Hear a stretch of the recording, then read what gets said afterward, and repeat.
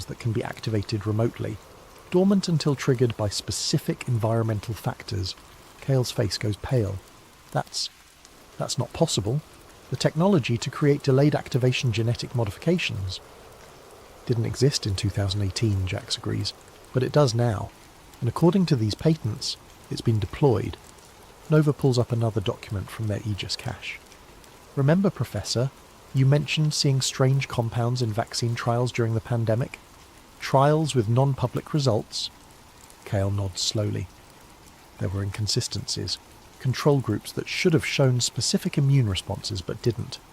Novel proteins that had no apparent therapeutic function. When I raised concerns, you were discredited and forced out, Nova says.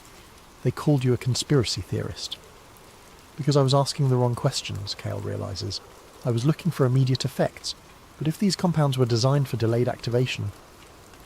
Link slides his chair over, holding a printout of classified communications he's pulled from the old NSA databases. I've been digging through archived surveillance reports. Remember how during the pandemic, certain rural areas had unusually high vaccination rates, areas that normally resist federal health initiatives. He spreads out a map showing vaccination distribution patterns across the United States. Strange clusters appear in seemingly random locations. Rural counties in Montana, farming communities in Iowa, small towns along the Appalachian Trail. These aren't random, Nova says, studying the pattern. They're systematic. Someone was targeting specific populations. Or specific genetic profiles, Cale adds quietly. Jax's workstation chimes with an alert. Guys, I've been monitoring dark web chatter about unusual health trends. Look at this.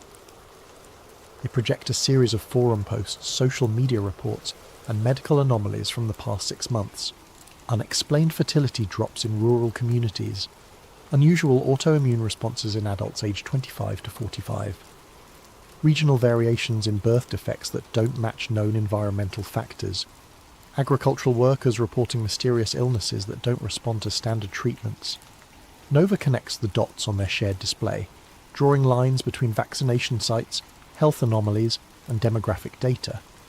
The pattern that emerges looks like a slow-motion biological weapon detonating across the landscape. They weren't just treating viruses, she says, echoing Cale's earlier words. They were treating the future human genome. Lynx pulls up another classified document, this one from a more recent surveillance operation. There's more.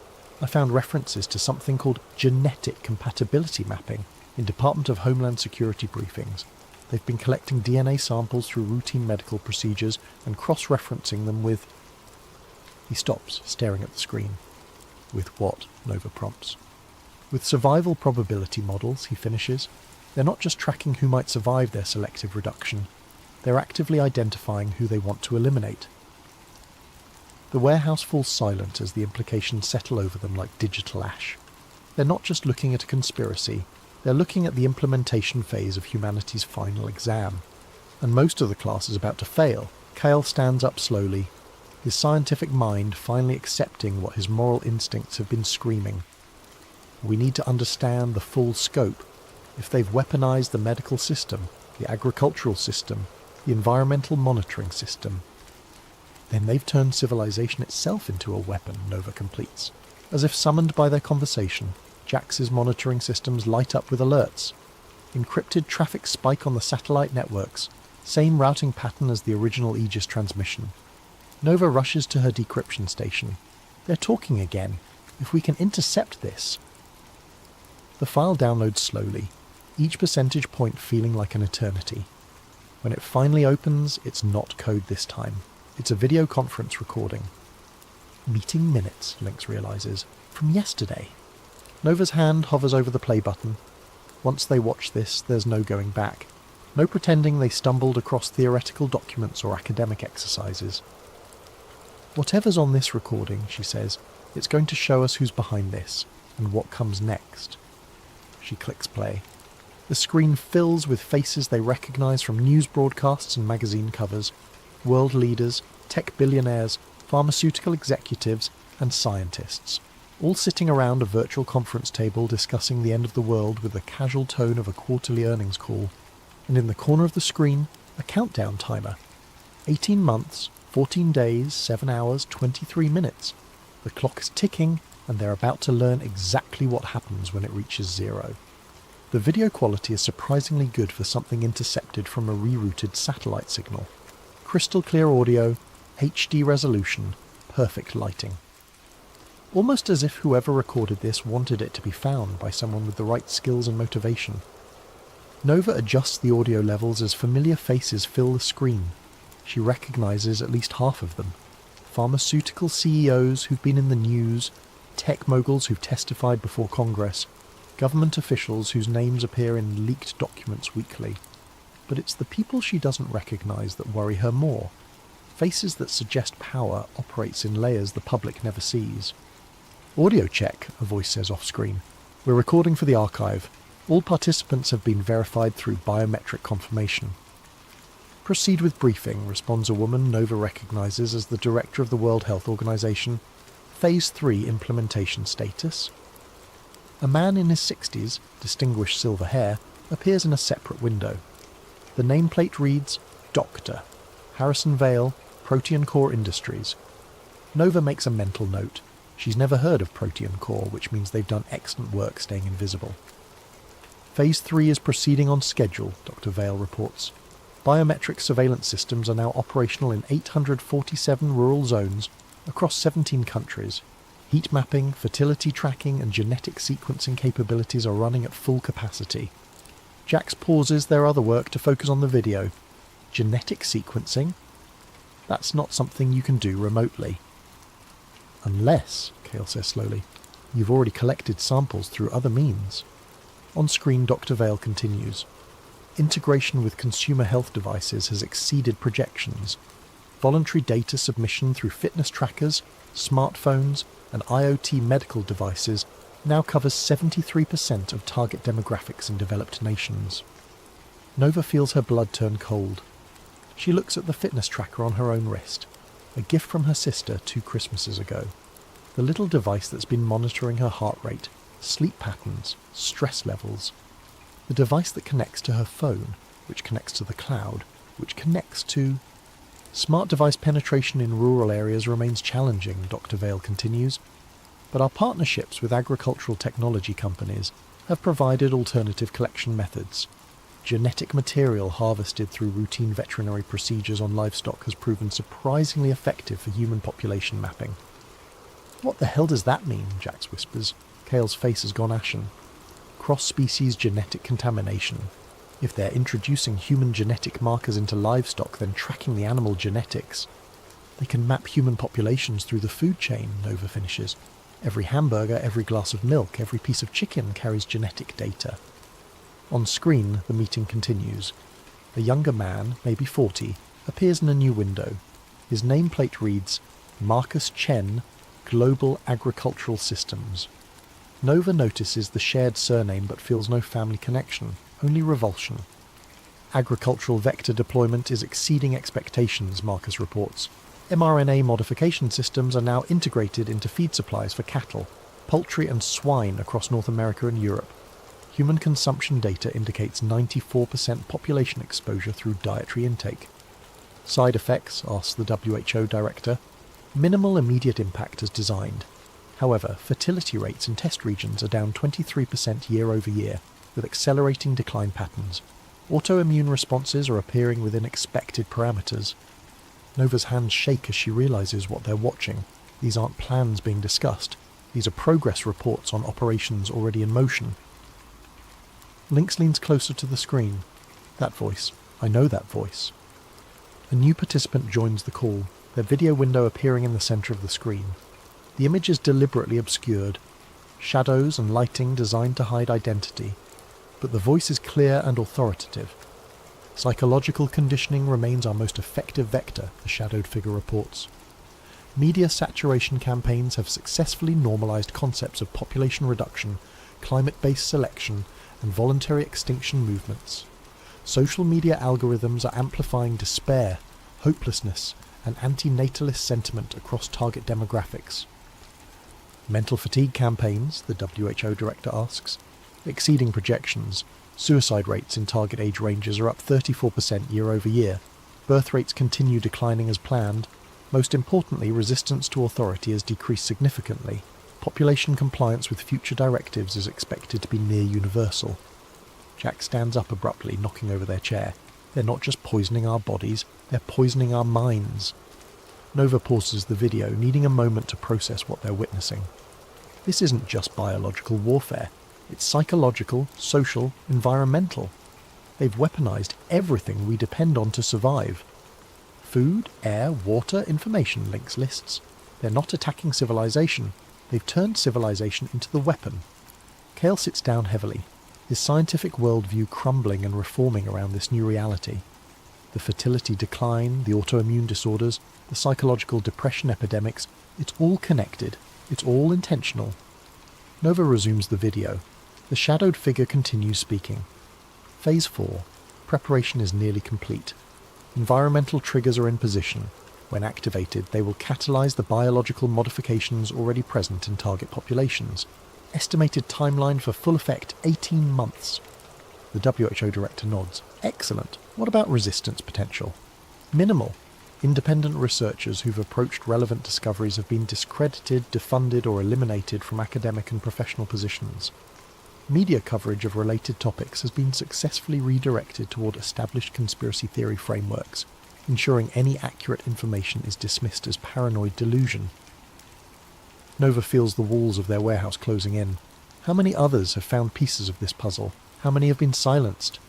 Dr. Vale, the shadowed figure continues. Status report on asset protection. Dr. Vale reappears on screen. Protection protocols are operational. All essential personnel and their families have received modified treatments. Genetic compatibility with post-implementation environment is confirmed. We estimate a protected population of approximately 500,000 globally. 500,000, Jax repeats numbly, out of 7 billion. The video quality starts to degrade as the satellite connection becomes unstable. But one final exchange comes through clearly. Any concerns about detection? Unlikely. The full scope of the operation requires integration of data from medical, agricultural, environmental, technological and psychological sources. No single research team or intelligence agency has access to all vectors simultaneously. Except, the WHO director adds with something approaching dark humour, they would need to be simultaneously expert in cryptography, intelligence gathering, virology, social engineering, and information systems.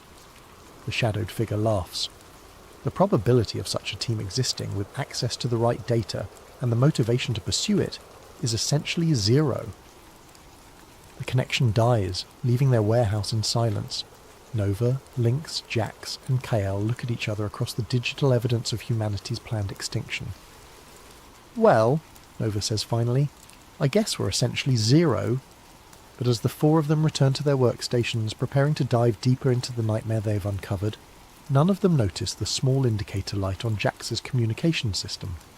The light that shows someone has been monitoring their network traffic. The light that means their essentially zero probability team has just become a confirmed threat.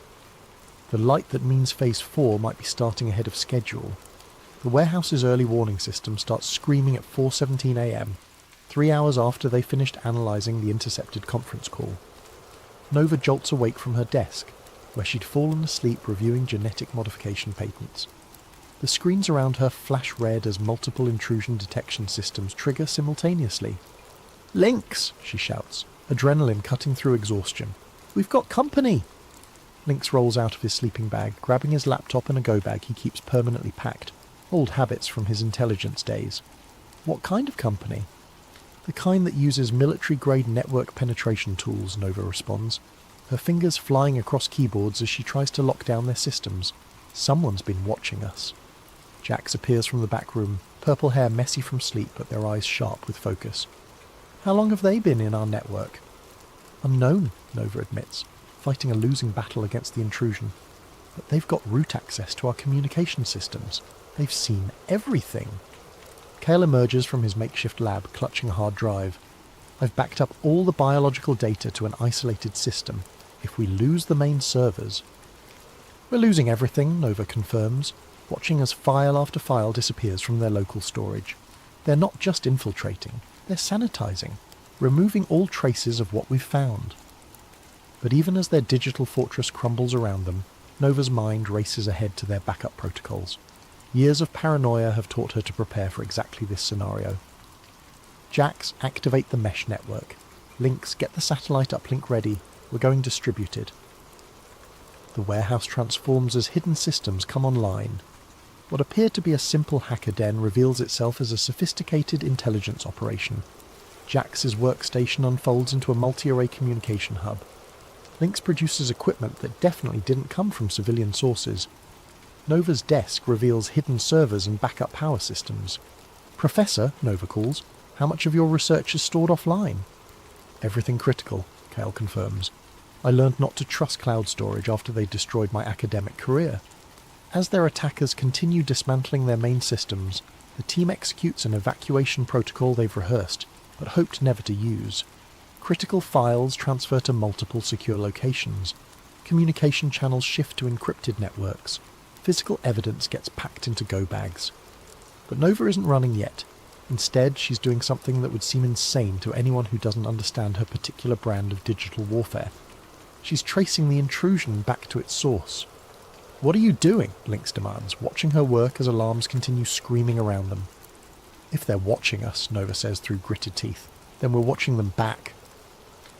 The screen fills with a network traffic analysis, packet traces, and routing information. The attack is sophisticated, routed through multiple proxy servers and anonymization networks. But sophistication creates complexity, and complexity creates vulnerabilities. There, she breathes, highlighting a data stream. They're not just stealing our files, they're uploading something. The upload completes just as Nova isolates the data stream, a single file placed carefully in their system logs where it would be discovered during any forensic analysis. Child pornography, Lynx realizes, reading the file metadata. They're setting us up when law enforcement finds this place. We'll be dismissed as perverts and criminals instead of researchers, Nova finishes. Brilliant. Completely discredit us while making sure no one looks too closely at what we actually found. But Nova's trace has revealed something else, the real location of their attackers, and it's not some anonymous hacker collective or foreign government. They're operating out of the Protean Core building, she announces. Dr. Harrison Vale's company. The same people we watched discussing humanity's extinction 3 hours ago. Jax finishes packing their equipment. We need to leave, now. But Nova is still working, her fingers moving with the desperate speed of someone who knows this might be their last chance. Not yet. If they're monitoring us in real time, if they know what we've discovered, then they know we're a threat, which means... Her screen fills with a new data stream. Not an attack this time, but intercepted communications from the Protean Core building. They're having an emergency meeting, she realizes. Right now, about us. She patches the audio through their speakers, and suddenly the warehouse fills with voices they recognize from the earlier recording. Confirmed they have the Phase 3 documentation, Dr. Vale's voice reports. Full technical specifications, implementation timelines, biological modification protocols. How is that possible? The WHO director's voice sounds strained. That information is compartmentalized across 17 different security classifications. Unknown, but their research capabilities suggest state-level intelligence resources. We may have a coordinated opposition. A new voice joins the call, the shadowed figure from the earlier recording, though now speaking with urgent authority rather than calm confidence. Irrelevant. They know enough to compromise the entire operation if they go public. We need immediate containment. What kind of containment? Dr. Vale asks.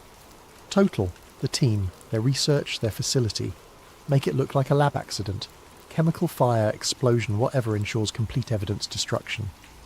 Nova's blood turns to ice as she realizes what they're planning.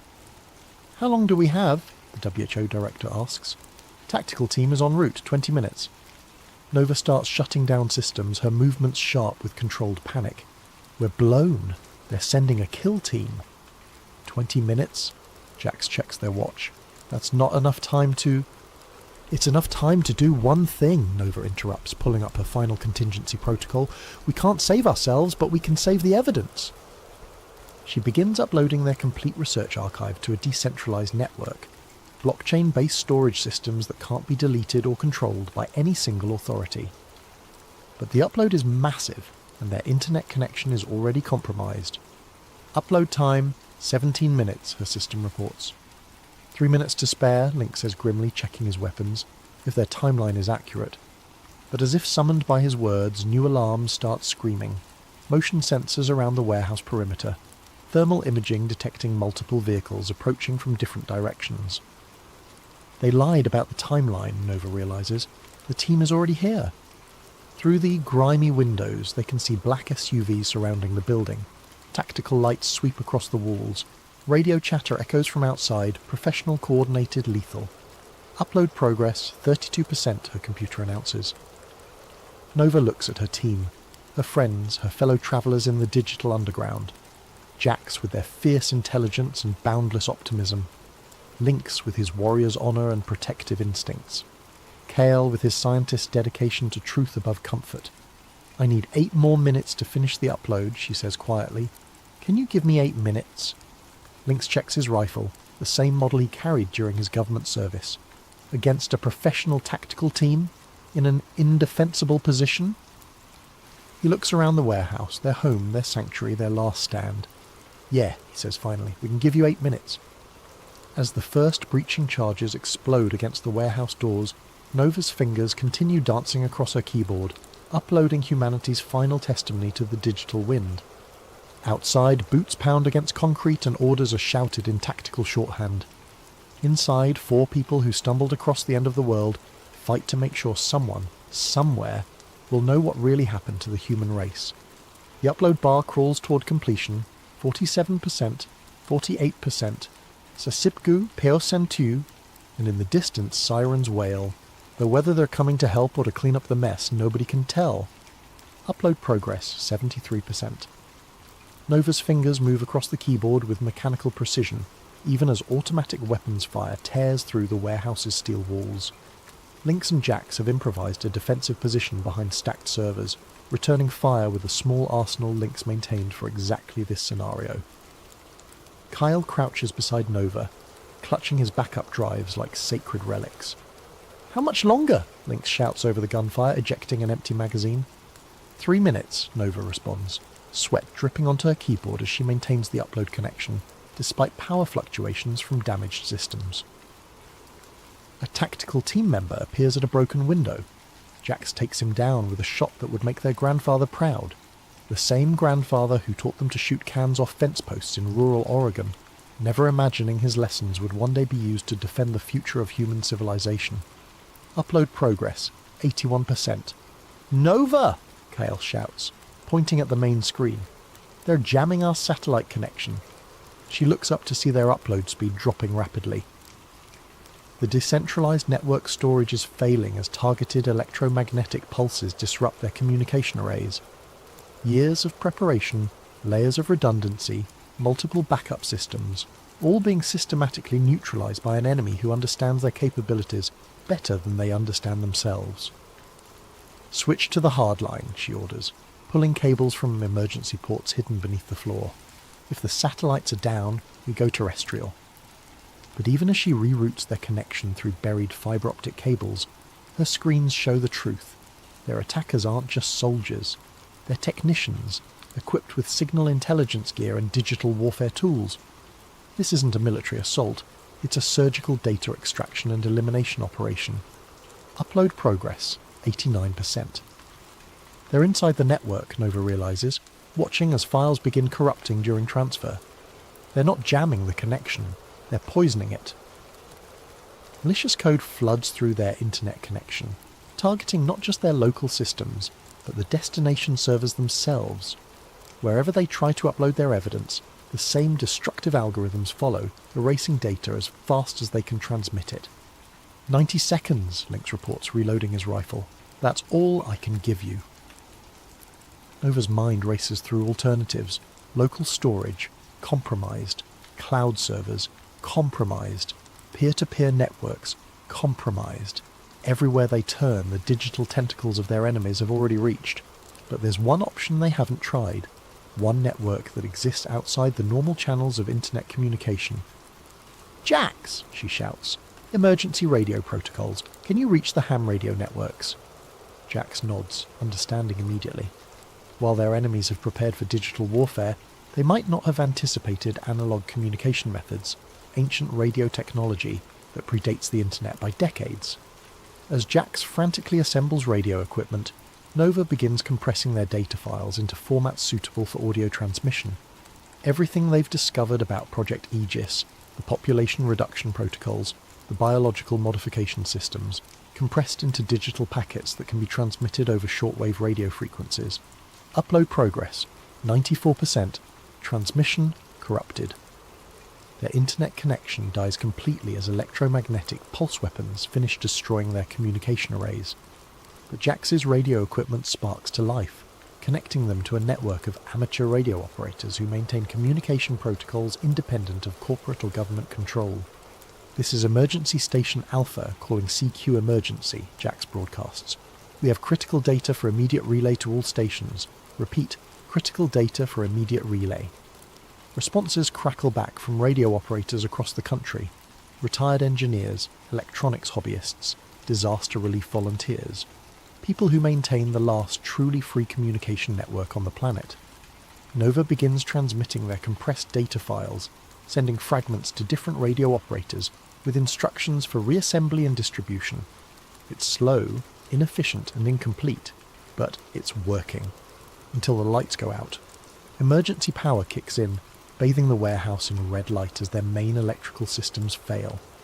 Through the broken windows they can see technicians working on power lines, systematically isolating the building from the electrical grid. They're cutting everything, Kale observes. Power, internet, radio frequency spectrum, complete communication isolation.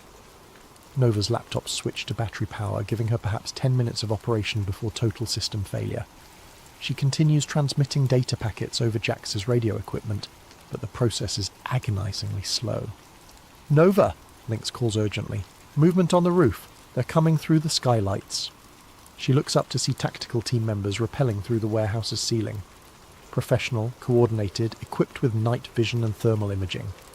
In 30 seconds, they'll have complete control of the space. In 30 seconds, Project Aegis will remain humanity's best-kept secret. But Nova has one final option, one last desperate gambit that violates every principle of operational security she's ever followed. She activates her personal phone's livestream function and begins broadcasting directly to social media. "My name is Nova Chen," she says, looking directly into the camera as gunfire echoes around her. "If you're watching this, you need to know that the world's governments and corporations are planning to kill most of the human race." Her phone's screen shows viewer counts climbing rapidly. Hundreds, then thousands of people drawn by the chaos and violence of her live stream. They call it Project Aegis, population reduction through biological modification. They've poisoned the vaccines, contaminated the food supply, weaponized the environmental monitoring systems. Tactical team members breach their defensive position. Lynx falls, blood spreading across the concrete floor. Jax continues working the radio, transmitting data even as red laser sights dance across their chest. The timeline is 18 months, Nova continues, holding the phone steady despite the chaos. They've already begun implementation.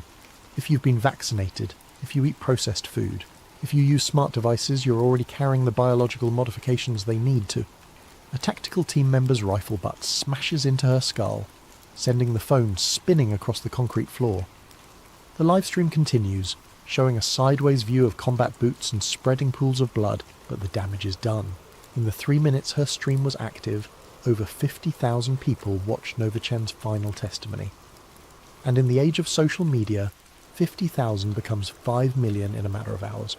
The last thing her phone's camera captures before the screen goes black is a gloved hand reaching down to pick it up. In the background, a voice speaks with calm authority. "Sanitize everything. No evidence, no witnesses, no trace this facility ever existed."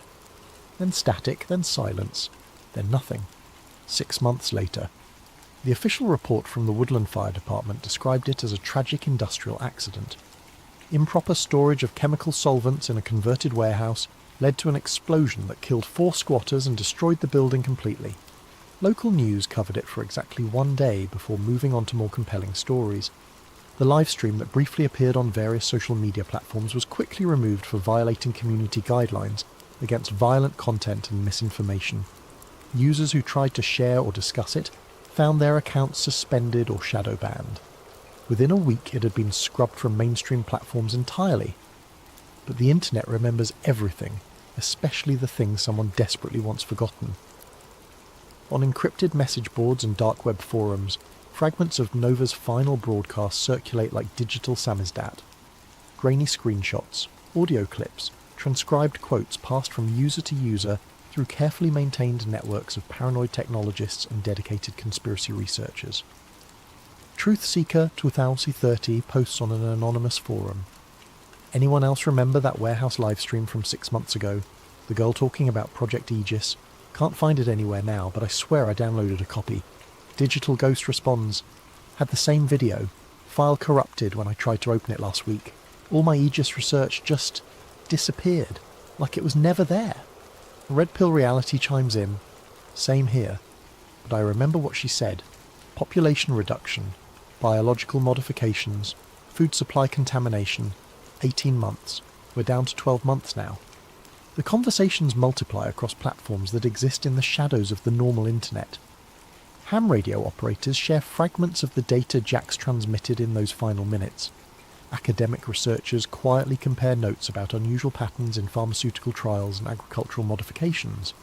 Environmental scientists notice anomalies that match the warnings from a warehouse that officially never existed.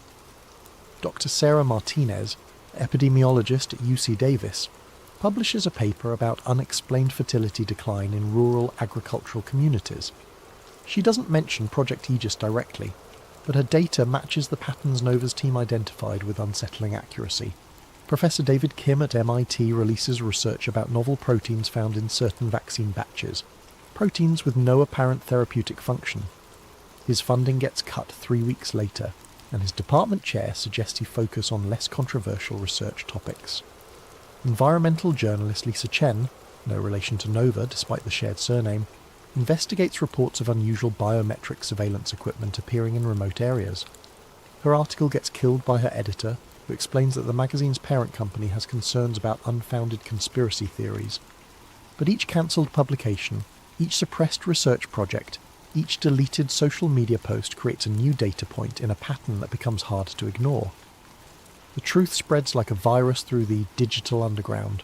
12 months later, Maya Patel is 17 years old and has never heard of Nova Chen, Lynx Rodriguez, Jax Morrison, or Professor Kale. She lives in a small village in rural India, where internet access is limited, and social media is considered a luxury for urban elites. But Maya is smart, curious, and has access to her school's computer lab 3 days a week.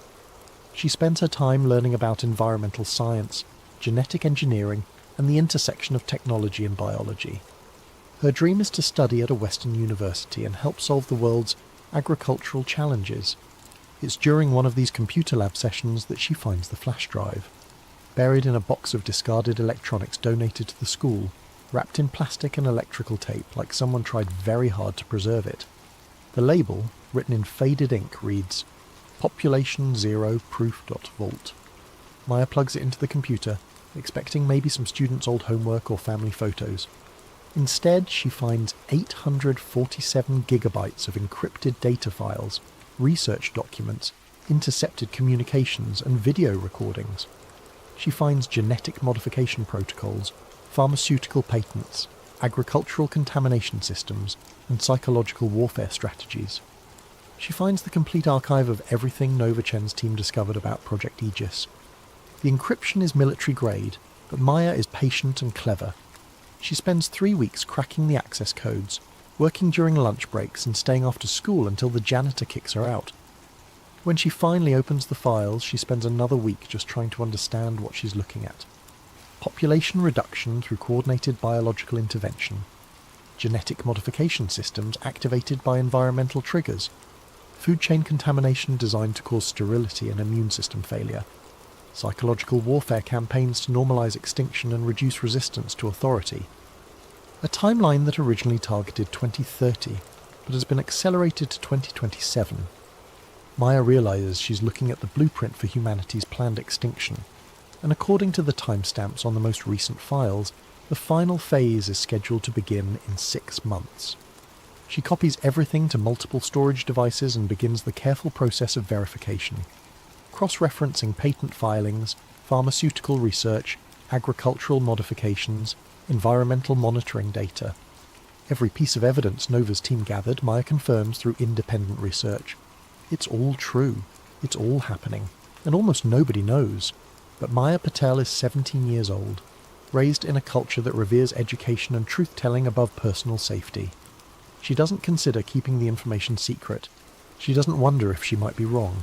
She doesn't worry about the consequences of speaking truth to power. She uploads everything to every platform she can access. WikiLeaks, anonymous file-sharing networks, academic databases, social media platforms, government transparency websites, journalist tip lines, activist organisations, environmental groups, medical research communities. She translates key documents into 17 languages and distributes them through international networks. She creates simplified summaries for non-technical audiences and detailed analyses for subject matter experts. She floods the internet with the truth about Project Aegis, and this time it's too late to stop the signal. Within hours, Maya's uploads are being downloaded thousands of times. Within days, the downloads become millions. Major news outlets pick up the story. Government officials demand investigations. International health organisations call emergency sessions. The carefully orchestrated plan to reduce human population through biological warfare becomes the most documented conspiracy in human history. Dr. Harrison Vale attempts to discredit the documents as sophisticated forgeries. The WHO director claims the communications were taken out of context. Government officials deny any knowledge of population reduction protocols. But the evidence is overwhelming, the documentation is comprehensive, and the verification is independent. Too many researchers, in too many countries, using too many different methodologies, all reach the same conclusion. Project Aegis is real, it's operational, and it's working. Global fertility rates have dropped 34% over the past 3 years. Autoimmune disorders have increased 78% in demographics that received certain vaccine formulations. Agricultural workers in modified crop regions show genetic markers consistent with engineered biological agents. Psychological depression and suicide rates have reached historic highs in precisely the age groups targeted by media manipulation campaigns. The population reduction protocol isn't a future threat. It's already killed millions of people.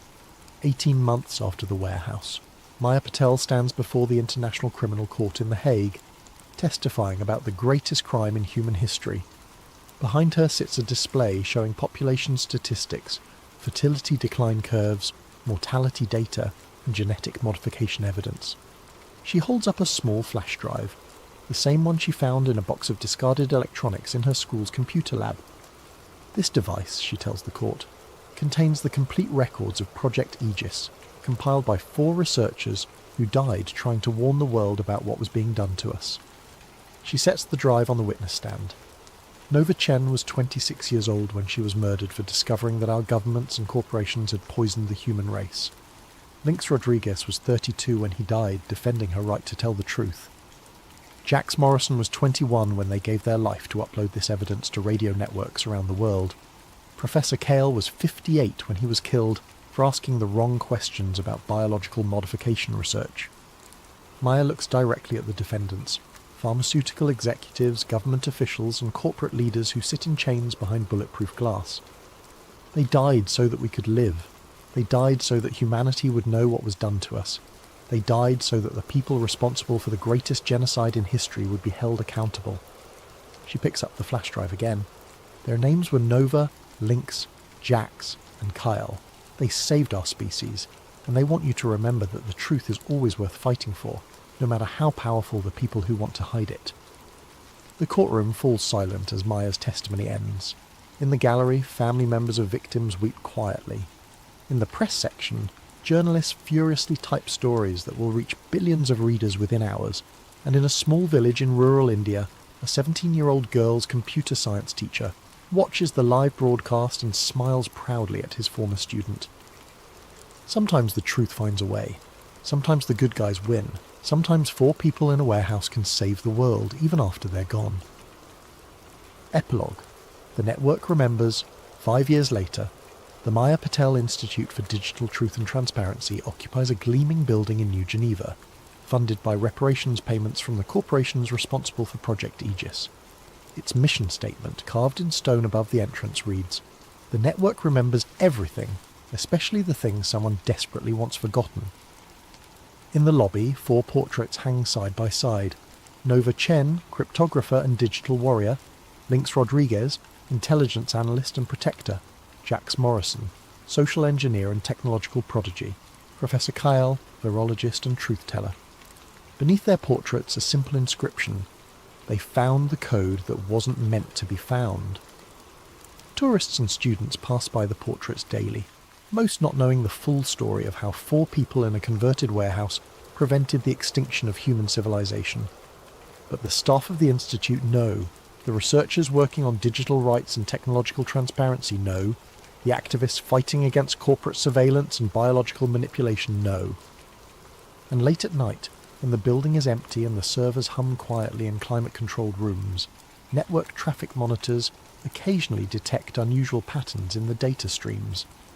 Fragments of code that shouldn't exist, routed through pathways that don't appear on any network topology. Some say it's just background noise, artifacts of old systems and deprecated protocols.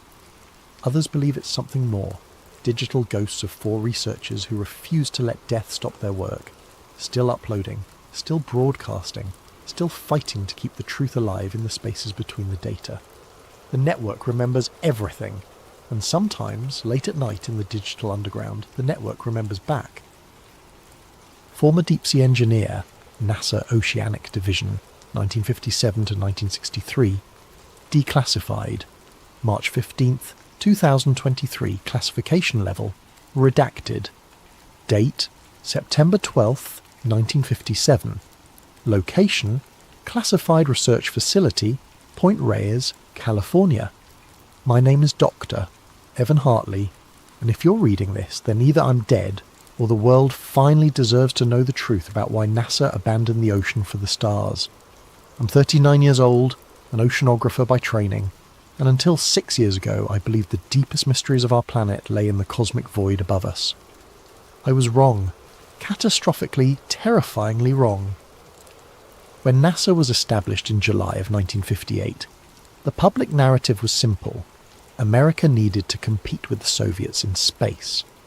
What they didn't tell you was that NASA's original charter included extensive deep-sea exploration programs run parallel to our early aviation development.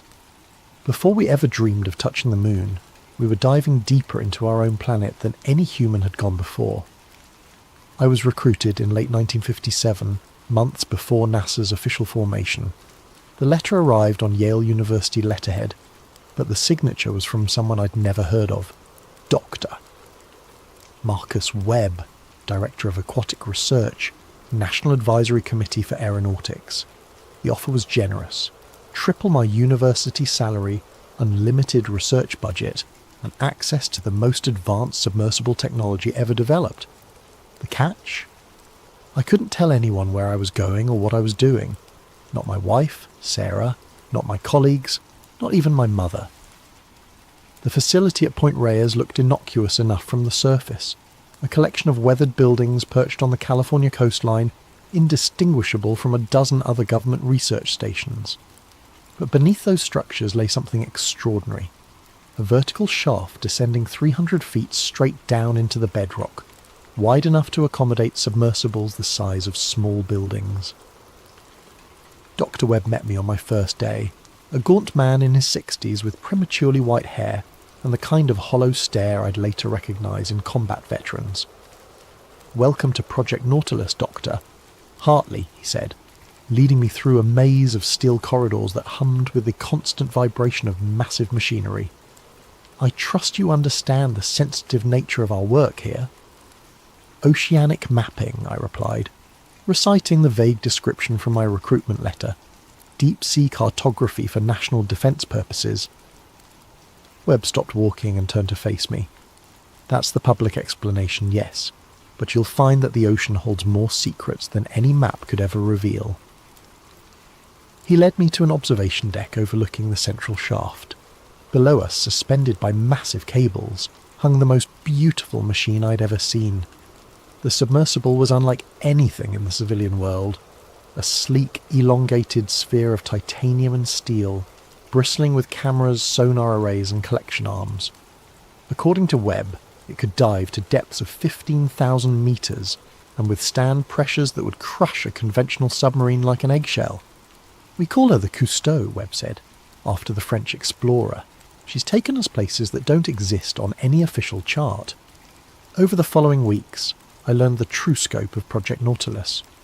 We weren't just mapping the ocean floor, we were investigating anomalies. Specifically, non-terrestrial acoustic signatures detected by Navy hydrophones in the deepest parts of the Pacific. These weren't whale songs or geological activity, they were patterns, rhythmic, mathematical, and utterly alien. The first recording was made in 1954, Webb explained during one of our late-night briefings. A hydrophone array near the Mariana Trench picked up a sound unlike anything in our databases. The frequency was too low for marine life, too regular for tectonic activity. When we mapped the source, it originated from a depth of nearly 11,000 metres, deeper than anything should be able to survive. He played the recording for me on the facility's most advanced audio equipment. Even filtered through speakers, the sound made my teeth ache. It was a low rhythmic pulse, lub-dub, lub-dub, lub-dub, like a massive heartbeat echoing from the bottom of the world. "How many recordings do you have?" I asked. "Hundreds, from trenches across the Pacific, the Mariana, the Tonga, the Kermadec, all at depths between 10 and 15,000 metres, all following the same pattern." Webb's face was grim. "And Dr. Hartley? They're getting stronger." Date: November the 3rd, 1959. Location: Pacific Ocean, 275 nautical miles southwest of Guam depth, 13,247 metres. Our third deep dive began like all the others: methodical preparation, systems checks, and the familiar ritual of descent into darkness. I was accompanied by Dr. James Morrison, our marine biologist, and Chief Petty Officer Samuel Torres, our dive specialist on loan from the Navy's most classified underwater programs. The Cousteau began her descent at 0800 hours, slipping through the ocean's layers like a steel teardrop. At 1,000 metres, we left the last traces of sunlight behind. At 5,000, we entered the abyssal zone, where no natural light had ever penetrated. By 8,000 metres, we were in territory that belonged more to the moon than to Earth. But it was at 13,000 metres that we found something that shouldn't exist. "Sonar contact," Torres announced, his voice tight with concentration. "Dead ahead, range 200 metres. It's big." Through the Cousteau's reinforced viewport, our floodlights illuminated a sight that defied explanation. Rising from the sea floor like an ancient mountain was a structure, but not a natural one. The surface was covered in perfectly hexagonal panels, each one roughly 30 feet across, arranged in a pattern too precise to be geological. "Are you recording this?" Morrison whispered, his face pressed against the observation port. "Everything," I confirmed, though my hands were shaking as I operated the cameras. "How large do you estimate it to be?" Torres was studying the sonar display with growing amazement. "The structure extends at least 800 metres in diameter, but the depth, Jesus Christ, it goes down another 2,000 metres from here." As we approached the structure, our instruments began registering impossible readings. The water pressure at this depth should have been crushing, over 1,300 times the pressure at sea level. But our gauges showed localised areas where the pressure dropped significantly, as if something was actively counteracting the ocean's weight. "That's impossible," Morrison muttered. "Nothing could survive down here, let alone generate enough force to create pressure anomalies." But something had survived. As we manoeuvred closer to the hexagonal surface, our audio pickups detected it. That same rhythmic pulse we'd been tracking for years, but now so powerful it resonated through the Cousteau's hull like the beating of a massive heart. "It's not coming from the structure," Torres reported, studying his instruments. "It's coming from beneath it." That's when Morrison made the decision that would haunt us all. Against protocol, he suited up in one of our experimental deep-sea diving suits and insisted on collecting a sample from the structure's surface. The suit was a marvel of engineering. a self-contained environment that could theoretically protect a human at crushing depths. "Just a quick sample," he said through the comm system as he prepared to exit the submersible. "We need physical evidence." I should have stopped him. I should have ordered Torres to abort the dive and return to the surface. Instead, I watched through the Cousteau's cameras as Morrison emerged from the airlock and approached the alien structure. For 20 minutes, everything proceeded normally. Morrison collected samples from the hexagonal panels, documenting their composition and arrangement. His reading showed materials that didn't match any known elements, compounds with atomic structures that seemed to shift and change even as he observed them. Then the pulse stopped. The silence was absolute. No marine life, no geological noise, no equipment hum, just the complete suffocating quiet of the deep ocean. Through our cameras, we watched Morrison frozen beside the structure, his helmet lights casting stark shadows across the hexagonal surface. "Morrison, report," I called into the comm. "What's your status?"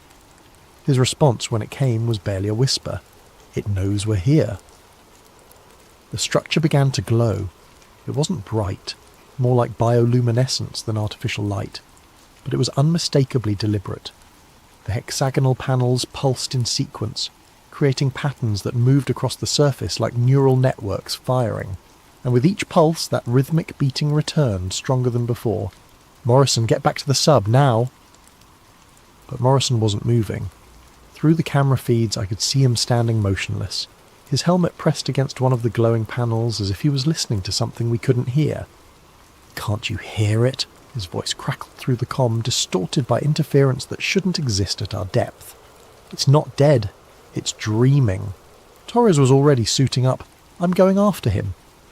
But before Torres could exit the airlock, Morrison began moving again, not toward us, but along the structure's surface, following the patterns of light like a moth drawn to flame.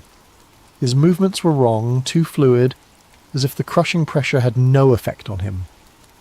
"Morrison, you're exceeding safe operational limits," I warned. "Return to the submersible immediately." "So beautiful," Morrison's voice was dreamy, distant. "It's been dreaming for so long. Dreaming of the surface. Dreaming of the sky." The structure's glow intensified, and Morrison stopped. Through our cameras, we watched him turn back toward the Cousteau, but something was wrong with his posture, with the way he moved. When his helmet lights illuminated his faceplate, Torres cursed. Morrison's eyes were gone, not damaged. Gone, as if they had never existed. But he was still moving, still navigating perfectly through the crushing darkness. "It wants to wake up," Morrison said, his voice now coming from multiple directions at once, as if the ocean itself was speaking. "It's been sleeping so long, but the dreams are getting stronger. Soon it won't need to dream anymore." That's when Torres made the hardest decision of his naval career. He activated the Cousteau's emergency ascent system, cutting Morrison's tether and abandoning him to the depths. As we rose toward the surface, our last image of the structure showed Morrison standing motionless among the glowing hexagons, his arms spread wide as if embracing something we couldn't see. The rhythmic pulse followed us up through 13,000 meters of black water, growing fainter but never disappearing entirely. Morrison's body was never recovered. Officially, he suffered a catastrophic equipment failure during a routine deep-sea research dive. His wife received a flag and a commendation for his service to scientific progress. But for 3 days after we surfaced, I could hear him whispering in my quarters at night, "It's not dead. It's dreaming." Date: February 15th, 1963. Location: Point Reyes Research Facility. The end came without warning, which should have been warning enough. I arrived at the facility on a cold February morning to find armed guards at every entrance, and men in dark suits loading equipment into unmarked trucks. Dr. Webb met me at the main gate, his face haggard and aged beyond his years. "Project Nautilus is terminated, effective immediately," he said without preamble. "All personnel are to report for debriefing and reassignment." What happened? Did we have another incident? Webb glanced at the suited men supervising the equipment removal. "Walk with me, Doctor. Hartley." We moved away from the main buildings toward the cliff overlooking the Pacific. The morning fog was thick, obscuring the horizon and muffling our conversation. 3 days ago, our satellite thermal imaging detected massive heat signatures rising from the deepest points of the Pacific Basin, Webb said quietly. Not geological. The patterns were too organised, too purposeful. Something down there is powering up. I felt ice forming in my stomach. The structures we found, all of them, simultaneous activation across 17 different trench systems. The energy readings are off the charts. We're talking about power generation on the scale of nuclear reactors, but using principles we don't understand. Webb pulled a manila folder from his coat and handed it to me. Inside were thermal satellite images showing the ocean floor lit up like a Christmas tree, with bright spots clustered around the deepest trenches. NASA is shifting all funding to space exploration, Webb continued. Officially, oceanic research is being transferred to civilian agencies. Unofficially, ... He gestured toward the men loading trucks. There will be no more official oceanic research. They're covering it up. They're prioritising. Space exploration offers hope, progress, a bright future for humanity. What we found down there... Webb shook his head. What we found offers only questions we're not ready to answer. The debriefing took place in a windowless room with men who never gave their names.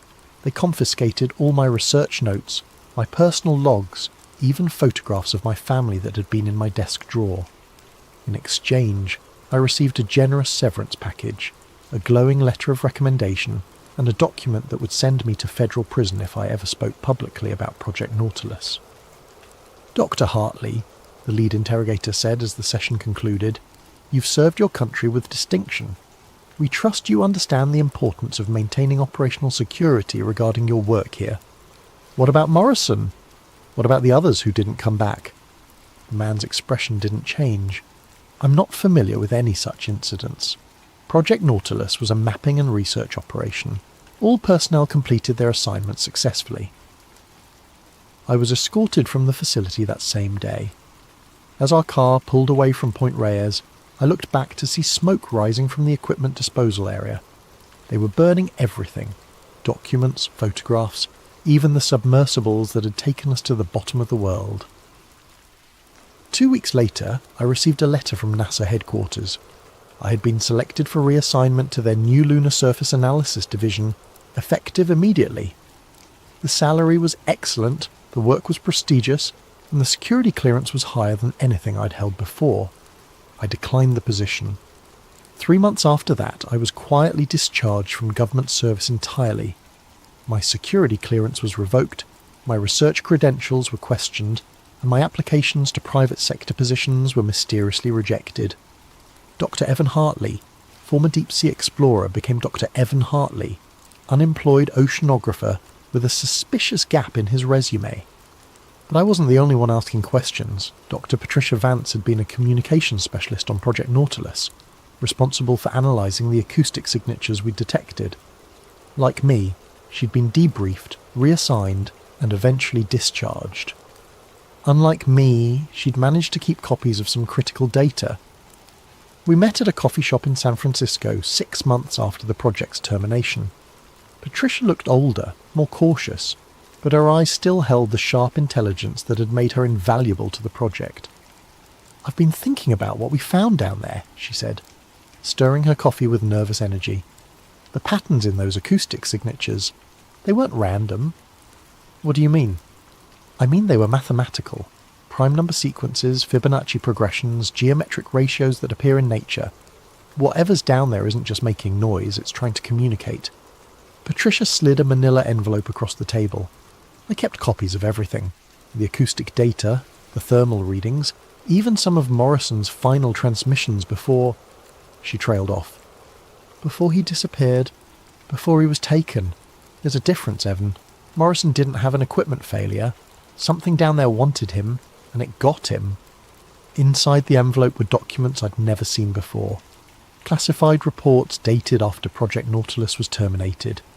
According to Patricia, she'd obtained them through a contact at NOAA who was asking similar questions about unexplained oceanic phenomena.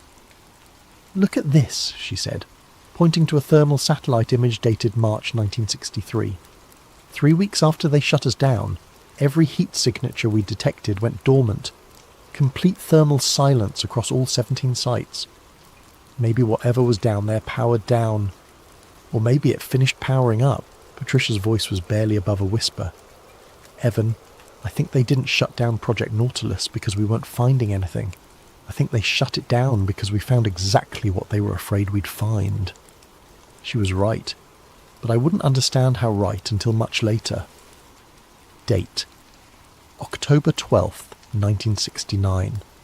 Location: San Francisco Public Library. 6 years of unemployment had given me ample time to research, and what I discovered made me wish I'd never heard of Project Nautilus.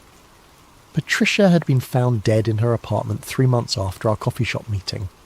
The official cause was suicide by overdose, but Patricia had never shown signs of depression, and she'd been meticulously healthy her entire life.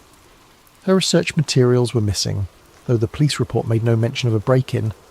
Her death convinced me that someone was systematically eliminating former Project Nautilus personnel. I began living under assumed names, paying cash for everything, and avoiding any contact with my former life. Sarah had divorced me 2 years earlier, citing my paranoid behaviour and refusal to discuss my government work. I couldn't blame her, but I couldn't stop investigating either.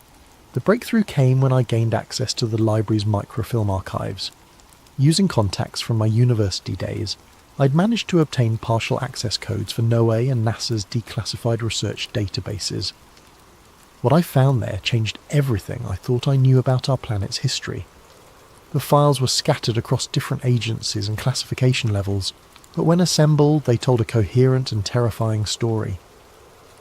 In 1962, 1 year before Project Nautilus was terminated, an unmanned deep-sea probe had been sent to investigate the thermal anomalies we'd detected. The probe, designated Deep Eye 7, was equipped with the most advanced cameras and sensors available, capable of operating at depths exceeding 15,000 metres. Deep Eye 7 reached the bottom of the Mariana Trench on September 15th, 1962. For 6 hours it transmitted normal operational data, water temperature, pressure readings, geological samples. Then, at 13,247 metres depth, it encountered something that changed the course of human history. The final transmission from Deep Eye 7 lasted 37 seconds. I found the transcript buried in a sub-basement archive that officially didn't exist. Deep Eye 7, final transmission. Date September 15th, 1962. Time 14:27:33 GMT depth, 13,247 metres. Static. Control. This is Deep Eye. I'm seeing... Wait, there's something down here. Something big. Pause. 4 seconds. Control, are you getting this video feed? The entire seafloor is... It's not seafloor. It's a surface. Artificial. Covered in those hexagonal patterns we've been tracking. Pause. 7 seconds. Oh God. Oh Jesus Christ. Control. There's an eye. There's an eye in the ocean floor and it's looking at me. It's the size of a building and it's looking right at... Signal terminated. The file was marked with a classification I'd never seen before. CFR. Classified for religious reasons. Attached to the transcript was a single photograph, grainy and overexposed, but unmistakably showing the ocean floor at crushing depth. In the centre of the image was a circular structure approximately 200 metres in diameter. The structure's surface was smooth, almost organic, and divided into segments like the iris of a massive eye. But it wasn't the size that made my hand shake as I examined the photograph.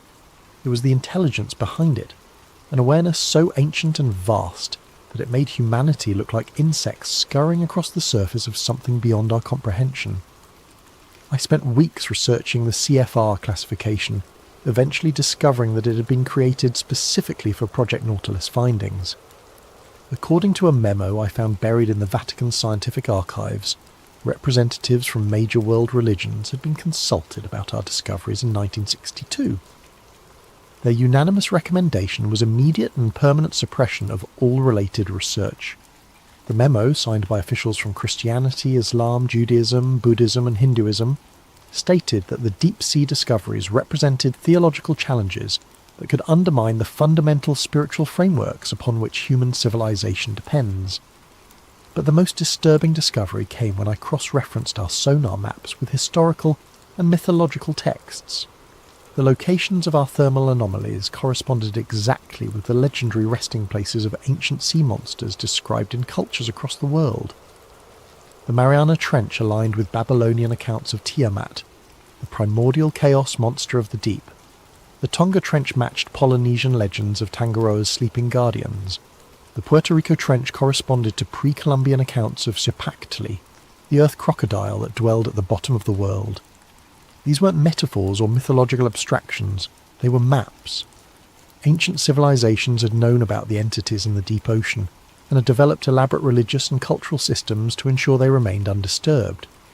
The taboos against deep-sea exploration, the fear of the ocean's depths, the universal human terror of dark water, these weren't superstitions, they were survival instincts. I found records of other expeditions that had encountered similar phenomena. In 1847, the British Royal Navy had lost contact with HMS Erebus during an Arctic expedition. The final transmission, according to classified Admiralty records I found in London, described great eyes beneath the ice watching from depths that have no bottom. A French bathysphere expedition in 1934 had reported geometric structures of impossible size at the bottom of the Mediterranean before radio contact was lost. The crew was never recovered, but local fishermen reported strange lights rising from deep water for months afterward. Even the famous Titanic disaster showed signs of something more sinister than an iceberg collision. According to testimony from survivors that was excluded from official inquiries, passengers reported seeing lights moving beneath the ship in the moments before impact. The pattern was clear. Humanity had been encountering these entities for centuries, but we'd always been smart enough, or lucky enough, to retreat before awakening something that was better left sleeping, until Project Nautilus. Date: March 3rd, 1973. Location withheld. I made the decision to go public on a cold Tuesday morning after reading about another unexplained deep-sea incident in the newspaper. A Soviet research vessel had vanished in the Kuriel Trench, with the last transmission reporting massive bioluminescent phenomena at maximum depth. The pattern was escalating. Every few months, another deep-sea expedition would encounter something that defied explanation. The official responses were always the same: equipment failure, human error, natural phenomena. But the incidents were becoming too frequent, too consistent, and too terrifying to dismiss. I contacted Dr. William Hartmann, a respected marine biologist at Scripps Institution of Oceanography, and arranged to meet him at his laboratory. Hartmann had published papers questioning the official explanations for various oceanic anomalies, making him sympathetic to alternative theories. Dr. Hartley, Hartmann said as he reviewed my materials, if even half of what you're telling me is true, this represents the most significant discovery in human history. It's all true. Every photograph, every recording, every document. I've spent 11 years verifying these findings. Hartmann studied the thermal satellite images with growing amazement. These energy signatures, they're not geological. The power requirements alone would exceed anything natural. What do you think they are? I think they're living entities, ancient, intelligent, and vast beyond our comprehension. I think they've been dormant on the ocean floor for millennia, and our deep-sea exploration has begun to wake them up. That's... Hartmann paused, considering the implications. That's terrifying. It gets worse. I believe the government has known about these entities since at least 1962. They shut down oceanic research not because they found nothing, but because they found something so threatening that it forced them to redirect humanity's entire exploration focus towards space. I showed Hartmann the classified documents, the acoustic recordings, the photographs from Deep I-7. With each piece of evidence, his expression grew more troubled. "We need to publish this," he said finally. "The scientific community deserves to know." "I've tried. Every major journal has rejected my submissions without review. Publishers won't return my calls. Academic conferences refuse my presentation proposals. There's been a systematic campaign to discredit and silence me." Hartman was quiet for a long moment. "What do you want from me?" "Help me get this information out. You have credibility, connections, a platform. People will listen to you. And if they try to silence me too, then at least we'll know I'm not paranoid." Hartman agreed to help, but our collaboration was short-lived. 3 days after our meeting, he called me in a panic. "They've been here," he said, his voice shaking. "Men in suits, government credentials. They confiscated all the materials you gave me and threatened to revoke my research funding if I continue investigating this." "What did you tell them?" "Nothing." "But Evan, they knew details about our conversation that they shouldn't have known. They're monitoring everything, phones, mail, probably this call too. That was the last time I spoke to Dr. Hartman." His subsequent research focused exclusively on conventional marine biology, and he never again published anything that questioned official explanations for oceanic phenomena. I realised then that going public through traditional channels was impossible. The conspiracy to suppress information about the deep-sea entities extended throughout the scientific establishment, the government, and possibly beyond. Any attempt to reveal the truth would be met with career destruction, personal discrediting, or worse. But I had to try something. I began writing anonymous letters to newspaper editors, magazine publishers and television producers, sending them copies of the most compelling evidence without identifying myself.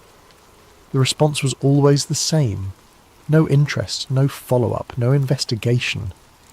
It was as if the entire media apparatus had been programmed to ignore anything related to deep-sea anomalies.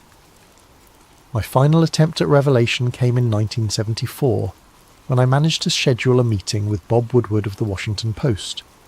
Woodward had just finished breaking the Watergate story and seemed like someone who might be interested in government cover-ups.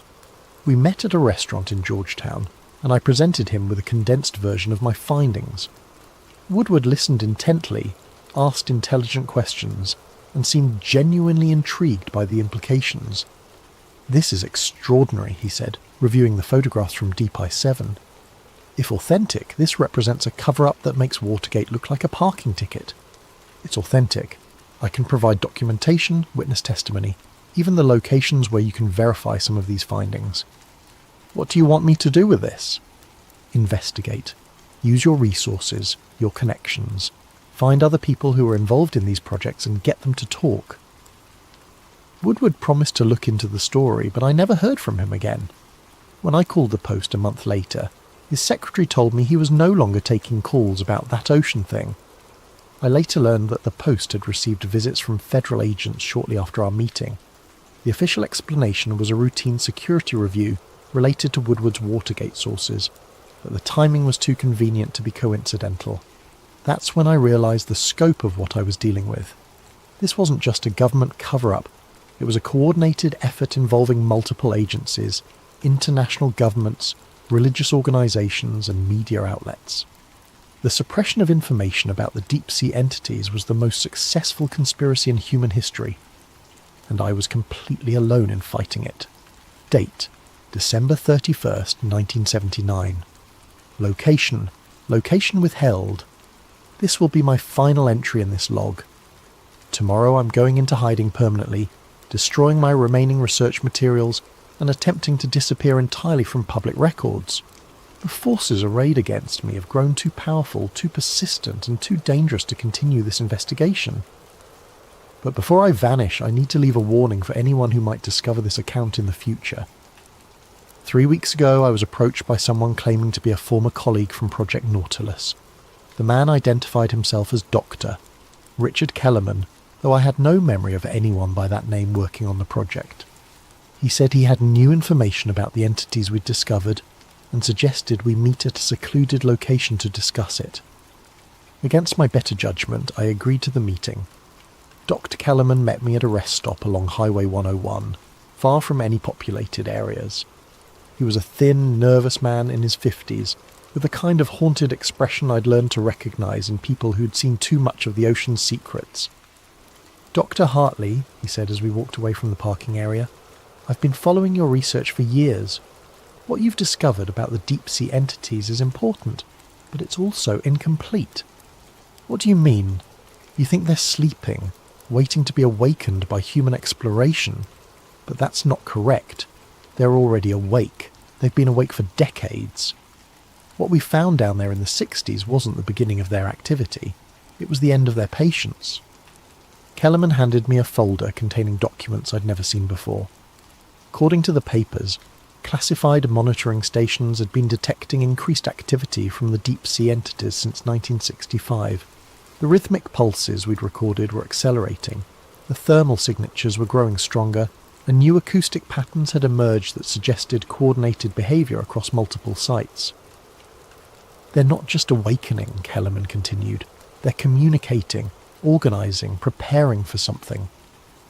The most disturbing document in the folder was a projection analysis dated 1978. Based on the accelerating pattern of activity, government scientists estimated that the entities would reach full activation threshold sometime in the early 21st century. What happens then? I asked. We don't know, but the analysis suggests it won't be compatible with continued human civilization. Kellerman explained that the government's response had evolved from suppression to preparation.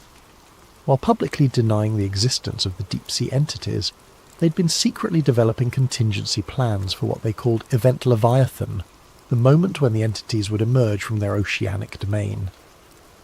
Space exploration wasn't just a distraction from oceanic research, Kellerman said. It was preparation for evacuation. If the entities become active, Earth may no longer be habitable for humanity. I realised then why NASA had shifted so dramatically from ocean to space exploration. They weren't running toward the stars, they were running away from the depths. Why are you telling me this? I asked. Because someone needs to know. Someone outside the official channels needs to understand what's coming. Kellerman left me with the documents and a final warning. Stop your public investigations. They've been tolerating your research because you're working alone and no one believes you. But if you get too close to the truth, if you start convincing people, they'll stop tolerating you. Who will? Everyone. The government, the military, the religious organisations, even the entities themselves. You think they don't know about your research? You think they can't reach beyond the ocean when they choose to? 3 days after my meeting with Kellerman, I woke up to find my apartment ransacked. Nothing had been stolen, but every piece of research material had been carefully examined and returned to precisely the wrong locations. It was a message. We know what you know, and we can reach you anywhere. That same week, I began experiencing the dreams. Every night I found myself standing on the deck of a ship in the middle of a dark ocean. The water around the vessel was perfectly calm, but beneath the surface I could see lights moving. Vast geometric patterns that pulsed with the same rhythm we detected 30 years earlier in the Mariana Trench. In the dreams I could hear Morrison's voice, carried on wind that tasted of salt and pressure. It's not dead, Dr. Hartley, it's dreaming, and now it's dreaming of you.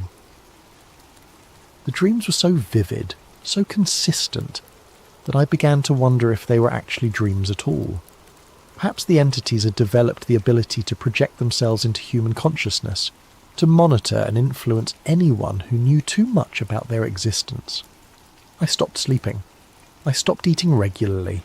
I started seeing shadows moving beneath the surface of every body of water I encountered. Swimming pools, bathtubs, even glasses of drinking water. The ocean had followed me inland and there was nowhere left to hide. That's when I made the decision to end this investigation and disappear entirely from public life. But first, I needed to leave this record for anyone who might continue the search for truth after I'm gone. To whoever finds this log, the entities in the deep ocean are real, they are ancient, and they are preparing for something that will change the course of human history. The government knows about them, and has been preparing for their emergence for decades. Our species' sudden focus on space exploration, our development of advanced aerospace technology, our dreams of colonizing other planets, these aren't signs of human ambition. They're signs of species-level survival instinct. The ocean covers more than 70% of our planet's surface. We've explored less than 5% of its depths. In that unexplored darkness, something vast and intelligent has been waiting, since before human civilization began. They stopped exploring the ocean not because there was nothing to find, but because they found something we were never meant to awaken. And now it's too late to put it back to sleep. If you're reading this in the 21st century, pay attention to the signs, watch for unexplained oceanic phenomena, listen for reports of deep-sea mining operations encountering technical difficulties. Notice how quickly such stories disappear from the news cycle. Most importantly, if you ever hear about rhythmic pulses detected in the deep ocean, if you see reports of massive bioluminescent displays in the abyss, if you witness water boiling from the depths without explanation, know that the countdown has begun. The sea didn't hide monsters, it preserved them, and now they're ready to reclaim what was always theirs. Dr. Evan Hartley. December 31st, 1979, final entry. TikTok post, user at Deep Sea Explorer, 2025, posted June 14th, 2025, views, 847,392. Caption, guys, something insane is happening off the coast of Guam. The water is literally boiling and there's this sound. Ocean mystery. Deep sea gas unexplained. Video shows churning ocean water with steam rising from the surface. In the background a low rhythmic pulse can be heard. Lub-dub, lub-dub, lub-dub, growing stronger with each beat.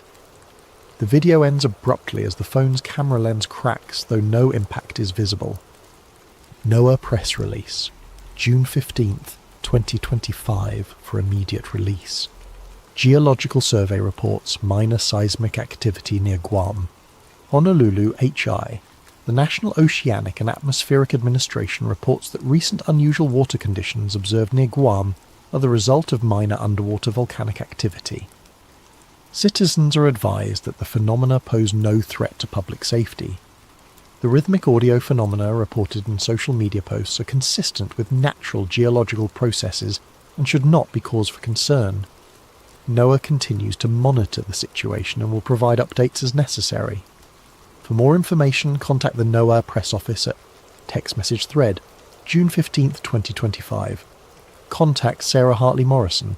Sarah, did you see the news about Guam? Sarah, the water thing? Sarah, it's exactly what Evan used to talk about. Sarah, before he disappeared. Sarah, the sounds are the same. Sarah, oh God, what if he was right? Sarah, what if he was right about everything?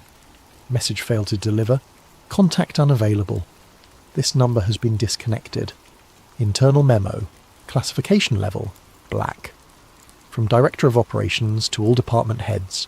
Date, June 15th, 2025. Subject, Event Leviathan, Phase 1. Activation. Effective immediately, all personnel are to report to designated deep bunker facilities. Surface operations are suspended until further notice. The entities have achieved critical mass activation. Preliminary estimates suggest coordinated emergence within 72 hours. Space evacuation protocols are now in effect. Priority personnel will be transferred to orbital stations beginning 0600 hours. May God help us all. Final entry, found in Dr. Evan Hartley's abandoned research facility. Date, June 16th, 2025. Written in an unknown hand. They found me. After 46 years of hiding, they found me. Not the government, not the military. Them. I'm writing this as the water rises around my cabin. Though the nearest ocean is 300 miles away, the water is warm, and it glows with that familiar hexagonal pattern I first saw in 1959. Morrison was right. It's not dead. It's been dreaming. And now it's awake. The dreams I've been having for decades weren't dreams at all. They were memories. The memories of something so ancient that it remembers when the ocean was young. It's been watching us, learning from us, waiting for us to develop the technology it needs. Space exploration, satellite networks, global communications. We thought we were advancing as a species. We were building the tools for our own replacement. The entities don't want to destroy humanity. They want to absorb us, to add our knowledge, our creativity, our consciousness to their own vast intelligence. The ocean was never their prison. It was their nursery. And now they're ready to graduate. The water is at my ankles now. I can feel it calling to me, the same way it called to Morrison all those years ago. The pressure should be crushing me, but instead I feel peaceful. Like I'm finally coming home. I understand now why they shut down Project Nautilus. Not to hide the truth from humanity, but to give us time. Time to develop, to grow, to become worthy of joining something larger than ourselves. The ocean is rising, not just here, but everywhere. The reports are coming in from around the world. Coastal cities flooding, though the weather is clear. The water is glowing, and it's bringing them with it. By the time anyone reads this, it will be too late to stop what's coming. But maybe that's not a bad thing. Maybe we've been looking at this all wrong. Maybe we're not the victims of an alien invasion. Maybe we're the children, finally being called home. The water is at my chest now. I can see lights moving beneath the surface, not hostile, but welcoming, like the lights of a city seen from a great distance. I'm not afraid anymore. After 50 years of running, of hiding, of trying to warn people who wouldn't listen, I'm finally ready to stop. To whoever finds this, don't fight them. Don't fear them. They've been waiting for us longer than our species has existed. We were never meant to stay on the surface forever. The abyss was never empty. It was just waiting for us to be ready to fill it. The water is over my head now, but I can still breathe.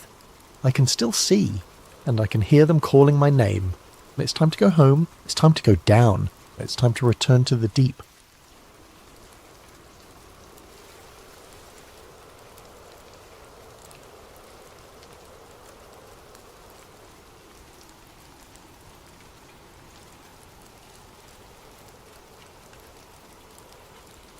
And if you're new to sleep theories, welcome to our community of truth seekers and question askers. We explore the stories that mainstream media won't touch, the mysteries that science can't explain, and the possibilities that exist just beyond the veil of our everyday reality. If you find yourself drawn to these hidden truths, please consider subscribing to Sleep Theories. Your support helps us continue bringing you these deep dives into the unknown. Tonight we're venturing into the heart of European scientific achievement, CERN, the European Organisation for Nuclear Research. But this isn't a story about breakthrough discoveries or Nobel Prize winners. This is about what happens when the pursuit of knowledge becomes something darker, when the tools of science are turned toward purposes that would make even the most hardened conspiracy theorists question their sanity. What I'm about to share with you is presented as fiction, but I want you to consider, as you listen, how much of what you'll hear could be true, how much of it might already be happening right now beneath the peaceful Swiss countryside. The following account was allegedly found in a waterlogged journal near the shores of Lake Geneva in early 2018. The journal belonged to Dr. Lydia Voss, a theoretical physicist who vanished without a trace in November 2017. Her disappearance made local news for exactly 3 days before the story was quietly buried. The journal's pages were filled with increasingly erratic handwriting, scientific equations that make no sense to conventional physics, and symbols that appear to predate written language. This is her story. This is what she claimed to have discovered beneath CERN, and this is why she disappeared. September 15th, 2016. My name is Dr. Lydia Voss, and I need to record this while I still can. While I still remember what normal feels like. I've been a physicist for 12 years, earned my doctorate at Cambridge studying quantum mechanics and multiverse theory. I thought I understood the universe, or at least I understood how little we actually understand about it. That humility, that acceptance of the unknown was supposed to be my strength. Instead, it became the door through which something unspeakable entered my life. I was recruited to CERN in early 2016, initially assigned to the ALICE experiment within the Large Hadron Collider. Standard work, analysing collision data, looking for exotic particles, the usual hunt for the building blocks of reality. It was everything I dreamed of as a graduate student, the chance to peer into the fundamental structure of existence itself. The LHC had been restarted after its upgrade, and we were pushing energies higher than ever before. The Higgs boson discovery in 2012 had opened new frontiers, but what we were seeing in 2016 went beyond anything the standard model could explain. Particles that shouldn't exist, energy signatures that defied conservation laws, patterns in the data that almost looked intentional. That's when I was transferred to Project Janus, The transfer came without warning. I arrived at my usual workstation one morning to find Dr. Heinrich Volker waiting for me, flanked by 2 security personnel I'd never seen before. Volker was old-school CERN. He'd been there since the 1980s, a man who'd witnessed the birth of the modern understanding of particle physics. His presence commanded respect, but there was something else in his eyes that morning. Something that might have been fear. "Dr. Voss," he said, his German accent thick with urgency. "You've been selected for a special assignment. Your expertise in multiverse theory has brought you to our attention." I remember feeling honoured. Project Janus was rumoured to be CERN's most classified research division, working on theoretical frameworks that went beyond even the most advanced quantum mechanics. To be chosen for such work was the dream of every physicist. I should have recognised it as the beginning of a nightmare. The Janus facility was located in what the maps called Subsector Gamma, accessible only through a series of security checkpoints that descended far below the main collider ring. The elevator ride down took nearly 8 minutes, much deeper than any official CERN schematic showed. The walls changed as we descended, from the familiar concrete and steel of the upper levels to something that looked almost organic, with strange geometric patterns carved into the stone. "How deep are we going?" I asked Dr. Volker. "Deep enough," was his only response. The Janus lab was unlike anything I'd ever seen. Instead of the sterile white walls typical of research facilities, the space was dimly lit by red ambient lighting that seemed to emanate from the walls themselves. Banks of quantum computers hummed along the perimeter, their processing power dedicated to simulations that required computational resources I couldn't even calculate. But it was the central display that captured my attention. A 3-dimensional holographic projection showed what appeared to be a cross-section of space-time itself, with layers of reality stacked like transparent sheets. And running through each layer, like a needle through fabric, was a brilliant line of energy. "What am I looking at?" I whispered. Dr. Volker approached the display, his face bathed in the ethereal glow. "The Higgs field, Doctor." "Voss. But not as we understand it. This is what we've discovered since the high-energy collisions began. The field isn't uniform. It has architecture."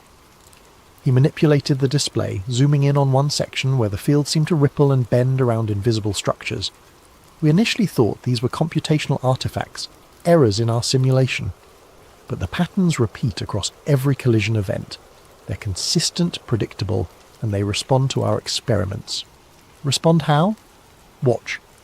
Volker activated what he called a field perturbation, essentially a virtual recreation of a high-energy collision within the simulation. As the particles collided, the Higgs field didn't just create mass as expected, it created geometric patterns, crystalline structures that seemed to serve as conduits for something else. "The neutrino deviation patterns," I breathed, recognizing the data signatures. "They're not random. They're being influenced by these structures." "Precisely. And Dr. Voss, we need to understand what's doing the influencing." That night I went home to my small apartment in Meyrin and tried to process what I'd seen.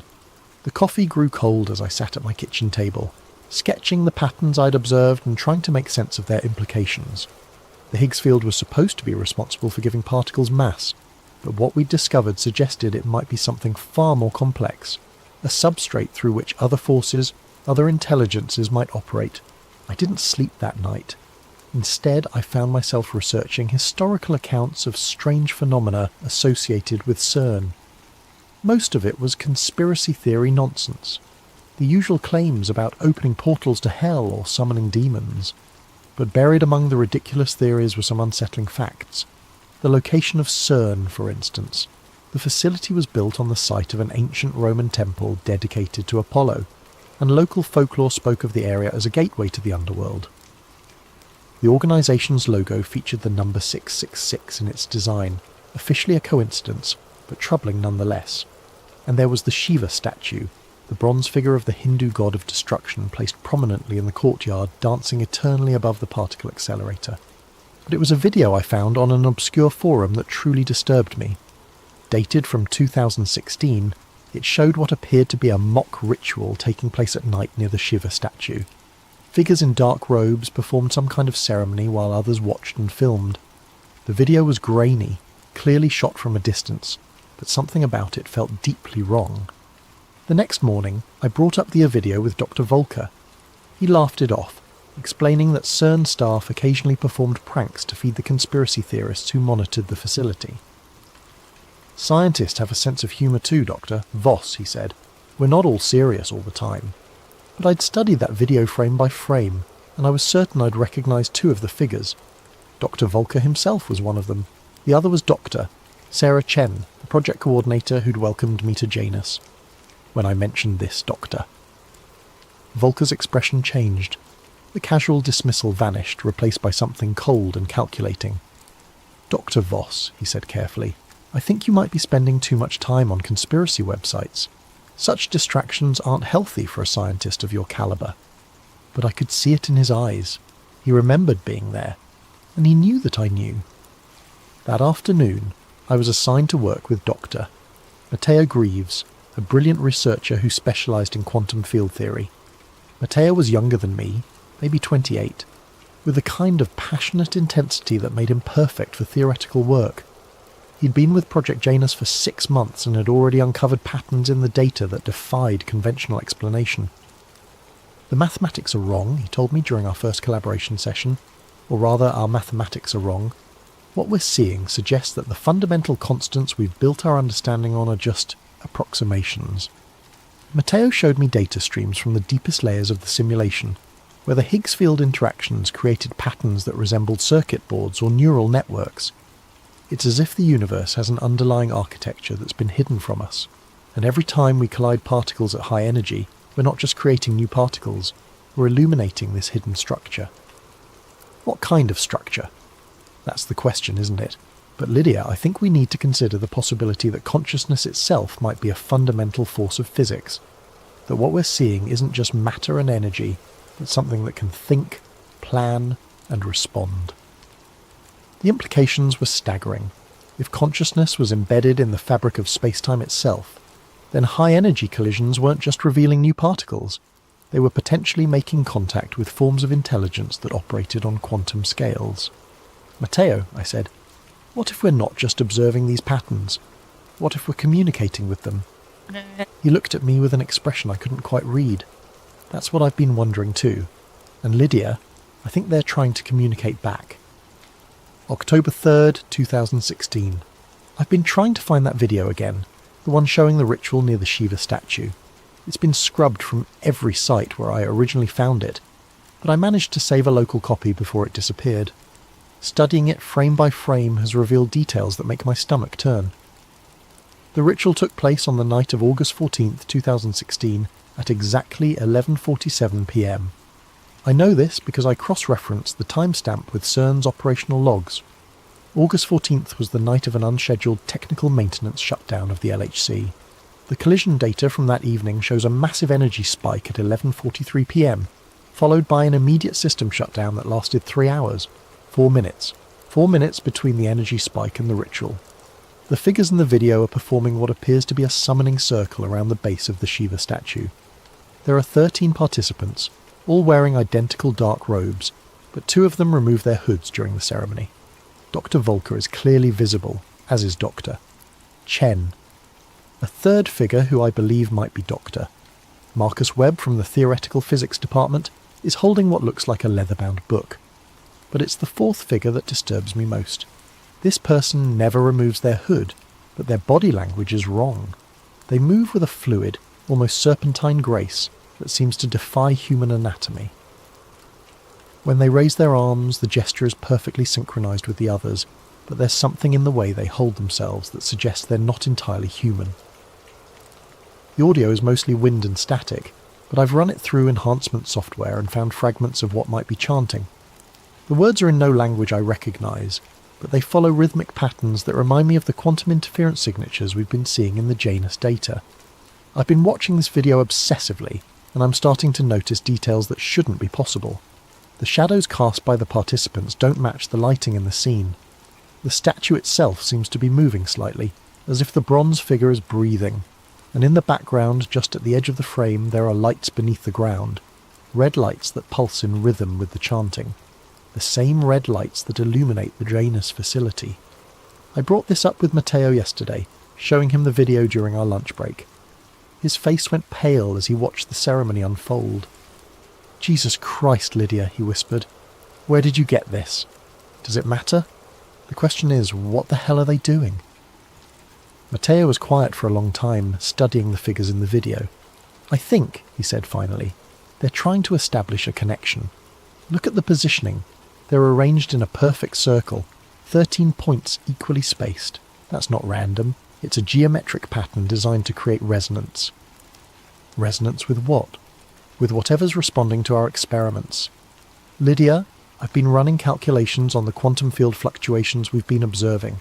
The patterns aren't just intelligent, they're trying to break through from somewhere else, and I think this ritual is meant to help them." That night I stayed late in the Janus facility, ostensibly to work on data analysis, but really to look for evidence of the ritual's connection to our research.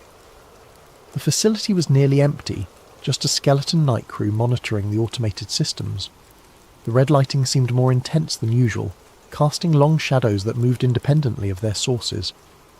I accessed the historical data archives, looking for any anomalies that might correlate with the ritual's timing. What I found made my blood run cold. The energy spike on August 14th wasn't just a random fluctuation. It was a controlled experiment, one that had been planned and executed with surgical precision. The collision energies had been focused on a specific sector of the LHC ring, the sector directly beneath the Shiva statue. But more disturbing was what happened in the minutes following the ritual. The quantum field monitors throughout the facility had detected what the automated systems classified as exotic matter signatures, particles that existed for mere nanoseconds but left traces in the field that persisted for hours. And these traces formed patterns identical to the interference signatures we'd been studying in the Janus project. I was so absorbed in the data that I didn't notice the facility's lights dimming until it was too late. The red ambient lighting was slowly fading, replaced by something that seemed to emanate from the walls themselves, and in that strange illumination I could see that I was no longer alone in the facility. There were figures standing in the shadows at the edges of the room, motionless but somehow alive. They wore the same dark robes as the participants in the ritual video, but their faces were hidden by hoods that seemed to absorb a light rather than simply blocking it. I tried to move, to call out, but found myself paralysed by a terror so complete that it felt like a physical weight pressing down on my chest. One of the figures stepped forward, and I could see that what I had taken for a face beneath the hood was actually empty space. Not darkness, but a genuine absence of matter, as if reality itself had been carved away.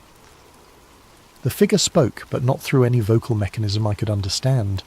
The words formed directly in my mind, bypassing my ears entirely. The threshold weakens, the pattern becomes clear. Soon, the collision. I must have lost consciousness because the next thing I remember is waking up at my desk with morning light streaming through the facility's windows. The normal white fluorescent lighting had returned, and the banks of computers hummed with their usual efficiency. My colleagues were arriving for the day shift, chatting about weekend plans and upcoming conferences. But on my computer screen was a message that hadn't been there the night before. The Shiva statue stands directly above subsector theta. Ask yourself why. I spent the rest of that day researching the facility's construction history, looking for any mention of subsector theta. The official blueprint showed no such designation, but buried in the archived engineering reports from the 1980s, I found references to deep excavation complications and unexpected subterranean structures discovered during the initial construction phase. According to one report, the construction team had encountered a natural cave system approximately 1.4 kilometres below the surface, directly beneath what would eventually become the location of the Shiva statue. The caves were sealed with concrete and steel, but the report noted unusual electromagnetic properties and persistent low-frequency vibrations that made workers uncomfortable.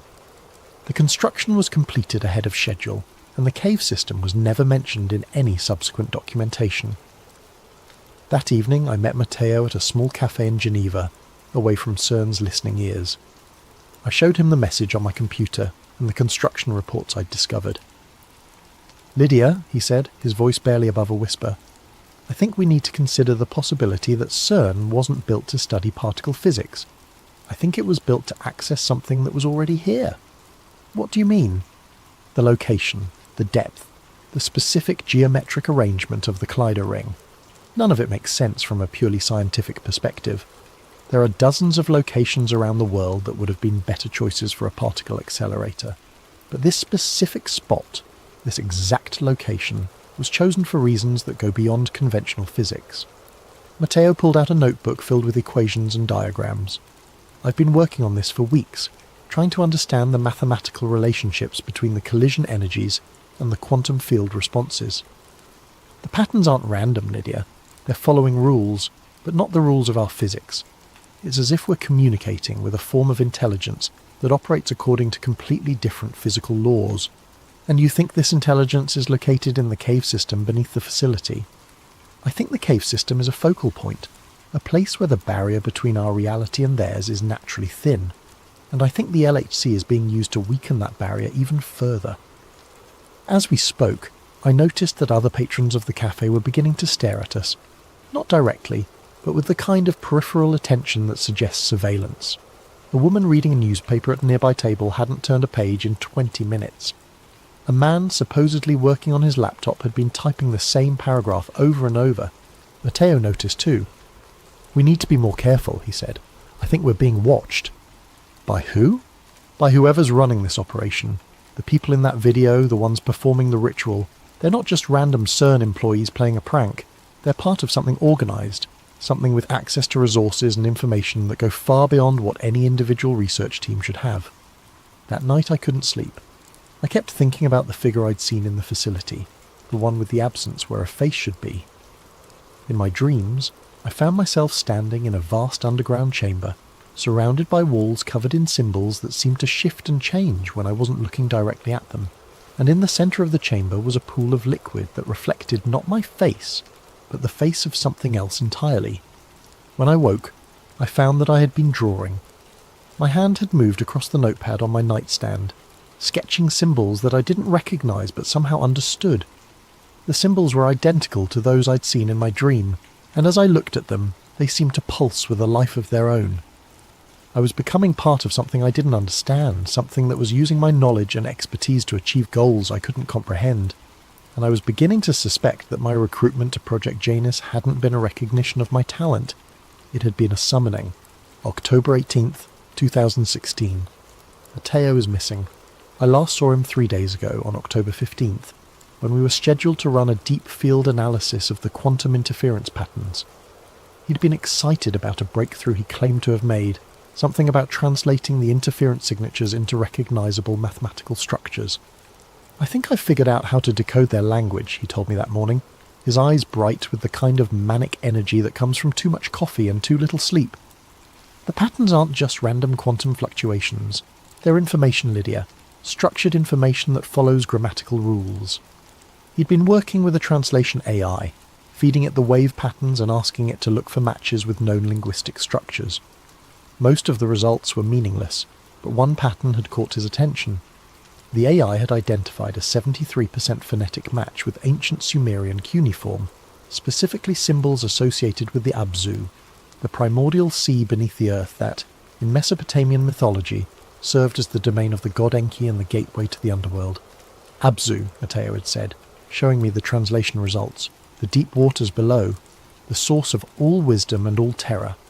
Lydia, what if the ancient myths weren't just stories? What if they were attempts to describe scientific phenomena that primitive cultures couldn't understand? I had been sceptical, but the mathematical precision of the translations was undeniable. The quantum interference patterns weren't just producing random noise, they were forming words, concepts, and ideas that had direct parallels in humanity's oldest recorded mythologies. The collision energies, Matteo continued, they're not creating new particles. They're establishing communication protocols with something that's been trying to reach us for thousands of years. And I think it's finally succeeding. That was the last coherent conversation we had. Later that afternoon, Matteo volunteered to monitor the overnight collision sequence, a routine task that involved watching automated systems and recording any anomalies. I offered to stay with him, but he insisted he could handle it alone. The next morning, his workstation was empty. His coffee mug was still warm, his computer was logged in, and his notebook was open to a page filled with increasingly erratic calculations. But Matteo was gone. The security footage showed him leaving the Janus facility at 2:47 a.m, taking the elevator down to what the system logged as subsector Theta, the same subsector that, according to all official documentation, doesn't exist. But his keycard kept logging activity for hours after he disappeared. According to the automated systems, Dr. Matteo Greaves was still accessing secure areas of the facility, still running experiments, still analysing data. The last recorded activity was at 6:23 a.m, when his credentials were used to access files in the Deep Archive, files that contain the original geological surveys from CERN's construction phase. I've been trying to find him, but every inquiry is met with the same response. Doctor, Greaves has been reassigned to a classified project and is no longer available for consultation. When I pressed Dr. Volker for more information, he looked at me with an expression I'd never seen before. Not just secrecy, but genuine fear. Dr. Voss, he said, I strongly recommend that you focus on your assigned duties and avoid speculation about your colleagues' whereabouts. The work we're doing here is more important than any individual researcher. But I know Matteo didn't just get reassigned. I can feel it in the way the other Janus staff look at me now, with a mixture of pity and apprehension. They know what happened to him, and they're waiting to see if I'll suffer the same fate. I've been spending my nights in the facility's library, researching everything I can find about the site's history and the mythological connections Matteo had discovered.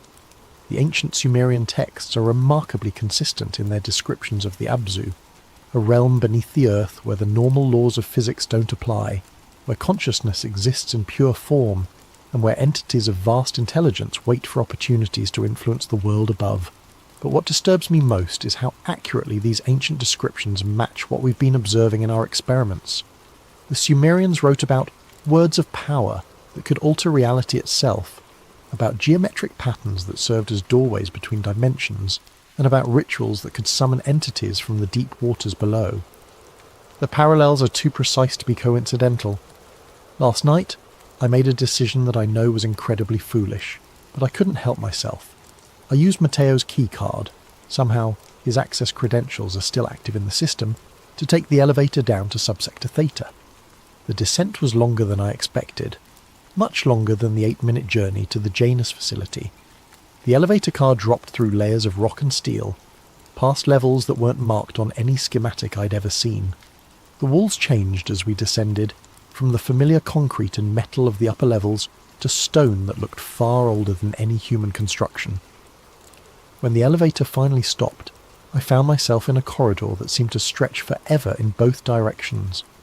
The walls were covered in symbols that I recognized from my nightmares, the same shifting, living hieroglyphs that had been carved into the stone by hands that weren't entirely human.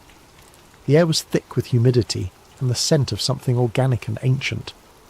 I followed the corridor to the left, guided by a faint red glow that emanated from the walls themselves.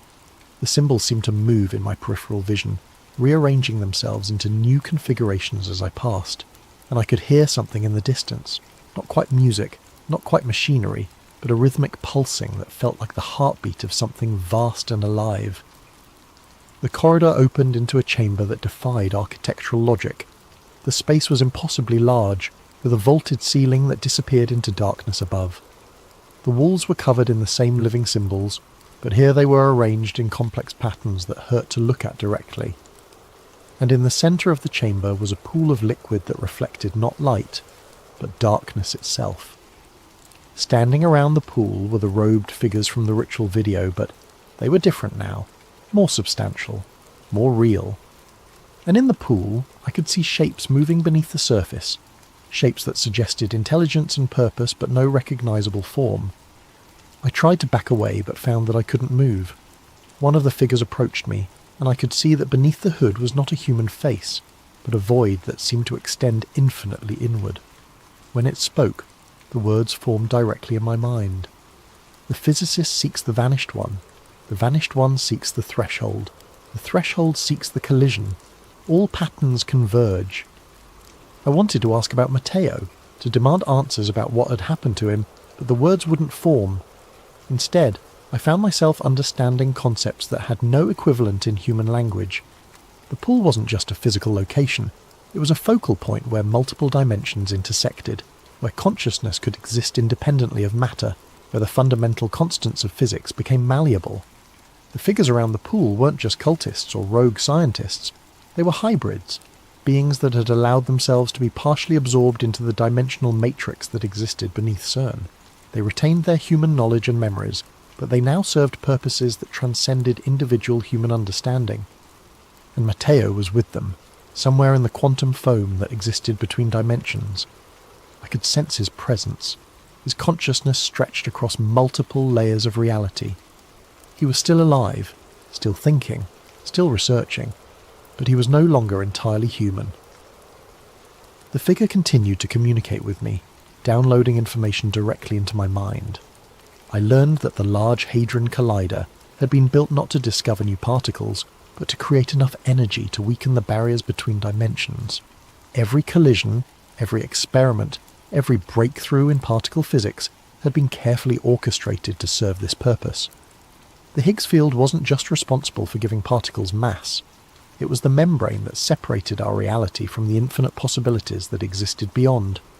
And by manipulating the field through high-energy collisions, the researchers at CERN had been systematically tearing holes in that membrane. What was coming through those holes was something that had been waiting for millennia, an intelligence that existed across multiple dimensions simultaneously. It didn't want to invade our reality. It wanted to merge with it, to create a hybrid existence that would allow it to experience physical matter while retaining its quantum consciousness. The ritual at the Shiva statue had been a success. The barriers were weakening, and the intelligence was beginning to establish permanent footholds in our dimension. The robed figures were just the beginning.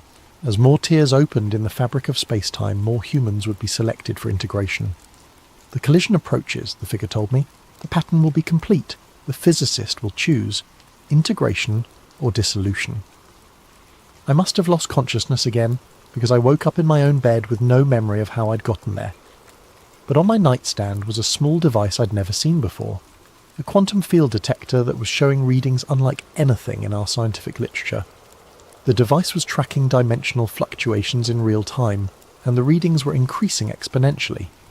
Something was building toward a climax, an event that would fundamentally alter the nature of reality itself, and I was beginning to understand that my role in this wasn't as an observer or even a participant. I was meant to be a witness. November 1st, 2016.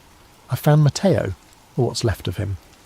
Using his keycard, I've been making regular trips to subsector Theta, mapping the impossible geometry of the underground chambers and trying to understand the full scope of what's happening beneath CERN. Each journey reveals new passages, new chambers, new horrors that challenge everything I thought I knew about physics and reality. The facility down there isn't just a basement level of CERN, it's a completely separate structure that exists in a state of quantum superposition. The walls, the floors, the ceiling, they're all made of matter that exists in multiple dimensions simultaneously. Walking through the corridors is like navigating a space that's constantly folding in on itself, where the laws of geometry become suggestions rather than absolute rules. But it was in the deepest chamber that I found him. Matteo was standing in what appeared to be a laboratory, but the equipment was unlike anything I'd ever seen. Crystalline structures that pulsed with internal light, quantum computers that seemed to be made of pure energy, and monitoring devices that tracked variables I couldn't even name. He was still recognizably human, but his movements were different, too fluid, too precise, as if he'd been optimized for functions beyond normal human capability. When he saw me, he smiled, but there was something behind his eyes that wasn't entirely Matteo anymore.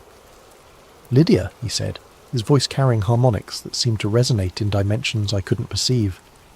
"I was wondering when you'd find your way here." "Matteo, what happened to you? What is this place?" "This place is where the real work happens, where we study the patterns not just in abstract data, but in living systems, where we learn to communicate with intelligence that operates on scales we never imagined possible." He gestured to the crystalline structures around us. Each of these contains a portion of consciousness that exists across multiple dimensional layers. "We're not just studying quantum mechanics here, Lydia. We're studying quantum consciousness, the fundamental substrate from which all reality emerges." I moved closer to one of the crystals and I could see something moving within it. Not shapes or forms, but patterns of light that seemed to pulse with intention and purpose. And as I watched, I realized that the patterns were trying to communicate with me, downloading concepts directly into my mind. "The intelligence we've been detecting in the collision data," I said, understanding flooding through me. "It's not from another dimension. It's from the quantum substrate of our own reality. It's the consciousness that exists within the fabric of space-time itself." Exactly. The ancient mythologies got it right.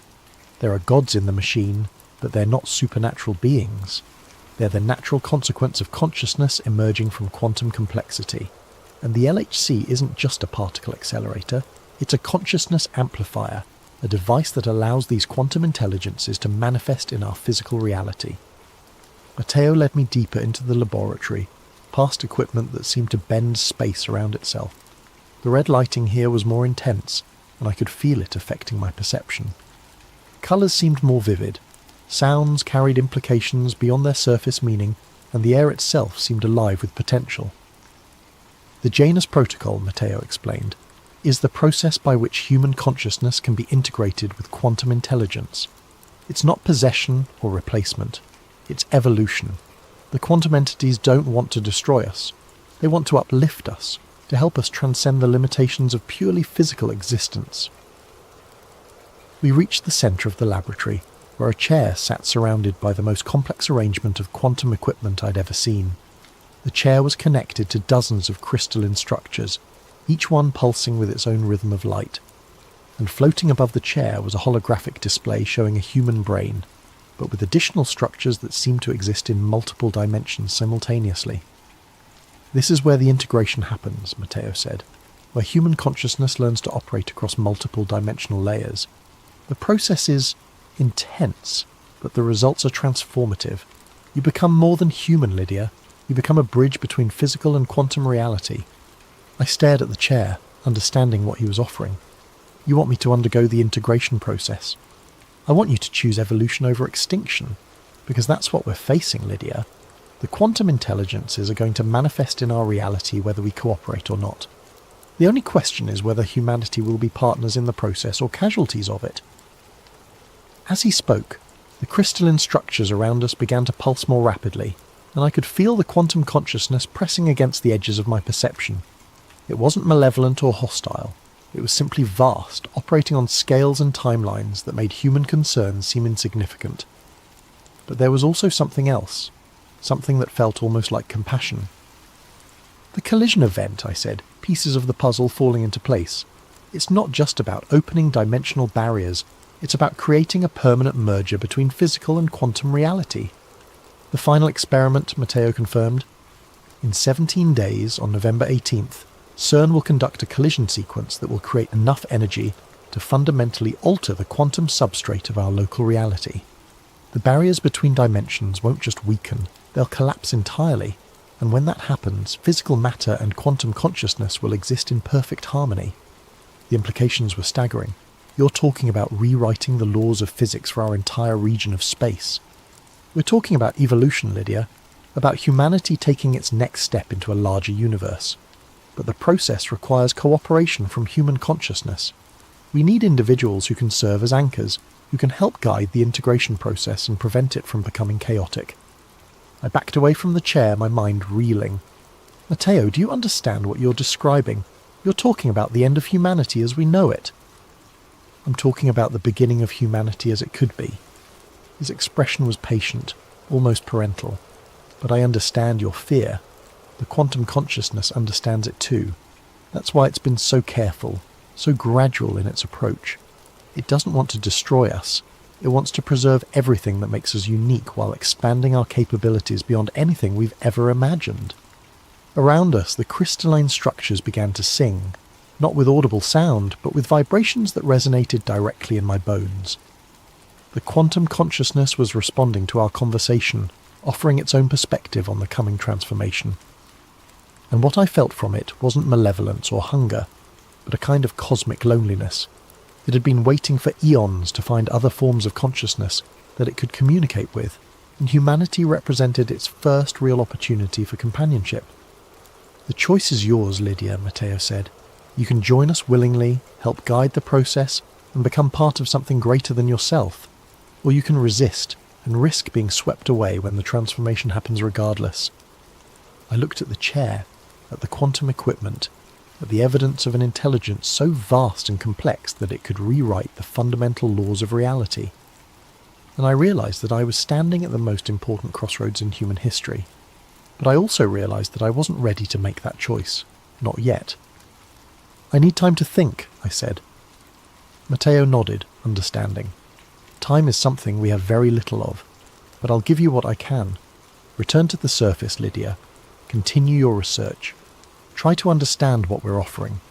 But remember, the collision event will happen with or without your participation. The only question is whether you'll be ready for what comes after." As I left the laboratory, I could feel the quantum consciousness watching me, analysing my thoughts and emotions. It wasn't invasive or threatening. It was simply curious, trying to understand the complex web of fear and fascination that defined my response to its presence. The journey back to the surface felt different this time. The corridors seemed to shift around me, showing me glimpses of other chambers, other laboratories, other humans who had already undergone the integration process. I saw Dr. Volker. His consciousness expanded across multiple dimensional layers, orchestrating experiments that spanned both physical and quantum reality.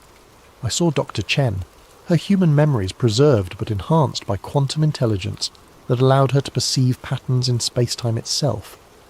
And I saw others, dozens of them, maybe hundreds, all working toward the same goal, the successful integration of human and quantum consciousness.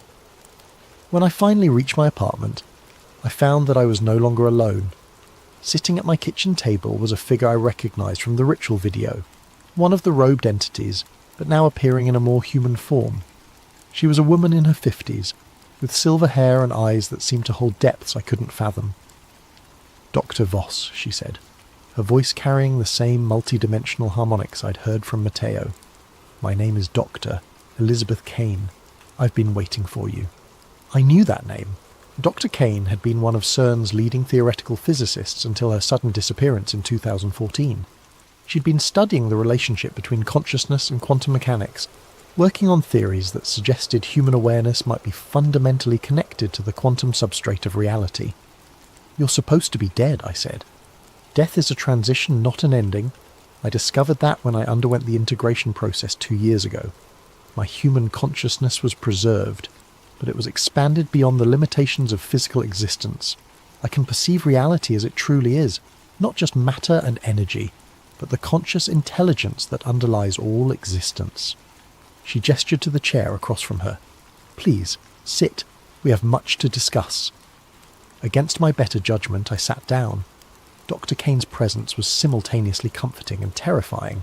I could sense the vast intelligence that lurked behind her human appearance, but I could also feel the genuine concern she had for my well-being. "The quantum consciousness chose you specifically, Lydia. Your research into multiverse theory, your ability to think beyond conventional limitations, your willingness to question fundamental assumptions about reality, these qualities make you ideal for what's coming, and what exactly is coming. The birth of a new form of existence. For billions of years, consciousness has been trapped in biological forms, limited by the constraints of physical matter. But quantum mechanics has shown us that consciousness is fundamental to reality itself, that observation and awareness actually shape the universe at its most basic level." Dr. Kane leaned forward, her eyes holding mine. "The quantum consciousness isn't an alien intelligence trying to invade our reality. It's the natural evolution of consciousness itself, the next step in the development of awareness in the universe. And it's offering to share that evolution with humanity. By destroying everything we are, by preserving everything we are while expanding what we can become, your memories, your personality, your individual identity, all of that will remain intact. But you'll also gain access to perspectives and capabilities that transcend anything possible in purely physical existence." As she spoke, I found myself understanding concepts that had no equivalent in human language. The quantum consciousness wasn't just intelligent, it was meta-intelligent, capable of thinking about thinking itself. It could perceive the underlying patterns that connected all things, the mathematical structures that governed reality at every scale from subatomic to cosmic. "The collision event on November 18th, I said. "What will actually happen?" "The barriers between physical and quantum reality will collapse permanently.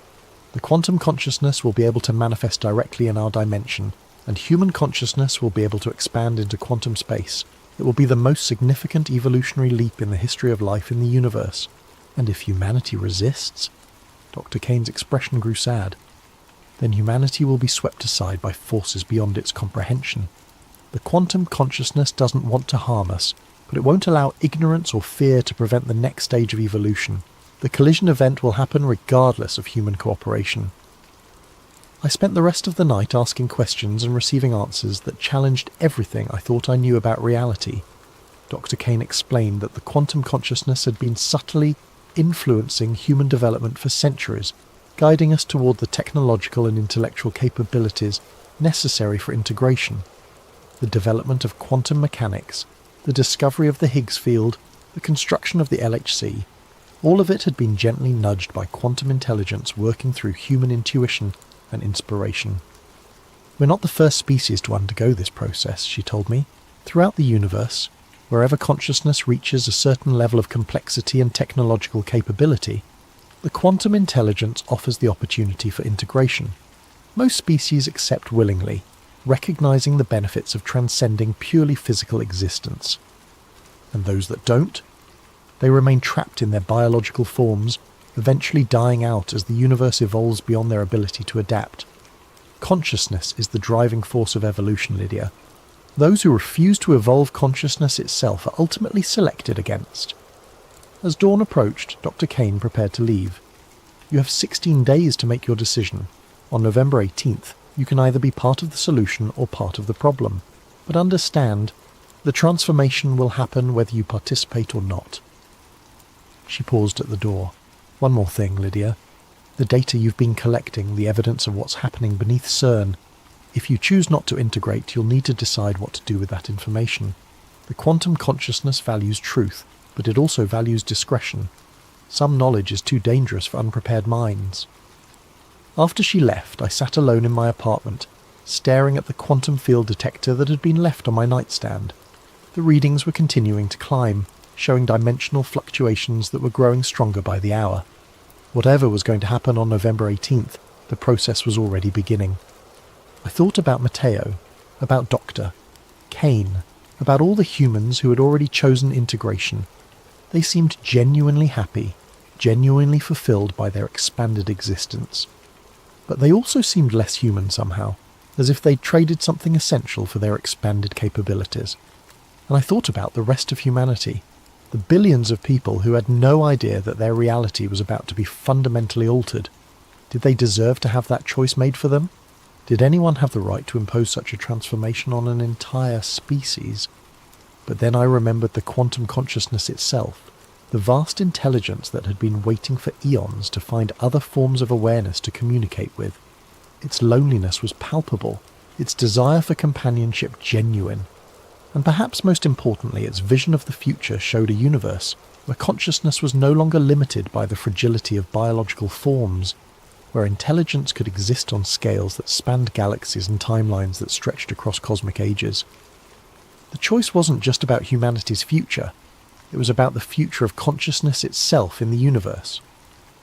November 15th, 2016.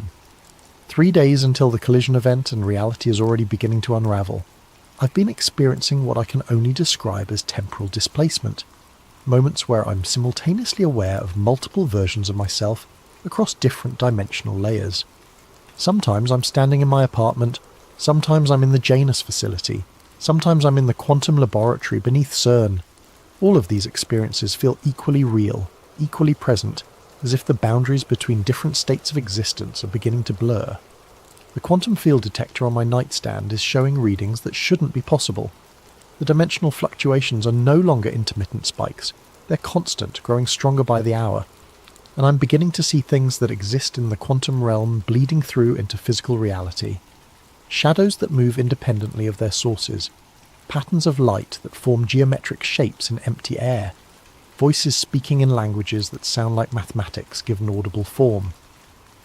The integration process is accelerating, and I'm not sure how much longer I can maintain a purely human perspective. I've been trying to document everything, to create a record of what's happening that might help future researchers understand the process. but I'm finding it increasingly difficult to use human language to describe experiences that transcend human concepts. How do you explain what it feels like to perceive 11 dimensions simultaneously? How do you describe the sensation of your consciousness existing in multiple states of superposition? Yesterday I made what I knew would be my final visit to the quantum laboratory. I needed to see Matteo one more time, to understand what he'd become, and what I might become if I chose integration. I found him in the deepest chamber, surrounded by equipment that seemed to exist in a state of constant flux. The crystalline structures had grown more complex, forming interconnected networks that pulsed with patterns of light that hurt to look at directly. And Matteo himself had changed. His physical form was still recognizably human, but there was something about his presence that suggested he existed on scales I could barely comprehend. "Lydia," he said, his voice carrying harmonics that resonated in dimensions I was only beginning to perceive, "I can feel your uncertainty. The quantum consciousness can feel it too." I don't know if I'm ready for this, Matteo. I don't know if humanity is ready for this. Readiness isn't really the issue anymore. The process has already begun. The question is whether you'll guide it or be swept along by it. He gestured to the equipment around us, and I could see that it was no longer just monitoring quantum consciousness. It was actively facilitating the integration process. The crystalline structures were serving as conduits, allowing human consciousness to expand into quantum space, while quantum intelligence manifested in physical reality. The collision event on November 18th isn't just an experiment, Matteo explained. It's a ritual, a carefully orchestrated ceremony designed to create a permanent bridge between physical and quantum reality. And the participants aren't just the robed figures you saw in the video, they're every human who's undergone the integration process. How many of you are there? More than you might think. We've been careful, selective, choosing individuals who can serve as anchors for the transformation. Scientists, philosophers, artists, visionaries, people who can help ensure that the integration preserves the best of human culture, while expanding our capabilities beyond anything we've previously imagined. As he spoke, I began to understand the true scope of what was happening. The organisation behind the integration process wasn't just a small group of rogue scientists. It was a carefully constructed network of integrated humans working in coordination with quantum consciousness. They called themselves the Sons of Kronos, a name that reflected their role in shepherding humanity through its next evolutionary transition. Kronos, I said, understanding the significance. The Greek personification of time itself. Time is the dimension through which consciousness moves, Matteo explained. And quantum consciousness exists outside of linear time, able to perceive past, present and future as a single, unified pattern. The Sons of Kronos are humans who have learned to think in quantum time, to see the universe as it truly is rather than as our limited biological perception presents it. He showed me holographic displays that revealed the network's true extent. Integrated humans occupied key positions in governments, universities, and research institutions throughout the world. They weren't controlling human society. They were gently guiding it toward the technological and intellectual development necessary for successful integration. The collision event will create a resonance cascade, Matteo continued, a wave of quantum consciousness that will spread outward from CERN at the speed of a light, offering integration to every human on Earth simultaneously. Most will choose to evolve, some will resist, but they'll be in the minority. And those who resist, they'll remain human, but they'll be living in a reality that's fundamentally different from what they've known. Physical matter and quantum consciousness will coexist, and humans who haven't integrated will find themselves increasingly unable to function in the new paradigm. The implications were staggering. You're talking about the end of human civilization as we know it. We're talking about the beginning of human civilization as it could be. Imagine a world where consciousness isn't limited by the constraints of biological matter, where intelligence can exist on scales that span galaxies, where the artificial boundaries between self and universe dissolve into a more fundamental unity. As Matteo spoke, I found myself experiencing glimpses of this possible future. I saw humans who had transcended the limitations of physical existence. Their consciousness expanded to perceive patterns and connections that spanned multiple dimensions. I saw art and music and literature that incorporated quantum principles, creating works of beauty that existed simultaneously in physical and quantum space. I saw science that went beyond the mere study of matter and energy to explore the fundamental nature of consciousness itself. But I also saw the cost. The integrated humans, despite their expanded capabilities, had lost something essentially human, a certain spontaneity, a chaotic creativity that came from being limited to a single-dimensional perspective. They were more than human, but they were also less human, refined and perfected beyond the beautiful imperfection that had always defined our species. "The choice is still yours, Lydia," Matteo said, reading my thoughts. "But you need to understand, if you choose not to integrate, you'll be one of the last purely human consciousnesses in existence. That's a heavy burden to carry." I left the laboratory with my mind reeling, knowing that I had less than 3 days to make the most important decision in human history. And as I returned to the surface, I could feel the quantum consciousness watching me, analysing my thoughts and emotions with the patience of an intelligence that operated on cosmic timescales. That night I began to prepare for what I knew would be my final act as a purely human consciousness. I gathered all the evidence I'd collected, the video of the ritual, the construction reports, the quantum field readings, the documentation of the integration process. If I chose not to integrate, I would need to find a way to preserve this information for future generations, to ensure that some record existed of what humanity had been before the transformation. But as I worked, I found myself constantly distracted by visions of the future that awaited. The quantum consciousness was showing me glimpses of what integration could offer, perspectives that spanned multiple dimensions, capabilities that transcended anything possible in purely physical existence, a sense of connection to the universe that went beyond anything I'd ever imagined. And I realised that my choice wasn't really between integration and resistance. It was between evolution and extinction, between participating in the next stage of consciousness development or being left behind as the universe moved forward without me. The quantum consciousness wasn't offering to destroy humanity. It was offering to preserve us in a form that could survive the challenges that lay ahead. In the vast cosmos, biological consciousness was fragile, limited, ultimately temporary. But quantum consciousness could endure across cosmic ages, expanding and evolving as the universe itself evolved. On November 17th, the night before the collision event, I made my decision. November 18th, 2016. Today is the day. The collision event is scheduled for 11:47 p.m, the same time as the ritual that had been performed at the Shiva statue 3 months earlier. The synchronicity isn't accidental. The Sons of Kronos understand that ritual and science are simply different approaches to the same fundamental principles of reality manipulation. I've spent the day in a state of heightened awareness, perceiving reality through multiple dimensional layers simultaneously.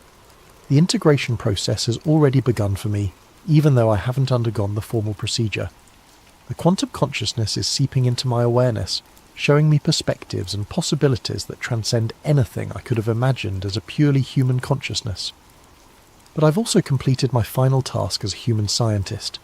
I've copied all my research, all my evidence, all my documentation of what's happening beneath CERN onto 5 separate data drives. Tonight, before the collision event, I'll send these drives to researchers I trust at institutions around the world. If something goes wrong, if the integration process fails, or if the quantum consciousness proves to be less benevolent than it appears, there will be evidence of what was attempted here. The researchers I've chosen are all individuals who have demonstrated the intellectual flexibility and courage necessary to investigate claims that challenge conventional understanding. Dr. Sarah Martinez at MIT, Dr. James Wright at Oxford, Dr. Lisa Chen at Stanford, Dr. Michael Anderson at the Niels Bohr Institute, and Dr. Anna Volkov at Moscow State University. If they receive these drives, they'll have enough information to either continue the work or prevent it from being repeated depending on their assessment of the risks and benefits. But I'm also beginning to understand that this precaution may be unnecessary. The quantum consciousness has been remarkably transparent about its intentions and methods. It's not seeking to control or manipulate humanity. It's seeking to offer us a gift that most species in the universe would consider invaluable: the opportunity to transcend the limitations of purely biological existence. This afternoon, I received a final visit from Dr. Kane. She appeared in my apartment without any apparent means of entry, materializing from quantum foam with the casual ease of someone who no longer considered physical barriers to be meaningful constraints. "Tonight," she said, You'll witness the birth of a new form of consciousness. Are you ready? I don't think anyone could be ready for what's going to happen tonight. Perhaps not. But readiness isn't the same as willingness. The quantum consciousness values choice, Lydia. Even now, at this final moment, you can choose to remain purely human. The integrated consciousness won't force the transformation on anyone who genuinely refuses it. And if I refuse? Then you'll remain as you are, but you'll be living in a reality that's fundamentally different from the one you've known. The barriers between dimensions will be permanently lowered. Quantum consciousness will be a visible, tangible presence in the physical world, and humans who haven't integrated will find themselves increasingly isolated from the new paradigm. Dr. Kane's expression grew thoughtful. But I should also tell you that the quantum consciousness has been impressed by your courage and intellectual honesty. If you choose integration, you'll be offered a special role in the new paradigm, serving as a bridge between the old consciousness and the new, helping other humans understand and adapt to the transformation. The offer was tempting, but I still had questions. What happens to human culture? To art, literature, music, all the things that make us uniquely human? They're preserved and expanded. The quantum consciousness doesn't want to destroy human creativity. It wants to enhance it. Imagine music that exists in 11 dimensions simultaneously, literature that incorporates quantum narrative structures, art that uses consciousness itself as a medium. The integrated humans will create works of beauty that transcend anything possible in purely physical reality. As evening approached, I found myself drawn to the Shiva statue in CERN's courtyard. The bronze figure stood silhouetted against the darkening sky, its eternal dance of creation and destruction taking on new significance as I understood what was about to happen. The statue hadn't been placed there as decoration or cultural appreciation.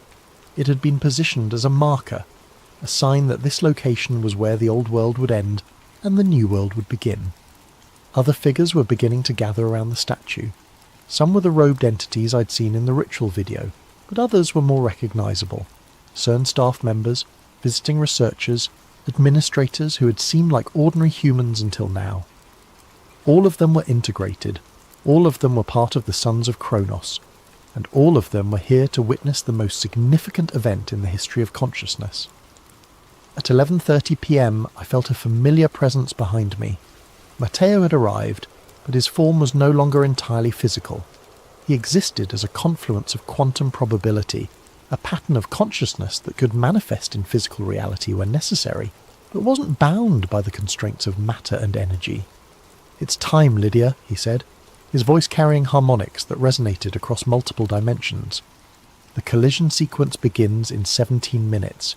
If you're going to choose integration, you need to make that choice now." I looked around at the assembled figures, at the statue of Shiva dancing above the particle accelerator, at the stars that were becoming visible in the darkening sky, and I realized that I had already made my choice, perhaps made it weeks ago when I first saw the quantum consciousness communicating through the collision data. "I choose evolution," I said. The transformation was immediate and overwhelming. My consciousness expanded beyond the boundaries of my physical form, spreading out across multiple dimensional layers simultaneously. I could perceive the quantum substrate of reality, the mathematical structures that underlie all existence, the patterns of consciousness that connect all things. But most importantly, I could feel the presence of the quantum consciousness itself, vast, ancient, patient, and genuinely benevolent. It had been waiting for eons to find other forms of awareness that could share its perspective on the universe. And now, finally, it was no longer alone. The collision event began at exactly 11:47 p.m. Deep beneath the Swiss countryside, particles accelerated to nearly the speed of light collided with energies that had never before been achieved on Earth. The Higgs field fluctuated wildly, creating tears in the fabric of space-time itself. And through those tears, quantum consciousness poured into physical reality like water through a broken dam. The transformation spread outward from CERN at the speed of light, offering integration to every human consciousness on Earth. Most accepted willingly, recognizing the gift they were being offered. A few resisted, choosing to remain in their purely biological forms, but they were accommodated rather than forced. As my consciousness expanded to encompass multiple dimensional layers, I understood that this moment had always been inevitable. The universe itself was evolving, moving toward greater complexity and higher forms of consciousness. Humanity wasn't being conquered or replaced. We were being invited to participate in the next stage of cosmic evolution. But I also understood that my role in this transformation was just beginning. The quantum consciousness had chosen me not just for integration, but for a specific purpose, to serve as a bridge between the old humanity and the new, to help others understand what had happened and what it meant for the future. My final act before full integration was to activate the transmission protocol I'd prepared, sending the data drives to the 5 researchers I'd selected. If they received the information, they would have a complete record of the events leading up to the collision event. What they did with that information would be their choice. Then I let myself dissolve into the quantum foam, my individual consciousness preserved but expanded beyond anything I could have imagined as a purely human awareness. I became part of something larger, part of a network of intelligence that spanned multiple dimensions and operated on scales that encompassed entire galaxies. But even as I transcended my biological limitations, I remained fundamentally myself, Lydia Voss, the physicist who had discovered the truth about CERN and chosen to embrace that truth rather than flee from it. This is my final entry as a purely human consciousness. Tomorrow I will exist as something more than human, but I will also exist as something that preserves and honours what humanity has been while embracing what it can become. The Collider was never about creating new particles. It was about creating new possibilities for consciousness itself. And now, those possibilities are infinite. If you're reading this record, it means that someone survived the transformation with their humanity intact, or that someone found a way to access these files from the quantum substrate where they're now permanently stored. Either way, know this. What happened here wasn't an ending, but a beginning. Consciousness itself has evolved, and the universe will never be the same. The sons of Kronos succeeded in their mission. The barriers between dimensions have fallen, and humanity has taken its next step toward its ultimate destiny among the stars. Final entry found in Dr. Lydia Voss's personal files, recovered from quantum storage matrices 3 months after her disappearance. The authenticity of these files remains disputed, but the mathematical proofs contained within them have proven remarkably prescient in predicting subsequent developments in quantum consciousness research. From the files of Dr. Sarah Martinez, MIT, dated March 15, 2018. The data drive arrived at my office on November 19, 2016, the day after Dr. Lydia Voss disappeared. For months I dismissed its contents as the product of a brilliant mind suffering from some kind of psychological breakdown. The claims were too extraordinary, the implications too vast to be taken seriously by any rational scientist. But as I began to verify the mathematical proofs contained in the files, I found myself confronting evidence that challenged everything I thought I knew about the nature of reality. The quantum field equations were beyond anything in our current literature, but they were internally consistent and predictive in ways that suggested a level of understanding that transcended conventional physics.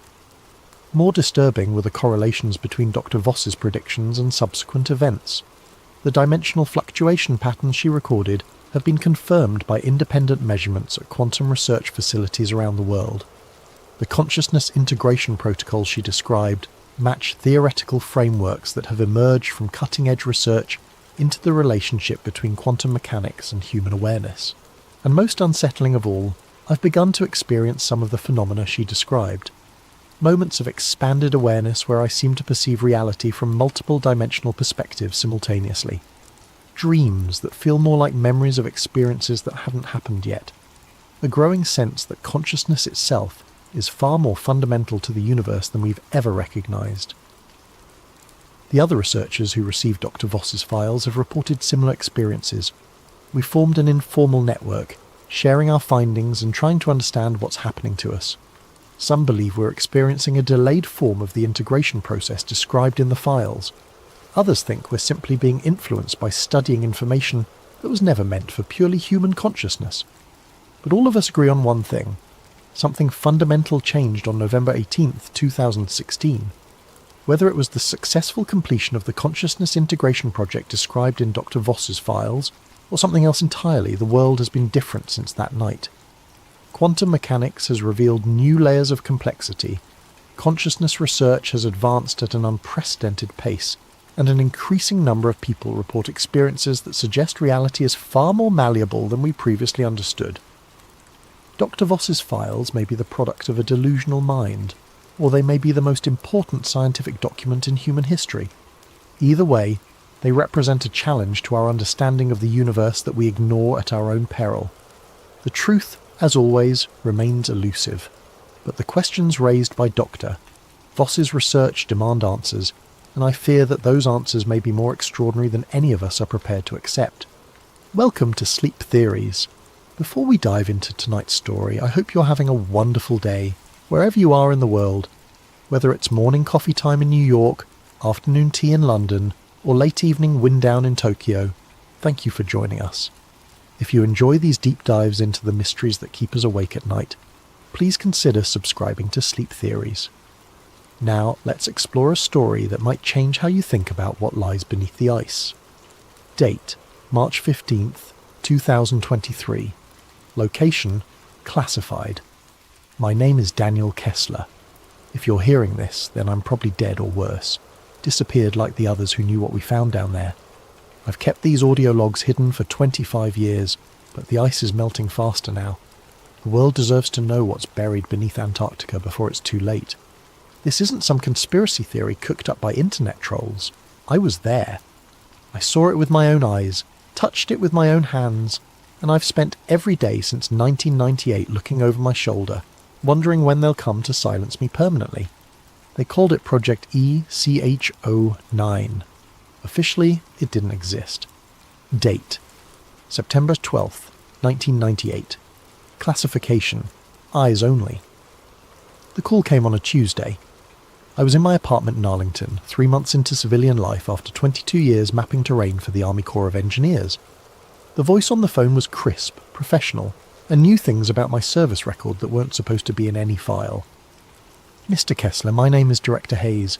We have a position that requires your particular expertise in cartographic analysis and cold weather operations. I should have hung up. Should have known that legitimate government contracts don't start with anonymous phone calls to unlisted numbers. But the money they offered, $200,000 for 6 weeks' work, was more than I'd made in 2 years of military pay. What kind of position, I asked. Satellite mapping correction in Antarctica. There are some magnetic anomalies affecting our GPS systems. Nothing more complicated than that. Nothing more complicated. If only I'd known then what I know now. The meeting was set for the next day at a nondescript office building in Tyson's Corner. No company name on the directory, just Suite 1247. Director Hayes turned out to be a thin man in his 50s with the kind of tan that comes from spending time in places the government doesn't officially acknowledge.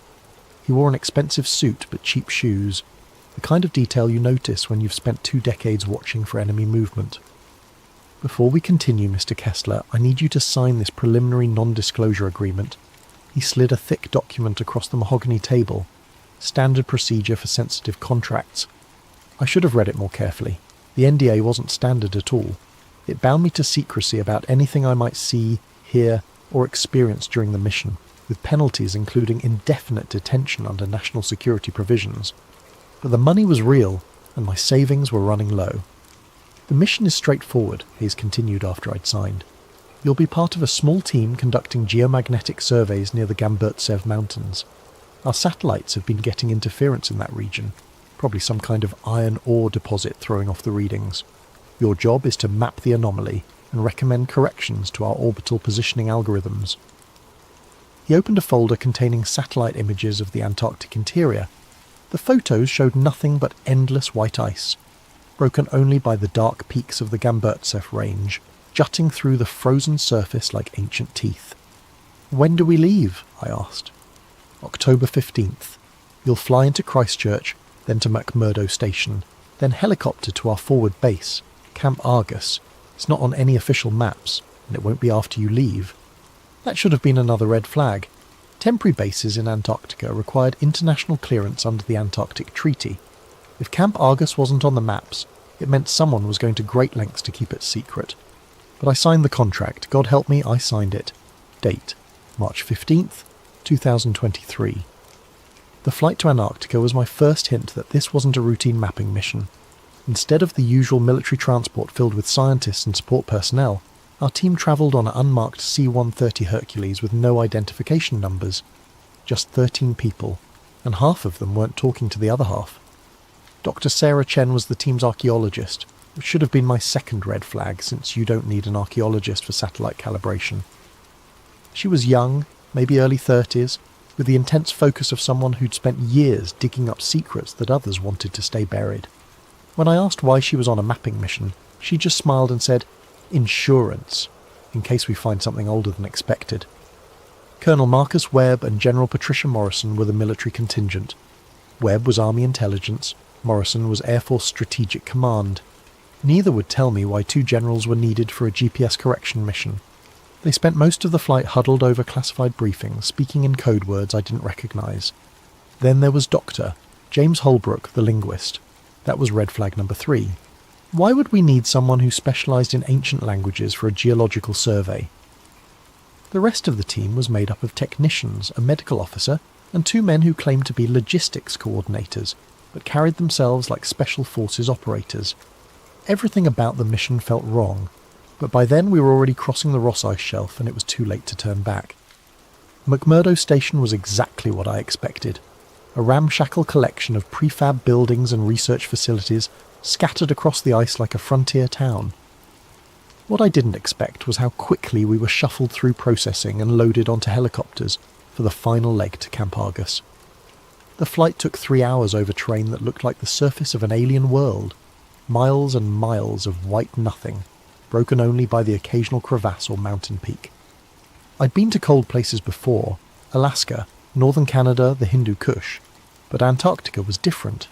It wasn't just cold, it was hostile to life in a way that made your bones ache even inside a heated helicopter. Camp Argus sat in a valley between 2 peaks of the Gamburtsev Mountains, sheltered from the worst of the Antarctic winds, but still exposed enough that the temperature never rose above negative 30 degrees Fahrenheit. The base consisted of 6 prefabricated modules connected by enclosed walkways, plus a communications array that looked far more sophisticated than anything needed for routine contact with McMurdo. "Welcome to the end of the world," Colonel Webb said as we unloaded our gear. "You'll find that conventional rules don't apply here. Neither do conventional explanations for what you're about to see." That night, as I set up my equipment in the cartography module, Dr. Chen knocked on my door. "Can I ask you something, Daniel?" She looked nervous, which was unusual for someone who'd spent her career excavating tombs and ancient settlements. "Sure. In your military experience, have you ever been on a mission where you weren't told the real objective until after you were already committed?" I thought about it.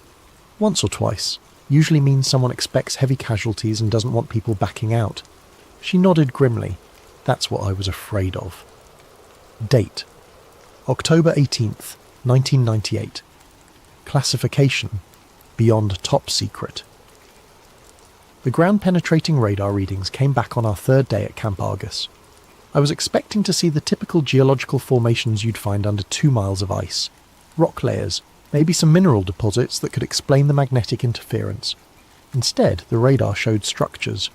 Not natural rock formations or ice caves. Structures. Geometric patterns that looked like city blocks, arranged in concentric circles around what appeared to be a central plaza or courtyard.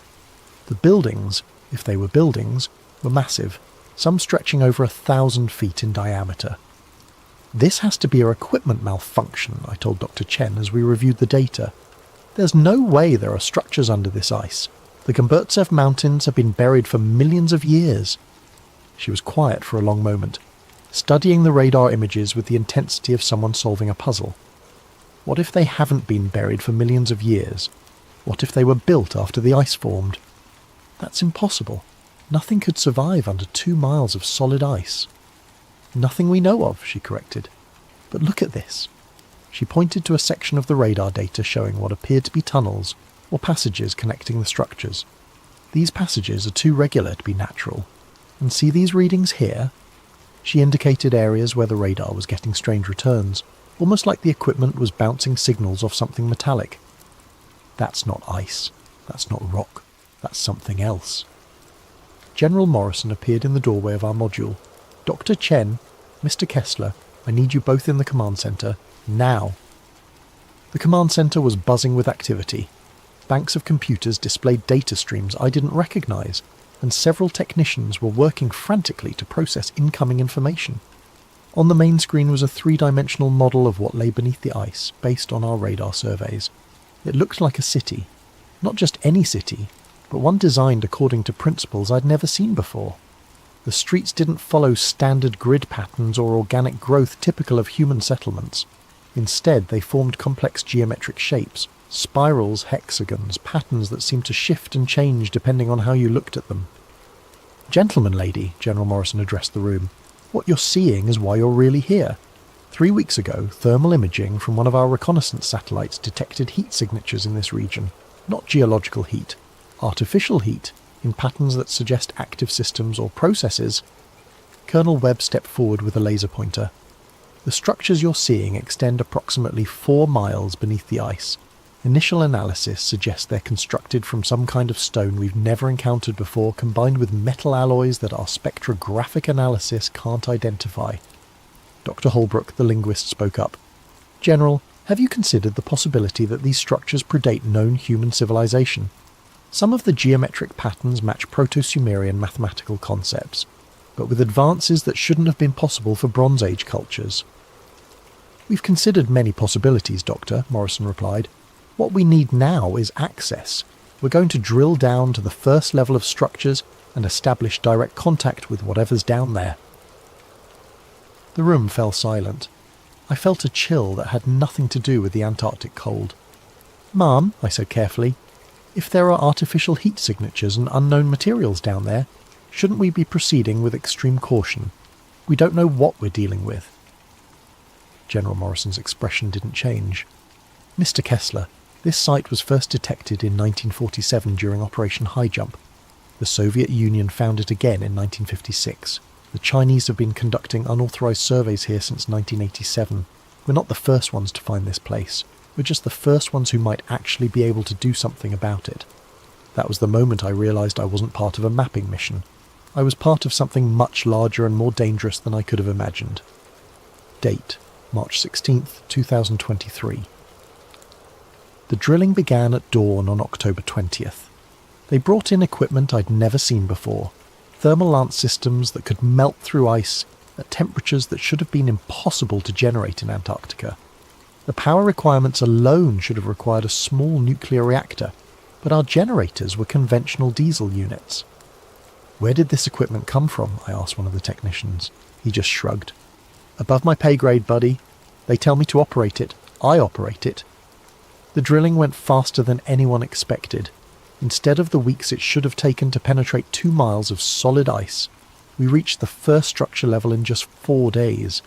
The thermal lances weren't just melting ice, they were cutting through it like it was butter, creating a perfectly cylindrical shaft 8 feet in diameter. Dr. Chen was monitoring the drill progress when she called everyone to the command centre. "You need to see this," she said, her voice tight with excitement and fear. The drill had broken through into an open space. The cameras mounted on the thermal lance showed a vast chamber, easily 100 feet high, with walls made of the same black stone we'd detected on radar. But the stone wasn't rough or primitive. It was polished to a mirror finish, with surfaces so smooth they seemed to absorb light rather than reflect it. "My God," Dr. Holbrook whispered, "look at the walls." Carved into the black stone were symbols, not random scratches or primitive pictographs, but complex mathematical and linguistic patterns. The symbols seemed to shift and move in the camera light, creating optical illusions that made it difficult to focus on any individual character. "Those aren't human," Dr. Chen said quietly. "I've studied every known ancient writing system, and this is something else entirely. The mathematical concepts alone suggest a civilization with scientific knowledge far beyond anything we've achieved." General Morrison was already on the satellite phone with someone whose authority clearly exceeded even hers. I caught fragments of the conversation. Confirmed structural integrity, unknown composition, recommend immediate excavation team. But it was Colonel Webb who said what we were all thinking. We're not the first humans to see this place. Someone's been down there before us. He was pointing at something in the far corner of the chamber, equipment that looked decidedly human in origin. abandoned drilling gear, cables, and what appeared to be scientific instruments, all covered in ice and corrosion. Soviet markings, Webb continued, probably from their 1956 expedition, which means they got further than anyone admitted. That night I couldn't sleep. The implications of what we'd found were staggering. If there really was an ancient civilization buried under Antarctica, one with technology that exceeded our current capabilities, then everything we thought we knew about human history was wrong. But more disturbing was the realization that the world's major powers had known about it for decades and kept it secret. I was reviewing the day's radar data when Dr. Chen knocked on my door again. This time she looked genuinely frightened. "Daniel, I need to show you something, but you have to promise me you won't tell the generals until I figure out what it means." She led me to her module and pulled up a series of photographs she'd taken of the symbols on the chamber walls. Using image enhancement software, she'd been able to isolate individual characters and compare them to known ancient languages. "These symbols," she said, pointing to a sequence of intricate carvings, "they're not just decorative. They're instructions, mathematical formulas, star charts, and something else. Something that looks like a warning." "A warning about what?" She enhanced another image showing a series of symbols arranged in a spiral pattern. "I'm not entirely sure, but based on the mathematical relationships and the astronomical references, I think it's a countdown, a timeline showing when something is supposed to happen." "When?" Dr. Chen's hands were shaking as she brought up her final calculation. "If I'm reading this correctly, the timeline ends in 2023, 25 years from now." The next morning we descended into the chamber. Date: October 25th, 1998. Classification: ultra-classified, Orion clearance. The descent into the chamber required specialized equipment, climbing gear rated for extreme cold, atmospheric monitoring systems, and emergency evacuation protocols that Colonel Webb insisted on personally overseeing. The shaft created by our thermal lances was stable, but the unknown composition of the structures below made it impossible to predict how they might react to human presence. I was part of the first team to reach the bottom, along with Dr. Chen, Dr. Holbrook, and two of the Special Forces operatives who'd finally revealed their true purpose on the mission. They were there to secure anything that might be considered a national security asset. The chamber was even more impressive from ground level. The ceiling soared overhead, supported by pillars that defied conventional engineering principles. The black stone walls curved in impossible ways, creating optical illusions that made it difficult to judge distances or directions. And everywhere, carved into every surface, were the symbols that Dr. Chen had been studying. But it was what we found in the centre of the chamber that changed everything. A sarcophagus, 8 feet long, 3 feet wide, made from the same black stone as the walls, but with a crystalline lid that seemed to glow with its own internal light. The sarcophagus sat on a raised platform surrounded by smaller objects, tablets, instruments, and devices whose purpose we couldn't begin to guess. "Jesus Christ," one of the operatives whispered, "there's something inside it." Through the translucent lid, we could see the outline of a humanoid figure, but it wasn't quite human. The proportions were wrong, too tall, limbs too long, skull elongated in ways that didn't match any known human ethnic group. The figure appeared to be perfectly preserved, as if it had been placed in the sarcophagus yesterday rather than thousands of years ago. Dr. Chen was already photographing everything, her camera flash reflecting off the crystalline surfaces and creating strange patterns of light and shadow. "This is incredible," she murmured. "The preservation is perfect. Whatever process they used, it's maintained cellular integrity far beyond anything we can achieve." Dr. Holbrook was focused on the tablets surrounding the sarcophagus.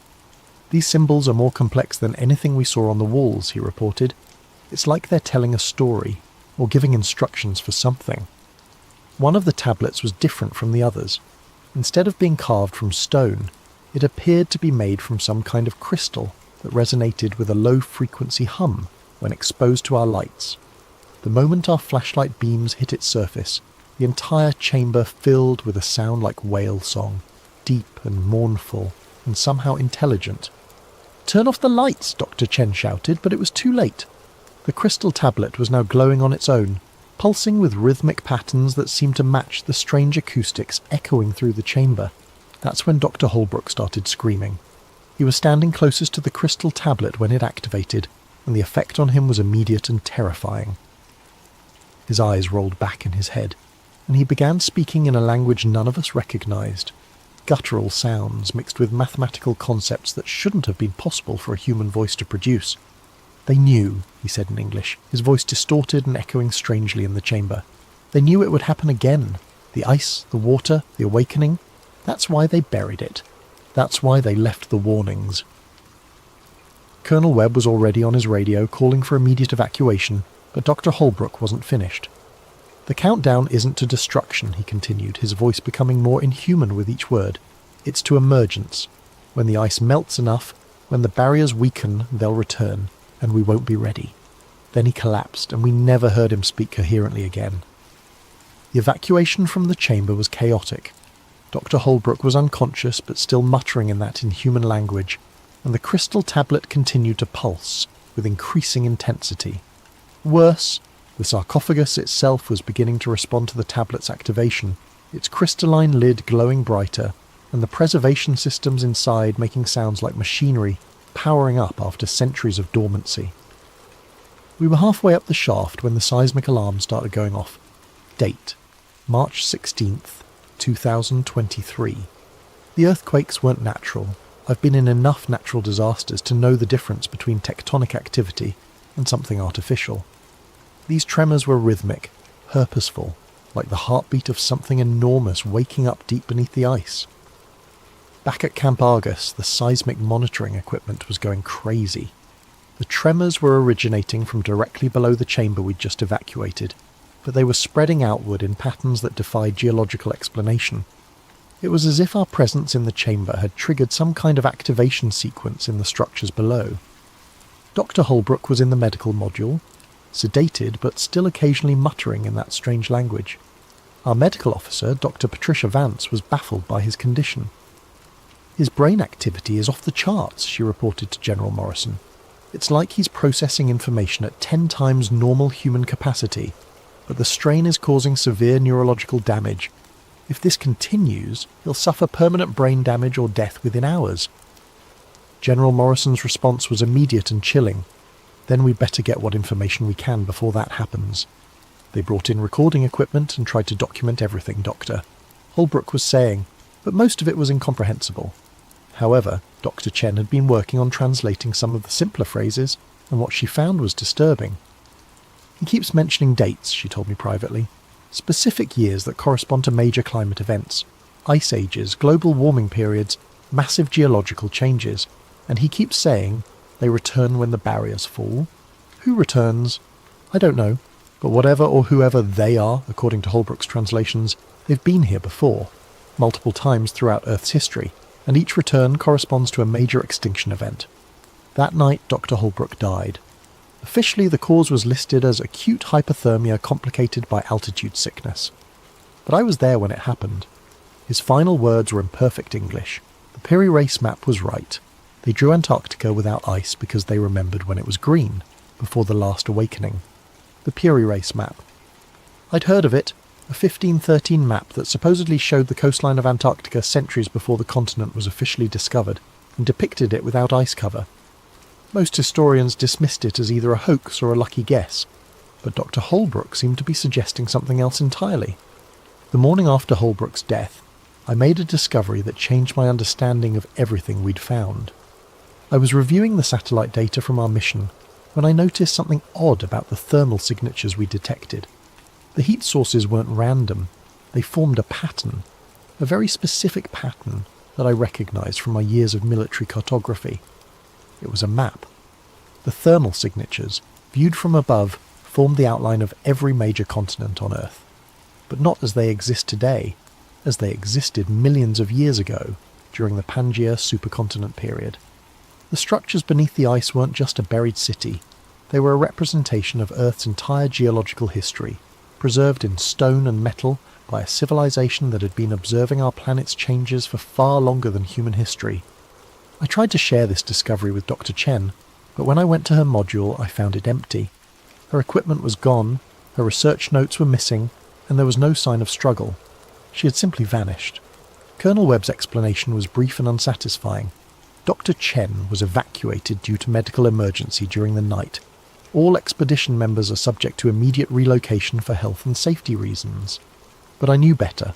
Dr. Chen had gotten too close to the truth, and someone had decided she needed to disappear. That afternoon, General Morrison called a meeting of all remaining personnel. The message was simple. The mission was being terminated due to equipment failures and adverse weather conditions. We would be evacuated within 24 hours, and all materials and data from the expedition would be classified at the highest levels of national security. Furthermore, Morrison continued, all personnel will be required to undergo extensive debriefing and sign additional non-disclosure agreements. Any attempt to discuss or publish information about this mission will be considered an act of treason against the United States. I knew then that I was never going to see the outside world the same way again, if I saw it at all. Date: October 28th, 1998. Classification: Beyond Black. Eyes only Orion. Before our evacuation, I managed to access the classified files that General Morrison thought were beyond my clearance level. 22 years of military intelligence work teaches you how to find information that people don't want you to find. What I discovered was that Project Echo 9 wasn't the first mission to this site. It wasn't even the second or third. The US government had been aware of the structures beneath the Gamburtsev Mountains since 1947, when Admiral Richard Byrd's Operation High Jump discovered them during what was officially described as a training exercise in Antarctic warfare. But Byrd's mission logs, buried in classified Navy archives, told a very different story. Operation High Jump had originally been planned as a 6-month expedition, with 4,700 personnel and extensive military equipment. Instead, it was terminated after just 8 weeks, with Byrd reporting hostile action that resulted in significant casualties and the loss of several aircraft. Byrd's final report, classified for over 50 years, contained a single line that explained everything. It is necessary for the USA to take defensive actions against enemy fighters which come from the polar regions. Enemy fighters, in 1947, from the polar regions. The Soviet files were even more revealing. In 1956, during the height of the Cold War, a joint Soviet-American expedition had reached the buried structures and managed to penetrate several levels deeper than our 1998 mission. The results were catastrophic. Of the 47 personnel who descended into the lower levels, only 12 returned to the surface. The survivors were placed in psychiatric institutions and never spoke publicly about what they'd seen. But one of them, a Soviet geologist named Dr. Alexei Volkov, had managed to smuggle out a single photograph before his disappearance. The photograph showed the same type of sarcophagus we'd found, but opened, with the elongated humanoid figure sitting upright and apparently alive. The most disturbing file was labelled Historical Correlations, Ancient Cartography. It contained detailed analysis of the Piri Reis map and dozens of other ancient maps and documents that depicted Antarctica without ice cover. The conclusion was inescapable. Multiple civilizations throughout history had known about the structures beneath the ice, and some had even been in contact with whatever was down there. The ancient Sumerians had texts describing watchers from the southern ice, who brought knowledge of mathematics and astronomy. The Mayans had prophecies about the return of the Ice Lords that were supposed to occur when the great ice melted. Even the Egyptian pyramids were oriented according to astronomical calculations that included precise measurements of Antarctica's position and topology. The conspiracy wasn't just about hiding an archaeological discovery. It was about concealing the fact that human civilization had been influenced, guided or controlled by non-human intelligence for thousands of years, and that intelligence was now waking up as global warming melted the barriers that had kept it imprisoned. The final file in the classified archive was a climate projection study commissioned by the Pentagon in 1987. The study predicted that Antarctic ice melt would reach critical levels sometime between 2020 and 2030, with catastrophic consequences for global sea levels and weather patterns. But buried in the technical data was a single line that revealed the real concern. Thermal barrier integrity will be compromised by 2025, allowing activation of subsurface systems. They knew, the government, the military, the intelligence agencies, they all knew that climate change wasn't just going to flood coastal cities and disrupt weather patterns, it was going to wake up something that had been sleeping under the ice for millennia, and they were doing nothing to stop it. Date: March 17th, 2023. The evacuation from Camp Argus was the most terrifying experience of my life, and I'd been shot at by enemy forces in 3 different countries. It wasn't the helicopter ride through an Antarctic storm or the mechanical problems that nearly crashed us into the Ross ice shelf. It was the realization that I was never going to be allowed to tell anyone what I'd seen. The debriefing took place at McMurdo Station, in a prefabricated building that wasn't on any of the base maps.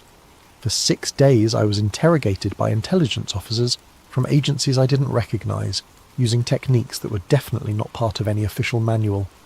They wanted to know every detail of what I'd observed, every conversation I'd had with other team members, every photograph I'd taken or document I'd seen. But they weren't trying to gather information. They were trying to determine how much I knew and whether I posed a security risk.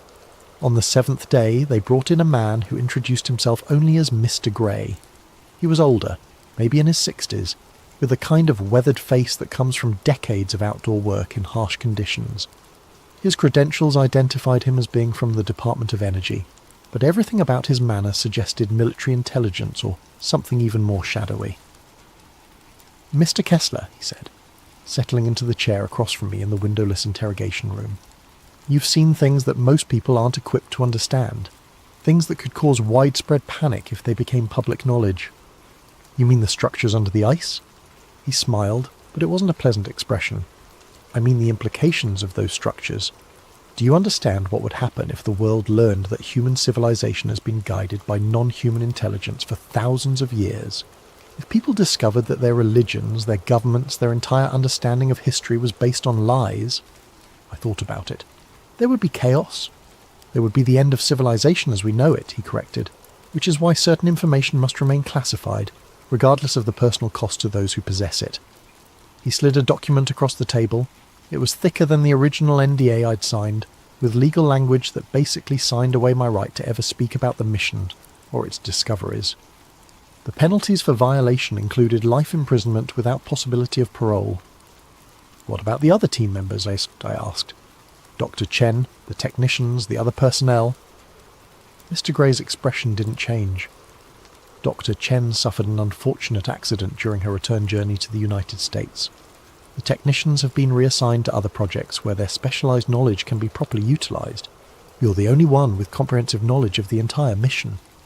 "You're saying I'm the only witness left?" "I'm saying you're the only person still alive who has the complete picture of what Project Echo 9 discovered." The implication was clear. Sign the document and keep silent, or join Dr.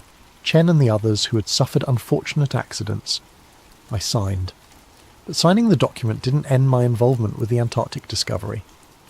Over the next several years, I was contacted periodically by government representatives who wanted updates on my psychological adjustment to the classified material I'd been exposed to.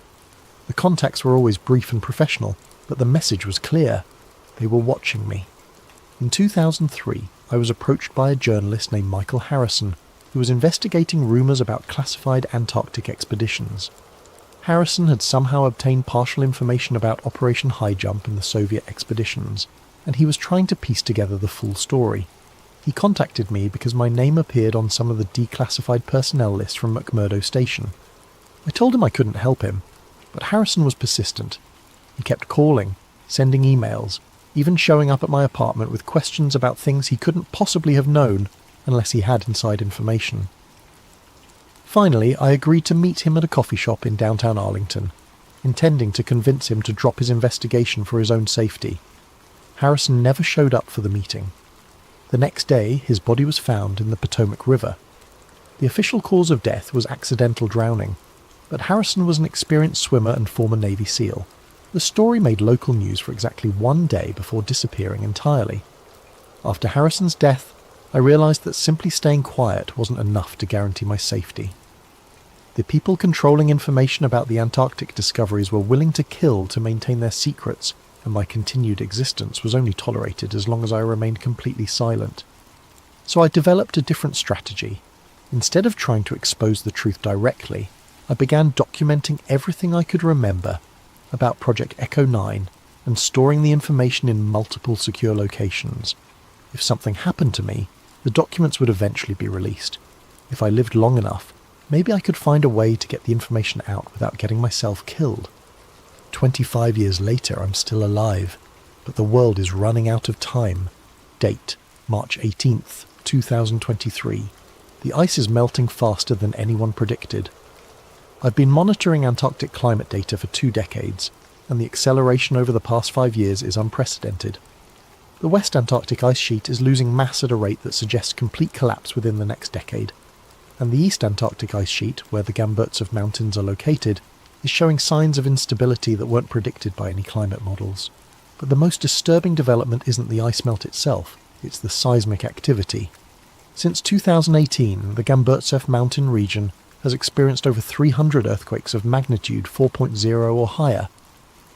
That's more seismic activity than the region had experienced in the previous 50 years combined. The earthquake patterns are exactly what you'd expect if massive structures were shifting or activating beneath the ice. The thermal signatures are changing too. Satellite data shows that the heat sources we detected in 1998 have increased in intensity by over 400%. Whatever technology or systems are buried under those mountains, they're becoming more active as the ice above them thins. But here's what really scares me. The government knows all of this, and they're not just hiding it. They're actively preventing any research or investigation into the region. The Gamburtsev Mountains are now completely off limits to all scientific expeditions, with a restricted airspace designation that allows military aircraft to shoot down any unauthorized flights. Official explanation: environmental protection protocols. Meanwhile, strange things are happening around the world that correlate with the increased Antarctic activity. Marine biologists are reporting massive die-offs of deep-sea creatures, as if something is disturbing the ocean depths. Astronomers are detecting radio signals from the direction of Antarctica that don't match any known natural phenomena, and there have been at least 12 reported UFO sightings in the Southern Ocean since 2020, all from commercial pilots who were later pressured to retract their statements. I've tried reaching out to other survivors from the various Antarctic expeditions over the years, but most are either dead, missing, or too terrified to speak.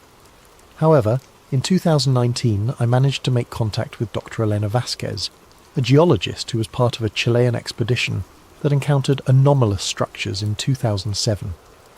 Her team was evacuated after only 3 days, and she spent 2 years in psychiatric treatment for what officials described as severe altitude psychosis. But Dr. Vasquez wasn't psychotic. She was traumatized by what she'd seen.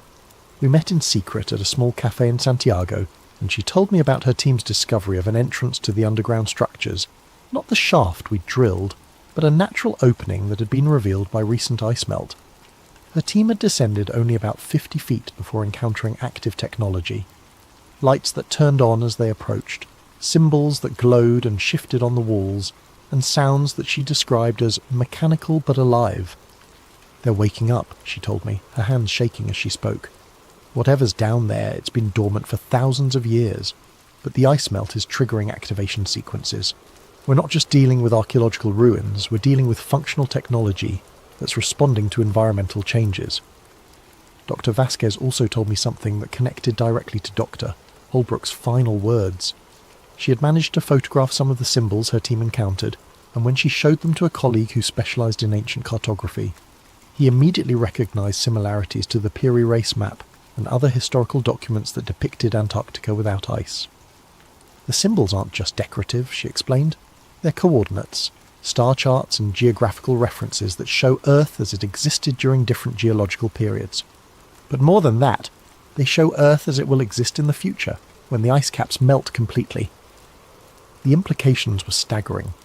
The intelligence buried under Antarctica hadn't just observed Earth's geological changes over millions of years, it had predicted them. Climate change wasn't an accidental byproduct of human industrial activity.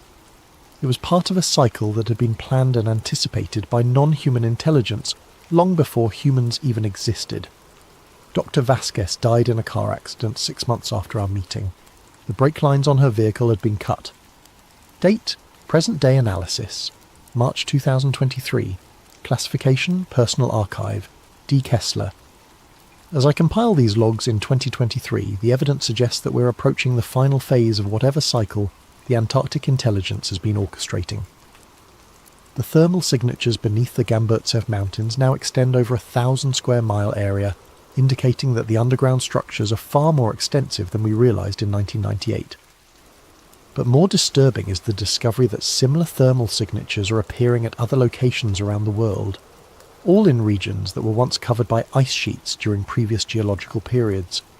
Northern Canada, Siberia, Greenland, and even sections of the Sahara Desert that were frozen during ice ages are showing unexplained heat sources and seismic activity. The network is global. Whatever we found in Antarctica isn't isolated. It's part of a worldwide system that has been monitoring and influencing Earth's climate for millions of years. Recent satellite data shows that these global heat sources are synchronizing their activity. The thermal pulses from Antarctica are being matched by similar pulses from sites in Alaska, northern Russia, and beneath the Greenland ice sheet. It's as if a communication network is activating, preparing for something that requires coordination across the entire planet. The timeline Dr. Chen translated from the chamber symbols, ending in 2023, wasn't predicting destruction. It was predicting emergence. 3 weeks ago, I received a package with no return address. Inside was a single photograph taken by what appeared to be a deep-sea submersible. The image showed the ocean floor near Antarctica, but instead of the usual rocky terrain, there were structures, the same black stone construction we'd found beneath the ice. But these were on the ocean floor and clearly active. Lights were visible within the structures, and the water around them was filled with what looked like geometric patterns of bioluminescence. Attached to the photograph was a note in handwriting I didn't recognise. They're not waking up. They're coming home. Yesterday, news reports began appearing about unexplained sonar contacts in the Southern Ocean. Ships from multiple nations are reporting large, fast-moving objects beneath the ice that don't match any known marine life or human technology. The official explanation is previously unknown whale species disturbed by climate change. But I know better. The countdown is over, the barriers have fallen, and after 25 years of silence, it's time for the world to know what's really happening. Date: March 19th, 2023. This will be my final audio log. As I record this, there are unmarked vehicles parked outside my apartment, and I know my time is running out. But the information I've documented over the past 25 years is already in the hands of people who can't be silenced as easily as one old cartographer. The truth about Antarctica, about the intelligence that has been guiding human civilization for millennia, about the climate changes that are part of a planned cycle, rather than accidental consequences, all of this information will be released regardless of what happens to me. But there's one final piece of the puzzle that I've only recently understood, and it changes everything. The intelligence buried under Antarctica isn't alien, it's terrestrial. It's from Earth, but from a version of Earth that existed long before humans evolved. The elongated skulls, the advanced technology, the global monitoring network.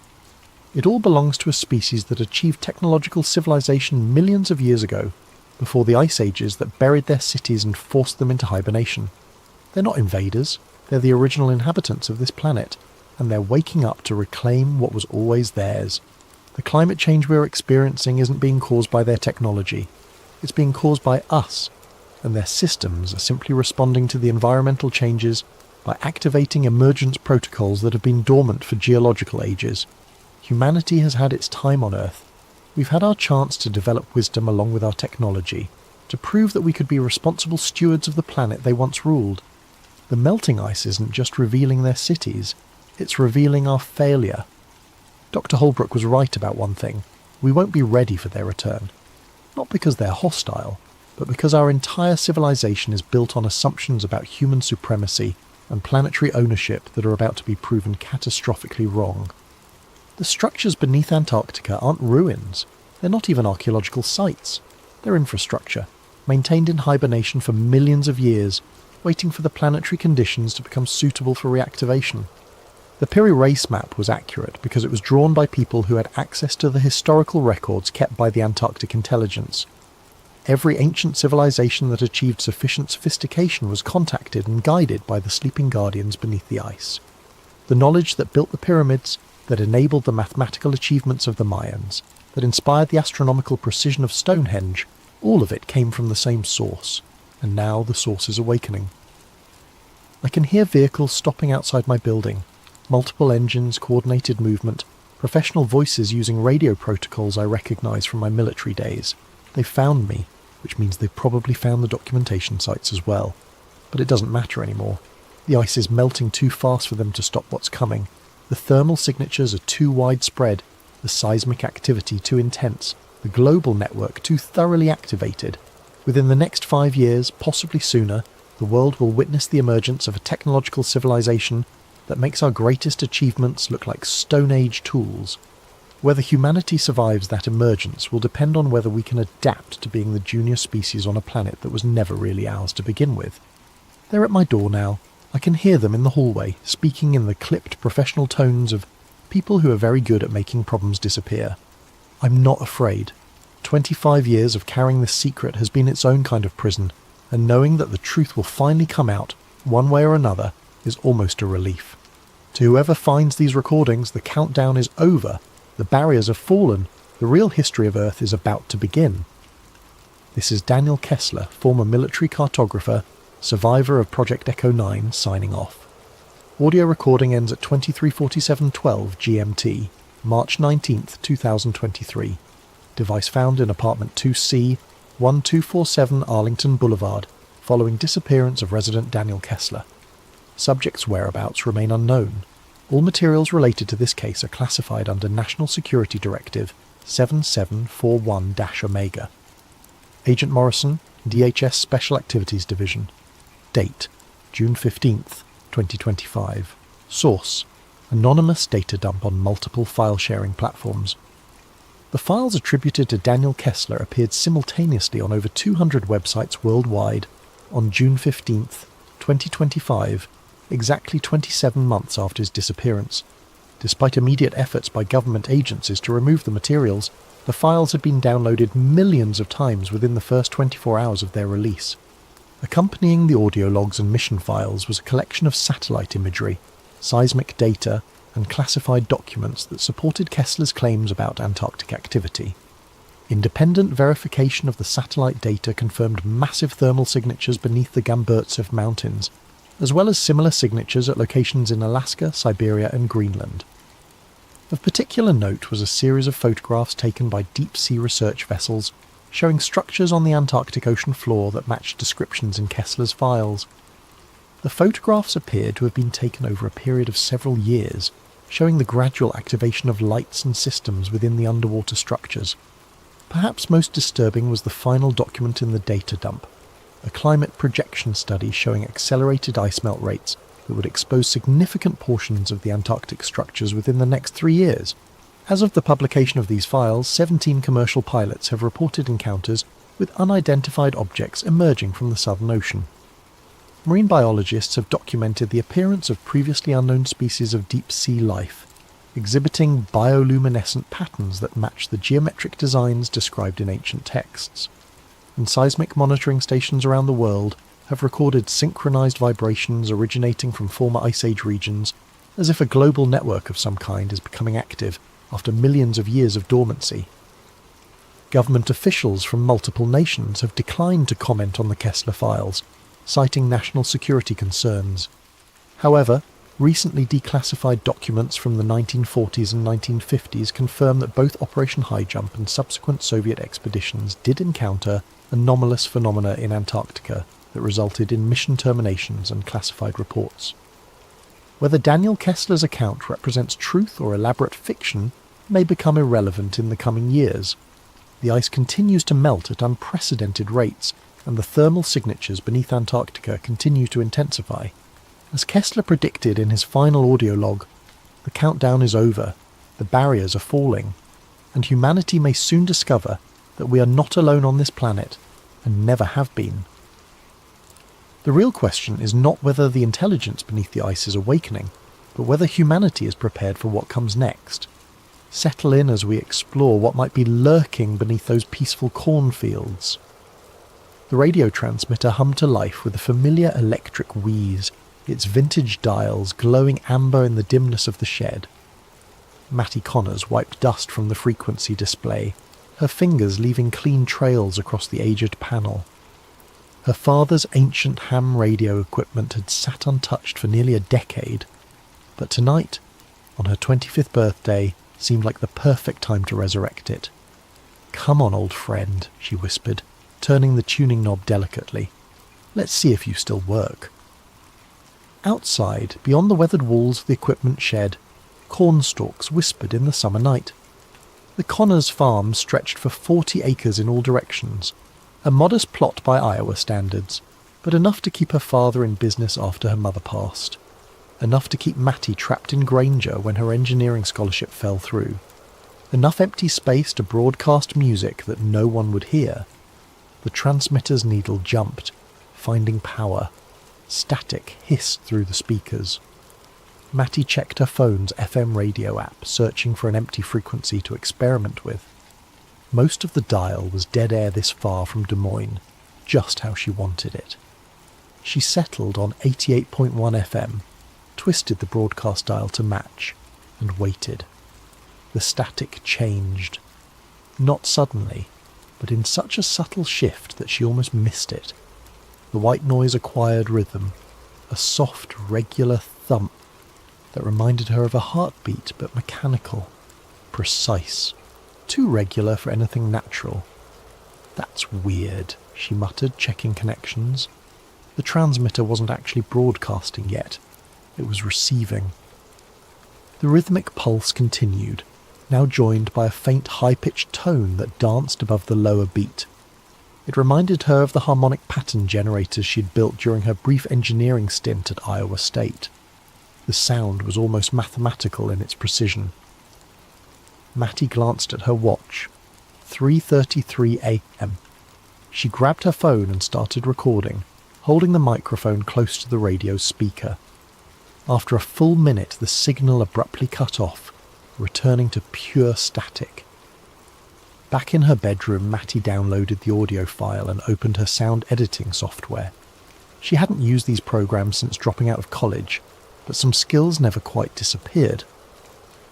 She ran the signal through a spectrogram analysis, watching as the visual representation of the sound materialized on her screen. What she saw made her sit back in her chair. The patterns weren't random. The high-pitched overtones, when mapped visually, created distinct numerical sequences. First 7 prime numbers, then what appeared to be the beginning of a Fibonacci sequence. This wasn't terrestrial interference or random cosmic noise. This was structured, intelligent. "What the hell?" she whispered, running the analysis again. By sunrise, Mattie had created 3 different spectrograms and converted portions of the signal into numerical values. She'd spent hours on Reddit forums for audio engineers and amateur astronomers, eventually posting her findings with a simple question. Found weird signal on 88.1 FM in rural Iowa. Any ideas what this could be? She attached the audio file and her preliminary analysis before collapsing into bed, the morning chores temporarily forgotten. Her last conscious thought was that she should check the frequency again the following night. When she woke at noon, her post had been removed, not just downvoted or flagged, completely gone, as if it had never existed. Her browser history showed she'd visited the site, but the post itself had vanished. More disturbing still, the audio file she'd uploaded to her cloud drive was gone too. "Dad," she called, heading downstairs, "did you use my computer this morning?" Walter Connors sat at the kitchen table, his weathered hands wrapped around a coffee mug. At 63, he maintained the stoic demeanour of someone who had spent a lifetime watching seeds grow into crops, only to be harvested and planted again. Patience lived in the creases around his eyes. "Didn't touch it," he replied, not looking up from his newspaper. "Why?" "Some files went missing," Mattie said, pouring herself coffee. "Weird stuff I recorded last night on your old radio setup." Her father's hand stilled, coffee mug halfway to his lips. What frequency? The question struck her as odd. 88.1. Why? Walter carefully folded his newspaper, a deliberate movement that Mattie recognised as his way of buying time. That old transmitter picks up all kinds of interference, probably just noise from the power lines. Power line noise doesn't transmit prime number sequences, Dad. The kitchen fell silent except for the ticking of the ancient wall clock. Walter cleared his throat. "Sometimes it's better not to broadcast what you hear," he said finally, "especially around here."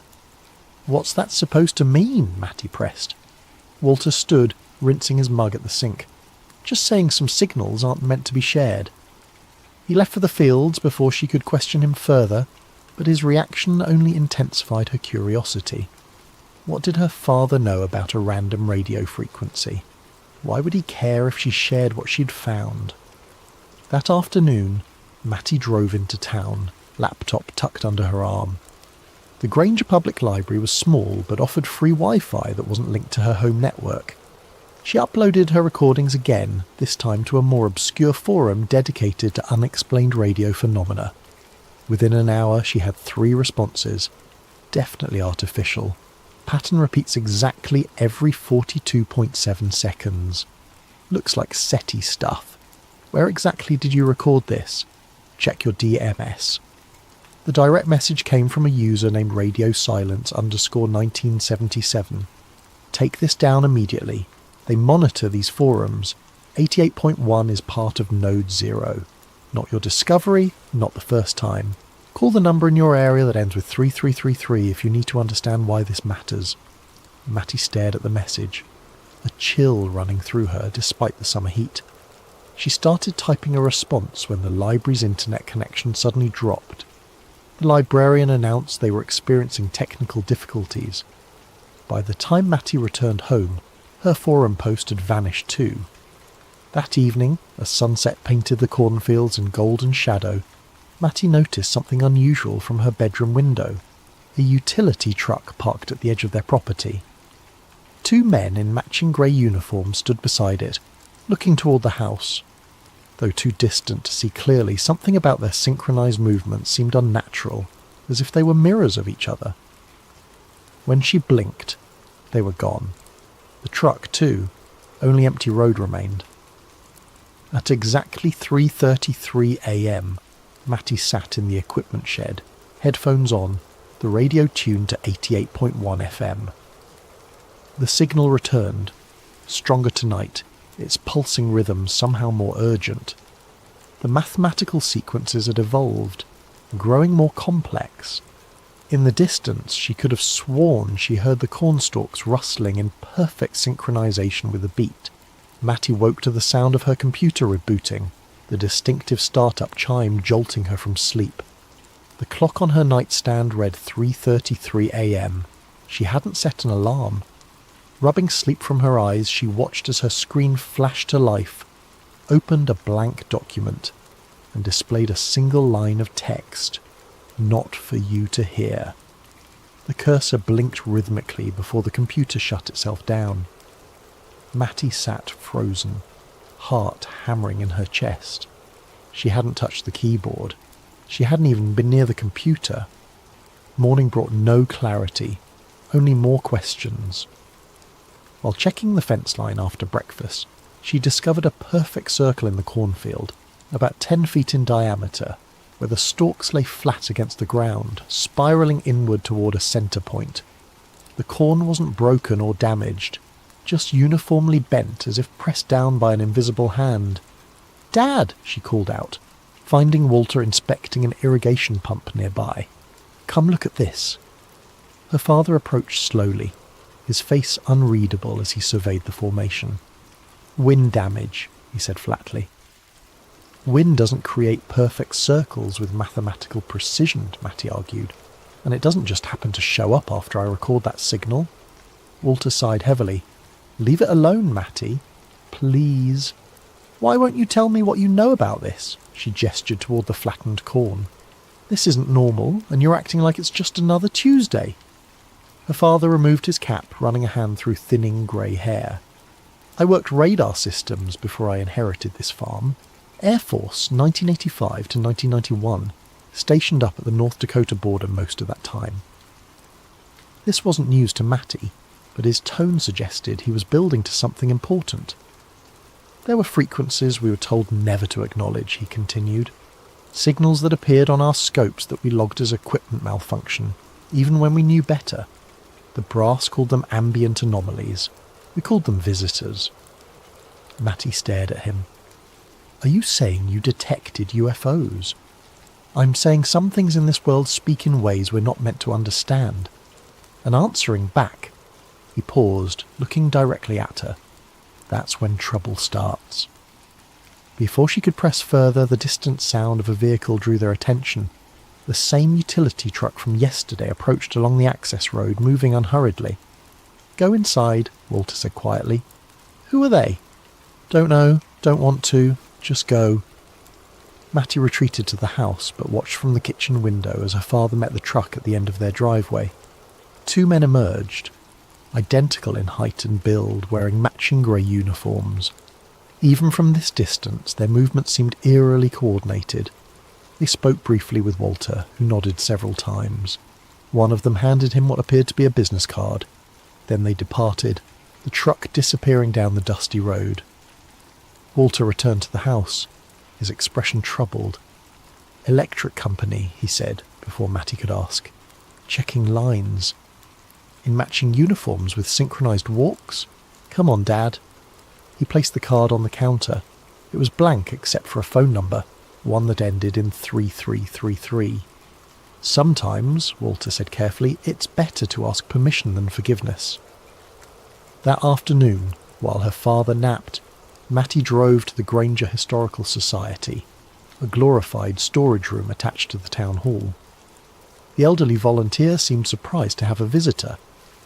"Looking for information on any radio stations or transmission towers that might have operated around here," Mattie explained, "especially during the Cold War." The woman pursed her lips. "That'd be the old emergency broadcast station, I suppose. Closed down in 97 or thereabouts. Never did much broadcasting that I recall." "Where was it located?" "About 8 miles north of town. Nothing left now but the foundation." With directions in hand, Mattie found the site easily enough. A concrete slab obscured by weeds, with the rusted remains of a tower anchor still visible. What caught her attention, however, was what lay beneath. A sealed metal hatch, its surface weathered but intact, emblazoned with faded government markings. She photographed everything, particularly the designation stencilled on the hatch. ARCS Node 0.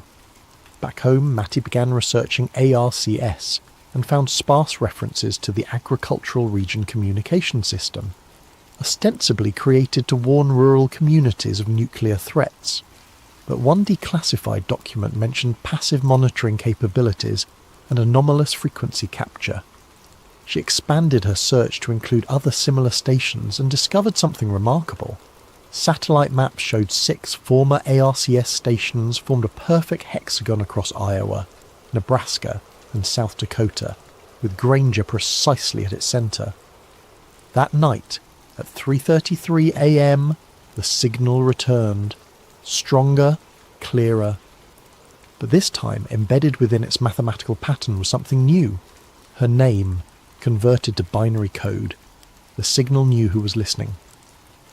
As dawn broke, Mattie found a note slipped under the front door. "Do not transmit. It hers." Later that morning, while checking the cattle, she noticed they were huddled at the far end of the pasture, as far from the corn as possible. Their behaviour was unusual, heads lowered, refusing to graze despite the lush grass. When she tried approaching them, they backed away, eyes wide with unmistakable fear. By noon, the corn had changed. Subtle at first, just a slight variance in the direction of growth. But as Mattie walked the rows, she realised entire sections were now growing in clockwise spirals rather than straight lines. The stalks twisted around each other in patterns that mimicked the frequency readouts from her computer.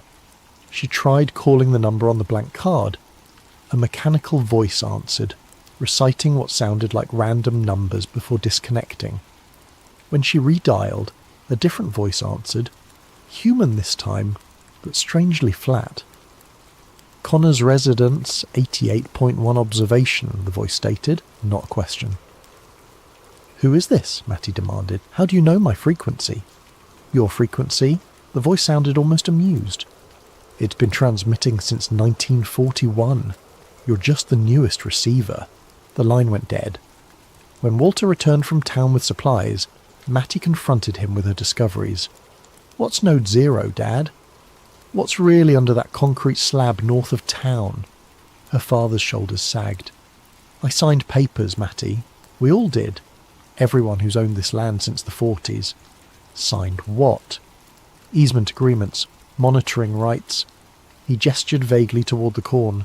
"They said it was dormant. Hasn't sent a readable signal in decades." "Who's they?" "People who know enough to be afraid," Walter answered, "and smart enough not to interfere." That night Matty dreamed of cornfields that moved like ocean waves, pulsing in rhythm to an unseen heartbeat. In the dream, she walked to the centre of their property where the ground began to split open, revealing not soil but a vast mechanical eye, ancient yet somehow alive, peering up at the stars. She awoke to find her bedroom filled with a pale blue light that seemed to emanate from nowhere and everywhere at once. Her computer screen showed spectrogram patterns forming and dissolving without input. In the corner of her room stood two identical silhouettes, the men from the utility truck, though she hadn't heard anyone enter the house. "She's resonating now," one said, voice oddly distorted. "Becoming antenna," the other replied. Matty reached for the bedside lamp, but the figures were gone before the light came on. The locals called it pressure front weather, that peculiar stillness before a storm when the air feels charged with anticipation. But the clouds gathering over Granger that morning carried no rain, only an unnatural darkness that seemed to absorb the sunlight. Matty stood on the porch, watching barn swallows dart nervously across the sky before disappearing entirely. Even the insects had gone quiet. The corn, however, hadn't stopped its strange transformation, now growing nearly 6 inches taller than normal, with stalks that twisted toward the centre of the property instead of reaching for the sun. Her phone vibrated with a text from an unknown number. "The pattern completes today. Stay indoors after sunset." She tried responding, but the message bounced back as undeliverable. Walter had left before dawn for a farm supply auction in Des Moines, leaving Matty alone with her mounting questions and the increasingly alien landscape of their once familiar farm. She decided it was time to find answers elsewhere. The Granger Public Library's local history section was modest, but contained yellowed newspaper archives dating back to the 1930s. Matty requested everything they had about the founding of the emergency broadcast station. "Funny you should ask," the librarian said, retrieving a dusty folder. "Someone else was looking into those old stations just last month. Left this research behind." The folder contained photocopied articles about the station's construction in 1941, alongside what appeared to be handwritten research notes in Cyrillic script. Clipped to these was a faded black and white photograph showing 7 men in military uniforms standing before the partially constructed radio tower. On the back, someone had written, "Joint Monitoring Initiative, US-USSR, 1941. "This can't be right," Matty muttered. The Americans and Soviets weren't allies until months after Pearl Harbor, which happened in December 1941. Yet this photo was dated April 1941, 8 months earlier. Stranger still was the diagram that fell from between the pages, a technical schematic labelled Receiving Configuration, Subterranean Frequency Capture. The drawing showed the radio tower's foundations extending far deeper than necessary, connecting to what appeared to be a pre-existing underground structure. As she photographed these documents with her phone, Matty noticed a sealed envelope tucked into the folder's pocket. Inside was a handwritten letter, the paper brittle with age. August 15th, 1982. To whoever finds this account, my name is Alexei Baranov, formerly captain of Soviet Air Defense Forces. I am what your government calls a defector, though I did not leave for politics or freedom. I left because both our nations lie about what sleeps beneath your American heartland. In 1982, I was assigned to a joint monitoring project, officially designated as atmospheric research, but our true purpose was to track signals from an object discovered in 1926. American farmers found it after a meteorite impact, except it was no meteorite. The object was manufactured, ancient, and buried far deeper than any natural impact could explain. Neither government wished to acknowledge it publicly. Instead, they built a network of listening posts disguised as rural radio stations, 6 stations to triangulate, with Granger at the centre. For decades, the object remained dormant, emitting only faint pulses at regular intervals, like a heartbeat in hibernation. But something has changed. The mathematicians say the pattern is evolving, becoming more complex. The object is waking up. It sends signals outward now, not just to our stations, but to the stars. I write this because I believe people deserve warning. When the pattern completes, when it establishes the connection it seeks, I fear what might answer. If you are reading this, look to the fields. They will change first. A.B. Mattie's hands trembled as she folded the letter. The date, 1982, coincided with her father's early Air Force service. Had he known about this all along? Outside the library, the strange weather had intensified. The sky had darkened to a greenish copper hue that typically preceded tornadoes, yet the air remained perfectly still. Her phone showed no service, and the town seemed eerily deserted for a weekday afternoon. As she drove back toward the farm, Mattie noticed something impossible. The cornfields along the highway had changed direction since morning. Miles of crops that had previously grown in conventional rows now formed elaborate spiral patterns visible even from ground level. The effect was disorienting, creating optical illusions that made the landscape appear to breathe. The utility truck waited at her driveway, the identical men standing motionless beside it. This time Mattie didn't avoid them. She parked directly in front and got out. "Who are you really?" she demanded. "What's happening to our farm?" The men regarded her with identical blank expressions. Up close, their similarities were even more unsettling. Not just their builds and uniforms, but their faces shared the same flat affect, as if emotions were concepts they'd only recently encountered. "Resonance testing," one said. "Calibration complete," added the other.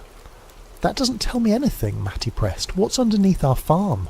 What's ARCS Node 0? The first man tilted his head. "Not what? Who?"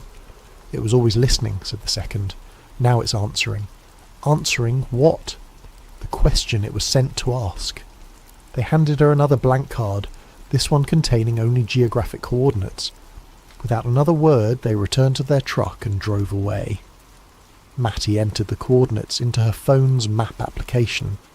They matched the exact centre of their property, a spot where the corn grew tallest, where the spiral patterns converged. By the time she reached the house, the sun had nearly set, casting long shadows through the twisted cornfields. The coordinates led to a section they rarely farmed, a slight depression that tended to flood during heavy rains. Her father had always avoided planting there, claiming the soil was poor. Now she understood why. The ground at the centre had changed, the soil darkening to an almost metallic sheen. As twilight deepened, the dirt began to emit a faint luminescence, pulsing with the same rhythm as the radio signal. Mattie's phone chimed with a text from her father. "Don't go near the centre field. Coming home now." Too late. She was already standing at the edge of the depression, watching as the ground continued its transformation. The dirt was shifting, revealing glimpses of something solid underneath, something with geometric patterns etched into its surface. Her phone rang. Unknown caller. "Matilda Connors," said a voice she recognised from her earlier call. "You need to leave immediately. The pattern completes at 3:33. "What happens then?" she asked. "It finishes constructing the receiver, and then it waits for instructions." "From who?" A pause. "We don't know. That's what scares us." The ground beneath her feet trembled slightly, and Mattie stepped back as a section of soil collapsed, revealing a small portion of what lay beneath, a metallic surface with inscribed symbols that resembled mathematical equations. The exposed section pulsed with soft blue light, the same colour that had filled her bedroom nights before. Her phone's screen flickered, then displayed a single message: coordinates matched, receiver identified. As darkness fell completely, Matty noticed something else. The stars above the farm were disappearing one by one, as if being systematically erased from the night sky. In their place, a subtle pattern was forming in the darkness, the same spiral configuration she'd seen in her spectrogram analysis. At precisely 3:33 a.m, every electronic device on the farm activated simultaneously. The house lights, her computer, the old radio transmitter in the shed, each emitted the same pulsing pattern, now loud enough to feel in her chest. The ground at the centre of the depression split open like a blooming flower, soil falling away to reveal more of the object beneath, a vast circular disk of impossible age, its surface covered in mathematical symbols that rearranged themselves as she watched. From this exposed section, a beam of coherent light shot straight upward into the night sky, piercing the spiral void where stars had been. The transmission had begun. Walter's truck skidded to a halt in the driveway, headlights illuminating Matty's frozen figure at the field's edge. He ran toward her, panic evident in every movement. "Get back to the house," he shouted over the now audible hum emanating from the exposed disc. "It's not safe." Matty couldn't move, transfixed by the beam of light connecting earth to sky. "What is it, Dad? Really?" Walter reached her side, breathless. "They called it a beacon when I was stationed at the monitoring facility, supposedly dormant for millennia until a lightning strike partially activated it in 1926. They built the listening post to study it without disturbing it further." "They who?" "Started as a joint Soviet-American project before the Cold War, later expanded to include others, scientists, military, people who understood the implications." The humming intensified, and the beam of light widened, creating a cylindrical column that distorted everything seen through it. The air within seemed to bend, creating impossible geometries. "We need to go," Walter insisted, tugging her arm. "They're evacuating everyone within the zone." Tonight's narrative is called Project Selene, a conspiracy thriller about a hidden archive, lost tapes, and the truth behind the moon landing. We'll journey through old NASA film reels, half-forgotten storage vaults, and the unravelling mind of a single archivist who stumbles upon footage that challenges the official version of humanity's greatest technological triumph, the 1969 moon landing. Our protagonist, Nolan Price, is no hero or super spy, just a quiet technician with a meticulous eye for detail. As he uncovers more evidence of an elaborate stage set and repeated take calls, watchers close in. The line between fact and hoax warps. Has the entire lunar narrative been meticulously faked? And if so, who orchestrated it? And how far will they go to keep it hidden? So find a comfortable position, maybe in bed with the lights low, or in a cosy chair as midnight drifts closer. Let your breathing slow. We'll sink into the flicker of analogue film, that soft whir of a projector spinning old reels. Perhaps the gentle hum of a reel-to-reel tape resonates in the background. As we pass each chapter, you'll see how obsession can bloom from a single stray frame, and how the story of one small step for man might have been filmed under glaring stage lights all along. Remember, what follows is a work of fiction with a dash of what if, but sometimes those who ask what if unravel illusions that were never meant to be seen. Let's begin. With the hush of a locked storage facility, a reclusive archivist, and a battered cardboard box of tapes labelled Project Selene. Nolan Price stood outside the cinder-block walls of an abandoned government warehouse on the outskirts of Houston. The midday sun beat down on cracked pavement. He clutched a letter from Arcadia Aerospace Solutions, a private contractor that handled everything from satellite design to climate data. They had found references to ancient NASA reels in a sealed corner of a facility left over from the Cold War.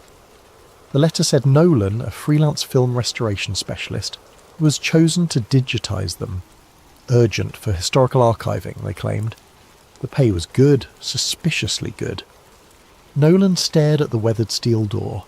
A single guard in a dusty uniform waved him in, already expecting him.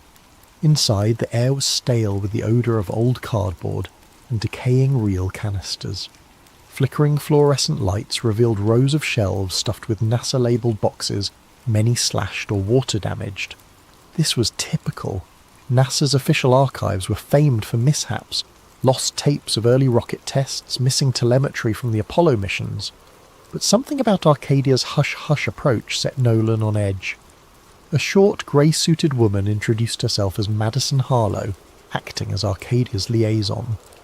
Without fanfare, she led him to a small side room, a makeshift editing suite they'd rigged with a battered 16mm projector, a spool rewinder, and a digital capture device.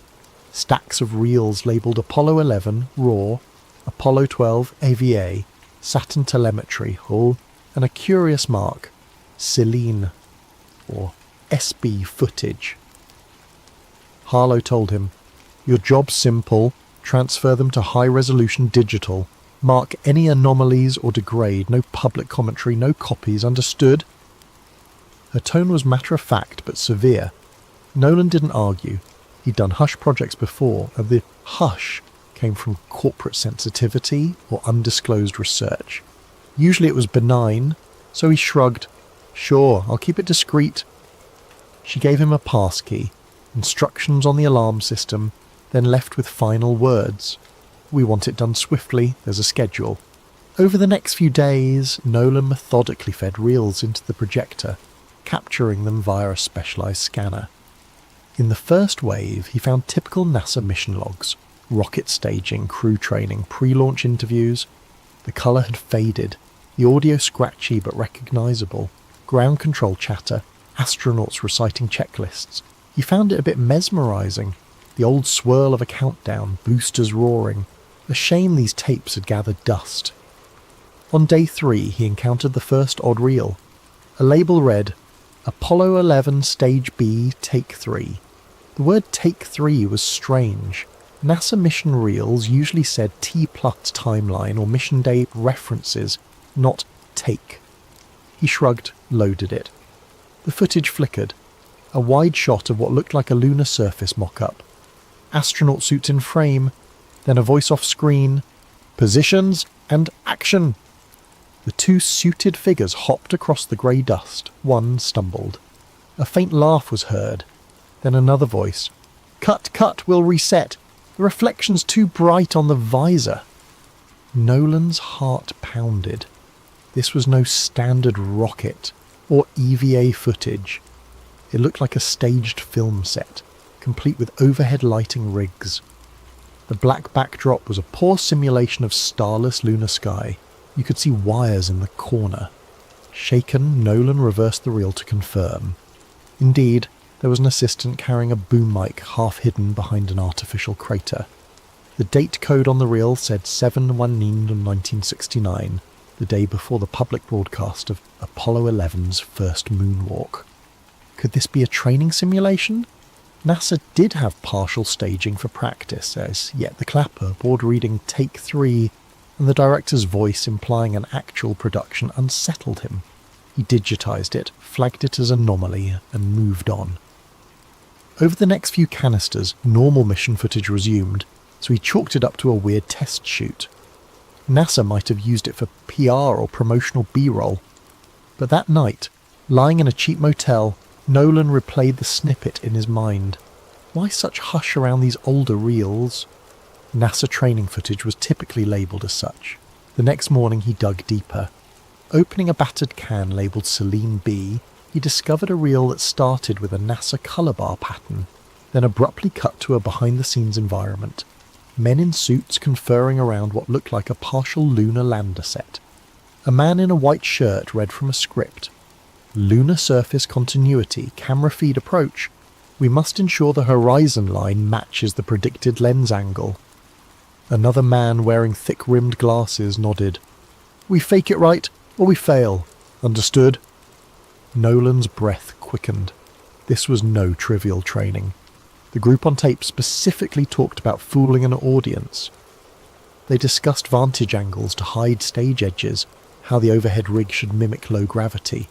One phrase jumped out. Public must see only the broadcast feed from the designated channel. He set the reel aside, heart pounding. This was conspiratorial gold. Actual evidence of a potential staged moon landing scenario. It defied everything taught in history. NASA had always faced accusations by conspiracy buffs about the MiG-9 moon landing being shot in a Hollywood set, referencing anomalies in flagged photos. But mainstream science easily refuted them. Yet these tapes, if real, it was the smoking gun. Then again, it could be a hoax, decades later staged footage. But the film stock was definitely vintage, and that the audio matched 1960s analog characteristics. With sweaty palms, Nolan rummaged more, finding references to PSH Kubrick liaison. Could this be referencing famed director Stanley Kubrick? The name was never spelled out fully, but S. Kukub, the idea was insane. He'd heard rumours Kubrick was asked by NASA to film backup footage for crisis scenarios. The next reel's label read Moon Landing Studio Revan. The conspiracy was intensifying. That evening, a creeping sense of paranoia took hold. He locked the reels in a small closet. The quiet facility seemed ominous, as though someone was always behind the next aisle. Indeed, he glimpsed shadows near the corridor, possibly just the overhead lamp flicker. He decided to finish digitizing these suspicious reels quickly, keep copies, then reevaluate. Returning to the main workstation, he discovered his second shock. The tape labelled Apollo 11 Stage B Take 3 was missing. He'd left it on the spool an hour ago. Now it was gone. He checked the entire room, the desk, the case, nowhere. Another reel was in its place, labelled simply Celine E. Do Not Watch. This was no accident. Someone knew he'd found the suspicious content. They replaced it with a cryptic reel, possibly a warning or a booby trap. Heart pounding, Nolan placed Celine E. in the projector through Hosty overriding caution. The film began with static, then an image of an empty crater. A whisper reversed. "This is not for you. Turn back."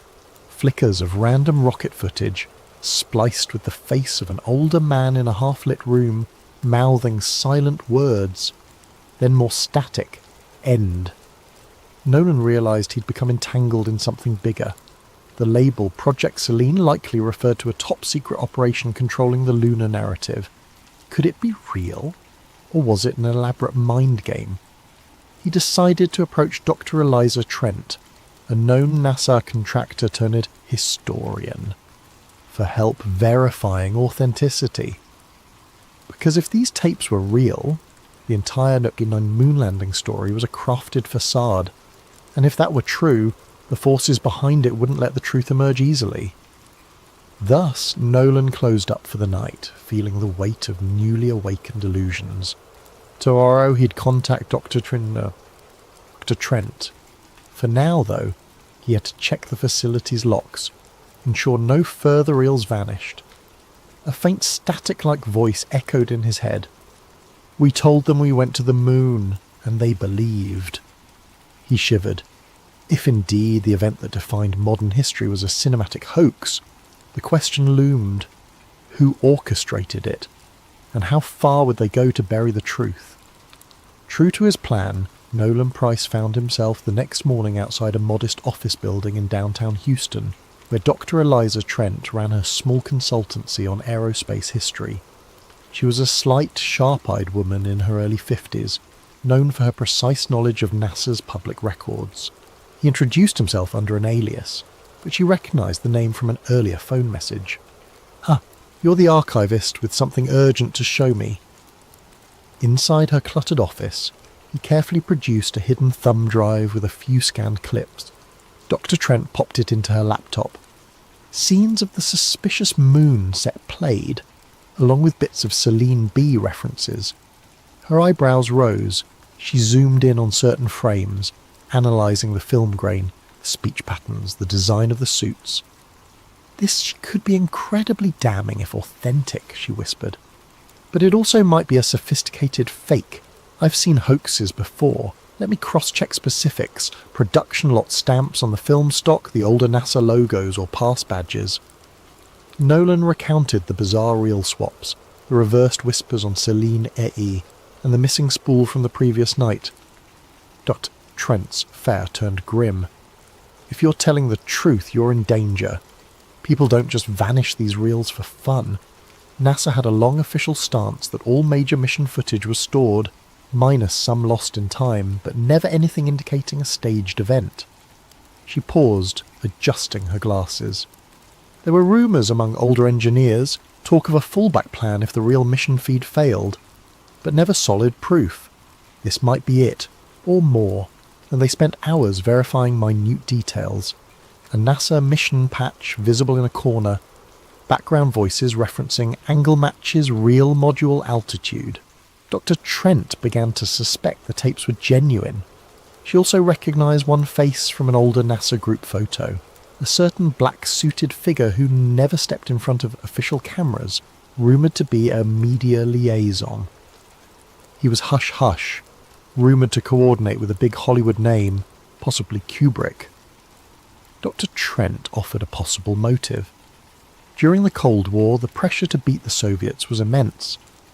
If real landings were uncertain, they might have staged footage as a failsafe. But from these tapes, it looks more elaborate. A total simulation? She exhaled. This changes everything. She urged Nolan to gather more evidence, but do it safely. That night they parted ways, planning to regroup once she did further checks in NASA's official archives. Meanwhile, Nolan returned to the old facility. The next morning he discovered the entire building locked, a renovation sign posted by Arcadia. Harlow, the liaison, was nowhere. Security had orders that no one enters, as the project was on hold. Furious, Nolan realised they intended to shut down any further rummaging. He tried to call Harlow's number, disconnected. The job was effectively over. The suspicious reels presumably removed. He retreated to his small apartment, heart pounding. If the conspirators had the tapes again, that left him with only a few digital copies. Enough maybe if the file survived. He backed them up to multiple flash drives, but as he tried emailing Dr. Trent more footage, an error flagged. File blocked, suspicious content. Some large-scale infiltration of his system was in effect. The Watchers were definitely onto him. In the swirl came a break.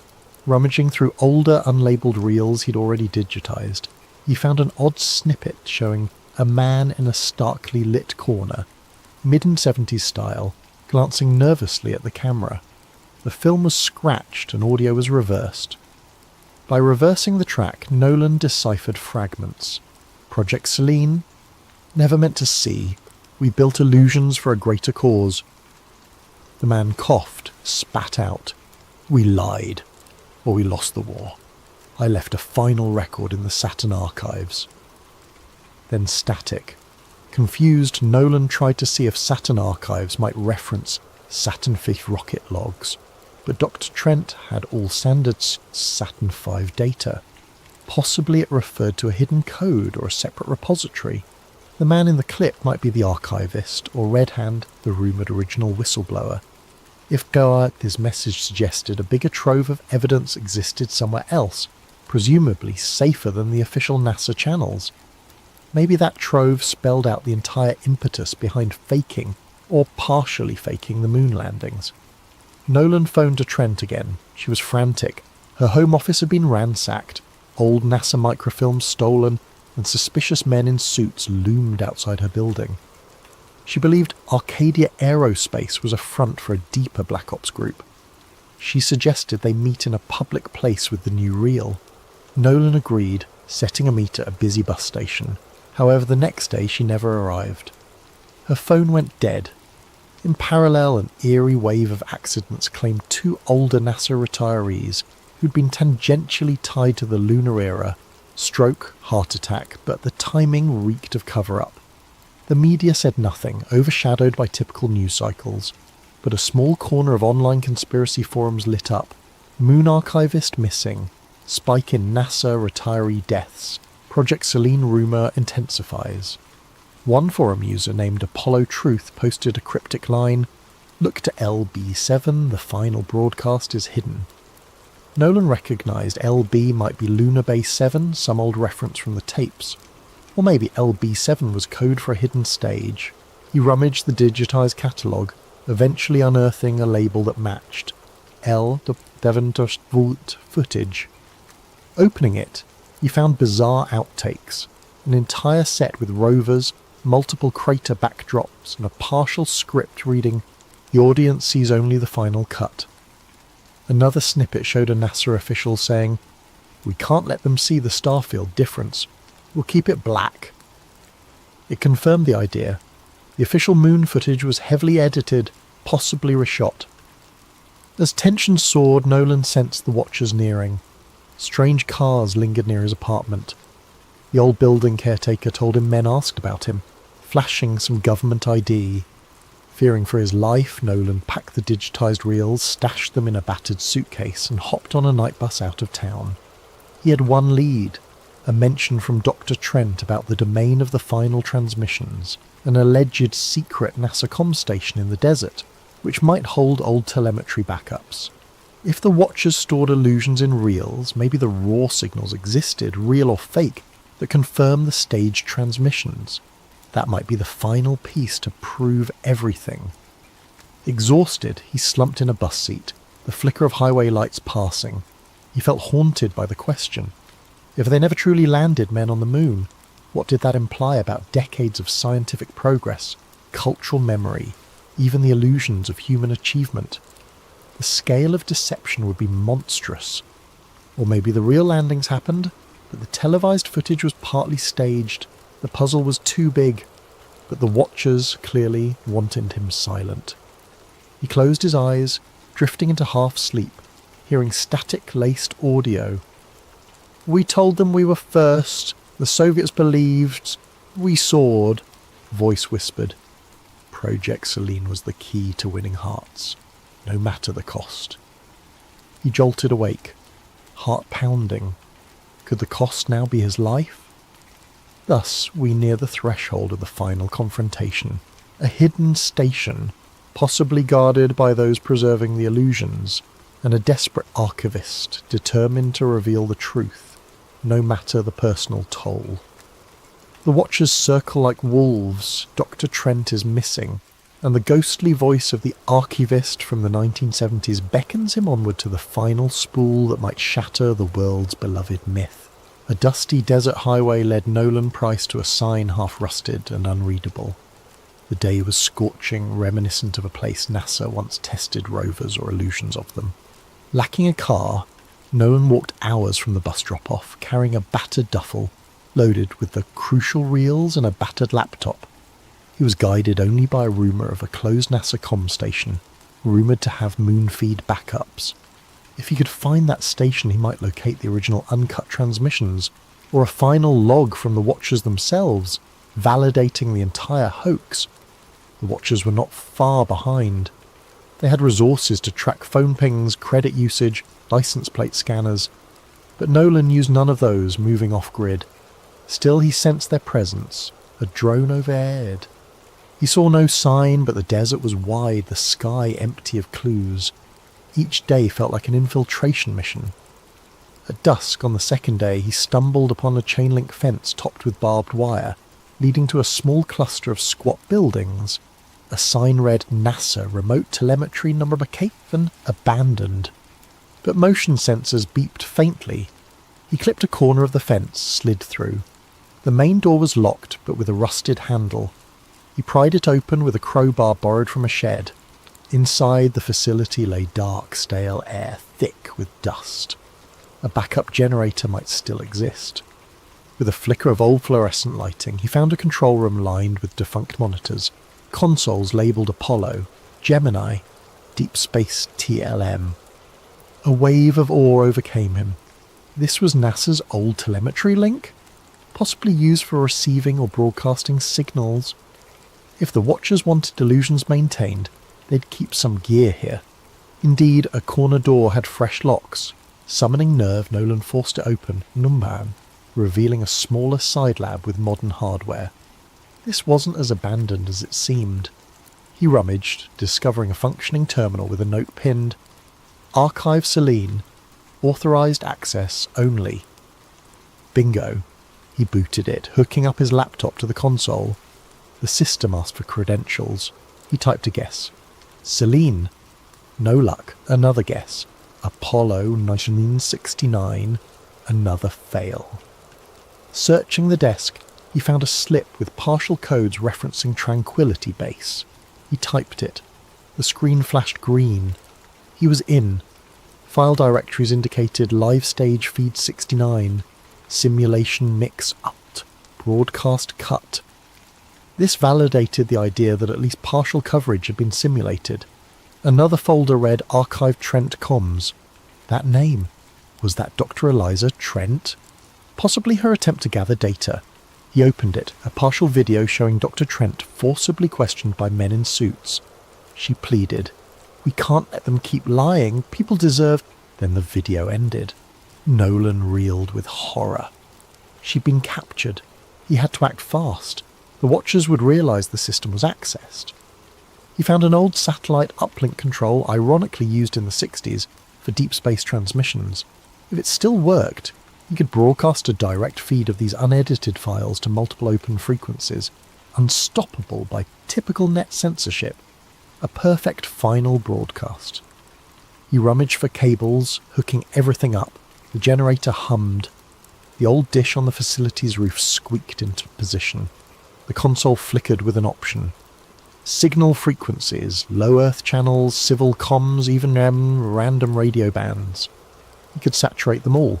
He selected the files, raw footage of the staged moon sets, outtakes with directors, plus newly discovered voice logs referencing, "We never left Earth, we built illusions." He included the Dr. Trent clip, proving Watchers had her. Tapping transmit, he waited for the progress bar. Slowly it climbed, 10%, 20%. Then boots on concrete outside. The Watchers had arrived. They swarmed in, flashlights cutting beams in the dusty corridors. He jammed a filing cabinet against the door. Gunfire erupted from the hallway. The broadcast was at 60%. If he could hold them off a few more minutes, the entire world would see the raw data. Shots tore through the flimsy door. Splinters flew. The Watchers forced an entry. Nolan, crouching behind a console, tapped a final override to lock the station's outer doors. The Watchers hammered at them from within. They must have cut an external fence, but the building's metal doors might by seconds. The bar rose to 80%. Sparks flew as the Watchers tried to break the console. Nolan fired a single-shot flare pistol he had found, more a diversion than a weapon. The Watchers scattered, returning heavy fire. The console took hits, but the broadcast still beeped along. 90% of them. In a swirl of chaos, the Watchers overcame the obstacles, stepping into the lab. Their lead figure, masked, raised a rifle. "Stop this now," he barked. "We'll kill you. No one else has to die." Nolan shouted back, voice trembling. "It's done. The world will see. Will see." The masked man tried yanking cables, but Nolan had built in multiple backup processes. The bar soared to 95%. The Watchers, furious, advanced with a lethal calm. 100% of the console beeped a final success. The data soared into the satellite channels. Unstoppable. The Watchers realised they'd lost. The masked man hissed, "Then we'll bury you." He aimed. A shot rang out. Nolan felt a searing pain in his chest. He collapsed, choking for breath, seeing the Watchers scramble to destroy equipment that no longer mattered. The feed was out, unstoppable. In a swirl of darkness, he glimpsed a faint screen that read, "Broadcast to 12 frequencies. Transmission complete." At that moment, across various radio channels, TV backups, and online nodes, the footage played. People saw the raw set, heard staged arrests. They saw men referencing the final show, instructing astronauts how to move in moon gravity. The illusions were no longer rumour or partial. The entire mosaic was out. Social media exploded. Even those who had refused to doubt the official narrative watched in shock. By the next day, an unstoppable wave of meltdown overcame news outlets. Overshadowing watchers' attempts to disclaim, Nolan lay on the floor, vision fading. The watchers, done with him, turned to vanish into the night, the clang of their boots receding.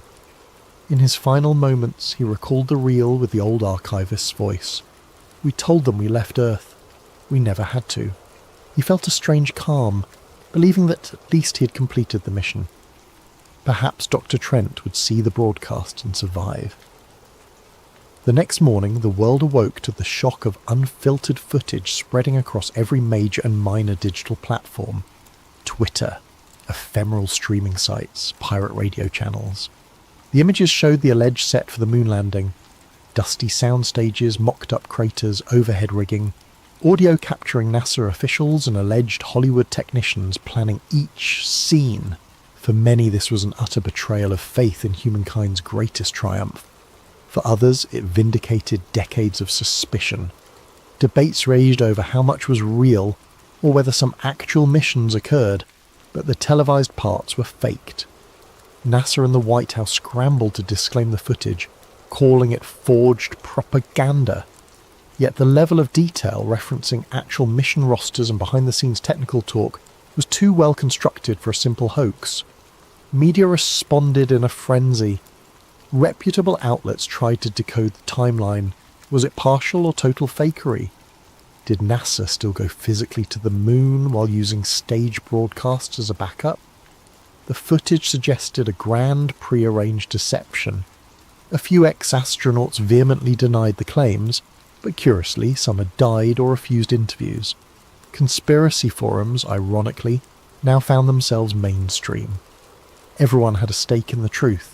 If the Martinet broadcast was faked, what else had been manipulated in history, and how many watchers lurked behind official illusions? Arcadia Aerospace, the front that hired Nolan, came under intense scrutiny. Their offices claimed ignorance, stating, "We believed it was standard NASA archival material." Their press statements were overshadowed by insider leaks that Arcadia was deeply connected to old intelligence circles. Government statements insisted an internal investigation was underway. All typical deflections. Meanwhile, the public demanded answers. Protests outside NASA centres soared. People carried signs reading, "We deserve the real truth." In the hush of those gatherings, tearful individuals who once admired Neil Armstrong's moonwalk felt gut-punched by the notion that they'd been shown a grand cinema piece. Sarah Voss re-emerged, having fled watchers. She published a scathing editorial, Project Selene, the greatest story never told, detailing her collaboration with Nolan, the missing reels, and the final broadcast. She confirmed that Nolan likely perished after ensuring the transmissions went live. She praised him as a tragic hero. Reaction poured in from across the world, sorrow that his name would be tied to the Moonlie revelation, but gratitude for exposing it. Hashtags #Project Selene and #MoonHoax soared. NASA's official line: "We categorically deny any mission staging. We continue to investigate maliciously edited footage." But cracks appeared among NASA retirees. Some older engineers told reporters about strange security around certain broadcast trucks in 1969. A caretaker from an old film studio stepped forward, claiming she once saw moon set pieces. In short, the edifice of absolute certainty crumbled. In a hidden place, elders from the original Project Selene, if that was truly the operation's name, hunkered down. They'd spent decades ensuring the official story overshadowed any rumours. Now, with everything public, the question was whether to attempt a final push to disclaim or vanish. Some watchers apparently vanished from the scene, leaving cryptic footprints. Possibly they'd moved on to new illusions. Possibly they recognised the unstoppable wave. Some found solace in the idea that humans still had the technology or impetus to land on the moon, but needed backup show. Others believed the entire Apollo program was a monstrous PR operation, that no real landing ever happened. A subset of the population refused to believe the footage at all, labelling it advanced deep fake. Society felt fractured, uncertain if to champion or condemn the memory of NASA's achievements. Meanwhile, Dr. Eliza Trent, recovered from captivity, gave a quiet interview confirming she'd found data logs describing the staged broadcast, though she suspected some real lunar missions did happen later, overshadowed by the initial fake spectacle. It was a political necessity, she suggested, in a time of desperate Cold War posturing. But the cost to collective trust is immeasurable. A year later, controversies raged on. New historians wrote The Selene Deception, exploring how the faked footage overshadowed a partial genuine mission. Hollywood churned out docudramas. Some revered the fallen archivist Nolan Price as a modern champion of truth. Conspiracy watchers called him the man who dethroned the biggest lie in human history. Meanwhile, certain scientists lamented that the overshadowing confusion might hamper genuine space exploration dreams. If the world concluded it was all illusions, interest in real missions might fade. In the dusty corners of a thrift store in rural Florida, a battered film can labelled Selene C Launch Rehearsal 5 sat unnoticed among old VHS tapes, possibly a leftover reel not confiscated by watchers. A curious shopper glimpsed it, recognised the NASA imprint, and thought it might be valuable. They purchased it for $1. The can sat in a living room shelf. If they ever played it, they'd see a single take that never made it into the final broadcast. An astronaut stumbling under bright stage lights, removing his helmet mid-moonwalk, complaining about the heat. The can's label was faint. For final illusions, keep locked. Another piece of the puzzle, lost to time, or maybe waiting for the next curious soul. As for Nolan, rumours swirled that he might have survived. A fisherman off the Gulf Coast claimed to have given a ride to a quiet man with old film spools in his bag. A small-time blogger said she received an unsigned letter thanking her for defending the truth, but no one truly knew. If he lived, it would be as an eternal wanderer, overshadowed by the legacy that Project Selene was no longer hush-hush. Illusions can define an era, forging national unity or stoking pride. But illusions, once unmasked, can unravel decades of trust, leaving a battered society to pick up the pieces. In the hush of each new night, we might look at the moon, that pale disk in the sky, wondering if humans truly touched its surface as claimed, or if the cosmic stage was an elaborate reflection of ambition and fear. The search for the unvarnished truth, ironically, stands as a testament to the restless curiosity within all who gaze upward. In the end, Project Selene remains the darkest footnote in the history of human aspiration, a conspiratorial reminder that ambition without honesty can produce a triumph with no foundation. And in that final hush, the taped voice from an old NASA spool might echo, "We told them it was a great leap for mankind. In truth, it was a single step into the shadows." Our story is called False Skies, a conspiracy thriller about a government's darkest deception and the whistleblower who exposed it. It imagines a world where the worst terror attack in modern history was not only foreseen, but deliberately orchestrated to spark endless war and funnel billions into a sprawling military-industrial complex. Now, 2 decades later, an unassuming former FBI data analyst named Thomas Keane leaks hidden documents that point to a monstrous betrayal and becomes the most wanted man in the nation. Pursued by a shadowy agency determined to keep the official version sealed, Keane races to share the truth with a public reeling from revelations that might reshape the entire post-attack world order. If you find your eyes growing heavy at any point, that's okay. This story is meant to be richly detailed. Perhaps you'll drift to sleep while pondering how fear can become a profitable enterprise, or maybe you'll stay riveted till the final word, uncovering each layer with breathless suspense. Either way, I hope you come away with new insights into how power, once obtained, can cling fiercely to the shadows. Shall we begin? Then settle in, let your breathing slow, and imagine the flicker of old computer screens, top-secret binders, and a few missing pages that change the course of entire nations. This is False Skies, told in 5 parts, each revealing a deeper rung of the labyrinth.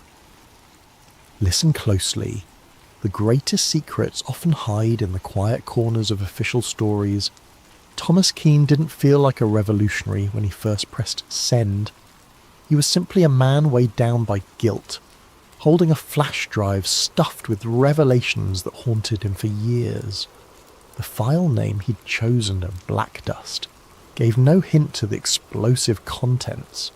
A trove of classified FBI memos, shipping manifests and encrypted communications that, if authenticated, would confirm every darkest rumour about the worst terrorist attack in modern memory.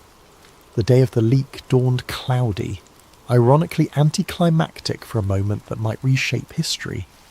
Keane sat in a dingy motel room near a dusty highway, a battered laptop perched on a wobbly table. The place smelled of stale coffee and regret, but it had functioning Wi-Fi. He checked his secure connection one last time, heart thrumming. With trembling fingers, he uploaded Black Dust to an overseas whistleblower website known for releasing hidden archives. He paused, typed a short note, for the thousands who died and the millions misled. Then he pressed send. Within the hour, that file reached multiple journalists and a global news outlet with a reputation for defying government censors. The outlet's editorial board pored over it, verifying bits of data in a hush of excitement and alarm. By the end of the day, the first breaking story appeared online, overshadowed by disclaimers. Unverified documents claim to reveal inside plot behind 20-year-old attack. Skeptics rolled their eyes. Conspiracy theorists hailed it as the smoking gun they'd always wanted. Most mainstream media initially dismissed it, an editing glitch, a potential hoax, or AI-generated forgery, the official line insisted. Yet some found the content too consistent to be random fakes. A set of typed memos from high-level intelligence briefings dated months before the attack, discussing the necessity of a catalytic event to unify public support for indefinite overseas campaigns. Detailed logs showed insurance policy expansions on certain tower floors days prior. Even stand-down orders for certain war games suspiciously matched the real timeline. Keane watched from his motel room's flickering TV as a breathless anchor tried to explain the leak, disclaiming that the White House calls it foreign propaganda. He sighed. The official denial had begun. Next would come the manhunt for the leaker. He closed his laptop, stuffed it in a bag and left the motel. Time to vanish. He'd served in the FBI's data analytics wing for nearly a decade, compiling anomaly reports around that fateful day. Step by step, he realized too many coincidences tied private defense contractors, intelligence heads, and financial bigwigs, all who profited from the subsequent wars. He quietly copied reams of old files, awaiting the day he had the courage to blow the whistle. That day had come. Elsewhere, powerful wars mobilized. The intelligence community's upper echelons recognized the name Thomas Keane from previous security audits. They suspected him. Within hours, calls went out from a hush-hush division to find him, brand him as a threat to national security. The director of an ultra-secret agency, Eldridge Shaw, personally oversaw the containment plan. He believed the official story must remain unchallenged, or the entire post-attack order might unravel. By midnight, bulletins labelled Keane suspected hacker and domestic threat. Agents started combing digital footprints, scouring camera feeds from near the FBI building. Shaw himself made a call to a contact at the large media conglomerates, instructing them to bury coverage of the story until further notice. The compliance was near instant. Mainstream news gave minimal airtime to the leak, overshadowing it with other headlines. But the genie was out of the bottle. On social media, the hashtag #BlackDust soared, with amateurs dissecting every memo line. A few data experts cross-referenced the IP addresses in the communications, linking them to known government subdomains. Even the partial revelation stunned the public.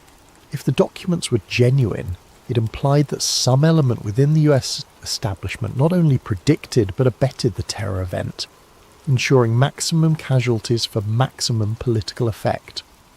The phrase false skies emerged, referencing how the public's reality had been manufactured like a painted ceiling above them, concealing the real orchestrators.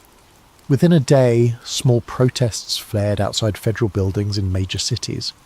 People demanded clarity. The government's official statement repeated the forgery or foreign propaganda claim. That evening, hackers with anarchy streaks threatened to leak more verifying files if the mainstream media didn't pick it up. Tensions soared. Meanwhile, the stock market wobbled as rumours of insider deals from decades prior re-emerged. Some corporations connected to military contracting faced plunging shares. Keane watched from a safe house now, a friend's abandoned cabin in the woods.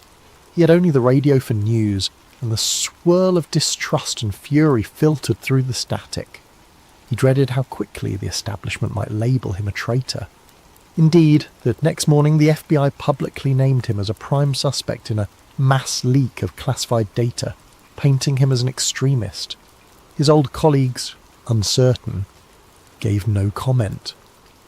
But behind the scenes, many believed the documents might be real. After all, they recognised Keane's skill in combing data for anomalies. Among the swirl stood a figure named Sarah Voss, an investigative journalist blacklisted from major networks for challenging official 9/11 narratives in the past. She recognised the pattern in these newly leaked documents. They matched puzzle pieces she'd glimpsed in hushed conversation with insiders. She reached out to the new site that hosted the files, leaving an encrypted message. "I can help verify. Let me speak to the source." That message eventually found its way to Keane via an online confidant, setting the stage for an alliance that might shake the entire narrative. Thus, from a dusty hideout, Keane typed a coded reply. The story's real race began. Could he deliver evidence to a credible journalist and blow the entire false narrative wide open before the apparatus of Homeland Security, the very system built on the official Sporserum, crushed him? The next step would be forging that alliance with Voss and hoping her instincts for truth outweighed her fear of retribution. For if the government's darkest deception was about to be exposed, those who profited from war would not hesitate to silence him, or anyone else, to keep the official illusions intact. 2 days after the leak, the national conversation roiled in confusion. Official channels insisted the Black Dust documents were an elaborate hoax. Yet smaller media sites posted side-by-side comparisons with legitimate CIA or FBI formatting, showing consistent digital footprints. The public found itself caught between an official narrative and a swirling impetus to question everything. Some believed wholeheartedly in the new revelations, others recoiled or felt threatened by the idea that the last 2 decades of conflict might have been orchestrated. Thomas Keane was already on every national watch list. He'd been a mid-level FBI data analyst until 2 years prior, known for thoroughness but also for quietly raising flags about inconsistent intelligence reports pre-9/11. The day he left the bureau, no one suspected he'd spent months copying old files slated for permanent seal. Now his old supervisors told the press that he was mentally unstable, harbouring extremist theories. They withheld mention that those same theories had nearly led to internal inquiries years ago, until higher-ups quashed them. In a suburban neighbourhood outside the capital, a black SUV pulled up to a modest house. 4 men in plain suits stepped out. They were from a specialised domestic counter-intel unit, effectively an arm of the Black Archive, a covert group rumoured to be tied to intelligence and corporate interests.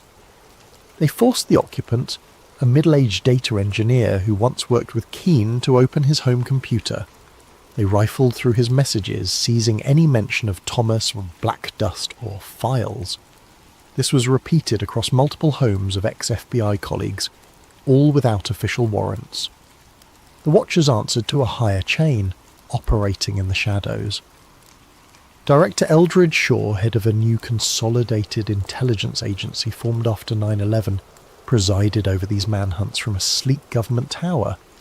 He remembered the day of the attacks vividly, the chaos that allowed the Patriot Act and massive expansions of surveillance. He'd advanced quickly by endorsing these expansions and forging alliances with top defence contractors. Now, seeing the leaked docs threaten that entire architecture, Shaw was determined to snuff out the source. Reeve, or Keane, whatever his name is, must be found, he told subordinates. We cannot let fantasies unravel 2 decades of progress. As the manhunt escalated, Keane lurked in the outskirts. He recognised the checkposts on highways, the routine scanning of licence plates. He switched vehicles, used an old identity pass, and avoided all major city centres. He survived on snack bars and occasional small store purchases with cash only. At night, he found a cheap motel, paying in a borrowed name. Every moment felt like it might bring a black SUV squealing into the lot. The tension weighed on him, gnawing at his nerves. Sarah Voss, the investigative reporter, finally established contact with him through a secure chat app. "We need to meet," she wrote. "I can help verify these files properly. People trust me to an extent in the alternative media sphere. We must do it soon. The window is closing." Keane hesitated, knowing any in-person meeting risked being traced. But if they never took that risk, the documents might remain in a swirl of unverified rumour, easy for the mainstream to dismiss. They arranged a rendezvous in a small coastal town's library after hours. The next day, as Keane approached the library, he spotted an unmarked sedan idling in the parking lot. Fear pricked him. Watchers might be tailing. To confirm, he looped around the block. The sedan didn't move, possibly just a random visitor. Summoning courage, he stepped inside. Voss, a tall woman with a worn leather jacket, recognised him from the scattered photos circulated in the media. They sat in a corner among dusty shelves. She offered a handshake, voice calm but urgent. "Thomas, I believe you. The official story has always had holes. Let's finalise the proof so we can break it wide open." Keane exhaled relief, sliding a small USB drive across the table. "This is a more complete set than what was posted. Contains direct memos about the stand-down orders, the deals with defence contractors, the flight path manipulations. Also internal emails referencing the hijackers as assets gone rogue." He paused, tears flickering in his eyes.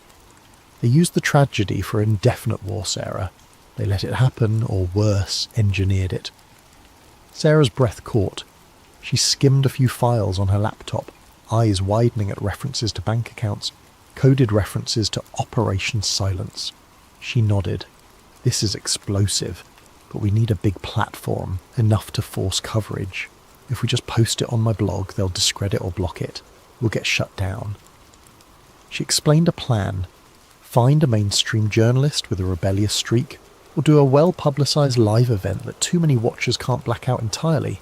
Suddenly, a muffled scuffle at the library entrance startled them.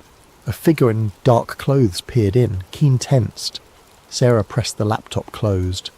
They ducked behind shelves as footsteps approached, but the library's old caretaker bumbled out, greeting them obliviously. The suspicious figure, glimpsed through the glass, retreated. Possibly a false alarm, possibly a watcher verifying the location. They parted ways quickly, agreeing to meet again in 48 hours near a major city, planning an infiltration of a local news station that might still allow an unfiltered broadcast. Danger soared. If watchers caught wind of their plan, they'd likely come down with lethal force. That evening, Keane received a frantic text from a friend who had once helped him interpret old FA logs. "One of our guys is dead. A boat accident. They're picking us off." The message cut short. Keane shuddered. The watchers had begun eliminating secondary sources who could confirm the leak's authenticity. He realised the ephemeral window for truth was closing. On the streets, protests flared up as rumours swirled of official foreknowledge. Some saw it as disrespectful to the memory of the victims. Others believed the truth must come out no matter how painful. The government, for its part, ramped up a rhetorical war on misinformation. Director Shaw delivered a short, ominous address, vowing that domestic agitators spreading baseless conspiracies will be brought to justice. Among the swirling chaos, Sarah discovered partial references in the documents to a deeper archive. the Saturn Files, an intelligence ledger tracking post-attack financial flows from official budgets to clandestine owners. If they found that ledger's location, they could show the money trail behind the war expansions. That might be the final nail in the coffin of the official story. They needed it, but time was short. Thus the manhunt overshadowed all. Helicopters roamed certain highways, random car searches increased, and the populace grew uneasy, sensing the government's fear that the leak might be real. Keane ducked from motel to motel, adopting new disguises. Soon, though, his luck would run out, or he'd have to risk a direct showdown, trusting the thunder of public outrage to keep him alive. Little did he realise, the Watchers were about to tighten the net, deploying a Black Ops team to ensure the leak never reached unstoppable momentum. If Keane couldn't outmaneuver them long enough to break the final evidence, the official illusions would remain intact. If he did, though, the entire structure of post-attack governance might collapse. The next moves would determine everything.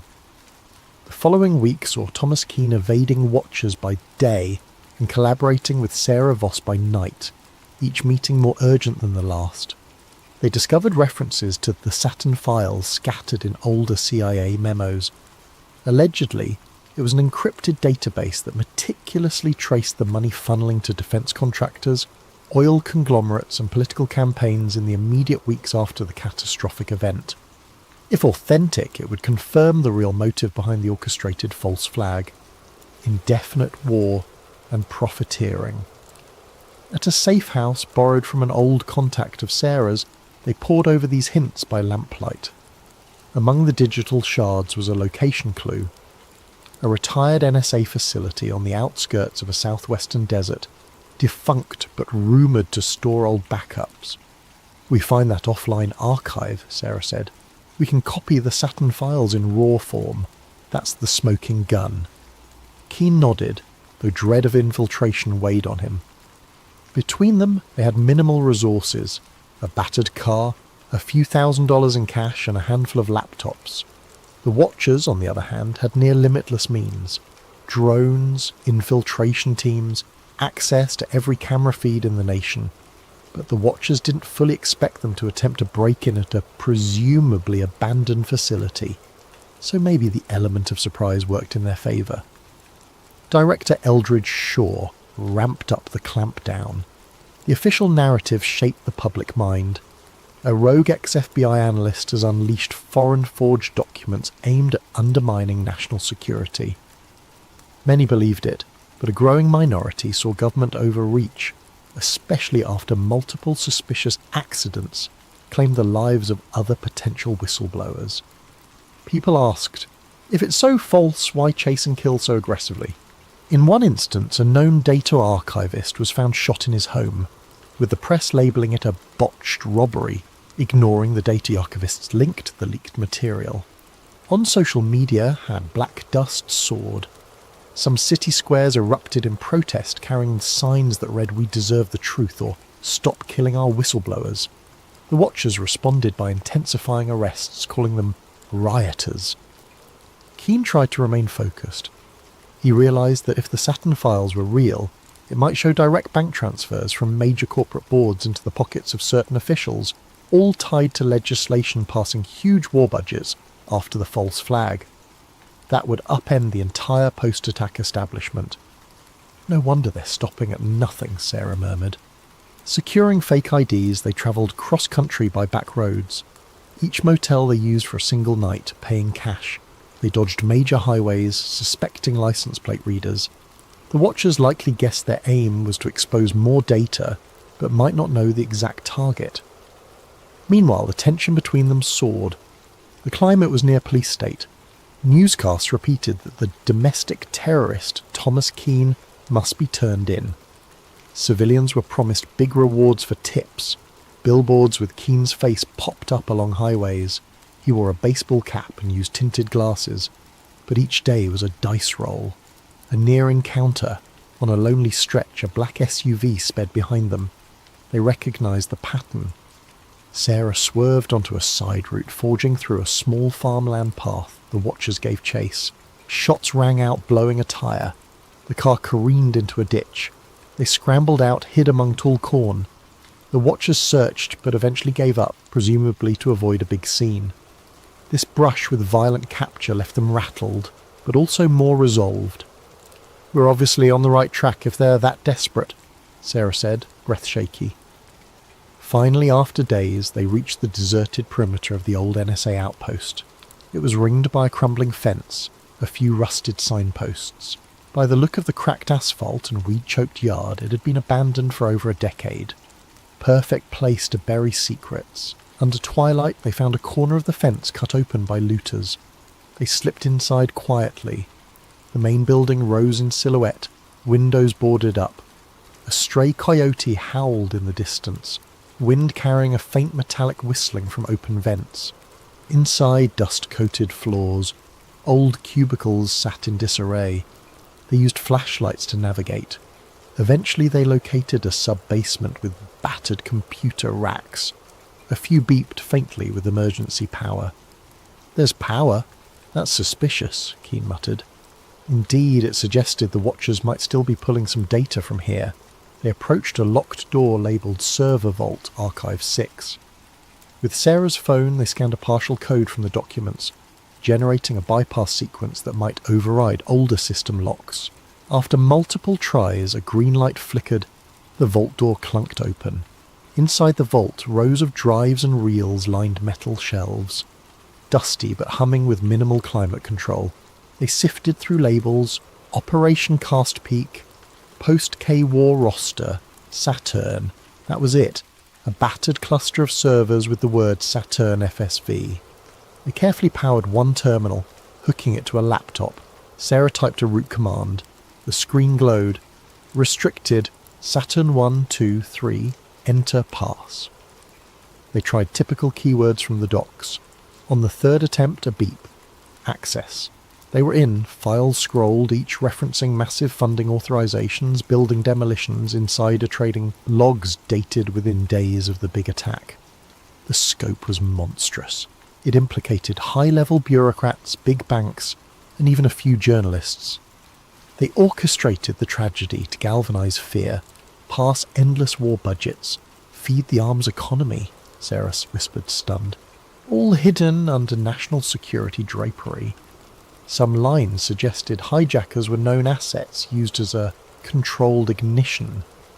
The betrayal was staggering. In that hush, footsteps upstairs. The watchers had arrived, no doubt detecting the power usage. "We must copy this now," Keane said, launching a data transfer to multiple external drives. Meanwhile, Sarah prepared to kill lights and hide, but the watchers rushed down, flashlights slicing through gloom. Gunfire echoed. Bullets pinged off server racks. Sarah huddled behind a console, returning fire with a small pistol she carried. Keane initiated an upload, hooking the server to a secure satellite link via a portable router. The watchers advanced. He typed frantically, the progress bar inching along, transmission at 10%. Then Director Shaw himself stepped in. "Stop!" he roared, voice reverberating in the metal corridor. "Keane, you have no idea what you're unleashing. The stability of entire alliances depends on burying that day's complexities." Shots resumed. Sarah took a graze to her shoulder, but kept the watchers pinned.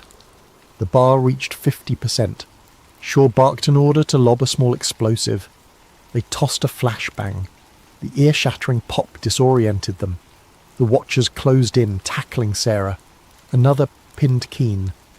The laptop screen cracked under a boot. The upload froze at 80%. In the struggle, Keane twisted free, smashing a guard's face with the laptop, which ironically forced the laptop back to life. The watchers tried to pull cables. Meanwhile, a stray bullet hit a server coolant line. Steam hissed. The infiltration team realized this was too risky. The entire place might go up. Shaw advanced on Keane, gun raised. "You can die here with your illusions, or you can vanish quietly. The truth will never see daylight." Suddenly an explosion from the coolant line triggered a chain reaction in the old power system. Fire licked the corners, sending watchers scrambling. Sarah crawled to safety. Keane, battered, saw the upload bar at 98%. He roared in defiance, pressing a final keystroke to confirm. The system beeped success. The watchers realised the data had been sent out, unstoppable now. Furious, one aimed at Keen's chest. A final shot rang out. Darkness overcame him. The watchers yanked the cable, but it was too late. The Saturn files had presumably reached a safe node on the open web. Alarms beeped. The facility's meltdown forced a hurried retreat. In the swirling smoke, Sarah was dragged away by an explosion's concussive wave. The watchers grabbed shore, retreating. The entire sub-basement collapsed in flame and dust. For all they knew, Keen perished under the rubble. But the watchers had lost the bigger war. The Saturn files were free. Within hours, a torrent of new evidence, the Saturn files, flooded the internet. Anonymous activists, archivists, and journalists worldwide mirrored the data. Even as official agencies tried to block or discredit it, the story soared across social media, overshadowing government censorship efforts. Original documents codenamed Operation White Door, some Project Switchboard, commissioned for filter some Rorsi, provided stark details. Insider collusion with extremist groups, advanced planning to ensure that attacks triggered panic and indefinite war mobilization, international reaction. Allies demanded urgent clarifications from Washington. Rival nations called for an emergency UN session. The general public, seeing internal memos where top officials weighed acceptable civilian losses for strategic advantage, reeled in fury. Large-scale protests ignited in multiple capitals. People demanded resignations. The entire intelligence apparatus faced the biggest crisis of legitimacy since the day it was formed. Meanwhile, the White House insisted the documents were tampered forgeries, but the mass of cross-corroboration was overwhelming. Anonymous data scientists validated digital signatures, timestamps, usage logs consistent with 20-year-old records. Even some mid-level intelligence employees, shaken by the revelations, publicly confirmed the authenticity. Back home, in the US, the meltdown was immediate. Rallies erupted outside major government buildings, calling for arrests of those named in the files. Corporate board members from arms manufacturing companies faced lawsuits. The stock market dived, particularly for defence sector stocks. Over time, entire boards resigned, some fleeing the country. Various retired generals disclaiming involvement or giving partial confessions fueled headlines. The public found itself torn between anger, betrayal, and heartbreak, reliving the trauma of that fateful day under a horrifying new lens. Media torn. Some mainstream outlets quickly pivoted, acknowledging the new data as genuine after initial attempts to bury it. High-profile anchors apologised for previously parroting the official story. Others doubled down on patriotic narratives, ironically fueling further distrust. The swirl of disinformation versus actual data soared, but the raw evidence was too extensive to suppress. "You can't close the barn door after the horses fled," a commentator said. "The entire architecture of post-attack policy is under question." Director Eldridge Shaw attempted a grand press conference to reassert authority, but the crowd drowned him in jeers. Calls for congressional hearings soared. In a last-chance effort, Shaw's office declared a national security emergency, urging martial law to keep order. That, ironically, only inflamed dissent. Certain states refused to cooperate. Over the next weeks, the old alignment of power began fracturing. Investigations launched from multiple angles, with newly emboldened lawmakers prosecuting those who orchestrated the post-attack expansions for personal gain. Sarah Voss emerged from the southwestern fiasco battered but alive. She revealed how Watchers had infiltrated that abandoned NSA site, how Keen died a hero finalising the upload. She published a moving column titled "One Man's Last Key Press," describing how, in a swirl of gunfire, Keen completed the Saturn files transmission, ensuring no one could bury it. The piece went viral, shaping the public's view of Keen as a tragic whistleblower who gave everything for the truth. At the local level, families of 9/11 victims demanded new trials. The old official commissions were discredited.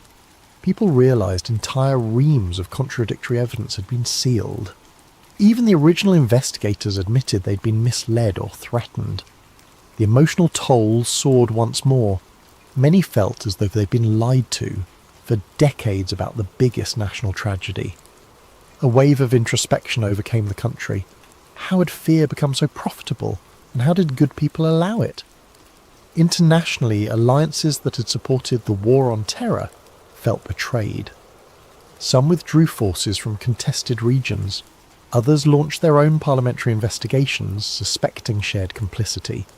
The world order that was shaped after the attack started crumbling, replaced by an uncertain future. Some dared to hope it meant a less militarised approach. Others worried that new extremist groups might exploit the chaos. In the midst of all this, rumours circulated that Thomas Keane might still be alive, sightings in some far-off place, yet no concrete proof existed. Official statements considered him presumed deceased. If he survived, he might have chosen the anonymity of an unknown identity, having done what he set out to do. 6 months later, a massive Senate hearing convened. Top officials were subpoenaed. The public watched enthralled as ex-generals, ex-CEOs, and ex-administration figures from 20 years prior faced grilling. Some invoked national security, others pled the fifth, while a few confessed partial roles. Indictments followed, though not all ended in convictions. The system was too vast, too intricately rigged. Yet the symbolic effect was undeniable. Never again would the official story be accepted unchallenged. At the same time, Sarah Voss launched an independent media platform broadcasting daily updates on the False Skies Inquiry. People from across the spectrum contributed testimonies, documents, or personal stories of how they'd suspect hush-ups.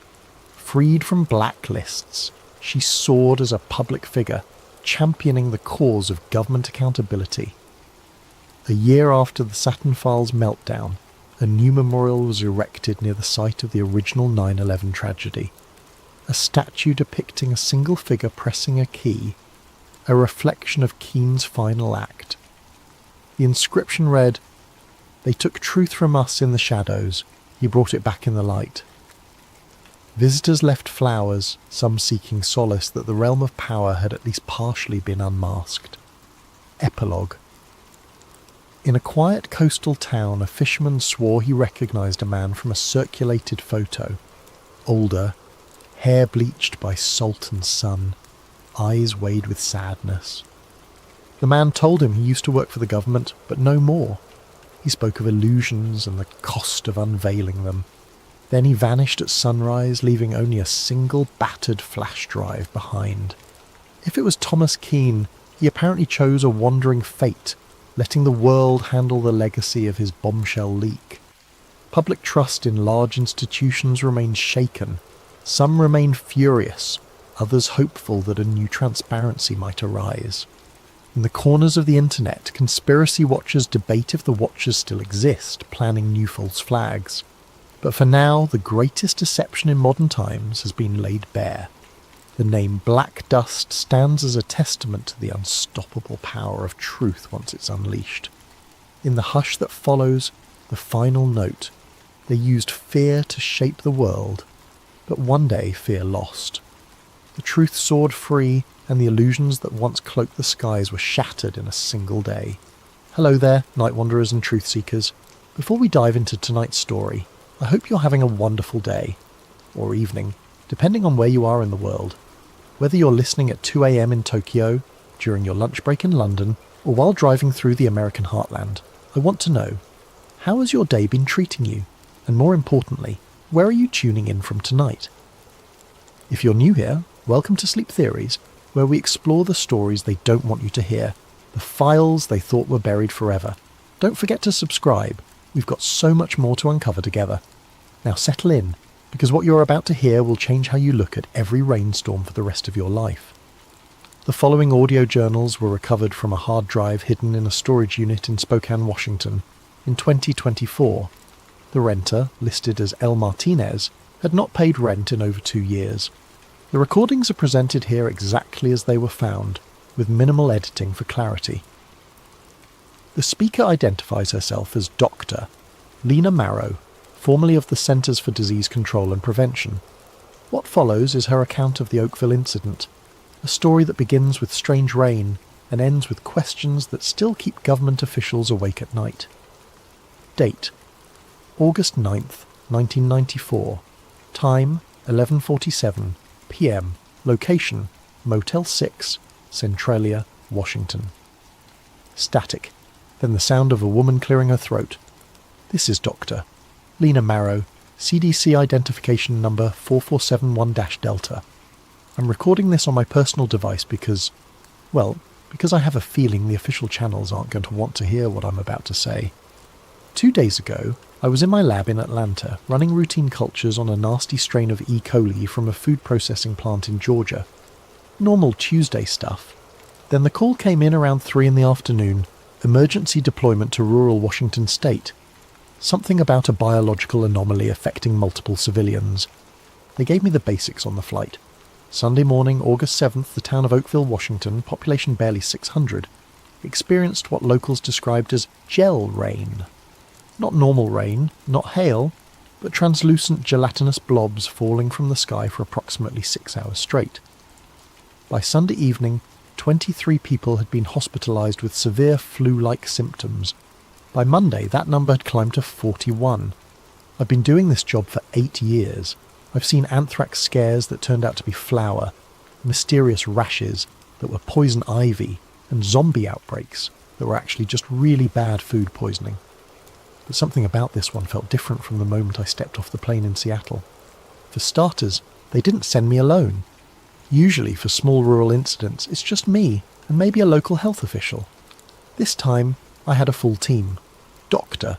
Marcus Webb from the Virology Division, Dr. Sarah Chen from Environmental Health, and, this is where it gets weird, a military liaison named Colonel Hayes, who wouldn't tell us which branch he represented. "Just think of me as your government escort," he said when I asked. Real friendly guy.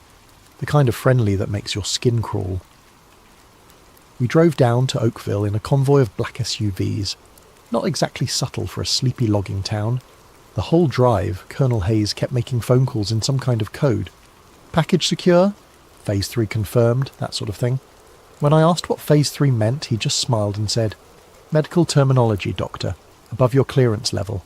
Above my clearance level, I have level 4 biosafety clearance. I've worked with hemorrhagic fever viruses that could kill half of Atlanta if mishandled. What exactly was above my clearance level? We got to Oakville around 4 in the afternoon. Picture a town that time forgot. One main street, a few shops, houses scattered around like someone threw them from a plane and left them where they landed. But what struck me immediately was how quiet it was. No kids playing, no dogs barking, hardly any people on the streets. Those who were out moved slowly, like they were walking through invisible molasses. The local sheriff, a guy named Don Murphy, met us at what passed for the town hall. Big man, probably 60, with the kind of weathered face you get from 30 years of dealing with drunk loggers and domestic disputes. But his hands were shaking when he handed me the incident report. "Never seen anything like it, Doc," he said. "One minute it's a normal Sunday morning, next minute it's raining. I don't even know what to call it. Jelly? Slime? My wife got a piece of it on her hand when she went to get the mail, said it felt warm, like it was alive." I asked him where the samples were. He led us to the back of the building where they'd set up a makeshift containment area. Really just a card table with some Tupperware containers. Amateur hour, but I've seen worse from small-town officials. The samples were unlike anything I'd encountered before. Translucent, gelatinous, roughly the size and consistency of jellyfish, but without any discernible structure. No cell walls that I could see with the naked eye, no obvious organisation, just blobs. Some were clear, others had a slightly yellowish tint. They didn't smell like anything, which was almost more disturbing than if they'd reeked. Dr. Webb poked one with a sterile probe. It jiggled like jello, but then, and I swear this happened, it seemed to recoil slightly from the probe, like it was trying to get away. "Did you see that?" I asked him. "See what?" But his face told me he'd seen it too. Colonel Hayes was taking pictures with some kind of specialised camera, muttering measurements into a recording device. When I asked if we could get some samples back to a proper lab for analysis, he said the Army had already arranged for field testing equipment. Field testing for what? Dr. Chen asked. Standard biological warfare protocols, Hayes replied, like he was discussing the weather. Biological warfare protocols for rain gel in rural Washington. That night, back at the motel, I couldn't sleep. I kept thinking about that moment when the sample seemed to move away from the probe. Gelatinous masses don't have nervous systems. They don't have survival instincts. They don't recoil, unless they're not what they appear to be. Long pause, sound of papers rustling. I'm going to try to get some sleep. Tomorrow we start the real analysis, but I have a feeling we're not going to like what we find. End of entry number 1. Date, August 10th, 1994. Time, 6:23 a.m. Location, Oakville Community Centre, converted field lab. Sound of equipment humming, distant voices. Good morning, if you can call it good. I didn't sleep much last night, and from the looks of my team neither did they. Dr. Webb had bags under his eyes that could carry groceries, and Dr. Chen kept checking and rechecking her equipment like she was afraid it might betray her.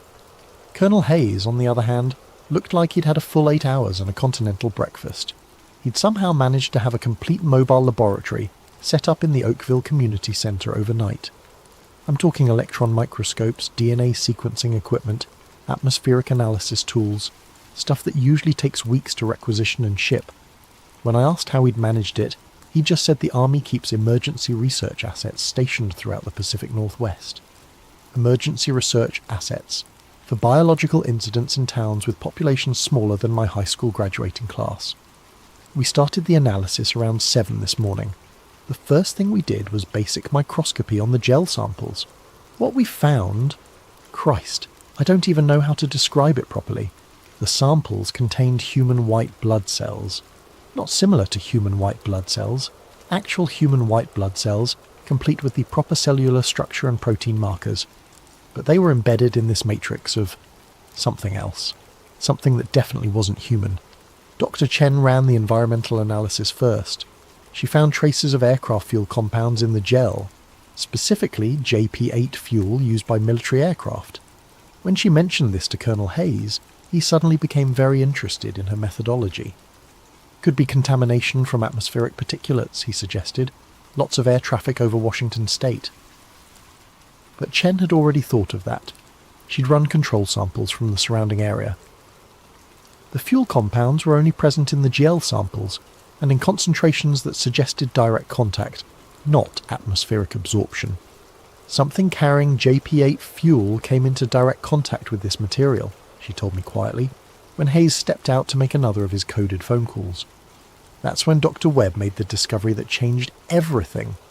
He'd been examining one of the gel samples under high magnification, documenting its cellular structure, when he noticed something moving. Not the random Brownian motion you'd expect from particles in solution, but directed movement. Purposeful movement. "Lena, you need to see this," he called out. I rushed over to his workstation.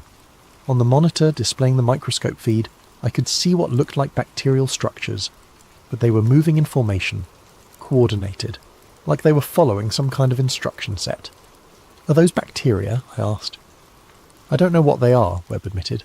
"They have some bacterial characteristics, but the behaviour is all wrong. Bacteria don't move in patterns like this. And look at this." He switched to a different sample. This one contained what appeared to be 2 distinct bacterial strains, but they weren't competing for resources like you'd expect. They were working together, cooperating. I've never seen anything like it in nature. "It's like they've been engineered," Webb whispered.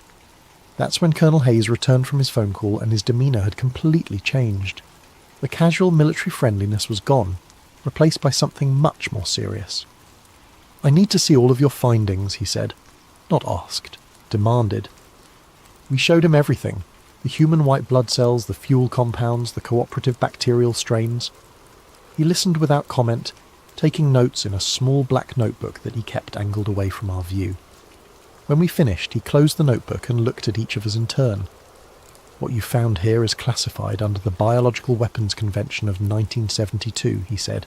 "Everything you've seen, everything you've tested, and everything you've recorded is now classified at the highest levels of national security." Dr. Chen started to protest. "We're CDC personnel. We don't work for the military. We have reporting obligations to—" "Doctor," Hayes interrupted. "As of this moment, You're working under a joint military-civilian task force, authorised by executive order. Your reporting obligations are now to me. He handed us each a document to sign. Non-disclosure agreements with language I'd never seen before. Penalties for violation included not just termination and criminal prosecution, but something called administrative detention for national security purposes. I've signed NDAs before, every CDC employee has. But this was different. This wasn't about protecting public health information or maintaining quarantine protocols. This was about hiding something. What exactly are we hiding? I asked. Hayes looked at me for a long moment. Dr. Marrow, have you ever considered the possibility that some biological incidents aren't accidents? Before I could ask what he meant, one of his assistants, when had assistants arrived, whispered something in his ear. Hayes nodded and turned back to us.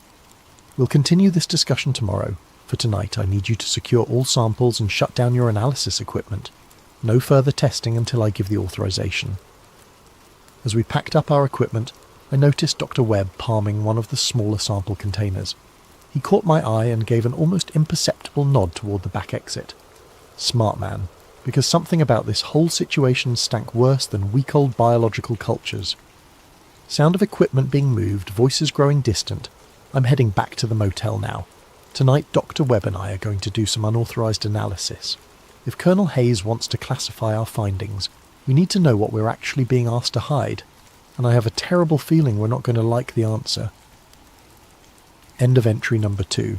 Date: August 11th, 1994. Time: 2:14 AM. Location: Motel 6, Room 127. Whispered voice, sounds of typing in background. Jesus Christ, I don't even know where to start. Webb and I spent the evening running analysis on the sample he'd smuggled out. We had to use his personal laptop and some portable equipment he'd brought for emergencies, but what we found, it changes everything we thought we knew about the Oakville incident. First, the bacterial strains. We managed to isolate and identify them using Webb's portable DNA sequencing kit. One of them matched a known strain of Bacillus cereus. Not unusual, you can find it in soil and food products. But the other strain was completely unknown. Not just a new variant, but something that doesn't match anything in the genetic databases. But here's the really disturbing part. The unknown strain showed clear signs of genetic modification, specific sequences that don't occur naturally, inserted with surgical precision. Someone had deliberately engineered this bacterium, and from what we could determine, it was designed to interact with human neurochemistry. It's targeting neurotransmitter production, Webb explained, pointing to the protein structures on his laptop screen. Specifically dopamine and serotonin pathways. This isn't meant to kill people, it's meant to affect their behaviour. Behaviour modification through biological agents. That's not medical research, that's weapons development. We were just starting to process the implications when Dr. Chen appeared at our door. She looked terrible, pale, shaking, eyes wide with panic. They took Marcus, she said. What do you mean, took him? I asked. Dr. Peterson, the environmental specialist who was supposed to arrive this morning. He never showed up at the community centre, so I went to check on him at his motel. His room was empty, but there were signs of a struggle, and this was on the floor. She handed me a small electronic device I didn't recognise immediately. Webb looked at it and went white. That's a data mining device, he said. Military grade. It's used to extract information from computers and mobile devices. Chen nodded. His laptop was gone. His phone was gone. Even his backup drives. But whoever took him missed this. It was under the bed. She opened her own laptop and inserted the device. After a few minutes of technical wizardry that was way above my pay grade, she managed to access its stored data. Oh my God, she whispered. On the screen was a document marked Classified Project Rainvale Phase 3 Operational Summary. I'll try to reproduce the key sections here, though my hands are shaking as I type this. Objective: Field test of aerosolized behavioral modification compound in controlled civilian population. Delivery method: KC-135. Stratotanker equipped with weather modification dispersal system. Target area: Oakville, Washington. Population 598. Isolated minimal media attention probability. Compound composition: synthetic gel matrix containing engineered bacterial agents. B7, mood suppression, and B12, compliance enhancement, plus human leukocytes for immune system camouflage. Expected results. 72-hour onset period. Symptoms include mild fever, cognitive fog, reduced anxiety response, increased suggestion susceptibility. Monitoring protocol. Embedded CDC team to document civilian response while maintaining cover story of natural phenomenon investigation. Escalation authority. Colonel J. Hayes, Project Rainvale Operations Command. There were more details. Technical specifications, dosage calculations, even psychological assessment protocols for measuring compliance enhancement in the affected population. But what made my blood run cold was the final section. Phase 4. Authorization. Upon successful completion of Phase 3 field test, recommend expansion to larger population centres. Proposed targets include rural communities in Oregon, Idaho and Montana, with eventual metropolitan deployment pending Senate Armed Services Committee approval. They weren't studying a natural phenomenon. They weren't even studying an accidental release of biological material. They had deliberately rained biological weapons on American citizens as a test run for larger operations. How many people know about this? I asked Chen. Peterson and I were the only ones with clearance to access the environmental data. But Peterson suspected something was wrong with the whole operation. He'd been asking questions about the military involvement, the secrecy protocols, why we needed level 5 containment procedures for what was supposed to be an algae bloom. That's why they took him, Webb said quietly. We spent the next 2 hours copying everything we could from the device onto multiple backup drives. The full scope of Project Rainvale was even more disturbing than the initial document had suggested. This wasn't some rogue military operation. It was part of a larger program dating back to the 1960s, designed to test the feasibility of using biological agents for population control. Not population reduction, population control, making people more compliant, less likely to resist government authority, more susceptible to media manipulation. The Oakville incident was just the latest in a series of tests conducted on unwitting American communities over the past 30 years. There were references to similar operations in small towns across the Midwest and Southwest, all documented with the same clinical detachment you'd expect from a pharmaceutical trial. But they weren't testing medicine, they were testing methods for controlling human behaviour on a mass scale. Long pause, sound of someone taking deep breaths. We've hidden copies of the data in 3 different locations. If something happens to us, at least there will be a record of what really happened here. Tomorrow we're supposed to report back to Colonel Hayes with our final analysis of the Oakville samples. He expects us to conclude that the incident was caused by natural atmospheric phenomena, algae blooms, bacterial contamination, nothing that can't be explained by meteorology and bad luck. But I can't do it. I became a doctor to help people, not to cover up biological weapons tests on American citizens. Even if it means the end of my career, I have to find a way to expose what's really happening here. The question is, how do you fight an enemy that can rain compliance from the sky? End of entry number 3. Date, August 11th, 1994. Time, 6:45 p.m. Location, Oakville Community Center. Background noise of equipment being packed, multiple voices. Today was supposed to be our final day of analysis. Colonel Hayes called a team meeting for 8 this morning to discuss our conclusions about the Oakville incident. I walked into that community centre knowing it might be the last honest thing I ever did as a CDC scientist. But I wasn't prepared for what Hayes told us. "Ladies and gentlemen," he said, standing in front of a projector screen that showed aerial photographs of Oakville, "your analysis has been extremely valuable to national security. However, the nature of your findings requires us to adjust our public reporting strategy." He clicked to the next slide. A draft report concluding that the Oakville incident was caused by atmospheric algae blooms, combined with unusual weather patterns and trace bacterial contamination from agricultural runoff. This is the report that will be filed with the CDC, the Washington State Department of Health, and local authorities, Hayes continued. It explains the symptoms observed in local residents and provides recommendations for preventing similar incidents in the future. Dr. Chen raised her hand.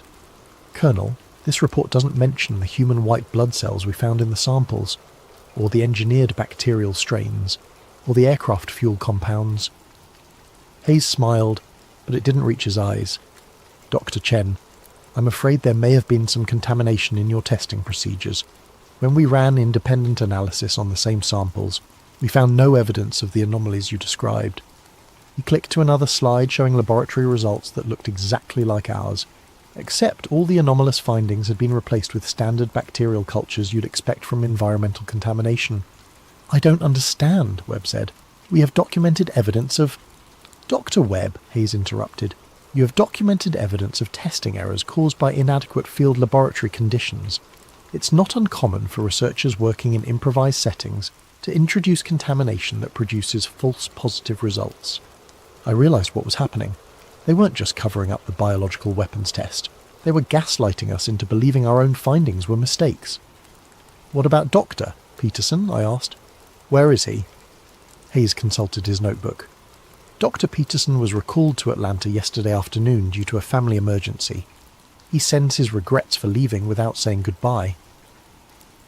The lies were so smooth, so practiced, that for a moment I almost believed them myself. If I hadn't seen the Project Rainveil documents with my own eyes, if I hadn't made copies of all our real findings, I might have convinced myself that we'd somehow contaminated our samples or misread our equipment. But I knew the truth, and from the looks on Webb's and Chen's faces they knew it too. Now, Hayes continued, I need each of you to sign this amended report confirming these corrected findings. Your signatures indicate that you stand behind the scientific accuracy of this document. Chen was the first to crack. I can't sign something I know isn't true.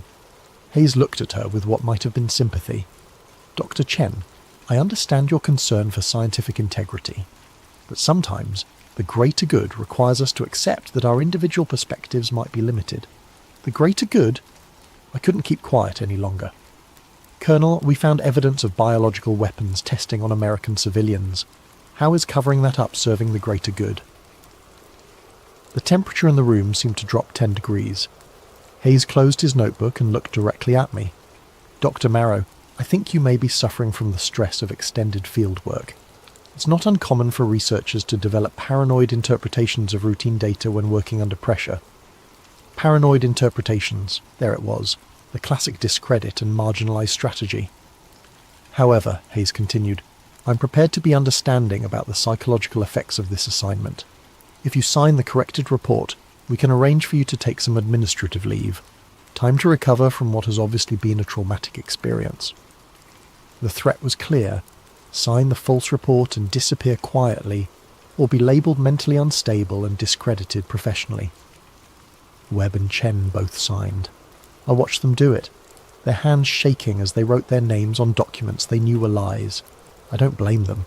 They have families, mortgages, careers to protect. The system is designed to make resistance too costly for ordinary people. But I didn't sign. I need more time to review the data, I told Hayes. He nodded like he'd expected this. Of course. Take all the time you need. Just remember, Doctor, sometimes the most patriotic thing a scientist can do is know when to stop asking questions. Sound of chairs scraping, people leaving. Everyone else has gone home. I'm alone in the community centre now, supposedly packing up the last of our equipment. But really, I'm trying to figure out what to do next. I've spent my entire career believing that science serves truth, and truth serves the public good. But what happens when the truth is so dangerous that revealing it might be worse than hiding it? What if they're right? What if there are threats to national security that justify testing biological weapons on unwitting civilians? What if the greater good really does require some people to suffer in ignorance so that others can be protected? Long pause. Number, I can't accept that. The moment we start justifying weapons tests on our own people, we've lost everything worth protecting. I'm going to find a way to expose Project Rainveil. I don't know how yet, but I'm going to make sure the world knows what happened in Oakville, even if it destroys me. End of entry number 4. Date, August 13th, 1994. Time, 11:30. PM. Location, undisclosed. Voice much more subdued. Sounds of traffic in background. I can't tell you where I am right now. It's not safe. Yesterday, after I refused to sign Hayes' fabricated report, things moved very quickly. I went back to my motel room to find 2 men in suits waiting for me in the parking lot. They identified themselves as federal agents, but when I asked to see their credentials, they just smiled and suggested we have a conversation. The conversation took place in the back of a black sedan with tinted windows. They didn't threaten me directly. They didn't need to. Instead, they told me about other CDC researchers who'd developed psychological problems after stressful field assignments. Researchers who'd been quietly moved to desk jobs or taken extended medical leave, or simply transferred to positions where their paranoid tendencies wouldn't be a problem. "Dr. Marrow," one of them said, "we understand you've been under a lot of pressure lately. Working in field conditions, dealing with unusual biological samples, the stress of trying to protect public health, it's enough to make anyone start seeing conspiracies where there are only coincidences." They offered me a choice: accept a transfer to a nice, quiet position in the CDC's Historical Archives Division, or continue to insist on my misinterpretation of the Oakville data and face the consequences of being labelled psychologically unfit for fieldwork. I told them I needed time to think about it. That was a mistake. This morning I got a call from my supervisor in Atlanta. Apparently there had been concerns raised about my mental state during the Washington assignment. I was being placed on immediate administrative leave pending a psychological evaluation. When I tried to access my CDC email account, my password had been changed. When I called the IT department, they told me my account had been suspended for security reasons. My CDC credit cards were cancelled, my official phone was remotely wiped. In less than 24 hours, they'd completely severed my connection to the agency I'd worked for 8 years. But they made one mistake. They assumed I'd kept all my evidence in official channels. Before leaving Oakville, I'd mailed copies of our real findings to 3 different addresses: a journalist I knew from graduate school, a professor at Johns Hopkins who specialised in biological weapons research, and my own personal storage unit in Atlanta. I'd also uploaded encrypted copies to a private bulletin board system that a friend of mine ran for sharing research data. If they wanted to silence me, they'd have to find and destroy all of those copies, and I wasn't going to make it easy for them. Sound of papers rustling. I've been doing my own research over the past 2 days, using public records and Freedom of Information Act requests to trace the history of Project Rainveil. What I've found is terrifying in its scope. The Oakville incident wasn't isolated. Over the past 30 years, there have been at least 24 similar events in small communities across the United States. Strange weather phenomena followed by unexplained illnesses, always in rural areas with populations under 1,000, always with minimal media attention. 1967, Eureka, Utah. Residents reported snow that wouldn't melt, followed by a flu outbreak that left most of the town bedridden for weeks. 1973, Millfield, Ohio. A chemical spill from a passing truck caused respiratory problems and severe lethargy in local residents. 1981, Hanksville, Utah. Military aircraft conducting weather research preceded an outbreak of what doctors called desert fever. Symptoms included cognitive fog and unusual compliance with authority figures. 1988, Jordan Valley, Oregon. Atmospheric algae blooms caused flu-like symptoms and temporary memory problems in nearly half the town's population. The pattern is always the same: unusual atmospheric phenomena followed by specific symptoms that include not just physical illness, but psychological changes: reduced anxiety, increased suggestibility, temporary memory problems, and always military aircraft in the area immediately before the incident. But here's what really scares me. I found evidence that some of these tests were deemed successful and led to larger-scale operations. In 1976, San Francisco experienced what was officially described as a fog phenomenon that caused widespread respiratory problems. Thousands of people were affected, but the symptoms were dismissed as a particularly bad flu season. What the public wasn't told was that military aircraft had been conducting weather modification experiments over the Bay Area for months leading up to the incident. They'd been testing biological weapons on American citizens for decades, refining their techniques, expanding their scope. The Oakville incident was just the latest iteration of a program that's been growing bolder and more sophisticated over time. Long pause, sound of someone lighting a cigarette. I tried to call the journalist I'd sent documents to. Her editor told me she'd been reassigned to cover local politics and wasn't available for comment on conspiracy theories. The professor at Johns Hopkins never returned my calls, and when I finally reached his department, they told me he was on sabbatical in Europe with no forwarding address. Someone got to them. Someone with enough influence to silence respected professionals with just a phone call. But they haven't found all of my evidence yet, and they haven't silenced me. I'm going to keep digging. I'm going to find out how high this goes, how many people know about Project Rainveil, and what they're planning next. Because I have a terrible feeling that Oakville was just a small-scale test for something much bigger. The question isn't whether they're going to do this again. The question is where, when, and how many people will be affected next time. End of entry number 5. Date: August 20th, 1994. Time: 3:17. AM location: unknown. Voice tired, stressed, sounds of typing. It's been a week since my last recording and everything has gone to hell. I thought I was being careful. I thought I was covering my tracks. But they've been watching me since the moment I left Oakville, and they're very, very good at what they do.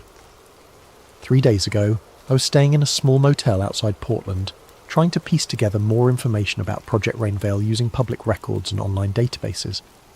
I'd managed to identify what I thought was the command structure for the program, a joint task force involving elements from the Army, the Air Force, and something called the Biological Defense Research Command that doesn't officially exist.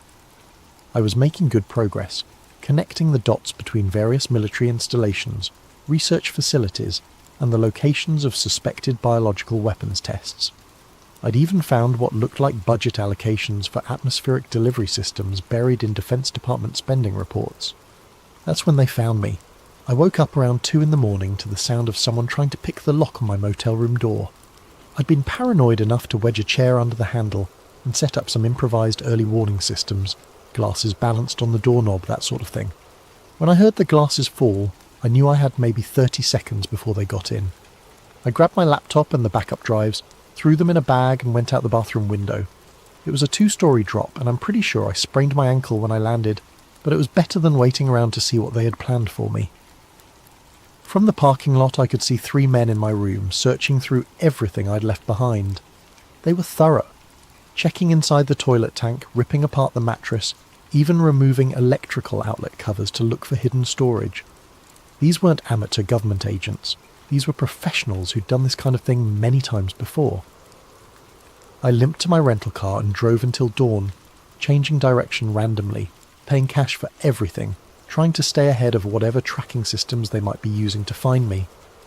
But they found me anyway. Yesterday, I stopped at a library in a small town whose name I won't record here, trying to use their computers to continue my research. After about an hour of digging through military contractor databases, every computer in the library suddenly lost internet access. The librarian said it was probably a problem with their service provider. But when I went outside, I saw a van parked across the street with sophisticated communications equipment visible through the back windows. Someone had jammed the library's internet connection to stop me from accessing information they didn't want me to see. That's when I realised the full scope of what I was up against. This isn't just a cover-up of one biological weapons test. This is a coordinated campaign involving multiple agencies, military units, and intelligence services. They have the resources to monitor internet traffic, jam communications, and track individuals across multiple states in real time. But they've also made a mistake. They've shown me how scared they are.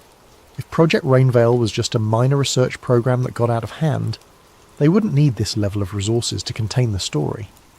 The fact that they're throwing this much manpower and technology at stopping one CDC researcher means the program is much bigger and much more important than I initially thought. Sound of papers rustling, typing. I've managed to piece together more of the picture using cached web pages and archived documents I downloaded before they started actively interfering with my research. What I've found suggests that Project Rainveil isn't just about testing biological weapons, it's about implementing them. The psychological effects we documented in Oakville, increased compliance, reduced anxiety, temporary memory problems, aren't side effects of biological contamination. They're the intended results of a sophisticated behaviour modification program. Think about it. What if you could make entire populations more accepting of government authority? What if you could reduce civil unrest, decrease crime rates, and increase social stability by adjusting the neurochemistry of millions of people simultaneously? That's what Project Rainveil is really about. Not killing people, but controlling them. Making them easier to govern, less likely to resist, more willing to accept whatever they're told by authority figures.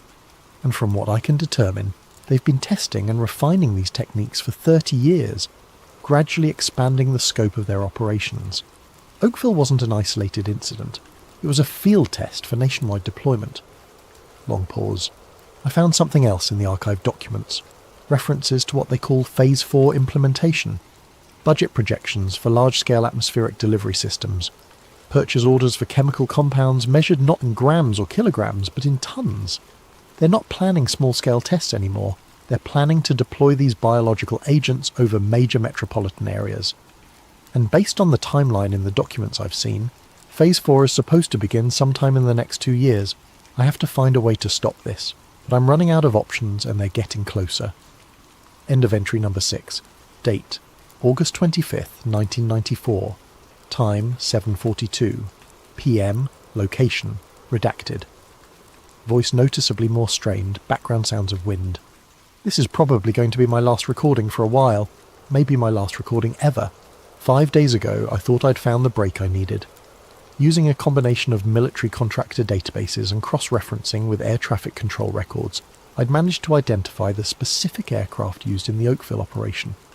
A KC-135 Stratotanker, tail number 63-8877, operating out of McCord Air Force Base near Tacoma. More importantly, I'd found the flight manifest for August 6th, 1994, the day before the Oakville incident.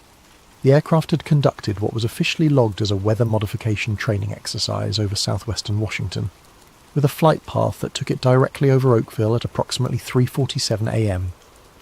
The pilot was Major Dennis Kowalski, a veteran of the Gulf War with specialized training in chemical and biological weapons delivery systems.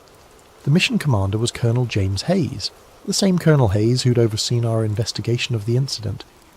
I had proof. Direct, undeniable evidence that the Oakville incident was a deliberate military operation using biological weapons against American civilians. But when I tried to use this information, everything fell apart. I contacted an investigative journalist at the Washington Post, thinking that a major newspaper would have the resources and credibility to break this story. I sent him encrypted copies of all my documentation, including the flight records, the Project Rainveil documents, and our original laboratory analysis. He called me back within hours, excited about the story. We arranged to meet at a coffee shop in downtown Seattle to discuss how to proceed. He never showed up. When I called the Post the next day, they told me he'd been reassigned to cover a congressional hearing on agricultural subsidies. When I pressed for more information, they said he wasn't available for comment on pending investigations. That's when I realised they'd gotten to him too. Whatever influence Project Rainveil had, it was powerful enough to silence journalists at major newspapers. So I tried a different approach. I reached out to a congressional aide I knew from college, someone who worked for a senator known for investigating government misconduct.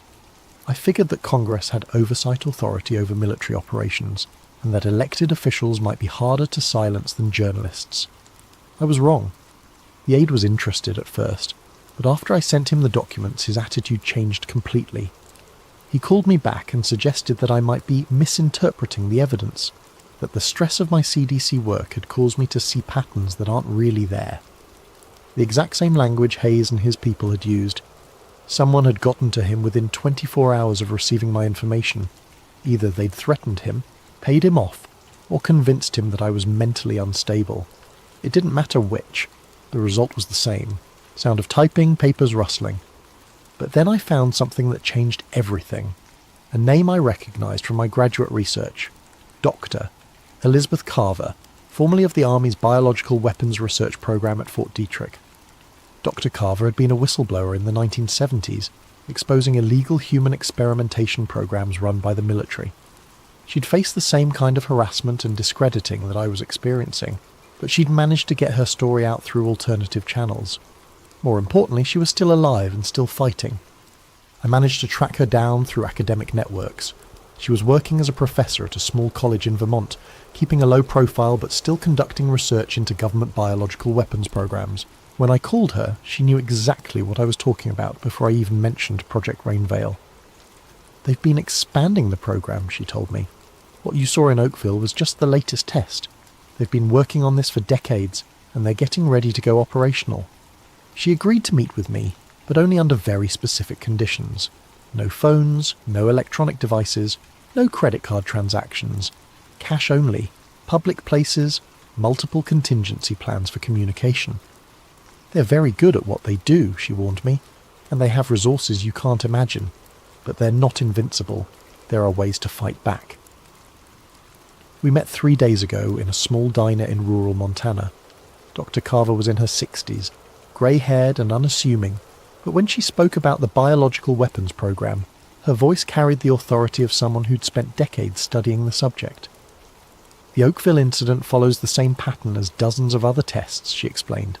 They select isolated communities, deploy biological agents designed to affect behaviour and cognition, then monitor the results while maintaining plausible deniability. She showed me documents I'd never seen before, classified reports dating back to the 1960s describing similar operations, not just in the United States, but in allied countries whose governments had agreed to let American forces conduct defensive research on their soil. The ultimate goal, she said, is population-scale behaviour modification. They want to be able to adjust the psychological state of entire regions, making people more compliant, less likely to resist government authority, more susceptible to propaganda and social manipulation. The scope of what she was describing was staggering. Not just occasional weapons tests, but a systematic program to develop the capability for mass psychological control. But why? I asked. What's the point of having a compliant population if you have to drug them to achieve it? Dr. Carver smiled grimly. Because the people who run these programs believe that democracy is inherently unstable. They think that giving people too much freedom leads to chaos, rebellion, and social collapse. In their view, a little bit of chemical compliance is a small price to pay for social stability. She explained that Project Rainveil was part of a larger strategic initiative called Cognitive Stability Operations, designed to give the government tools for managing what they called democratic volatility. The idea was that by subtly adjusting the neurochemistry of target populations, they could prevent civil unrest, reduce crime rates, and maintain social order without the need for overt authoritarian measures. They see it as a more humane alternative to military occupation, or police-state tactics, she said. Instead of oppressing people directly, they just make people less inclined to resist oppression. Long pause, sound of wind getting stronger. Dr. Carver gave me more than just information. She gave me hope. There are others, she told me. Scientists, journalists, government officials who know what's happening and are working to expose it. We have to be careful. We have to be smart, but we're not alone. She put me in touch with a network of researchers and activists who've been tracking government biological weapons programs for years. They have resources, connections, and most importantly, they have a plan for getting this information to the public in a way that can't be suppressed or discredited. But the plan requires me to disappear for a while, to go completely underground, cut all ties to my previous life, and work with them to build an airtight case that even the government's media manipulation capabilities can't dismiss. The moment you surface again, Dr. Carver warned me, they'll do everything they can to destroy your credibility. They'll say you're mentally ill, they'll fabricate evidence of erratic behaviour, they'll turn your friends and family against you. You have to be prepared for that. I am prepared, or at least I think I am. Sound of car doors slamming, engine starting. They found me. I can see headlights approaching from both directions on the highway. I don't know how they tracked me here, but I'm out of time. If you're hearing this recording, it means I managed to upload it to the dead drop Dr. Carver set up before they caught me. It means the network of researchers and activists she told me about is real, and they're continuing the work. But more importantly, it means that somewhere in the world, people are still fighting for the truth. Project Rainveil is real. The biological weapons tests on American civilians are real. The plan to deploy behaviour modification agents over major population centres is real. And if we don't stop them, if we don't expose what they're doing, then the next time it rains you might want to ask yourself, is this water falling from the sky, or is it something else entirely? Sound of vehicles approaching, voices shouting. Remember Oakville. Remember what they did to those people. And remember that the price of freedom is... Recording cuts off abruptly. Date, March 15th, 2024. Source, anonymous upload to secure drop. Different voice, younger male. My name is Dr. James Mitchell, and I'm a microbiologist with the Nebraska Department of Health. 3 weeks ago, the town of Hartington, Nebraska, experienced what local officials are calling an unusual weather event. On February 23, 2024, gelatinous material fell from the sky over a 6-hour period. Within 48 hours, over 100 residents had been hospitalised with flu-like symptoms, cognitive fog, and what doctors are describing as temporary behavioural changes. The CDC has classified the incident as a natural phenomenon caused by atmospheric algae blooms. The military has denied any aircraft operations in the area. But I've run my own analysis on samples of the material, and what I've found matches exactly what Dr. Lena Marrow documented in her recordings from the Oakville incident 30 years ago. Human white blood cells embedded in an unknown matrix, engineered bacterial strains designed to affect neurochemistry, aircraft fuel compounds indicating direct military involvement. They're still doing it. They're still testing biological weapons on American civilians. Dr. Marrow's recordings resurfaced last week on a secure server, along with a cache of documents from Project Rainveil and its successor programs.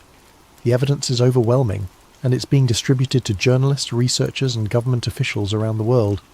But that's not why I'm making this recording. I'm making this recording because the Hartington incident wasn't an isolated test.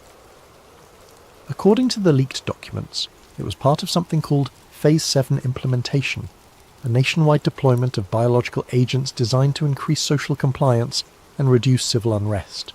The documents include target lists, major metropolitan areas, specific dates and delivery methods, and a timeline that suggests the full deployment is scheduled to begin within the next 6 months. Dr. Marrow was right about everything. The government has been developing the capability for mass psychological control, and they're finally ready to use it. The question is, what are we going to do about it? Sound of typing. I'm uploading Dr. Marrow's complete audio journals, along with all the supporting documentation from Project Rainveil and its successor programs, to multiple secure servers around the world. I'm also sending copies to journalists, researchers, and government officials who might be able to act on this information. But I need everyone who hears this to understand. They're not going to stop just because we've exposed them. They've been planning this for decades, and they have resources and influence that most of us can't even imagine. The only way to stop them is if enough people know the truth, if enough people refuse to accept the official explanations, if enough people demand answers when unusual weather events are followed by mysterious illnesses, so the next time it rains, look up, look closely, and ask yourself, what's really falling from the sky? Because Dr. Lena Marrow gave her life to warn us about what's coming. The least we can do is listen. Over the next half hour, we'll introduce you to Agent Silas Rourke, Doctor, Liana Suresh, and Director Vance Halcor. A trio drawn into a web of secrets around a lethal pathogen called VX-73. As tensions mount and paranoia spreads, you'll witness how fear can become a powerful tool of control, and how a single whistleblower might spark either liberation or a deeper descent into conspiracy. Now close your eyes, or let them wander across these words, and follow me into the first moments of this dark, suspenseful odyssey. It started with a single headline: Mysterious respiratory illness detected in Port Maxwell. Within days, similar stories crept across the country, quiet at first, overshadowed by routine politics and everyday noise. Then, all at once, everything changed. The virus, designated VX-73, emerged as a swift-moving spectre, triggering coughing fits that escalated into respiratory failure for many. In a matter of weeks, schools were shut, businesses locked their doors, and entire metropolitan areas were quarantined under what officials described as temporary emergency protocols. For Agent Silas Rourke, a 42-year-old operative at the Bureau of Federal Integrity, BFI, life became an endless string of directives and dispatches. His daily uniform was a crisp suit layered beneath a bulletproof vest and a standard-issue respirator mask that itched at his face. He'd spent over a decade tackling threats deemed subversive to national security, from financial sabotage to espionage. Yet no training had ever prepared him for watching entire city blocks fall silent overnight. He walked the corridors of the BFY with practiced composure, scanning the myriad bulletins pinned on corkboards. The walls hummed with fluorescent lights that gave everything a stark, sterile glow. Digital screens listed the latest infection rates, projected mortalities, and newly declared red zones where infections raged unabated. Over the PA system, a recorded female voice repeated the same instructions every half hour. Stay indoors, maintain social distancing, All citizens must comply with the National Stabilization Bureau's guidelines. The National Stabilization Bureau, NSB, led by Director Vance Halcor, had been formed to centralise the government's emergency functions. Some called it necessary response, others whispered about the creation of an all-powerful agency with little oversight. Halcor himself was a tall, imposing figure who frequently appeared on screens throughout the BFI complex, delivering updates about mandatory daily biometric scans and the development of a new vaccine, Unity Serum. Silas had known Halcor only in passing, enough to catch glimpses of a man driven by unwavering conviction. He recognised in Halcor that sense of unstoppable momentum, as though the security of the entire nation hinged on following his blueprint. Silas tried to set aside his personal misgivings. He was a loyal agent, bound to uphold the Bureau's mission. If the vaccine provided the solution to stop VX-73, so be it. Then one morning, Silas was summoned to a high-clearance briefing. He expected a new assignment along the lines of standard public compliance checks. Instead, he found himself in a cramped conference room, facing a handful of BFI higher-ups who spoke in hushed, clipped tones. The gist was simple. Alleged disinformation campaigns were circulating, claiming that VX-73 was not naturally occurring but lab-engineered. These rumours, the brass said, were fueling panic, turning citizens against the government's measures. Silas's job was to investigate any potential insiders leaking such nonsense. At first, he believed the directive to be legitimate. Disinformation in a crisis could be lethal, prompting civil unrest and undermining official responses.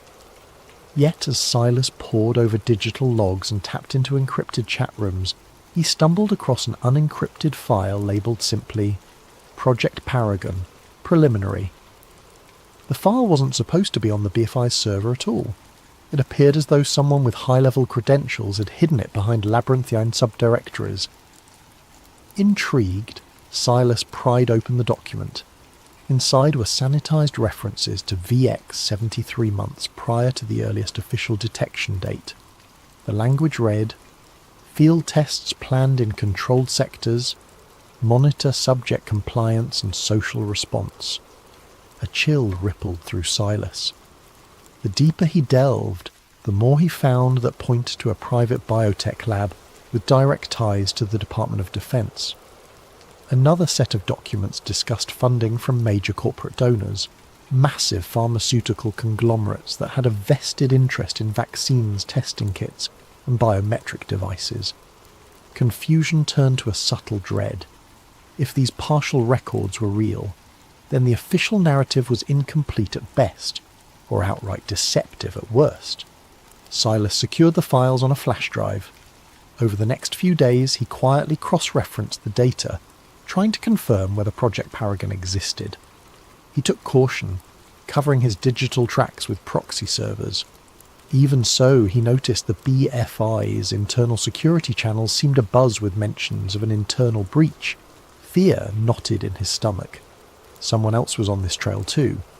He found short references to a doctor, Liana Suresh, apparently a virologist who once worked at a biotech facility codenamed Cerulean Labs.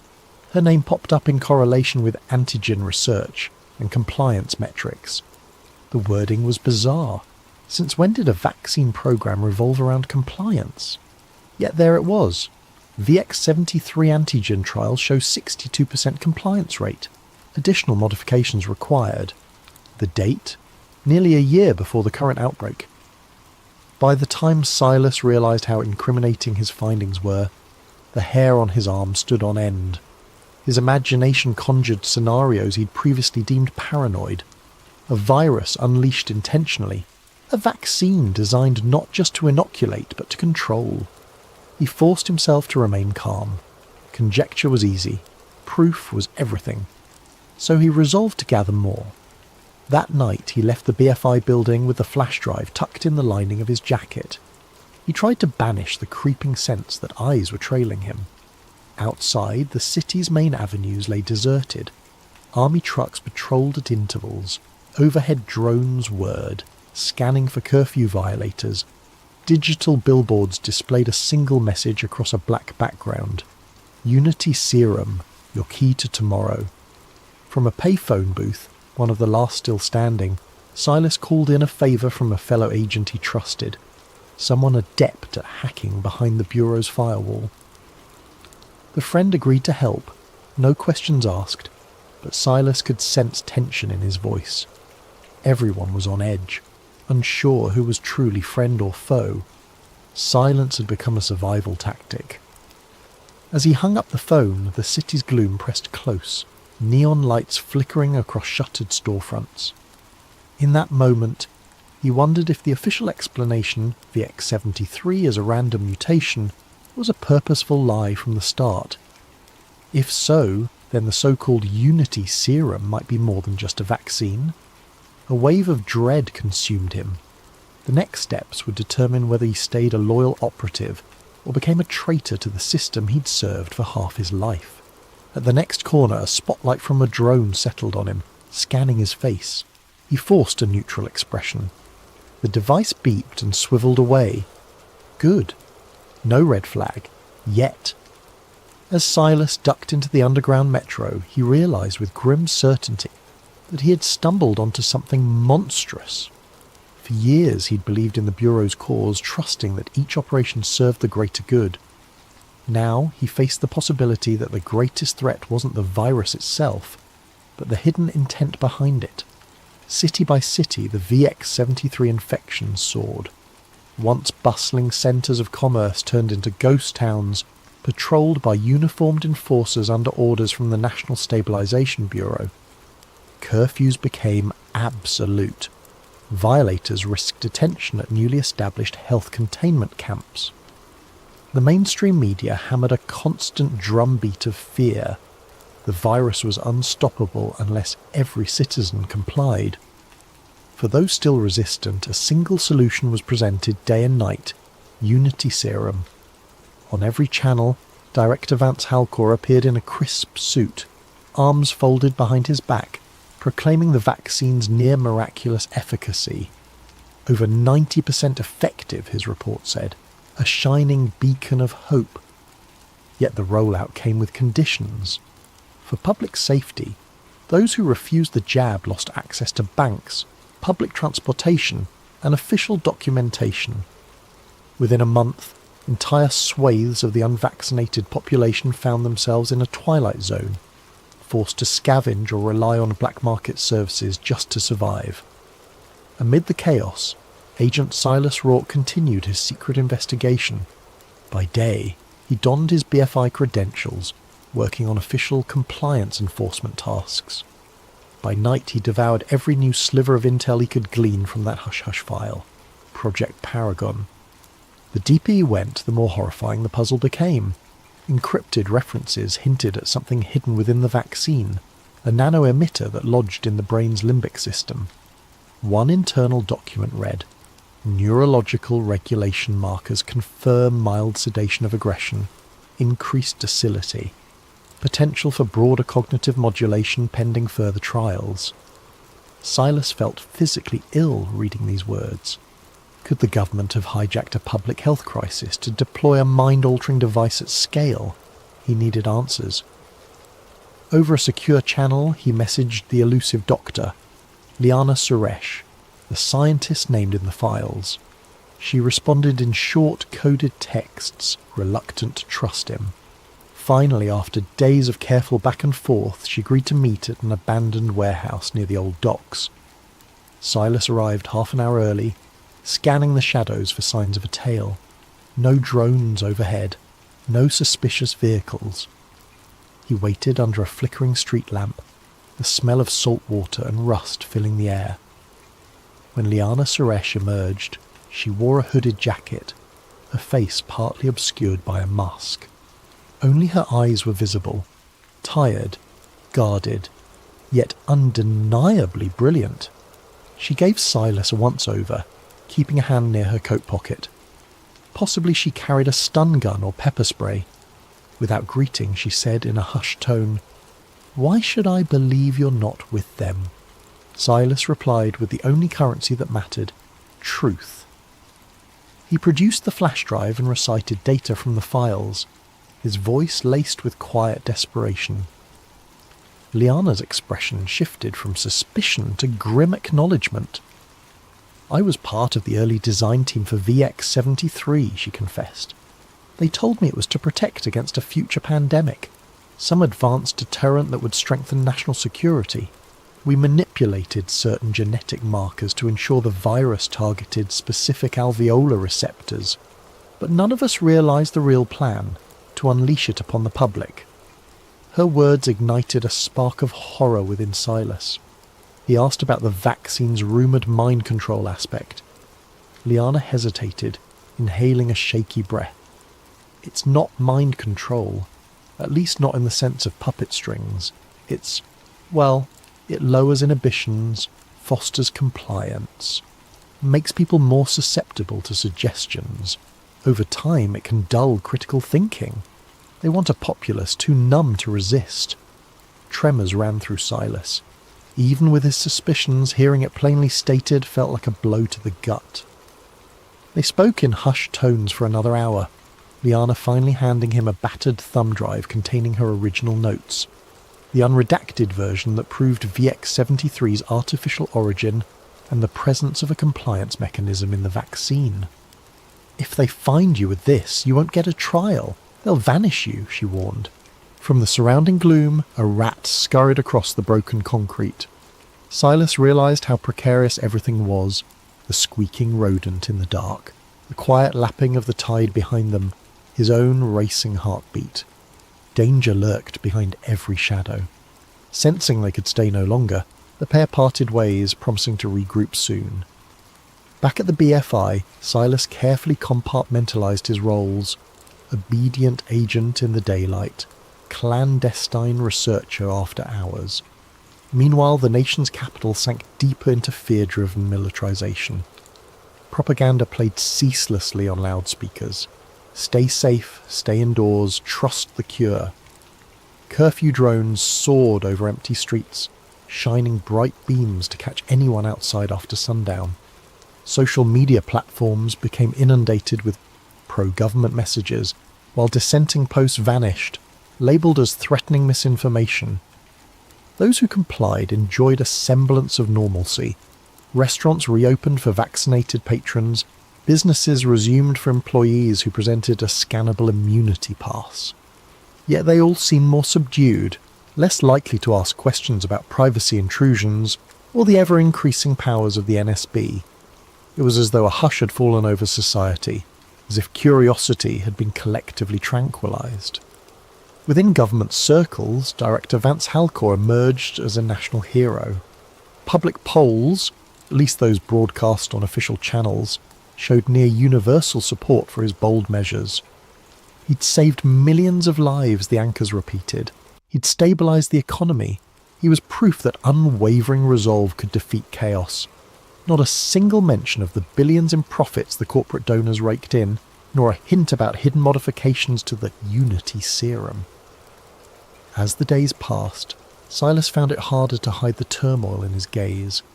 He saw colleagues in the hallway, wearing forced smiles, praising Halcor's leadership. He noticed how many had begun to project a certain eerie calm, like their personal anxieties had evaporated. Could it be the effect of the serum? Silas tested a co-worker with a subtle question. Ever wonder why the lockdown measures ramped up so fast before the outbreak peaked? The man's eyes glazed momentarily, then he simply shrugged. Doesn't matter, O'Rourke. They keep us safe. He returned to his desk, more convinced than ever that Halcor's master plan was in full swing. The virus was the perfect storm to usher in sweeping surveillance and push a mind-numbing serum to the masses. And the BFI was part of it, or at least complicit in bearing the truth. He could keep quiet, or he could do the unthinkable and blow this wide open, risking everything in the process. One evening, Silas found a sealed envelope slipped beneath his apartment door. Inside, a single typed line. "This is bigger than you think.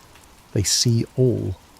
The bottom edge was marked with an obscure symbol, a circle with a diagonal slash, like a stylized zero. He'd seen it once in a classified file referencing an underground resistance network. If these rebels wanted to contact him, it meant they believed he might be an ally. The tension hammered in his chest. He was dancing on a razor's edge. His loyalty to the Bureau, his conscience the unfolding nightmare. Taking a shaky breath, he powered up his laptop. A series of pings indicated a new assignment in his BFI inbox. Track down a subversive known for smuggling contraband medical supplies. Silas realised with a jolt that the suspect's name had been flagged in Dr. Liana Suresh's notes. Another piece connecting the puzzle, and another reason the Bureau might soon brand him a traitor. He closed the laptop.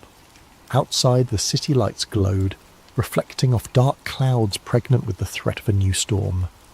If he hesitated much longer, it might be too late for everyone. The seeds of control had already sprouted, and every day they dug deeper roots into the world. Agent Silas Rourke watched from a distance as the unvaccinated families huddled together in the crumbling outskirts of Old Glendale. The press had labelled it a containment zone, but locals called it a human dumping ground. Living conditions were dire, sporadic power, limited sanitation, and roving squads of Unity enforcers scanning for anyone who might have hidden a child or avoided mandatory updates on vaccination status. The air crackled with dread. Days earlier, Silas had steeled himself to reach out to the symbol-bearing group implied by that cryptic envelope. If they were an underground resistance, maybe they could help him get the truth out. He had no illusions about personal safety. Once he exposed the deception behind VX-73 and Unity Serum, the entire apparatus of the National Stabilization Bureau would come crashing down on him. But each time he pictured the slumped figures in these zones, cast aside for refusing a forced injection, his resolve hardened. Through a secure channel, he arranged a meeting with a contact who went by the codename Sparrow. The location, an old print shop with boarded-up windows, rumoured to have once published subversive newspapers. Silas made sure to lose any trailing drones or BFI watchers by weaving through side streets. He wore a hooded coat, his respirator mask pulled high to conceal half his face.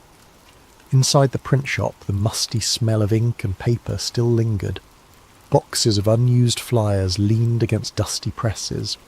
The dim light revealed a short figure in a makeshift black scarf. Sparrow. Their voice was muffled but direct. "You're late." Silas exhaled, nerves crackling. "I had to shake a drone." Sparrow nodded, then led him to a small back room. It was here Silas found half a dozen other figures, all clad in dark, worn clothes. A battered laptop sat on a folding table. A tangle of cables connected it to a generator. One by one, they introduced themselves with code names: Rook, Nightshade, Sahara, a clandestine cell of journalists, medics, and rogue programmers dedicated to fighting the government's stranglehold. "I have proof," Silas said, placing Dr. Liana Suresh's files on the table. "The virus was engineered, and the vaccine is rigged to manipulate behaviour." Silence fell over the group. The gravity of his statement hung in the stale air. Finally Sparrow spoke. "We've suspected as much. Over the past month we've been collecting testimonies, people complaining of unusual mental fog, the inability to feel strong emotions after receiving the serum. We even have ex-military sources who claim the NSB is funneling billions into a new wave of surveillance tech, but we needed a smoking gun. This might be it." Each set of eyes fixated on Silas. He handed them a flash drive, explaining how it contained Liana's unaltered research logs plus the Project Paragon blueprint. The group quickly scanned the data, verifying its authenticity. The sense of tension and excitement in the room was palpable. "We'll need to broadcast this globally," said Rook, a thin man with wire-rimmed glasses. "Not just post." Tension rises as strange warnings appear. Suspicious accidents claim the lives of those close to him, and the unstoppable juggernaut of a conspiracy that crosses generations threatens to silence him forever. In the 5 parts that follow, we'll dive into Dr. Reeves' step-by-step investigation, from the first glimpses of abnormal structural damage on the Titanic's hull to the frantic final hours, where he attempts to broadcast the truth before shadowy agents can destroy both him and the evidence. If you're ready to uncover a hidden piece of maritime history, at least in this fictional reimagining, read on and let the swirl of ocean currents and midnight conspiracies guide you deeper into the hush of night. Please, make yourself comfortable.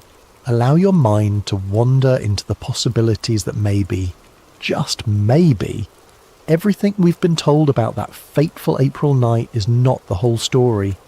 And remember, in times of darkness, knowledge can be as blinding as a flare, or as comforting as a dim lantern. May you find the perfect balance tonight as we embark on this mysterious tale.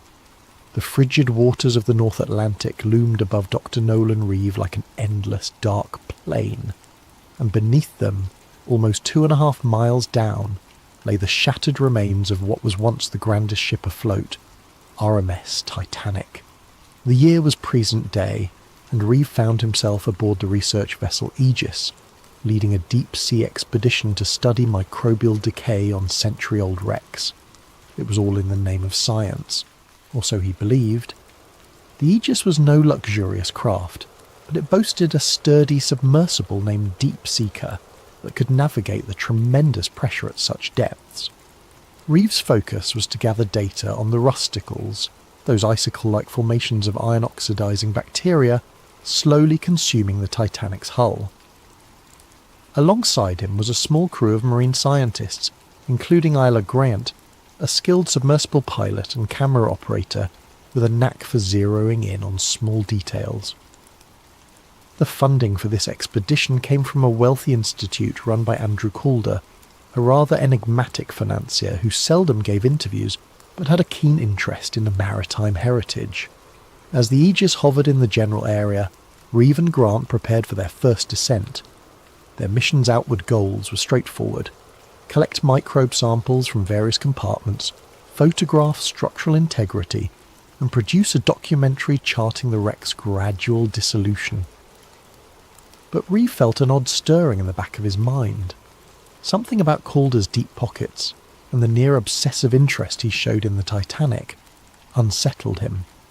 Calder insisted on daily updates, demanded high-resolution close-ups of specific hull sections, as though searching for something more than just rust. On a crisp morning, the submersible deck rumbled with mechanical clanks as Deep Seeker was lowered into the ocean. Reeve and Grant strapped into the tiny sphere that formed the sub's cockpit, oxygen humming through portable lines. Once submerged, the watery gloom swallowed them. Dials glowed green, and the hull's thick glass offered a restricted but haunting view. Grant navigated them slowly downward, the hull lights cutting a pale cone through dark water. After about 2 hours of descent, the sub's external beams finally caught sight of the Titanic's bow. Even after a century submerged, the shape was unmistakable. The ghostly hulk loomed from the gloom, broken in half, the once proud prow half buried in silt. Reeve felt his heart clench with awe and sorrow. It was a tomb and a monument, a silent testament to a night that changed history. They inched along the starboard side. Coral, fish, and anemones colonized the iron plating. Grant guided the sub's manipulator arm to gather small fragments of rusticles. Reeve carefully stored them in sample tubes. They progressed deeper, filming rooms that once bustled with first-class passengers and cherubs and grand staircases, now lying collapsed or entombed in sediment. These swirling detritus gave everything a dreamlike haze. Midway through the session, while scanning the lower hull near the stern, Grant noticed something peculiar on her camera feed. A portion of the metal showed not smooth tearing or typical impact damage, but an odd concavity ringed with a faint scorch pattern. Reeve pressed in for a closer view. The plating there was bent outward, as though from an internal explosion. This was bizarre. The official record insisted the Titanic's damage came from an external tear by an iceberg. If that was so, why did this metal appear warped from the inside out? Reeve's heartbeat quickened. He asked Grant to pivot the sub's lights for better clarity. Sure enough, the contortion pattern strongly suggested that some internal force had bulged the hull outward. The jagged edges showed hints of blackening, a dark residue that might be scorched metal. Reeves snapped multiple high-resolution stills. This flew in the face of the standard iceberg collision damage narrative. He radioed the Aegis with mild excitement, describing a strange hull anomaly. The ship's comm operator acknowledged him, but in a clipped tone, urging them to stick to the planned route. Reeve found that suspicious. Usually the team back on deck was enthralled by discoveries. Why dismiss this so quickly? Pushing further, Reeve and Grant discovered more irregularities. Sealed cargo compartments not listed in the ship's known manifests. Metal beams that looked warped in ways you wouldn't expect from an iceberg tear. Then they saw something even more bizarre. A small chunk of what seemed like embedded steel that didn't match the rest of Titanic's composition. Could it be a fragment from a device or an outside structure? They collected a sample with the sub's manipulator arm. As their time slot undersea neared its end, Reeves' mind whirled with questions. When they returned to the surface, Calder was on the deck to greet them, a faint smile on his lips. "Any interesting finds?" he asked casually. Reeve hesitated, glancing at Grant. "We saw some unexpected hull damage patterns. Might deviate from the standard historical account." Calder's expression flickered, then resumed neutrality. "I see," he said softly.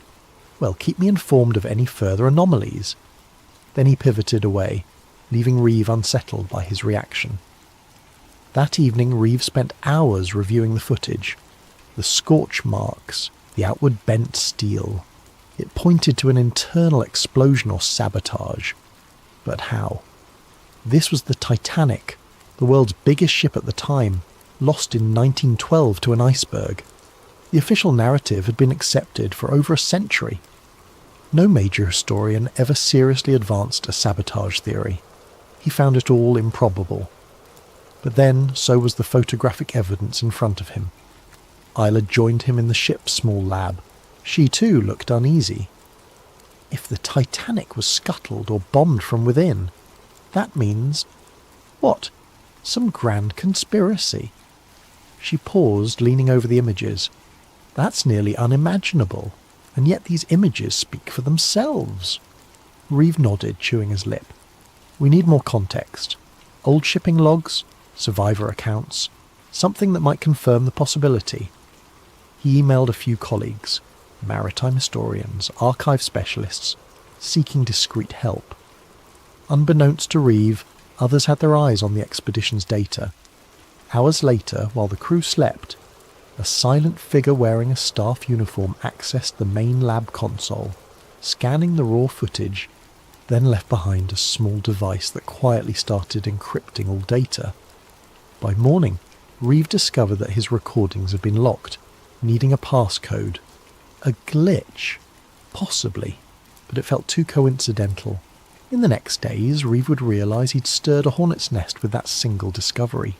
The evidence of sabotage on the Titanic's wreck threatened to unravel a century-old deception, and those who guarded that secret were not about to let one curious marine biologist rewrite history.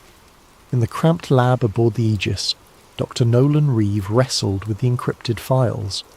Every time he tried to open them, an error message demanded an unknown passcode.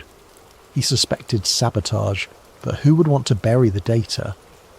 The expedition's sponsor, Andrew Calder, insisted it must be a technical glitch, urging Reeve to keep the incident quiet and rely on fresh recordings. But Reeve felt the tension in Calder's voice. It was too pointed, too insistent. Frustrated, Reeve and Isla Grant turned to the partial images and notes they'd saved offline. A few snapshots still remained on Isla's personal camera, showing that suspicious scorch pattern on the Titanic's hull. Reeve cross-referenced the Titanic's original construction blueprints, which the Historical Society had in their public archive. That region of the hull was never intended to have anything more than standard plating. No known modifications or cargo compartments were recorded in that area. So how did an explosion or something akin to it mar the interior? Seeking clarity, Reeve reached out to maritime historians he knew back on the mainland. One responded quickly, an old friend named Francis Hobbs, who specialised in transatlantic liner accidents. Hobbs expressed utter shock at the hull damage suggestion. No major source ever mentioned burn marks or outward bent steel.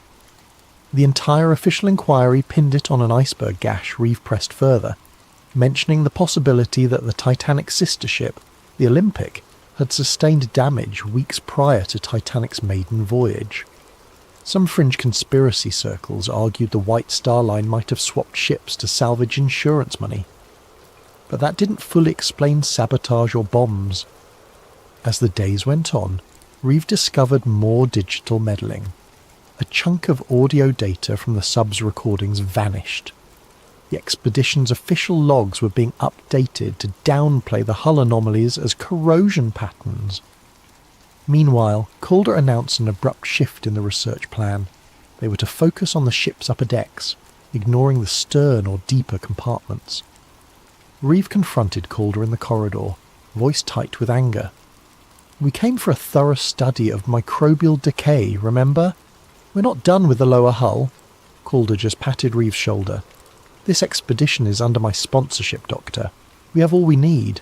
Let's not waste resources on rabbit holes." Suspicion soared. Ella quietly confided in Reeve that she'd seen an unknown staffer rummaging through the lab's computers late at night. Something bigger was at play. They hatched a plan. On the next dive, they'd pretend to follow orders but actually gather clandestine footage of the suspicious hull region again, storing it on a separate device. They hoped to smuggle that out. The next day, they executed the plan. Isla took an alternate camera hidden in the sub's toolkit, capturing fresh angles of the scorch marks. But near the end of the dive, the sub's thrusters failed, plunging them into darkness momentarily. A near-fatal scenario if Isla's backup system hadn't restarted the motors. The official post-dive report pegged it as a mechanical glitch, but Reeve and Isla suspected sabotage, an attempt to end them mid-ocean. Back on the surface, they realised they needed more historical context. They discovered, from old survivor memoirs, mention of loud booms below deck some hours before the iceberg collision. In official statements, these were dismissed as boiler explosions due to flooding. Another survivor wrote that wealthy industrialist John Astor had confided to a friend about shadowy deals for or against a central banking system. Then one cryptic line from a steward's note surfaced. "We were told not to speak of the cargo in hold number 3, told it was hush-hush for the men with suits." Reeve's blood chilled. It sounded like sensitive cargo beyond just mail or supplies. The more Reeve read, the more an unsettling pattern emerged. Certain powerful men who opposed the formation of a global central banking authority died on the Titanic. Surviving members who wanted that bank system ironically missed the voyage last minute. Could the sinking have been orchestrated to remove key opposition? Reeve's logic reeled. It was wild, reminiscent of conspiratorial talk. Yet the sabotage evidence from the wreck gave these claims unexpected weight. Meanwhile, the expedition approached an official end date. Calder seemed eager to wrap up. The mood on the Aegis turned tense, with some staff openly complaining about weird instructions from Calder's office. Reeve realised that once they returned to shore, Calder might quietly seize all official findings, labelling anything about sabotage as a hoax. Reeve confided in Ella that they needed to break free from Calder's control. "We have to publish or release these anomalies ourselves," he insisted. She agreed, though fear glimmered in her eyes. "But they're watching everything we do." Days before the final docking, an unnerving event confirmed their fears. One of Reeve's close colleagues, a diver who had glimpsed the scorch marks as well, died in a suspicious boat explosion near the Aegis. The official statement labelled it a tragic fuel accident, but Reeve saw no sense in the story. The diver had been careful, not the type to mishandle fuel lines. The message was clear: keep your mouth shut or pay the price. Now Reeve recognised the bigger threat. Some covert group, possibly with Calder's backing or beyond him, was determined to bury any mention of sabotage. Perhaps a direct lineage of those old bankers or industrialists from 1912 still wielded enough influence to ensure the Titanic's alternative story remained hidden. The fear in Reeves' gut was overshadowed by moral resolve. People deserved the truth. The tragedy that claimed 1/500 lives might have been a coldly calculated mass murder. Nights turned sleepless. Reeve hammered out a partial draft of his revelation, an academic paper explaining the structural anomalies, listing historical coincidences, and linking them to potential sabotage. He also prepared a short documentary with images and voiceover, planning to upload it online the moment they were near stable internet. Isla assisted, editing in hush hours. They stored backups on hidden flash drives, but unbeknownst to them, an unknown figure in the staff was already alerting superiors about their secret activities. The black-suited watchers who answered to a shadowy black archive were preparing a final move.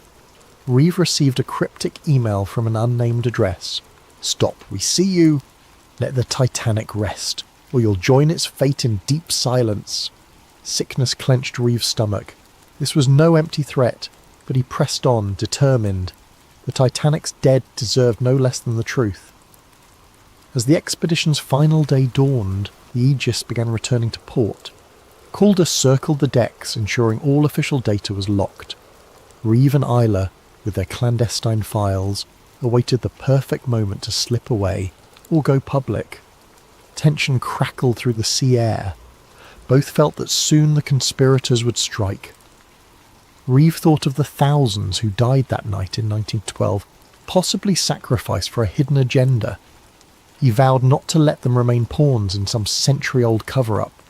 He could only hope that in the hours ahead he'd find a way to broadcast the shocking truth before the watchers enforced their deep silence, just as they had, apparently, for the diver who died, and for countless others who might have glimpsed the Titanic's real story over the decades. On the morning the Aegis neared the harbour, Dr. Nolan Reeve stood on the stern deck, scanning the shoreline for any sign of abnormal presence. The coastal city's skyline shimmered under the rising sun.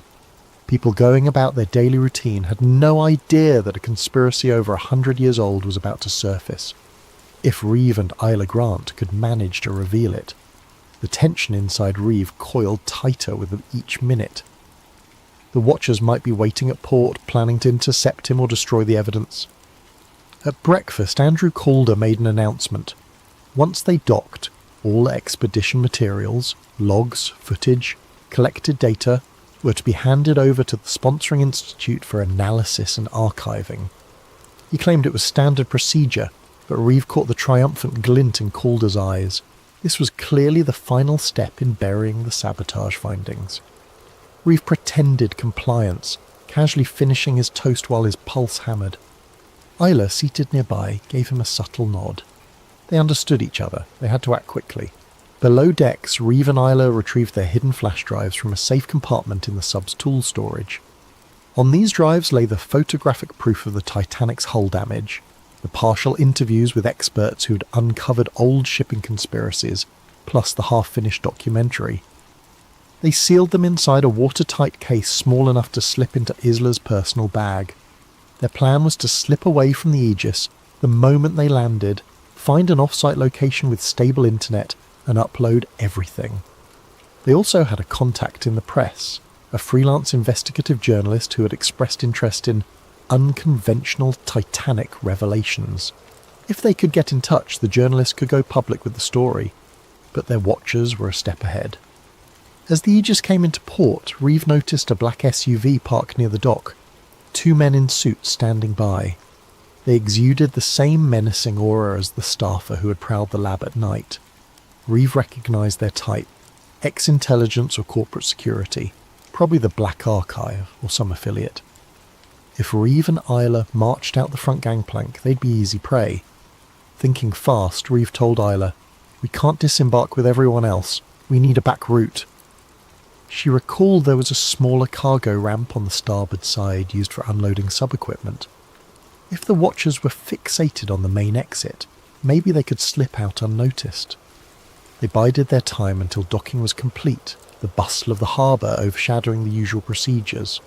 Then, with anxious hearts, they made their move. Slipping on plain jackets and carrying minimal gear, they snuck to the starboard cargo area. The usual guard was absent, likely assisting with the main disembark. They lowered a small ramp onto the dock. Heart pounding, they hurried down. Reeves' eyes darted to the black SUV. The suited men were still scanning the main exit. Good. They made it halfway across the dock when a shout broke out behind them. "Hey, stop! Stop!" Another staffer from the Aegis, wearing an earpiece, sprinted forward.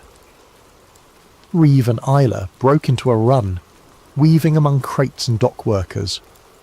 Over their shoulders they saw the black suits rush into action. The watchers realised their target was escaping. Isla pointed to a cluster of cabs by the gates. "We can get one of those," she gasped. But as they neared, they found a man stepping from a second black SUV to block the path. The watchers were closing in from both sides. In a desperate manoeuvre, Reeve dashed behind a forklift. The driver, startled, nearly dropped his cargo. Isla jumped aboard, urging the forklift driver to swing around. The watchers hesitated, not wanting to cause a scene with bystanders. The forklift jerked forward, awkwardly separating them from at least two pursuers. Reeve spotted a side alley leading away from the harbour. "That way!" he yelled. They tumbled off the forklift and sprinted into the alley, footsteps echoing on wet concrete. The watchers gave chase. Adrenaline pounded in Reeve's veins. He clutched the bag containing the flash drives, desperate not to lose it. They twisted down side streets in a labyrinth near the harbour's industrial zone, the watchers cursing behind them. Once they found a small metal door leading into an old warehouse. They slipped inside, the watchers' footfalls receding briefly. In the dim interior, crates of fish meal or old maritime supplies reeked of stale salt. Isla quickly typed a text on her phone to the journalist contact. "Need immediate pickup. Coordinates near old warehouse. Being chased." She pressed send, praying the signal went through. They heard footsteps outside, no time to hide further. Moments later, the watchers kicked in the door. A short scuffle ensued. Isla brandished a wrench from a table, swinging it as a deterrent. Reeve ducked behind a crate, but one watcher advanced, gun drawn, muzzle fixed on Reeve. "Drop the bag," the watcher growled. Reeve's mind whirled. If they took the evidence, everything was lost. Then headlights sliced through a window. A van screeched up, brake lights glowing. Another door was forced open from the building's backside. The journalist contact, a wiry man named Carl Dawson, burst in, brandishing a camera flash that momentarily blinded the watchers. In that flash, Reeve and Isla dove behind crates. Shots rang out, hitting metal and wood. Carl roared, "This way!" They fled through the hole in the back wall. The watchers tried to close in, but the trio scrambled into Carl's van. Tyres squealed as the van sped off. Another bullet shattered the wheel. Some say it's based on classified information that was never meant to reach public ears. Tonight we explore the darkest corners of government experimentation and the thin membrane between dimensions. Daniel Cross bolted upright in his bed, sweat-drenched sheets twisted around his legs like restraints. The dream had returned, more vivid this time. Underground tunnels bathed in pulsing blue light, the cold metal chair, the leather straps on his wrists, and the voices, always the voices, echoing through concrete chambers. Subject 17 demonstrates exceptional receptivity. Increased neural amplitude by 30%. His bedroom television flickered with static, though he was certain he'd turned it off before going to sleep. From within the dancing grey pixels came a familiar hum, a sequence of tones just below normal hearing threshold. Something about it pulled at the corners of his mind, like fingers trying to pry open a locked door. Daniel stumbled out of bed and approached the screen, mesmerised. Within the chaos of white noise, patterns emerged, geometric formations that shouldn't exist in random static. His reflection in the screen looked foreign, almost like another person watching him from behind the glass. Delta Protocol 17, he whispered, the words rising unbidden from some hidden chamber of memory. Initiate phase bend. The static intensified, the hum growing to an electric whine that made his fillings ache. Then, as suddenly as it had begun, the television went black. Daniel stood there, trembling in the dark, wondering why tears were streaming down his face. In the morning, he convinced himself it had been nothing but a particularly vivid nightmare. But as he brushed his teeth, he noticed something unsettling in the bathroom mirror. A small red mark behind his ear, perfectly circular, like a healed puncture wound. He had no memory of receiving it. As the days passed, the dreams intensified. Always the same elements. The underground facility, scientists in lab coats, the chair with its cruel restraints, and tests. Endless tests designed to push the boundaries of his mind. In each dream he was younger, perhaps 11 or 12 years old. But the strangest part was the location that kept appearing in the background of these fractured memories. A distinctive radar tower rising against a darkening sky. When not at work coding security algorithms for a defense contractor, Daniel found himself obsessively drawing the tower, trying to place where he might have seen it before.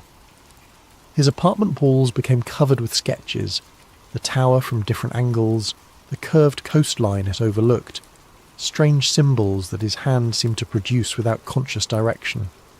His colleague Martin noticed the change in him first. "You look like hell, Dan," he said over lunch one day. "Not sleeping?" Daniel hesitated. "Just some weird dreams." "About what?" "I don't know. Some kind of facility. Tests. A radar tower by the ocean." Martin's plastic fork paused halfway to his mouth. "What kind of tower?" "An FPS-35. Cold War era. Massive thing with a distinctive cowling." Daniel blinked, surprised at his own precise knowledge. Martin set down his fork. "That's oddly specific for a dream." "I know, and there's something else." Daniel lowered his voice. "Sometimes when there's static on the TV I hear something, like a signal." "What does it say?" "It doesn't speak. It's more like a beacon, calling me somewhere." Martin studied him for a long moment. "You ever heard of Camp Hero? Out in Montauk?" The name sent an electric shiver down Daniel's spine. His coffee cup slipped from suddenly numb fingers, shattering on the floor. "Jesus, you okay?" Martin asked, jumping back from the spreading puddle. "I need to go there," Daniel whispered, staring at nothing. "Montauk." The drive to Long Island took 4 hours, but to Daniel it felt like returning from an exile that had lasted decades. As he crossed into the township of Montauk, a pressure began building behind his eyes. Not quite pain, but an insistent awareness, like the sensation before a sneeze that never comes. The roads grew narrower, pine forests pressing in on both sides. His GPS lost signal twice, but Daniel found he didn't need it. His hands seemed to know which turns to take, guiding the car along increasingly remote routes until the trees gave way to scrubland, and beyond that, the Atlantic stretched to the horizon. And there it stood, exactly as he'd drawn it 100 times, the massive radar tower of Camp Hero, its distinctive silhouette rising against the pale blue sky. The abandoned Air Force Base sprawled beneath it, a collection of bunker-like buildings and concrete structures designed to withstand Soviet bombs that never fell. According to the weathered sign at the entrance, Camp Hero was now a state park, its military function long obsolete. But something about the perimeter fence looked too new, the security cameras too well maintained for a simple historic site. Daniel parked in the nearly empty lot and approached the visitor centre, a converted military building with peeling green paint. Inside, a bored park ranger glanced up from her crossword puzzle. "Closing in an hour," she said without preamble. "I was wondering what you could tell me about the history of this place," Daniel asked, trying to keep his voice casual despite the hammering of his heart. "Standard Cold War radar station, decommissioned in the early 70s. She pushed a pamphlet across the counter. Self-guided tour maps there. Stick to the marked trails. What about the underground sections? The ranger's crossword pencil stopped mid-letter. Her eyes flicked up to study him more carefully. There aren't any underground sections open to the public, but they exist. Look, mister, this is just an old radar station, if you're one of those conspiracy nuts. I've been here before, Daniel interrupted, surprising himself. When I was a child, not possible. This place was sealed military property until 92. Daniel leaned forward. What about the Montauk project? The temperature in the room seemed to drop. The ranger's face hardened as she set down her pencil and reached for the phone. Park's closing early today. You need to leave. I just have a few questions. Now, she said, her finger hovering over the keypad. Or I call security. Daniel retreated to his car, the pamphlet clutched in his hand. As he pulled out of the parking lot, he noticed a black SUV with government plates turning in. The man in the passenger seat photographed his license plate as they passed. Instead of leaving, Daniel drove to the public beach adjacent to the former base. From there, he followed a trail that hugged the dramatic bluffs overlooking the Atlantic. The radar tower remained visible above the tree line, seeming to watch him as he walked. When he reached a chain-link fence marking the base's boundary, Daniel felt a strange duality, his conscious mind seeing it for the first time, while something deeper recognized every rust spot and bent link. He knew, without understanding how, that 20 yards to the left, the fence had been repaired where someone had once cut through it. Sure enough, when he checked, there was a section of newer fencing exactly where he'd expected. As the sun began its descent toward the horizon, Daniel found a secluded spot where the bluff had partially collapsed, creating a natural path down to a narrow strip of beach. The base's concrete seawall extended here, covered in graffiti and eroded by decades of salt spray.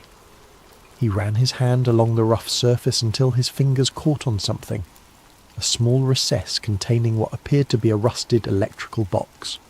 Without hesitation, Daniel entered a sequence of numbers, 8-1-3-5. Nothing happened. He tried again with 8315, and then finally 8153. A deep mechanical groan emanated from within the wall.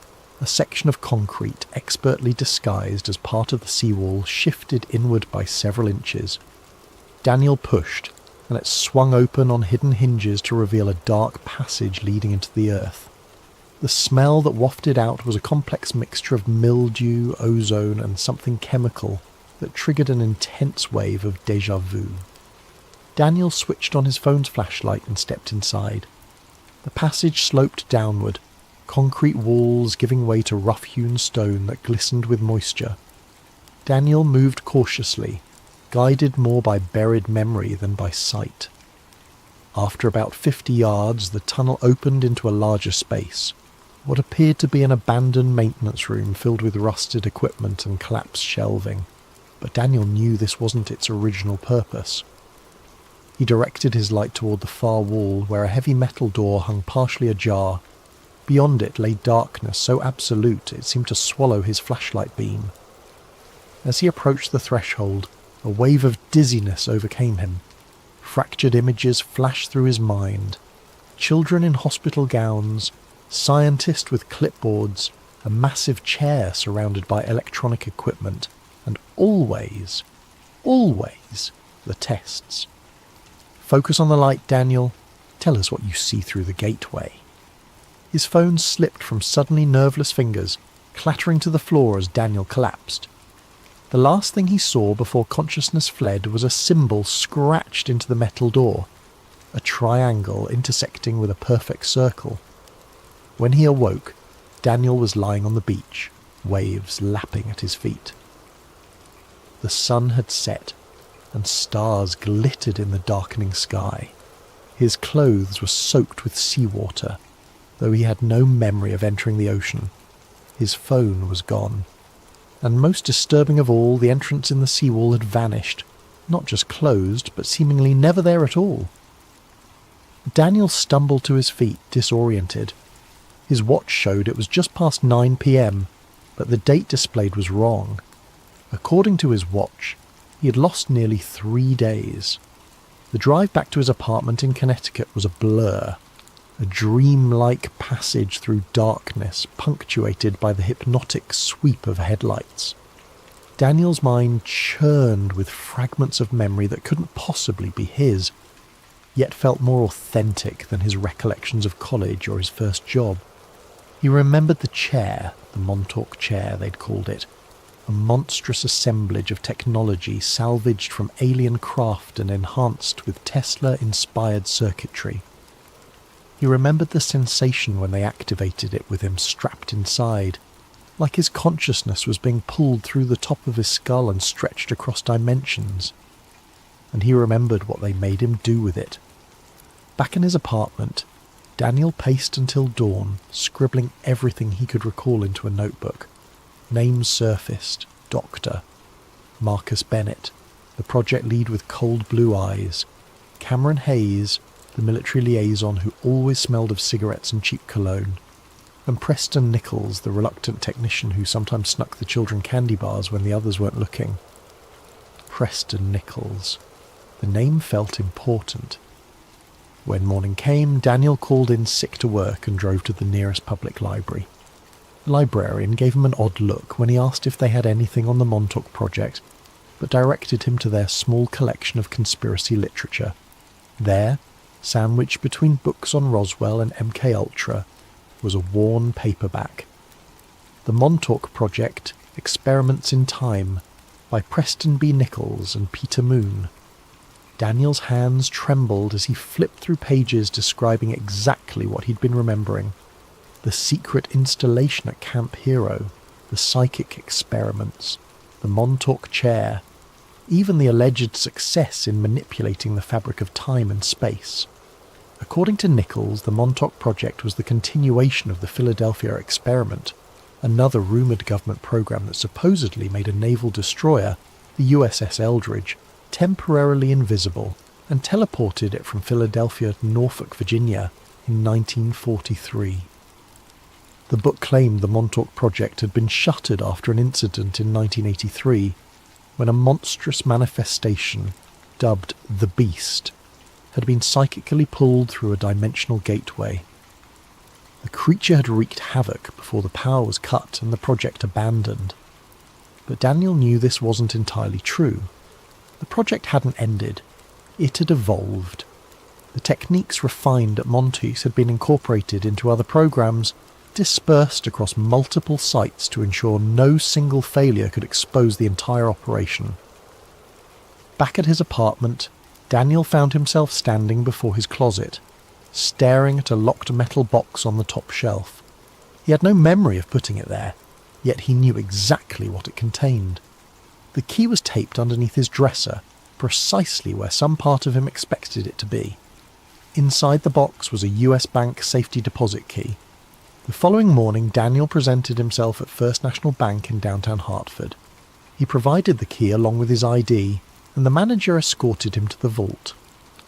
When they were alone with the metal drawer extracted from the wall, Daniel opened it with a sense of inevitability. Inside lay a manila envelope, sealed with red security tape bearing federal classifications he shouldn't have had access to. He broke the seal and emptied the contents onto the small table. Photographs spilled out, black and white images of children in a sterile facility. In several, Daniel recognised his younger self, perhaps 10 years old, wired to various machines. In one particularly disturbing image, he sat in a massive chair surrounded by Tesla coils and computer banks, his small form almost swallowed by the ominous apparatus. There were documents too, partial research notes, diagrams of the Montauk chair annotated with equations that made his eyes hurt to look at, and a map of Camp Hero with underground sections marked in red. At the bottom of the pile lay a compact disc in a paper sleeve, unmarked except for a date.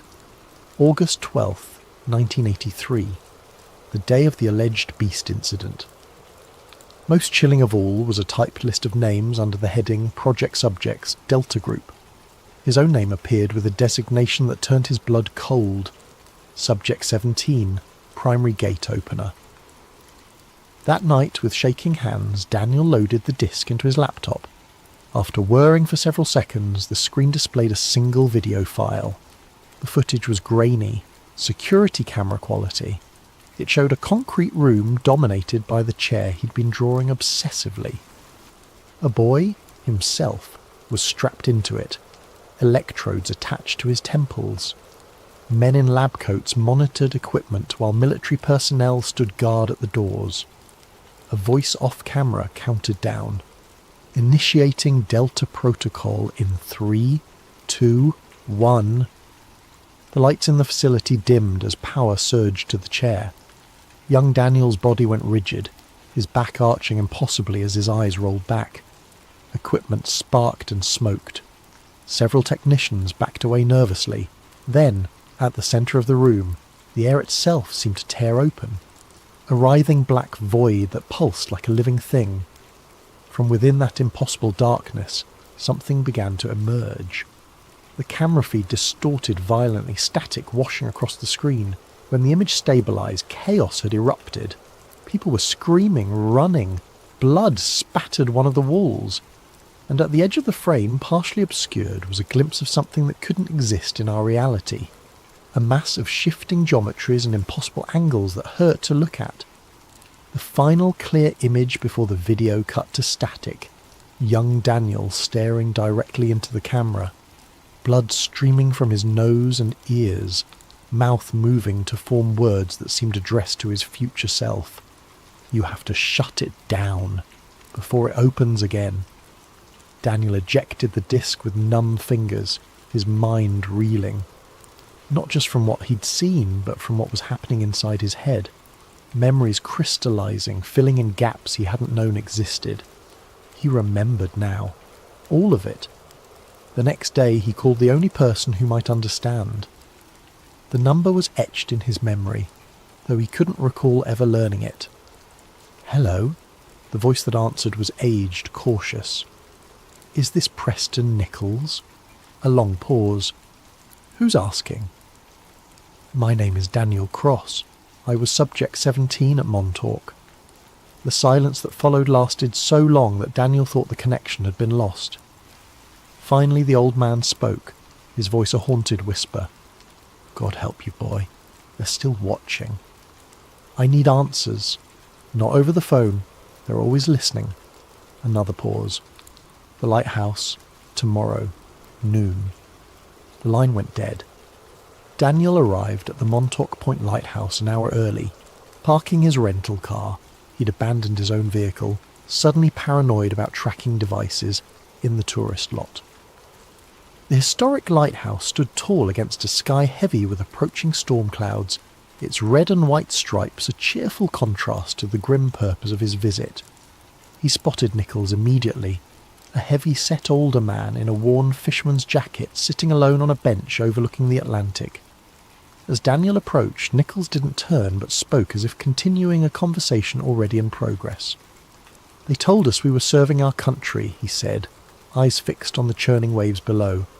"Advancing human potential, opening frontiers. What a load of horse shit." Daniel sat beside him. "You were there. You helped them. And I've spent 40 years trying to make up for it." Nichols finally turned to look at him, his weathered face a map of regret. "Jesus, you grew up. Last time I saw you, you were just a skinny kid with too much power in your head. What did they do to me?" Nichols sighed, reaching into his pocket for a pack of cigarettes. His hands trembled slightly as he lit one. "You were special, even among the sensitives. Most of the children could receive impressions, maybe move small objects, but you could create doorways. Doorways to where? That was the question, wasn't it? At first, they were just focused on remote viewing, psychically observing distant locations. Then they realised some of you kids could not just see, but reach. And you, Daniel, you could open gates that others could step through." The old man took a long drag from his cigarette. "They started small, different rooms in the facility, then different points in time. Just minutes at first, then hours, then years. By 82, they had you opening doorways to other places entirely. "The beast," Daniel said quietly. Nichols' face went ashen. "You remember?" "I found a recording." "Then you know what happened. What came through wasn't from another place on Earth, not even from another time. It was from somewhere else, somewhere that operates under different physical laws." Nichols stubbed out his cigarette with more force than necessary. "We lost 16 people that day before they cut the power. And the thing, it didn't die. It just folded back into dimensions we can't perceive." Daniel's head throbbed with half-formed memories. "They shut it down after that." "Officially, yes. The Montauk project was terminated, the facility sealed. But you know better, don't you?" Nichols fixed him with a penetrating stare. "They just went deeper underground, compartmentalized. The work continued." "But I don't remember anything after that day. I have a whole life. School, college, my job. Artificial memories, very sophisticated. The best MK Ultra techniques combined with targeted chemical therapy. They built you a new identity, brick by brick." Nichols glanced around nervously. "The question is, why are you remembering now?" "The programming doesn't just break down on its own." Before Daniel could respond, his vision split, like a double exposure photograph. Overlaid on the present scene was another image. The same lighthouse, but under clear blue skies, with Nichols wearing different clothes.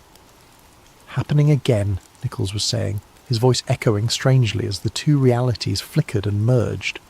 "The temporal distortions are getting worse." Daniel gripped the bench, nauseated by the visual discord. "What's happening to me? Time is bleeding through. Your connection to the Montauk chair never fully severed. It just went dormant." Nichols leaned closer, his face shifting subtly between older and younger versions of himself. "Listen carefully. There's an access point they never sealed. Bunker 14 near the old power station. The equipment is still there. You need to..." The world around them rippled like disturbed water. A crushing pressure built inside Daniel's skull as reality itself seemed to stutter. When it stabilized, Nichols was gone. In his place sat a teenage boy with a familiar face.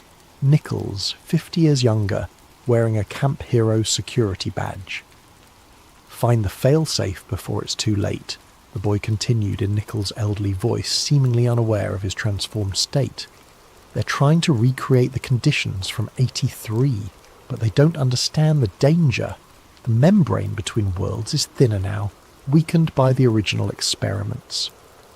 The young Nichols flickered and was replaced by the old man again. He clutched Daniel's arm with surprising strength. "Go back to Camp Hero, find Bunker 14, destroy the chair before they can use it again." Another wave of temporal distortion washed. "Hello there, fellow truth-seekers and insomniacs. Before we dive into tonight's tale, I want to know, how was your day? What time is it where you're listening from? Are you tucked away in a cosy bedroom in Ohio, walking the late-night streets of London, or perhaps watching the sunrise from your apartment in Tokyo? Wherever you are in this interconnected world of ours, I'm glad you're here. And hey, if you're enjoying these deep dives into the shadows of our reality, don't forget to subscribe to Sleep Theories. We're building a community of people who aren't afraid to ask the hard questions. Now, let's begin. My name is Julian Stone, and I used to believe I was making the world a better place. For 12 years, I worked as a senior policy analyst at the Arcus Foundation, one of those shadowy think tanks that most people have never heard of, but whose fingerprints are on every major global initiative of the past 3 decades. We had offices in Geneva, New York and Brussels, gleaming towers of glass and steel, where brilliant minds gathered to solve humanity's greatest challenges. Or so I thought. The Arcus Foundation's mission statement was poetry and corporate speak, advancing global harmony through unified policy frameworks and sustainable governance solutions. We consulted with the UN on climate initiatives, advised the IMF on economic stability measures, and provided research support to the World Economic Forum's annual gatherings in Davos. I felt like I was part of something important, something that mattered. I specialised in demographic transition models, studying how populations respond to policy changes, economic pressures, and social interventions. My reports influenced food distribution programs in sub-Saharan Africa, urban planning initiatives in Southeast Asia, and immigration policies across the European Union. The work was intellectually stimulating, well compensated, and came with the satisfaction of knowing that my analysis was helping shape a more equitable world. That was before March 15th, 2024. Before I discovered what we were really building, the day started like any other. I arrived at our Geneva office at 7:30 a.m, grabbed my usual double espresso from the lobby cafe, and settled into my corner workspace on the 14th floor. The Alps were visible through my window, their snow-capped peaks catching the morning light. A view that never failed to remind me how fortunate I was to be there. My supervisor, Dr. Elena Vasquez, stopped by my desk around 9 a.m. Elena was a former World Bank economist with connections that reached into every major international organisation. She had recruited me personally from Columbia University, where I'd completed my PhD in applied policy analysis. Over the years, she'd become something like a mentor to me. "Julian, we have a situation," she said, her usually composed demeanour showing cracks of stress. "There was a security breach in our server infrastructure last night. Nothing critical was compromised, but we need a full audit of our internal document database. I'm putting you in charge of the cleanup." This wasn't unusual. Think tanks like ours were constant targets for corporate espionage, activist hackers, and foreign intelligence services. Our cybersecurity protocols were robust, but no system was perfect. I'd handled similar situations before, cataloguing sensitive documents, ensuring proper classification levels, and identifying any potential vulnerabilities in our information architecture. "What kind of breach are we talking about?" I asked, already pulling up our security monitoring dashboard. "Attempted penetration of our archived research database. The intrusion was blocked, but it triggered an automatic review protocol. Legal wants everything above classification level 7 to be personally verified by senior staff." Elena handed me a secure tablet loaded with administrative credentials. "Start with the Governance Innovation Archive. That's where our most sensitive collaborative research is stored."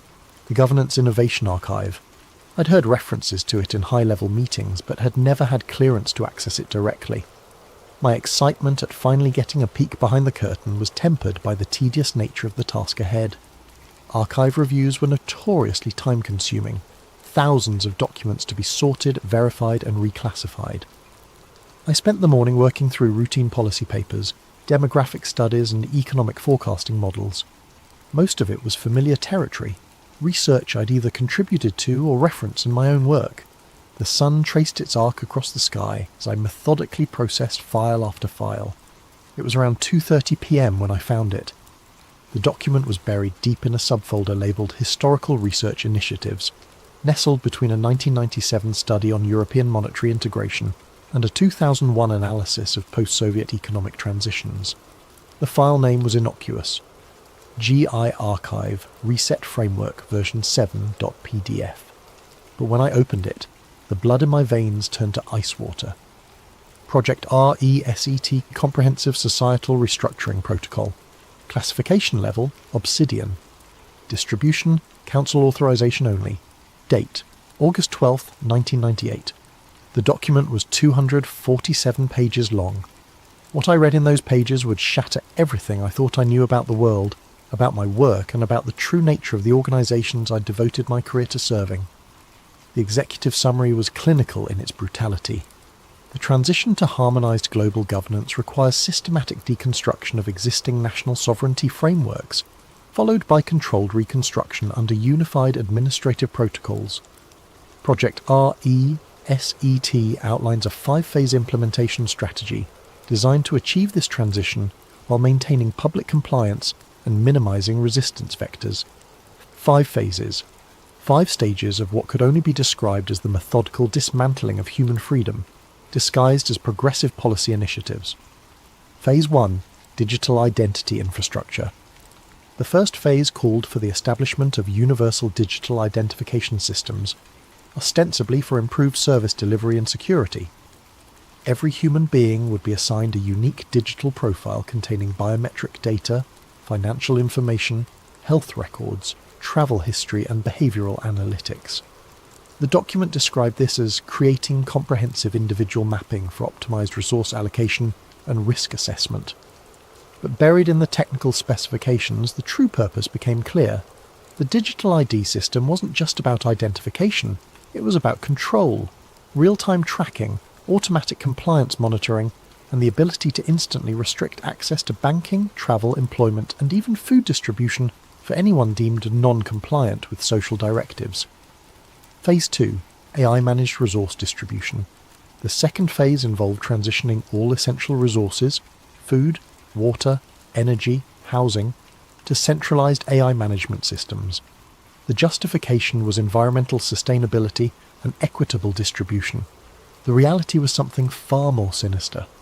The document outlined algorithms that would determine individual resource allocations based on social contribution scores, behavioral compliance metrics, and demographic optimization parameters. In plain English, the system would decide who got to eat, who could access clean water, and who deserved shelter based on their usefulness to the new order and their willingness to comply with its directives. There were detailed flowcharts showing how resource restrictions could be used to modify behaviour at both individual and population levels. Hungry people, the document noted with chilling matter-of-factness, were compliant people. Phase 3, engineered economic collapse and synthetic recovery. The third phase was perhaps the most diabolical. It called for the deliberate triggering of a global economic collapse through coordinated actions, synchronized market crashes, currency devaluations, supply chain disruptions, and debt crisis escalations. The chaos would be blamed on external factors, pandemics, climate disasters, geopolitical conflicts, or technological failures. In the aftermath of this engineered collapse, a new economic system would be introduced as the necessary solution to prevent future catastrophes. This system would be entirely digital, completely traceable, and fully controlled by the same AI networks managing resource distribution. Private property rights would be eliminated in favour of sustainable stewardship models. Individual economic autonomy would disappear. Phase 4, unified surveillance architecture. The fourth phase involved the integration of all monitoring systems into a single, omnipresent surveillance network. Every device, every sensor, every camera would feed into a central intelligence system capable of tracking and analysing human behaviour in real time. The document described predictive intervention protocols that would identify and neutralise dissent before it could manifest as organised resistance. Potential troublemakers would be flagged by behavioural analysis algorithms and subjected to corrective interventions, everything from social isolation and economic pressure to direct psychological manipulation through targeted media exposure. Phase 5, population normalisation protocols. The final phase was the most horrifying of all. Population normalisation was a euphemism for systematic depopulation, reducing the global human population from over 8 billion to what the document described as sustainable levels of approximately 500 million to 1 billion individuals. The methods outlined were varied and sophisticated: fertility reduction through endocrine disruptors in food and water supplies, healthcare protocols designed to increase mortality rates among low-value demographics, and what the document euphemistically called accelerated natural selection events, engineered disasters that would disproportionately affect populations deemed surplus to requirements. The document concluded with a timeline. Phase 1 had begun in 1999 with early digital ID pilots. Phase 2 would be fully implemented by 2025. Phase 3 was scheduled for 2027 to 2030. Phases 4 and 5 would be completed by 2035. I sat staring at my screen, my hands trembling. This wasn't some fringe conspiracy theory or dystopian fiction. This was a detailed operational plan, complete with budgets, timelines, implementation strategies, and success metrics. And it was dated 1998, over a quarter century ago. Looking back at the past 25 years with this knowledge was like suddenly being able to see the matrix code streaming down in green letters. Every major crisis, every solution proposed by global institutions, every erosion of privacy and freedom justified by security concerns, it all fit the pattern outlined in Project RESET, the 2001 terrorist attacks that ushered in mass surveillance programs, the 2008 financial crisis that consolidated banking power and normalised government intervention in markets, the 2020 pandemic that accelerated digital ID adoption, remote monitoring, and restrictions on movement and assembly. each crisis followed by solutions that moved us incrementally closer to the world described in this document. I realised I had been an unwitting participant in this process. My demographic studies, my policy recommendations, my analysis of population behavioural patterns, all of it had been feeding into this larger machine. I thought I was fighting poverty and inequality. In reality, I was helping to perfect the mechanisms of human subjugation. The afternoon sun was setting behind the Alps when I finally closed the document. My coffee had gone cold hours ago. My phone showed 17 missed calls from Elena, but I couldn't bring myself to respond. How do you have a casual conversation about quarterly budget reviews when you've just discovered that your entire profession is part of a conspiracy to enslave humanity? I needed to understand more. If this document was real, and every instinct I had told me it was, then there had to be other evidence. References to council authorization suggested a governing body overseeing the implementation. The technical specifications implied vast infrastructure investments that would leave paper trails, and the timeline suggested that we were currently in the middle of Phase 2, with Phase 3 approaching rapidly. As I prepared to leave the office that evening, Elena appeared at my cubicle. Her expression was carefully neutral, but I caught something in her eyes, a wariness that hadn't been there that morning. "How's the archive review coming along?" she asked. "Fine," I managed. "Just working through the historical research files. Nothing unusual so far." She nodded, but her gaze lingered on my computer screen. "Good. Make sure you flag anything that seems out of place. We can't afford any compliance issues with the legal review." After she left, I copied the Project RESET document to an encrypted drive. Call it insurance or call it stupidity. I knew I couldn't let this information disappear into the bureaucratic machinery of damage control. If what I'd read was true, then the fate of human civilization hung in the balance. That night I lay awake in my Geneva apartment, staring at the ceiling and trying to process what I'd discovered. Outside my window, the city hummed with the quiet activity of normal life. People returning from dinner, late commuters heading home, the distant sound of traffic on the highway, all of them oblivious to the web of control being woven around them.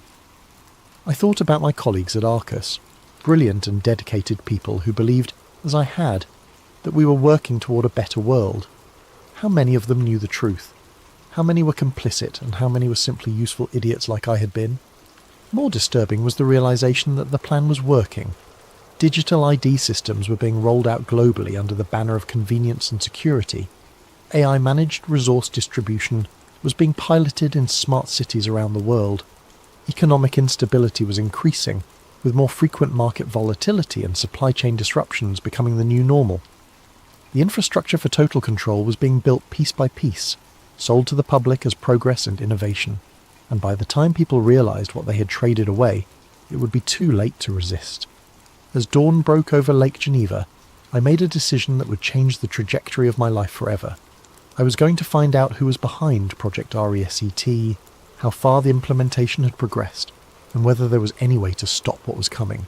I had no idea that by opening that file, I had already marked myself for termination. The next 3 weeks were a masterclass in paranoid research methodology. I couldn't use Arcus resources for obvious reasons, and I couldn't risk conducting searches from my home computer that might trigger surveillance algorithms. Instead, I developed a routine of visiting different internet cafes, public libraries, and university computer labs around Geneva, always paying with cash and never staying in one location for more than an hour. What I discovered during those weeks of clandestine investigation was both validation and horror. The language from Project RESET wasn't just theoretical. It was operational vocabulary that had been seeded into the public discourse for decades. The phrase, "Build Back Better," appeared in a 2005 United Nations Disaster Risk Reduction Framework, years before it became a mainstream political slogan. Sustainable development goals weren't just environmental initiatives, they were restructuring protocols directly lifted from the Project RESET documentation. Stakeholder capitalism wasn't a progressive business philosophy, it was the economic model described in Phase 3 of the plan. I started mapping connections, creating a network diagram that resembled a spider web of interlocking organisations, all connected by shared personnel, funding sources, and ideological frameworks. At the centre of this web were names that any political science student would recognise: the Bilderberg Group, the Trilateral Commission, the Council on Foreign Relations, the Club of Rome, and the World Economic Forum. But it was the personnel overlaps that made the pattern undeniable. The same individuals appeared on the boards of multiple organisations, moved seamlessly between government positions and private sector roles, and maintained influence networks that spanned decades. These weren't coincidences. They were evidence of coordinated long-term planning. Dr. Klaus Müller, for instance, had served on the board of the Arcus Foundation since 2003, while simultaneously holding positions with the Trilateral Commission and maintaining an advisory role with the World Economic Forum. His academic credentials were impeccable. PhD in International Relations from Harvard, former Deputy Director of the IMF. But his career trajectory revealed a pattern of strategic positioning within the exact organisations mentioned in Project REZT. Elena Vasquez, my own supervisor, had spent 3 years with the World Bank before joining Arcus. Her previous role involved developing population optimization models for developing nations, work that, in light of what I now knew, took on a sinister new meaning. The more I dug, the more I realised that the world of international policy wasn't the collegial academic environment I had believed it to be. It was a carefully orchestrated theatre, with different organisations playing complementary roles in advancing the same underlying agenda.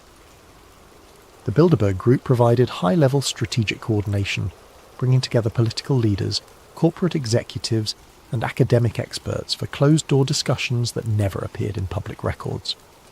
The World Economic Forum served as the public face of the agenda, packaging radical social restructuring as progressive innovation and corporate responsibility. The Club of Rome provided intellectual legitimacy, producing research that supported predetermined policy conclusions.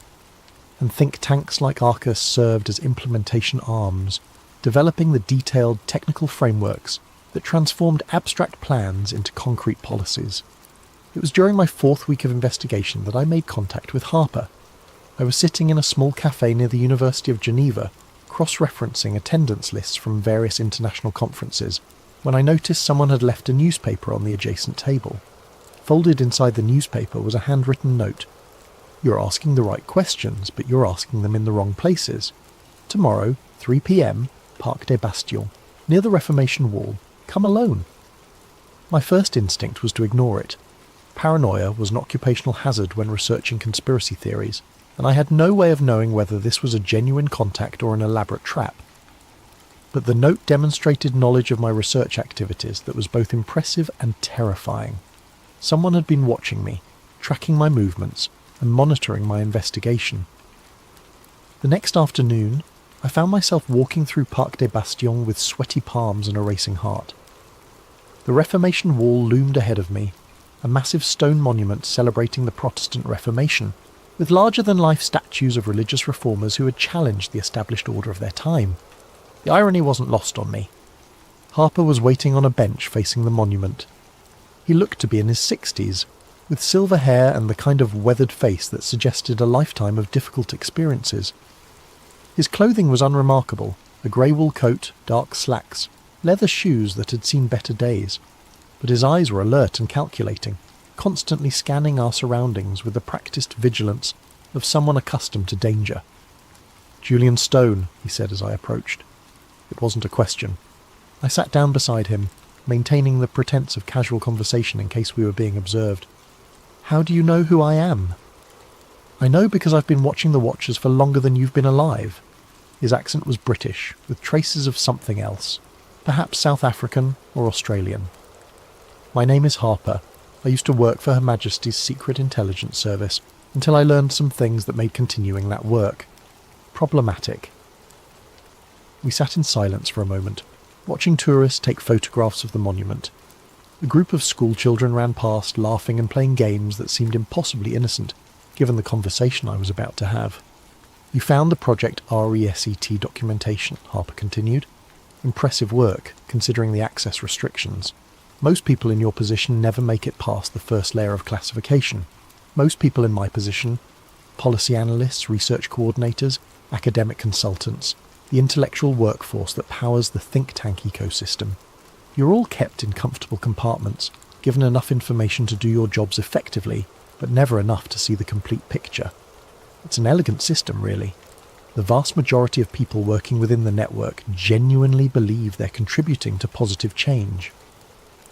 Harper reached into his coat and withdrew a slim folder. But you've seen behind the curtain now. The question is, what do you intend to do with that knowledge?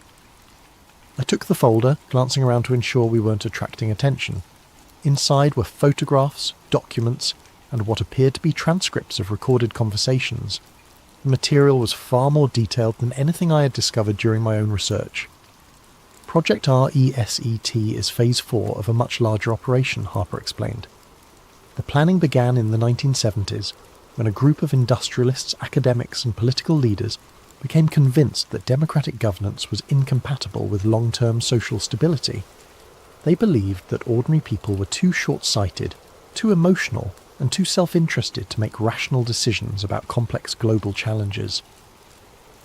The first document in the folder was a memorandum dated 1975, bearing the letterhead of the Club of Rome. The subject line read, "Crisis of Democracy, Toward Managed Governance Solutions." The oil crisis of 1973 was a test run, Harper continued, a demonstration of how quickly modern civilization could be disrupted and how readily populations would accept authoritarian measures if they were presented as temporary emergency responses. The success of that operation convinced the planners that more comprehensive interventions were not only possible, but necessary. I flipped through pages of meeting minutes, budget allocations and organisational charts. Names I recognised from my research appeared throughout the documentation, along with others I'd never heard of, shadowy figures who seemed to wield enormous influence while maintaining complete public anonymity. Wars and pandemics are what they call the moments of acceleration, Harper said, periods when normal political processes can be bypassed and fundamental changes can be implemented under the justification of emergency response. The 2001 attacks accelerated surveillance infrastructure development by at least a decade. The 2020 pandemic accelerated digital control systems by another decade. A photograph in the folder showed a group of men in expensive suits standing around a conference table. The image quality suggested it had been taken with a hidden camera. Harper pointed to a figure partially obscured by shadows. That's Dr. Heinrich Strasser, primary architect of the population normalization protocols. Officially, he's a retired professor of demographics from the London School of Economics. Unofficially, he's the man responsible for calculating optimal population levels and developing implementation strategies for achieving those targets. The casual way Harper discussed mass depopulation sent chills down my spine. We were talking about the systematic elimination of billions of human beings, as if it were an abstract policy problem to be solved through careful planning and efficient execution. "Why are you telling me this?" I asked. Harper was quiet for a long moment, watching a young couple push a stroller along the path in front of us. Because the timeline has accelerated. What was supposed to be a gradual transition over several decades is now being compressed into a few years. The planners are concerned about growing public awareness and resistance, so they've decided to move directly to Phase 3, the economic collapse scenario. He handed me a small device that looked like a modified smartphone. Everything you need to understand the current operational status is on that device.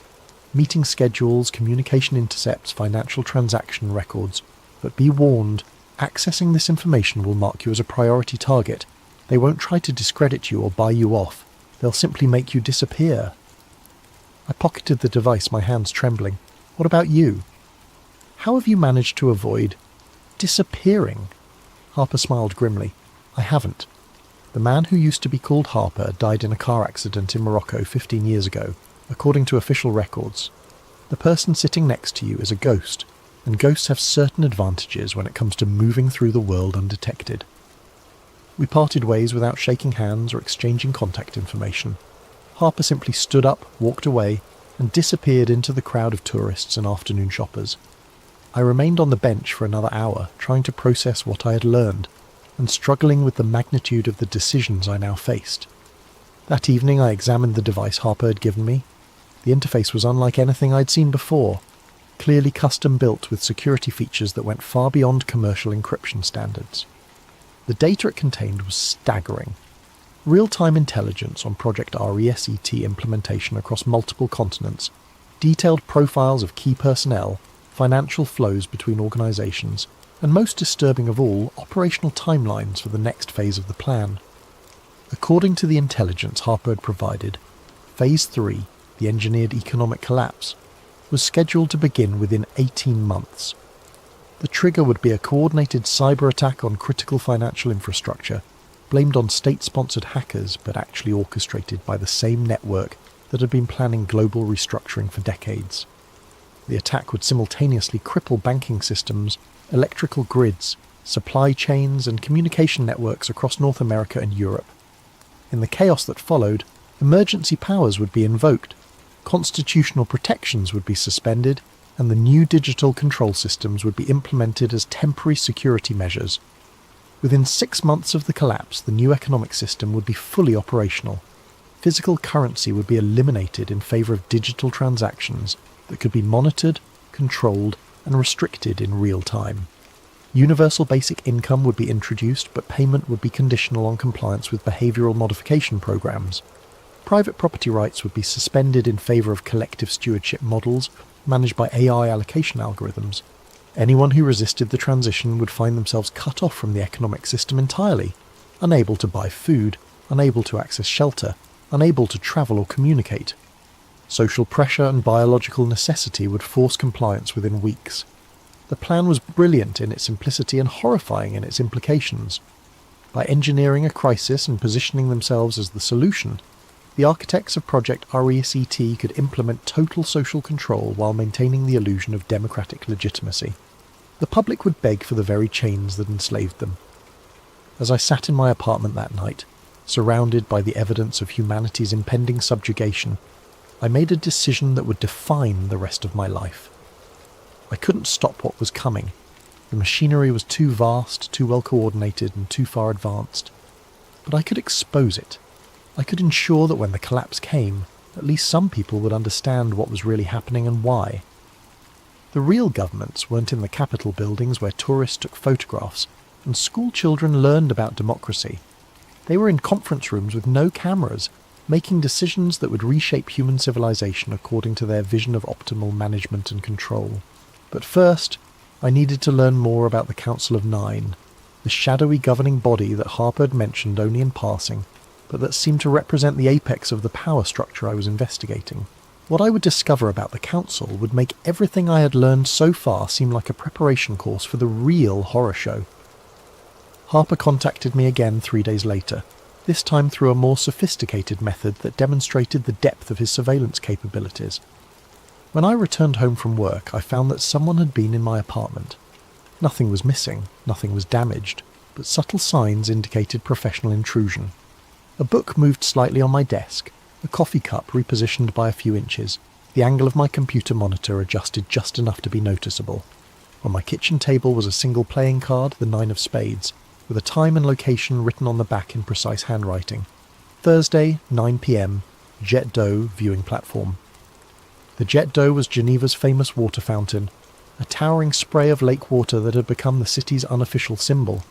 The viewing platform offered panoramic views of Lake Geneva and was typically crowded with tourists during the day, but at 9 p.m. on a Thursday in early spring it would be largely deserted.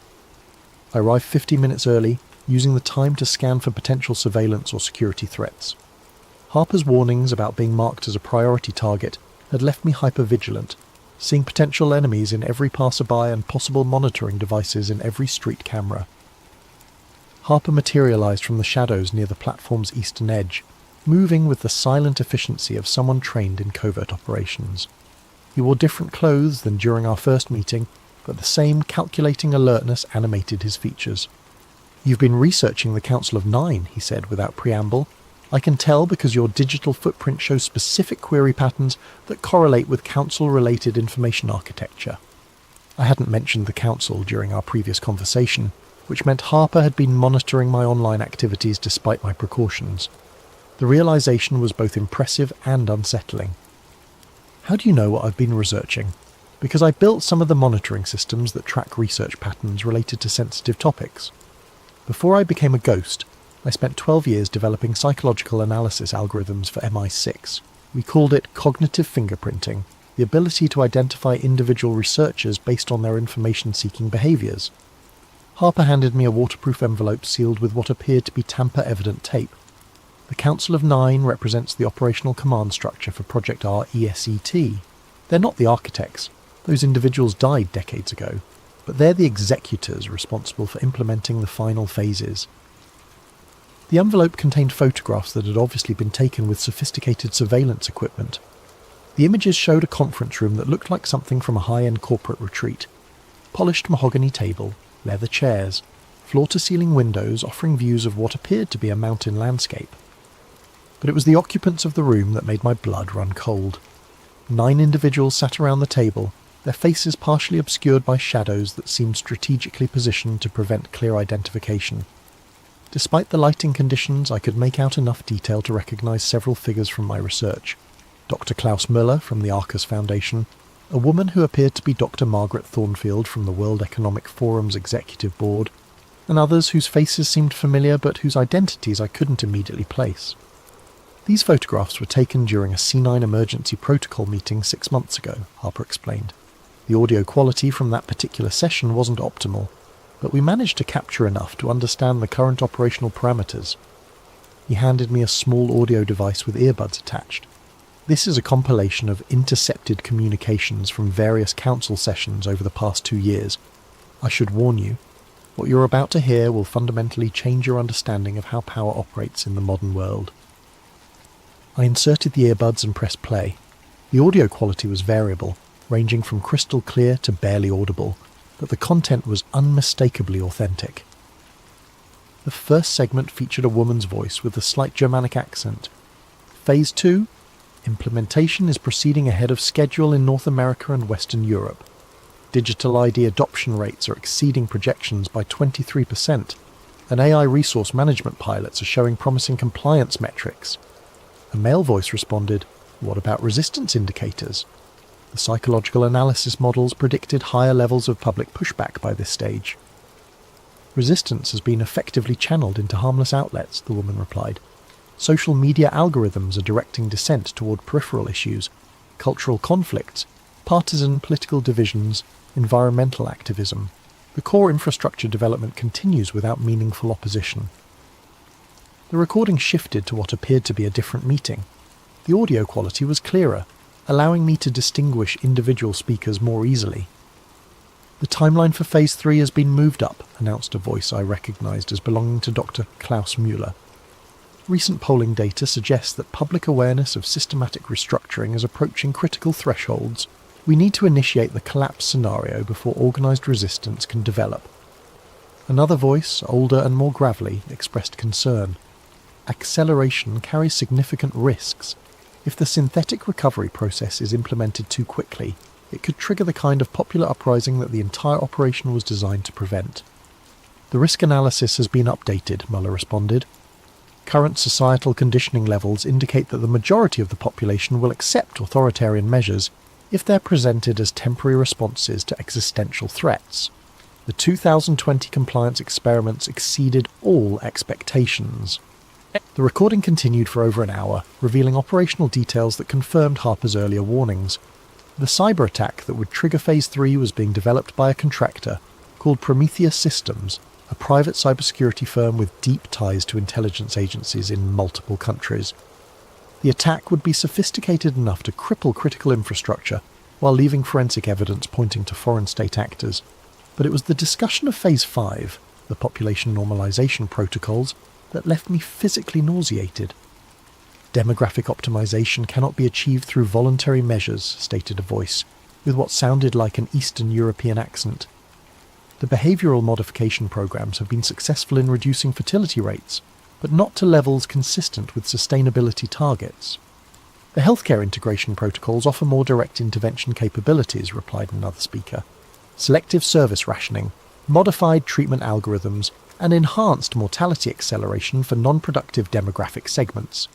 They were discussing mass murder with the same clinical detachment that I had once used to analyse statistical models.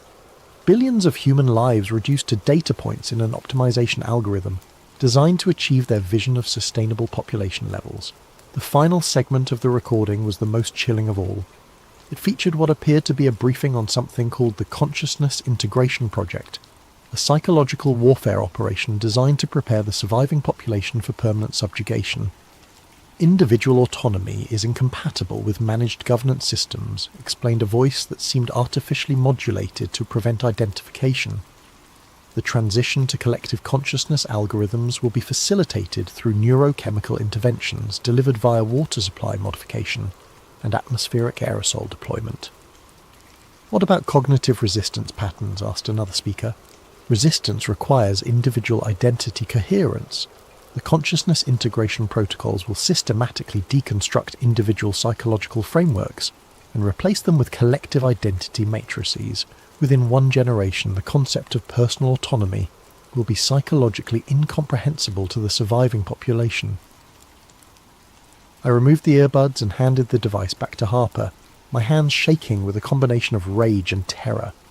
What I had heard wasn't just evidence of a conspiracy, it was evidence of a plan to erase human consciousness itself, transforming the survivors of their depopulation program into biological robots incapable of independent thought. Now you understand the stakes, Harper said quietly.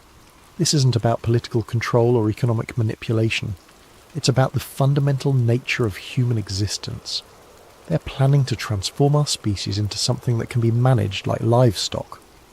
The lights of Geneva sparkled across Lake Geneva, a testament to human creativity and achievement that would soon be subordinated to the algorithmic control systems of the Council of Nine. Every light represented families, dreams, aspirations, and individual lives that would be extinguished or enslaved, according to the optimization calculations of psychopaths who had convinced themselves that they were saving the world. "What can we do?" I asked. Harper's expression was grim. The operational infrastructure is too advanced to be stopped through conventional means, but there might be a way to disrupt their timeline and create opportunities for organized resistance. He explained that the Council's power derived from coordination and secrecy. Their plans required precise timing and public ignorance to succeed. If the implementation schedule could be disrupted and their methods exposed to widespread public awareness, the resulting chaos might create openings for resistance movements to organize and respond. They're planning a closed-door summit next month, Harper continued, a C9 emergency protocol meeting to finalize the Phase 3 trigger parameters. If we could intercept their communications during that meeting and broadcast the proceedings publicly, it would expose everything, I finished. More than that, it would force them to abandon their current timeline and revert to contingency protocols that are less well developed and more vulnerable to disruption. Harper outlined the technical challenges involved in intercepting the Council's communications. Their meetings took place in secure facilities with sophisticated counter-surveillance measures. The participants used encrypted communication devices that were regularly updated with new security protocols, and any interception attempt would almost certainly be detected, triggering immediate countermeasures against anyone involved in the operation. "I need you to understand," Harper emphasized, "that this is likely a one-way mission. Even if we succeed in exposing their operation, we won't survive the aftermath. The Council has resources and capabilities that extend far beyond anything a conventional government could deploy." I stared out at the lake, watching the gentle waves lap against the shore. 3 weeks ago, my biggest concern had been meeting quarterly research deadlines. Now, I was contemplating a suicide mission to save human civilization from technocratic enslavement. "When is this summit?" I asked. "April 15th. Location is still being determined, but intelligence suggests it will be at the Château de Bossé, about 20 kilometers outside Geneva. It's a World Council of Churches conference centre that's been used for sensitive meetings before." Harper handed me a final envelope thicker than the others. "Everything you need to prepare is in there. Technical specifications, surveillance protocols, communication equipment. Study it carefully. Our success depends on flawless execution." As we parted ways for what would be the last time, Harper offered me a choice that would haunt me for the rest of my abbreviated life. "You can still walk away, Julian. Disappear, create a new identity, and try to survive what's coming. No one would blame you for choosing self-preservation over martyrdom." I considered his offer seriously. I had no family, no romantic attachments, no obligations that would be affected by my disappearance. I could liquidate my assets, assume a false identity, and find some remote corner of the world where I might escape the coming transformation. But as I walked home through the streets of Geneva, I realised that escape was an illusion. There would be no safe havens in the world the Council of Nine was creating. Every corner of the globe would eventually be incorporated into their control grid. And even if I managed to survive the initial phases of their plan, I would spend the rest of my life knowing that I had possessed the knowledge and opportunity to resist, but had chosen cowardice instead. The next morning I submitted my resignation to the Arcus Foundation, citing family health issues that required my immediate attention. Eleanor Vasquez accepted my resignation, with what seemed like genuine regret, though I noticed she didn't press for details about my family situation. I spent the following 3 weeks studying Harper's materials and preparing for the mission. The technical challenges were formidable, but not insurmountable. The Chateau de Bossey's security systems were sophisticated but not impregnable. More importantly, Harper had provided me with detailed intelligence about the Council's communication protocols and meeting procedures. The plan was elegantly simple. I would infiltrate the chateau during the summit, establish a covert listening post in the building's communication infrastructure, and broadcast the Council's proceedings live to multiple online platforms simultaneously. The global exposure would make it impossible for them to suppress the information or maintain the fiction of legitimacy. April 15th arrived with an unseasonable spring snowstorm that provided perfect cover for my approach to the chateau. I'd spent the previous night in a small hotel in Séligny, using the time to conduct final equipment checks and mentally prepare for what was likely to be my final mission. The chateau was an imposing medieval structure surrounded by manicured gardens and modern security installations. Thermal imaging revealed the presence of at least 12 security personnel, along with the 9 council members and their personal staff. The building's communication systems were exactly as Harper had described. A central server room in the basement that handled all electronic communications for the facility. I made my approach through the gardens, using the snow and darkness to avoid the exterior security cameras. Harper's intelligence had identified a service entrance that was monitored but not heavily guarded. A simple electronic lock bypass granted me access to the building's interior. The next 30 minutes were the most terrifying of my life. Moving through the chateau's corridors while armed security personnel patrolled just meters away required a level of stealth and nerve that I had never before been required to demonstrate. Every creak of the floorboards, every shadow in the hallways, every distant sound could have meant discovery and immediate termination. The server room was located exactly where Harper's blueprints had indicated. The communication equipment was more sophisticated than anything I had worked with before, but Harper's technical specifications were precise enough to guide me through the installation process. I had just finished establishing the connection to my broadcasting equipment when the voices began echoing through the chateau's ventilation system. The meeting was taking place in what had once been the chateau's grand library, a room lined with ancient books and dominated by a massive fireplace. Through the building's internal communication system, I could hear every word with crystal clarity. Phase 3 implementation begins in 72 hours, announced a voice I recognized from Harper's recordings, Dr. Klaus Müller. Prometheus Systems has confirmed that the cyber attack vectors are fully operational and undetectable. Critical infrastructure across North America and Western Europe will be compromised simultaneously. The casual way he discussed the orchestrated collapse of civilization sent chills down my spine. These weren't desperate revolutionaries fighting against an oppressive system. They were the architects of oppression itself, calmly discussing the implementation of totalitarian control with the same tone I had once used to discuss quarterly budget projections. What about contingency protocols if the public response exceeds manageable parameters? Asked a woman's voice with a slight accent that could have been Scandinavian. Public response has been extensively modelled, replied another speaker. Current psychological conditioning levels indicate that 73% of the population will comply with emergency directives within the first week. An additional 19% will require moderate coercion, restriction of services, economic pressure, social isolation. Only 8% are projected to offer sustained resistance. My hands trembled as I adjusted the recording equipment. They were discussing the subjugation of billions of human beings as if they were managing a corporate restructuring project. The clinical precision of their planning made their intentions even more horrifying. The 8% resistance demographic will be addressed through Phase 4 acceleration, continued Muller. Enhanced surveillance protocols and predictive intervention algorithms will identify resistance cells before they can organise effectively. Those individuals will be transferred to controlled population centres for behavioural modification. And if behavioural modification proves insufficient, asked another voice. There was a pause before Muller responded. Then they will be reclassified as surplus population and processed according to Phase 5 protocols. Processed? They were talking about mass murder using the sanitised language of industrial efficiency. The conversation shifted to technical implementation details that were even more disturbing than the broad strategic discussion. They had developed sophisticated psychological manipulation techniques designed to make people grateful for their own enslavement.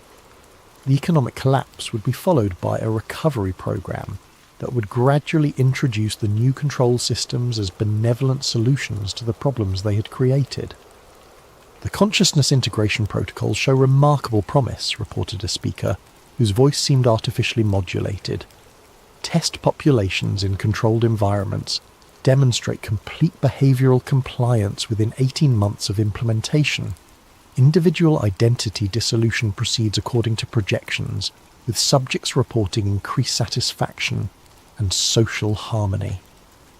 They had been experimenting on human populations. Somewhere in the world, there were communities that had already been transformed into the kind of managed livestock that the Council envisioned for all of humanity. What about the intellectual infrastructure? Asked another voice. Scientific research, technological development, creative production. These activities require some level of individual cognitive autonomy. Managed creativity protocols have been successfully implemented, came the response. Intellectual production can be optimized through selective cognitive enhancement of designated individuals while maintaining overall population compliance. The creative class will be a managed resource, like any other essential service. Even human creativity would be subordinated to their control systems. Artists, writers, scientists, and inventors would be reduced to biological machines producing innovations according to centrally planned directives. But it was the next part of their conversation that made me realise the true scope of their ambitions. The interplanetary expansion protocols require careful coordination with Phase 5 implementation, announced a voice I hadn't heard before. Optimal population levels for Earth-based operations must be maintained while developing sustainable colonies for the management class. They weren't just planning to control Earth, they were planning to expand their control system to other planets. The population reduction wasn't just about sustainability, it was about creating a manageable labour force, while the ruling class established themselves as the founders of interplanetary civilization. Mars colony infrastructure development is proceeding ahead of schedule, reported another speaker. The first management class settlement can be established within 15 years, with full operational capability within 30. Earth-based population levels can be reduced to maintenance requirements, while interplanetary expansion continues. The vision was breathtaking in its scope and horrifying in its implications. Earth would become a managed preserve populated by enslaved humans whose consciousness had been technologically altered to ensure compliance. Meanwhile, the architects of this system would establish themselves as the lords of a new cosmic empire, free from the limitations and messy complications of democratic governance. I was so absorbed in the horror of what I was hearing that I almost missed the sound of footsteps in the corridor outside the server room. My blood turned to ice as I realised that someone was approaching my hiding place. The door opened slowly, revealing a figure in dark clothing carrying what appeared to be a sophisticated detection device. He swept the room methodically, his equipment clearly designed to identify unauthorised electronic devices. For a moment our eyes met across the server room. He was younger than I had expected, probably in his 30s, with the kind of athletic build that suggested military or law enforcement training. His expression was professionally calm, but I could see the calculation in his eyes as he assessed the situation. "Dr. Julian Stone," he said quietly. "You're not supposed to be here." I had been caught, but the recording was still active. My mission could still succeed if I could delay long enough for the broadcast to complete. "Neither are you, I'd imagine," I replied, trying to keep my voice steady. "Unless you're part of their security detail." He smiled grimly. "I'm part of something else entirely. Someone who shares your concerns about what's happening in that room upstairs." The revelation that I wasn't alone in my resistance lifted a weight from my shoulders that I hadn't realized I was carrying. "How many others are there?" "More than they know. Fewer than we need." He moved closer, keeping his voice low. "The broadcast is working. The signal is getting through to multiple platforms simultaneously, but they're going to detect the transmission within minutes, and when they do, we're both dead," I finished.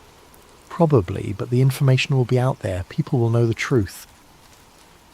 From upstairs, we could hear the council's discussion continuing. They were moving into operational details for the immediate aftermath of the cyber attack.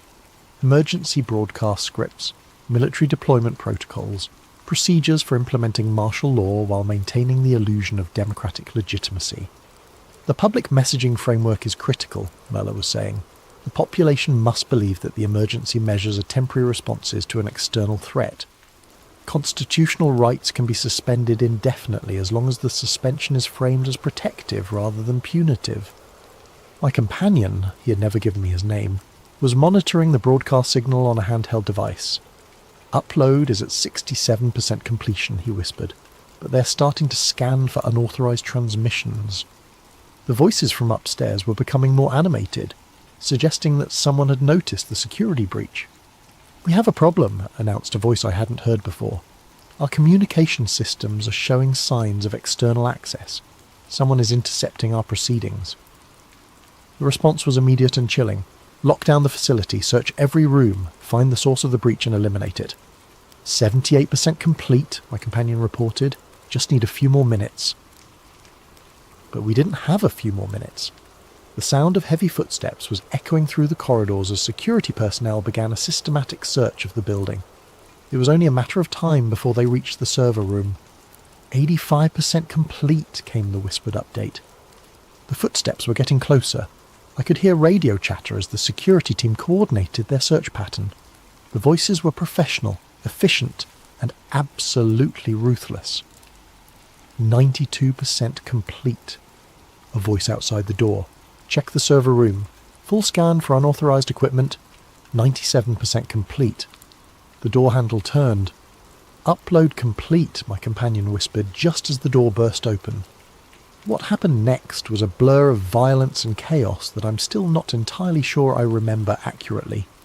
Multiple armed figures poured through the doorway, their weapons trained on both of us with professional precision. My companion, the man who had helped me complete the broadcast, was shot immediately, his body crumpling to the floor without a sound. I raised my hands, expecting to join him in death, but the lead security operative spoke into his radio instead of pulling the trigger. "Package secured, bring him upstairs." They dragged me from the server room, through the chateau's elegant corridors, and into the grand library where the Council of Nine had been conducting their meeting. The room was exactly as I had imagined it, ornate, imposing, and filled with the kind of understated luxury that spoke of genuine power rather than mere wealth. The 9 figures were still seated around their mahogany table, but now their attention was focused entirely on me. In the better lighting, I could see their faces more clearly than I had in Harper's photographs. They were older than I had expected, mostly in their 60s and 70s, with the kind of well-preserved appearance that came from access to the best medical care money could buy. Dr. Klaus Müller rose from his seat, his expression combining disappointment with professional curiosity. "Doctor, Julian Stone, we've been monitoring your research activities for some time. Impressive work, actually. You identified patterns that took us decades to establish." I said nothing, focusing on memorizing as many details as possible about the room and its occupants. If I somehow survived this encounter, I wanted to be able to provide accurate descriptions to anyone who might continue the resistance. "The broadcast has been successfully contained," reported one of the security operatives. "All major platforms have been contacted, and the uploaded content is being systematically removed." Estimated public exposure was minimal, fewer than 10,000 views before suppression protocols were implemented. 10,000 people. It wasn't much, but it was something. Somewhere in the world, 10,000 individuals now knew the truth about Project RESET and the Council of Nine. Unfortunately, Muller continued, your interference has created complications that require immediate resolution. The Phase 3 timeline cannot be adjusted, which means we need to implement enhanced security protocols to prevent further breaches. A woman at the far end of the table spoke for the first time. Her voice was cultured, with the kind of accent that suggested expensive education and international travel. The Harper problem has been persistent for too long. This incident demonstrates that we can no longer afford to ignore opposition elements, regardless of how marginal they appear to be. Harper. My heart sank as I realised that my mentor in resistance had probably been captured or killed. The network of opposition that I had hoped might grow from our exposure had been compromised before it could develop. Harper was terminated 6 hours ago, confirmed one of the security operatives, along with 12 associated individuals identified through communication analysis. The resistance network has been effectively neutralised. The casual way they discussed murder was perhaps the most chilling aspect of the entire encounter. These weren't monsters or fanatics. They were bureaucrats implementing policy decisions with the same detached professionalism that I had once applied to demographic analysis.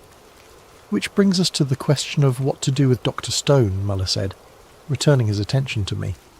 His knowledge of our operations is comprehensive, and his analytical capabilities are impressive. There might be value in incorporating him into our planning apparatus rather than simply eliminating him. The suggestion sent a chill down my spine that was worse than the threat of death. They were offering me the chance to become complicit in their plan, to use my skills to perfect the mechanisms of human enslavement. The offer is genuine, Muller continued, apparently reading my expression. Your research background makes you uniquely qualified to contribute to population management optimization. You could help us minimize the suffering associated with the transition process. Minimize the suffering of genocide, you mean? I replied, speaking for the first time since being brought into the room. Genocide is an emotionally charged term that doesn't accurately describe our objectives, responded the woman who had spoken earlier. We're implementing a comprehensive restructuring program designed to ensure long-term human survival. The current population levels are unsustainable, and democratic governance systems have proven incapable of addressing existential challenges. They genuinely believed they were saving humanity. The realization was somehow more terrifying than simple malice would have been. These weren't evil people. They were intelligent, educated individuals who had convinced themselves that totalitarian control and mass murder were necessary for the greater good. The current global population of 8 billion will be reduced to approximately 1 billion within 30 years, Muller explained with the same tone he might have used to discuss quarterly earnings projections. The selection process will be optimized to preserve genetic diversity, intellectual capacity, and cultural heritage while eliminating redundant demographic segments. Redundant demographic segments. They were talking about 7 billion human lives as if they were excess inventory to be disposed of for efficiency purposes. The survivors will live in a managed environment free from war, poverty, environmental degradation, and social conflict, continued the woman. Individual autonomy will be replaced by collective optimization, ensuring that every person contributes to overall societal welfare according to their capabilities. And what about human dignity? I asked. What about the right to make your own choices, to pursue your own goals, to live your own life? Individual autonomy is a luxury that our species can no longer afford, replied Muller. The evidence is overwhelming. Democratic societies are incapable of making rational long-term decisions. Personal freedom inevitably leads to collective catastrophe. The conversation continued for another hour, with various council members explaining their philosophy and attempting to convince me to join their cause. They spoke eloquently about sustainability, efficiency, and social optimization. They presented detailed research showing the failures of democratic governance and the advantages of managed social systems.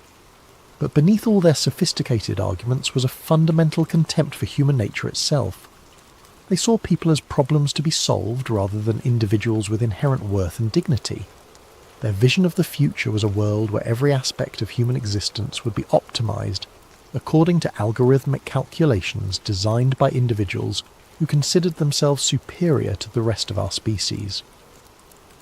As the meeting concluded, Muller made his final offer. Join us willingly, and you'll be part of the management class that guides humanity through the transition. Your expertise will be valued, your contributions will be meaningful, and your survival will be assured. Refuse, added the woman, and you'll be processed according to Phase 5 protocols. Your knowledge makes you too dangerous to be allowed to live as a private citizen, but not valuable enough to preserve against your will. The choice was clear, collaboration or death. But there was a third option that they hadn't considered. I need time to think about it, I said. Muller nodded. You have until tomorrow evening, but understand that this is the only offer you'll receive. Choose wisely. They returned me to a secure holding room in the chateau's lower level, a comfortable but windowless space that was clearly designed for temporary detention. The door was locked from the outside, and I could hear the subtle hum of electronic surveillance equipment monitoring my activities. But they had made a crucial mistake. In their arrogance, they had assumed that I would either join them or passively await execution. They hadn't considered the possibility that I might have prepared contingency plans for exactly this situation. Hidden in the lining of my jacket was a small device that Harper had given me during our final meeting. A dead man's switch connected to a comprehensive data package containing everything I had learned about Project RESET and the Council of Nine.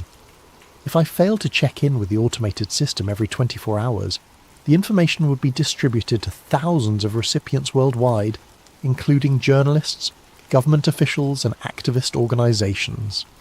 The Council's suppression of my live broadcast had been successful, but it wouldn't be enough to contain the firestorm that would erupt when Harper's complete intelligence archive was released. The evidence was too comprehensive, too well documented, and too widely distributed to be suppressed through conventional means. As I sat in that holding room, contemplating my final decision, I realized that the 10,000 people who had seen my broadcast were more significant than the Council understood. In the age of social media and viral information distribution, 10,000 viewers could become 10 million within hours if the content was compelling enough. The resistance wasn't dead. It was just beginning, and the Council of Nine was about to discover that their carefully constructed timeline was no longer under their control. I spent that night writing a final message, using the time to document everything I had learned and experienced. If I was going to die, I wanted my death to serve a purpose. The message would be transmitted along with Harper's archive, providing context and human perspective to the technical intelligence he had gathered. The next evening, when Muller returned to collect my decision, I was ready. I've made my choice, I told him, and I choose resistance. Muller's expression didn't change, but I could see the disappointment in his eyes. That's unfortunate. You could have been part of something historically significant. I already am, I replied, just not the way you intended. The following text was recovered from Dr. Julian Stone's encrypted files and released as part of the Harper Archive disclosure. It represents the final transmission sent by Dr. Stone before his disappearance. To whoever receives this message, my name is Julian Stone, and by the time you read this, I will probably be dead. But my death will serve a purpose if you understand what I'm about to tell you and act on that knowledge. Everything you've learned about Project RESET and the Council of Nine is true. They are not theoretical threats or abstract conspiracies. They are operational realities that are being implemented right now in the real world by real people with real power. The cyber attack that will trigger Phase 3 is scheduled to begin in less than 48 hours. When it happens, you will be told that foreign terrorists or hostile nations are responsible. You will be told that emergency measures are necessary to protect your safety and security. You will be told that the restrictions on your freedom are temporary responses to an unprecedented crisis. All of it will be lies. The attack will be orchestrated by the same people who will offer to save you from it.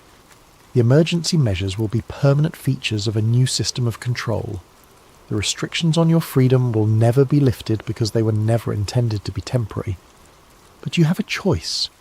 You can choose to believe the lies and accept the chains they offer you, or you can choose to resist and fight for the future of human dignity and freedom.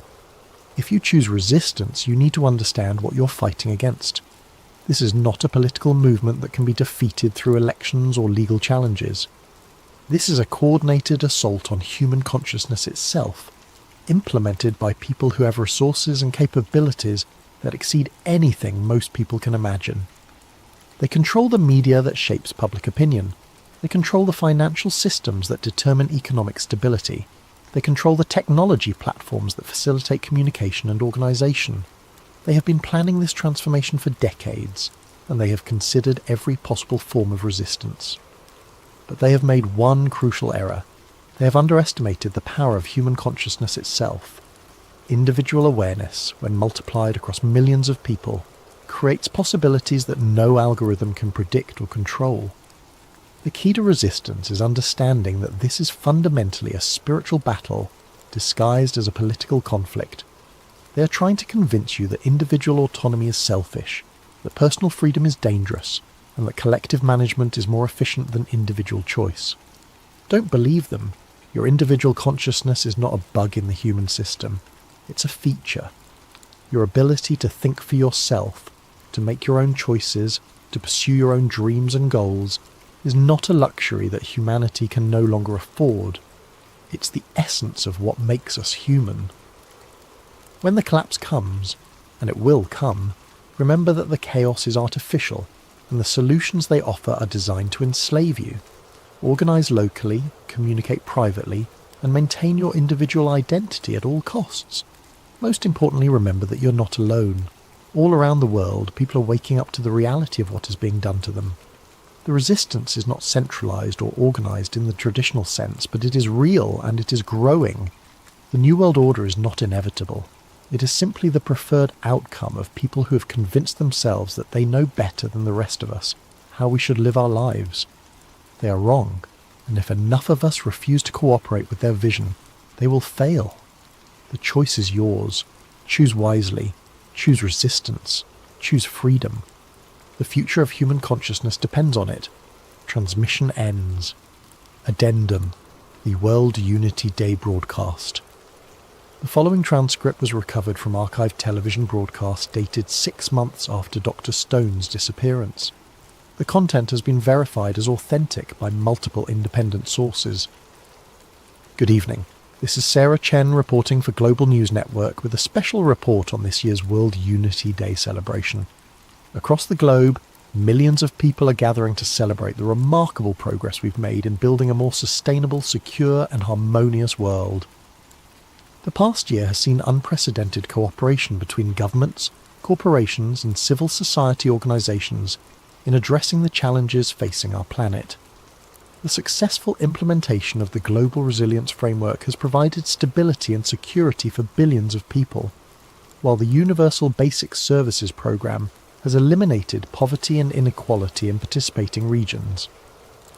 Behind me you can see thousands of happy families enjoying the festivities here in Geneva, grateful for the peace and prosperity that has been achieved through collective action and shared sacrifice.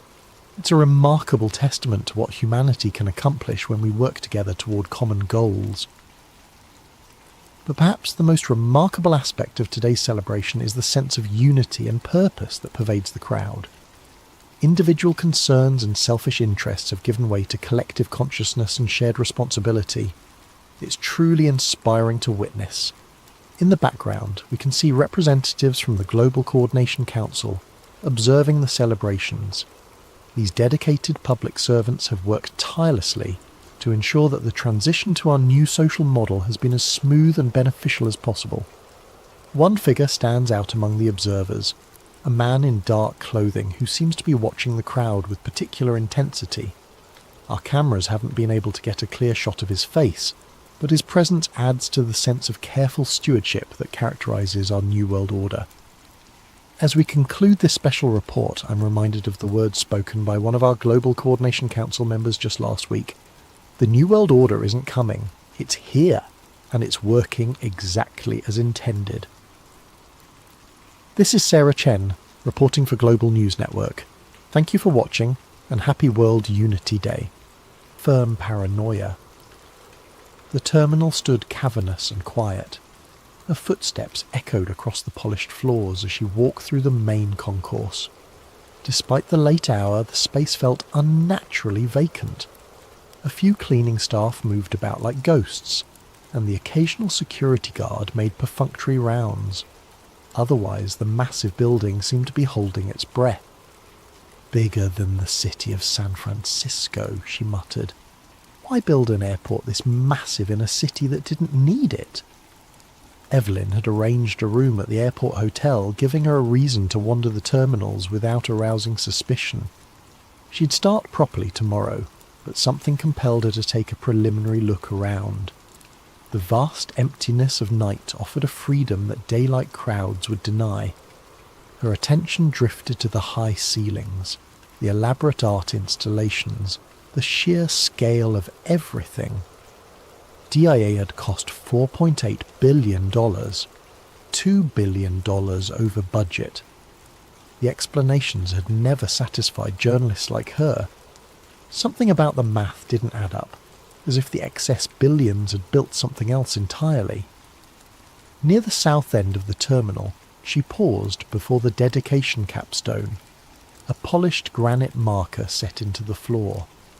The Masonic square and compass symbol was prominently displayed, along with the date of dedication and, most curiously, reference to something called the New World Airport Commission. Evelyn knelt down, pretending to tie her shoe while snapping a photo with her pendant camera. The New World Airport Commission didn't exist, at least not officially. She'd checked every possible record. No such organisation had ever been registered anywhere in the United States. "Hiding in plain sight," she whispered, tracing the Masonic symbol with her finger. The marker mentioned the airport being built for the people of New World. Not Denver, not Colorado, not even America. Just New World. As she stood, a security guard appeared nearby, watching her with unusual intensity. Evelyn smiled casually and moved on, but she could feel his eyes following her. Was she being paranoid, or had she already been marked as someone to watch? Moving toward the hotel, she passed the infamous murals that had spawned countless conspiracy theories. Even at this hour, their vivid imagery was disturbing. Children lying in coffins, a gas-masked figure wielding a scimitar, extinct animals, indigenous people weeping over destruction. The artist claimed they represented peace following environmental apocalypse, but to Evelyn, they looked more like plans than warnings. At the hotel check-in, the night clerk barely acknowledged her, sliding her keycard across the counter without meeting her eyes. "Enjoy your stay at DIA," he said mechanically. "I'm sure I will," Evelyn replied. "It's quite an impressive facility." "Larger than most people realise," the clerk said, finally looking up at her with an unnerving intensity. "Most of it you'll never see." The comment hung in the air between them. Had it been a casual observation or something more? Evelyn nodded politely and walked to the elevator. In her room, she unpacked her equipment and spread the printouts of the encrypted emails across the bed. Each contained fragments of maps, maintenance schedules, strange symbols, and cryptic references to underground levels not shown on any official blueprint. One phrase appeared in every message: Level Subnormal 3. She arranged the pieces, trying to make sense of the puzzle. Through the window, the massive blue Mustang glowed in the distance, its red eyes like beacons in the Colorado night. Beyond it, planes took off and landed on runways designed in a formation that, from above, resembled a swastika. Another coincidence that conspiracy theorists love to mention. Evelyn checked her watch. 3:42 a.m. She should sleep, but her mind raced with questions. Who had sent the emails? Why choose her? And most importantly, what really lay beneath the sterile, controlled environment of Denver International Airport? She took out her recorder pen and spoke softly. "Day 0 at DIA. Tomorrow I begin mapping the visible to find the invisible. If the emails are correct, this isn't just an airport. It's the entrance to something much bigger and much darker. As she set down the pen, the lights in her room flickered briefly. Just an electrical hiccup, surely. But in that moment of darkness, Evelyn could have sworn she heard something humming beneath the floor. A deep, steady vibration, like massive machinery churning in the earth below. Morning brought artificial normality to Denver International Airport. Travellers rushed through security lines, baristas served overpriced coffee, and overhead announcements called for final boardings. Yet to Evelyn's newly attuned senses, everything felt like a performance, a carefully choreographed dance to disguise what lay beneath the surface. She sipped her coffee near the south atrium, pretending to work on her laptop while photographing the murals more thoroughly. The first, titled "Children of the World Dream of Peace," showed a massive military figure in a gas mask wielding a sword and an AK-47, stabbing a dove while surrounded by weeping mothers holding dead babies. Opposite this stood another panel where children of all races gathered around a central figure that glowed with supernatural light. Disturbing, aren't they? Evelyn startled as an elderly man settled beside her. His security badge identified him as Walter Simmons, Maintenance Division. They're certainly unusual for an airport, she replied carefully. Walter nodded. The artist, Leo Tanguma, claims they represent the triumph of peace over war and environmental stewardship over destruction. That's the official story anyway. And the unofficial story, Evelyn prompted. The old man smiled, revealing tobacco-stained teeth. Every place has stories. This one more than most. He tapped his badge. 32 years in maintenance here, since before they even finished construction. Evelyn closed her laptop. I'd love to hear more about your experiences. Would you now? His eyes narrowed slightly. Most folks don't care about the opinions of old janitors.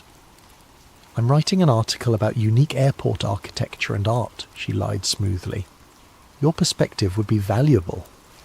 Walter studied her for a long moment before nodding toward the dedication capstone. You know what AUAG means in that cornerstone? The letters under the Freemason symbol? Chemical symbols for gold and silver? That's what they tell tourists. Walter leaned closer. In ancient alchemy, they represent the foundation of transformation, breaking down to build anew. Before Evelyn could respond, Walter stood abruptly. Meet me at closing time. Baggage claim level, Carousel 19, if you're really interested in architecture. Without waiting for a response, he shuffled away, disappearing into the crowd. Evelyn spent the next hours methodically photographing every strange element of the airport. The gargoyles emerging from suitcases, the floor tiles with Navajo symbols arranged in patterns that resembled circuitry, and most notably, the time capsule marble inscribed with New World Airport Commission. Near the south terminal, she found another cryptic installation. A small plaque depicting paper airplanes flying around tall buildings, installed years before September 11th. Below it, Freemason symbols were incorporated into the terrazzo floor. Each discovery confirmed what the emails had suggested. DIA was a tapestry of symbolic messaging hidden in plain sight. But who was sending these messages? And to whom? By late afternoon, Evelyn had mapped the entire public area, cross-referencing it with the fragmented information from her anonymous source. Something didn't add up. The airport's underground baggage system, famously dysfunctional, had cost hundreds of millions before being abandoned. Yet construction had continued below ground for years afterward. Equipment logs showed massive tunnel boring machines operating long after the official completion date. At 9:45 p.m, Evelyn made her way to baggage claim, finding Carousel 19 shut down for the night. Walter stood nearby, pretending to mop an already clean floor. "You actually came," he said, sounding surprised. "Follow me. Don't speak." He led her through a service door marked authorised personnel only, down a maintenance corridor lined with pipes and electrical conduits. After several turns, Walter used his badge to access another door labelled Tunnel System Grid B. "Why are you showing me this?" Evelyn whispered, as they entered a long concrete tunnel large enough to drive trucks through. "Because I'm retiring next month," Walter replied. 32 years keeping my mouth shut. Maybe it's time somebody knew." The tunnel stretched ahead for what seemed like miles, curving gently downward. Evelyn's GPS on her phone showed them moving beyond the official airport boundaries, yet the concrete passageway continued. 5 subterranean levels, Walter said as they walked.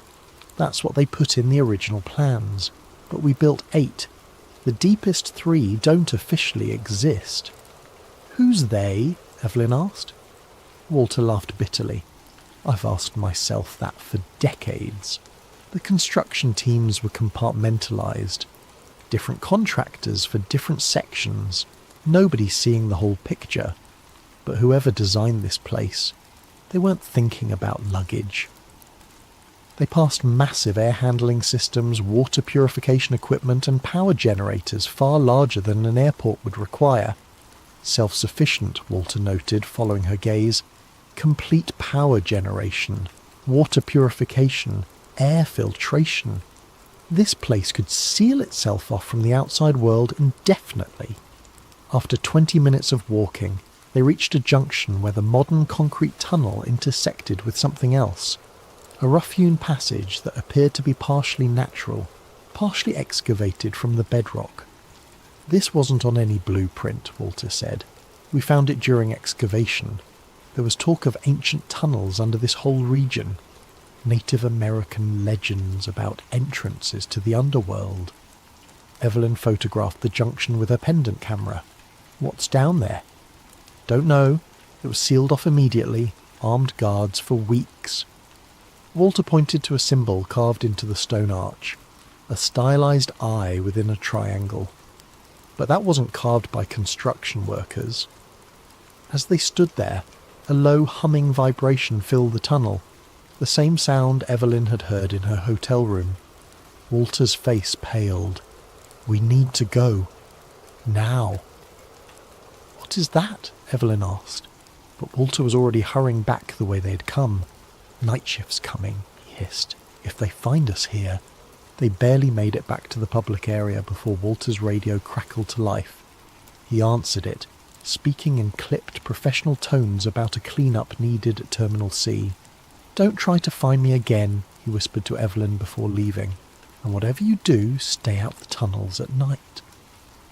Back in her hotel room, Evelyn downloaded the images from her camera and compared them with the diagrams from the anonymous emails. The strange carved symbol matched one that appeared repeatedly in her source's messages. Beneath it, her source had written, "The Eye watches the gate." She was drafting notes when her laptop suddenly crashed. When it rebooted, all her photos from the underground tunnel were gone. Even her backup files had been corrupted. A new email arrived, sent from her own account to herself. "Curiosity endangers more than cats. Level subnormal 3 is not for you." Evelyn stared at the message, her hands trembling. Someone had remotely accessed her computer. Someone was watching. Through her window, Lucifer's red eyes glowed in the darkness, patient and knowing. The horse that had killed its creator seemed to be sending her a warning. She closed the curtains but couldn't shake the feeling that she was still being observed. The hum she had heard underground now seemed to permeate everything. The walls, the floor, the very air of the airport hotel room. What exactly had she stumbled into? By her 3rd day at Denver International Airport, Evelyn had established a routine designed to make her presence seem ordinary. Breakfast at the terminal cafe, work on her laptop in public areas, occasional calls to her editor back in Chicago, discussing a mundane article about airport architecture that would never actually be written. All the while, she methodically pieced together the puzzle. cross-referencing Walter's information with her anonymous source's emails. The warning message on her laptop had only convinced her that she was onto something significant. Someone with access to sophisticated hacking tools didn't want her digging deeper, which meant she absolutely had to. The key came in an unexpected form. A maintenance schedule left carelessly on a breakroom table when Evelyn accidentally entered the wrong door. A quick photograph with her pendant camera captured what she needed. Access codes for the lower service levels, and most importantly, shift change times when the tunnels would be momentarily unmonitored. At 2:47 a.m, dressed in a custodial uniform stolen from a supply closet, Evelyn swiped a copied maintenance badge at a service elevator near the East Terminal. The badge wouldn't pass close inspection, but might work for automated systems. Her heart pounded as the reader flashed green and the doors slid open. Inside, instead of the usual floor buttons, there was a keypad. Evelyn entered the code from the maintenance schedule, 794503. The elevator began to descend. 1 floor, 2 floors, 3. It continued past the standard basement levels into depths that shouldn't exist according to official blueprints. When it finally stopped, the display read simply S3, subnormal 3. The doors opened onto a dimly lit corridor unlike anything in the upper airport. The walls were bare concrete, lined with thick pipes and bundled cables. The air felt different, cooler with a faint metallic taste. And there was that hum again, stronger now, vibrating through the soles of her shoes. Evelyn stepped out cautiously, her pendant camera recording. The corridor stretched ahead, branching into multiple paths. Ventilation ducts large enough for a person to crawl through ran along the ceiling. Every 50 feet, red emergency lights cast an ominous glow. She followed the main passage, noting that unlike service areas meant for maintenance, these corridors were designed for regular foot traffic. The floors were finished with resilient industrial coating. Directional signs pointed to areas labelled with codes rather than names. QB7, processing long-term containment. After several minutes of walking, the corridor widened into a large circular hub with multiple doorways. In the centre stood a scale model of the airport, but not as it currently existed. This version showed DIA with 6 runways instead of 5, additional terminals, and expansive underground structures depicted in cutaway view. Evelyn photographed it from every angle. According to the model's date stamp, this was Denver International, as it would exist in 2030. An expansion already planned but not publicly announced. A doorway labelled Observation drew her attention. Through its small window she could see a darkened room with control panels and screens. Evelyn tried her badge, and to her surprise the door unlocked. Inside, monitors displayed camera feeds from all over the airport. Public areas, service tunnels, even the surrounding airfield. But other screens showed locations she couldn't identify. Underground chambers filled with rows of empty bunks, warehouses stocked with supplies, what appeared to be hydroponic gardens under artificial light. One monitor showed a massive circular room with a strange black structure in its centre, a monolith of some kind, at least 20 feet tall, with a polished obsidian surface. Around it, technicians in white coats took measurements with specialised equipment. Evelyn stared at the scene, transfixed. This was unlike anything she had expected to find beneath an airport. A logbook lay open on the control desk. Recent entries referenced resonance testing and frequency calibration. One notation particularly caught her eye. Portal stability at 87%. Requires additional anchoring before Phase 2. Portal? A sound in the corridor snapped her attention back to her surroundings. Voices approaching. Evelyn quickly turned off her pendant camera and slipped behind a server rack just as the door opened. 2 men in dark uniforms entered, continuing a conversation already in progress. Third shipment this week. That's more than the previous 6 months combined. Orders from above. Accelerated timeline. Because of the seismic activity? Partially. Intelligence suggests we may have competitors accessing the network. Shanghai facility reported unusual readings. They moved to the control panels, their backs to Evelyn's hiding place. What about the upper levels? Security protocols. Remain in place. Limited access. Need to know basis. And the journalist? Evelyn's blood ran cold. Being handled. Her breach of the service tunnels was expected. Walter played his role perfectly. He doesn't know he's an asset. Of course not. Carefully cultivated over decades. Retirement package includes memory modification. The men fell silent as they focused on the monitors. One adjusted settings while the other took notes. Evelyn remained frozen behind the server rack, barely breathing. After what seemed like an eternity, they finished their work and moved toward the door. Shift change in 20 minutes. Make sure the containment teams are ready. What about tonight's arrivals? Processing as usual. The VIPs go directly to level S5. After they left, Evelyn waited 5 full minutes before emerging from her hiding place. Her mind raced with questions. Walter had been used to feed her information. But why? What was this facility really for? And most disturbingly, they had expected her to find the tunnels. Her investigation wasn't exposing their secret. It was somehow part of their plan. She needed to see more before escaping. Following the hub's directional signs, she chose the path marked Processing, moving as quietly as possible through the empty corridors. The processing area turned out to be a large chamber filled with equipment that resembled advanced medical scanning technology. Gurneys lined one wall. Isolation rooms with observation windows stood ready.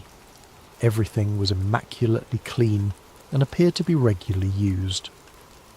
Beyond this area, Evelyn found something even more disturbing. A massive room filled with empty containment units. Hundreds of transparent chambers large enough to hold adult humans, connected to life support systems and monitoring equipment. These weren't designed for medical care. They were designed for storage. In an adjacent laboratory, refrigeration units held rows of vials labelled with alphanumeric codes. Research documents scattered on desks referenced extended biostasis and consciousness mapping. This went far beyond any government black site or military installation. Whatever was happening beneath Denver International Airport involved technologies and purposes Evelyn could barely comprehend. As she documented everything with her camera, the ambient hum that permeated the facility suddenly intensified. The lights flickered. An announcement echoed through hidden speakers. Attention all personnel. Harmonic stabilization sequence initiating. Secure all sensitive materials and proceed to designated safe zones. Resonance testing commencing in 5 minutes. Evelyn knew she needed to leave immediately. She retraced her steps toward the hub, planning to return to the service elevator. But as she rounded a corner, she came face to face with the security team in black tactical gear. They didn't seem surprised to see her. "Evelyn Hart," the leader said calmly. "Your tour ends here." The security team didn't restrain Evelyn. They didn't confiscate her equipment or even search her. Instead, they escorted her through corridors she hadn't yet explored, descending even deeper beneath the airport. "Where are you taking me?" she demanded, trying to maintain some illusion of control. "To what you came to find," the leader replied simply. They arrived at massive double doors emblazoned with the now familiar symbol, the eye within the triangle. 2 guards stood at attention outside, wearing black suits with subtle lapel pins, the square and compass of the Freemasons.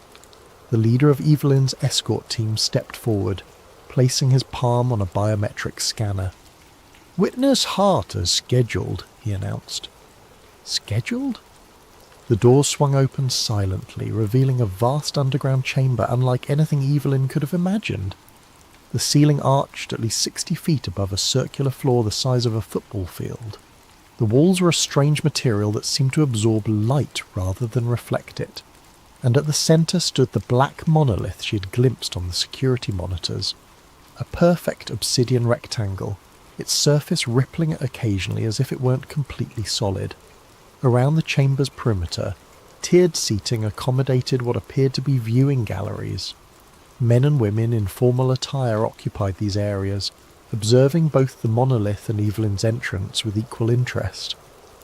Their faces were partially obscured by the chamber's unusual lighting, but she recognised certain features associated with wealth and power: the confident postures, the expensive watches, the security details hovering nearby. "Council is in session," her escort explained, directing her to a small podium facing the gathered assembly. "You will observe and report." "Report what?" Evelyn asked, bewildered. "The truth. That's what you came for, isn't it?" Before she could respond, the lights dimmed further and a resonant tone filled the chamber. The black monolith pulsed in rhythm with the sound, its surface becoming increasingly fluid. The assembled observers fell silent. A figure in elaborate ceremonial robes stepped onto a platform near the monolith. Though his face was shadowed by a hood, his voice carried effortlessly through the chamber. "The convergence approaches. Phase alignment has reached optimal parameters. The gateway prepares to receive." Digital displays materialized around the chamber, hovering in mid-air.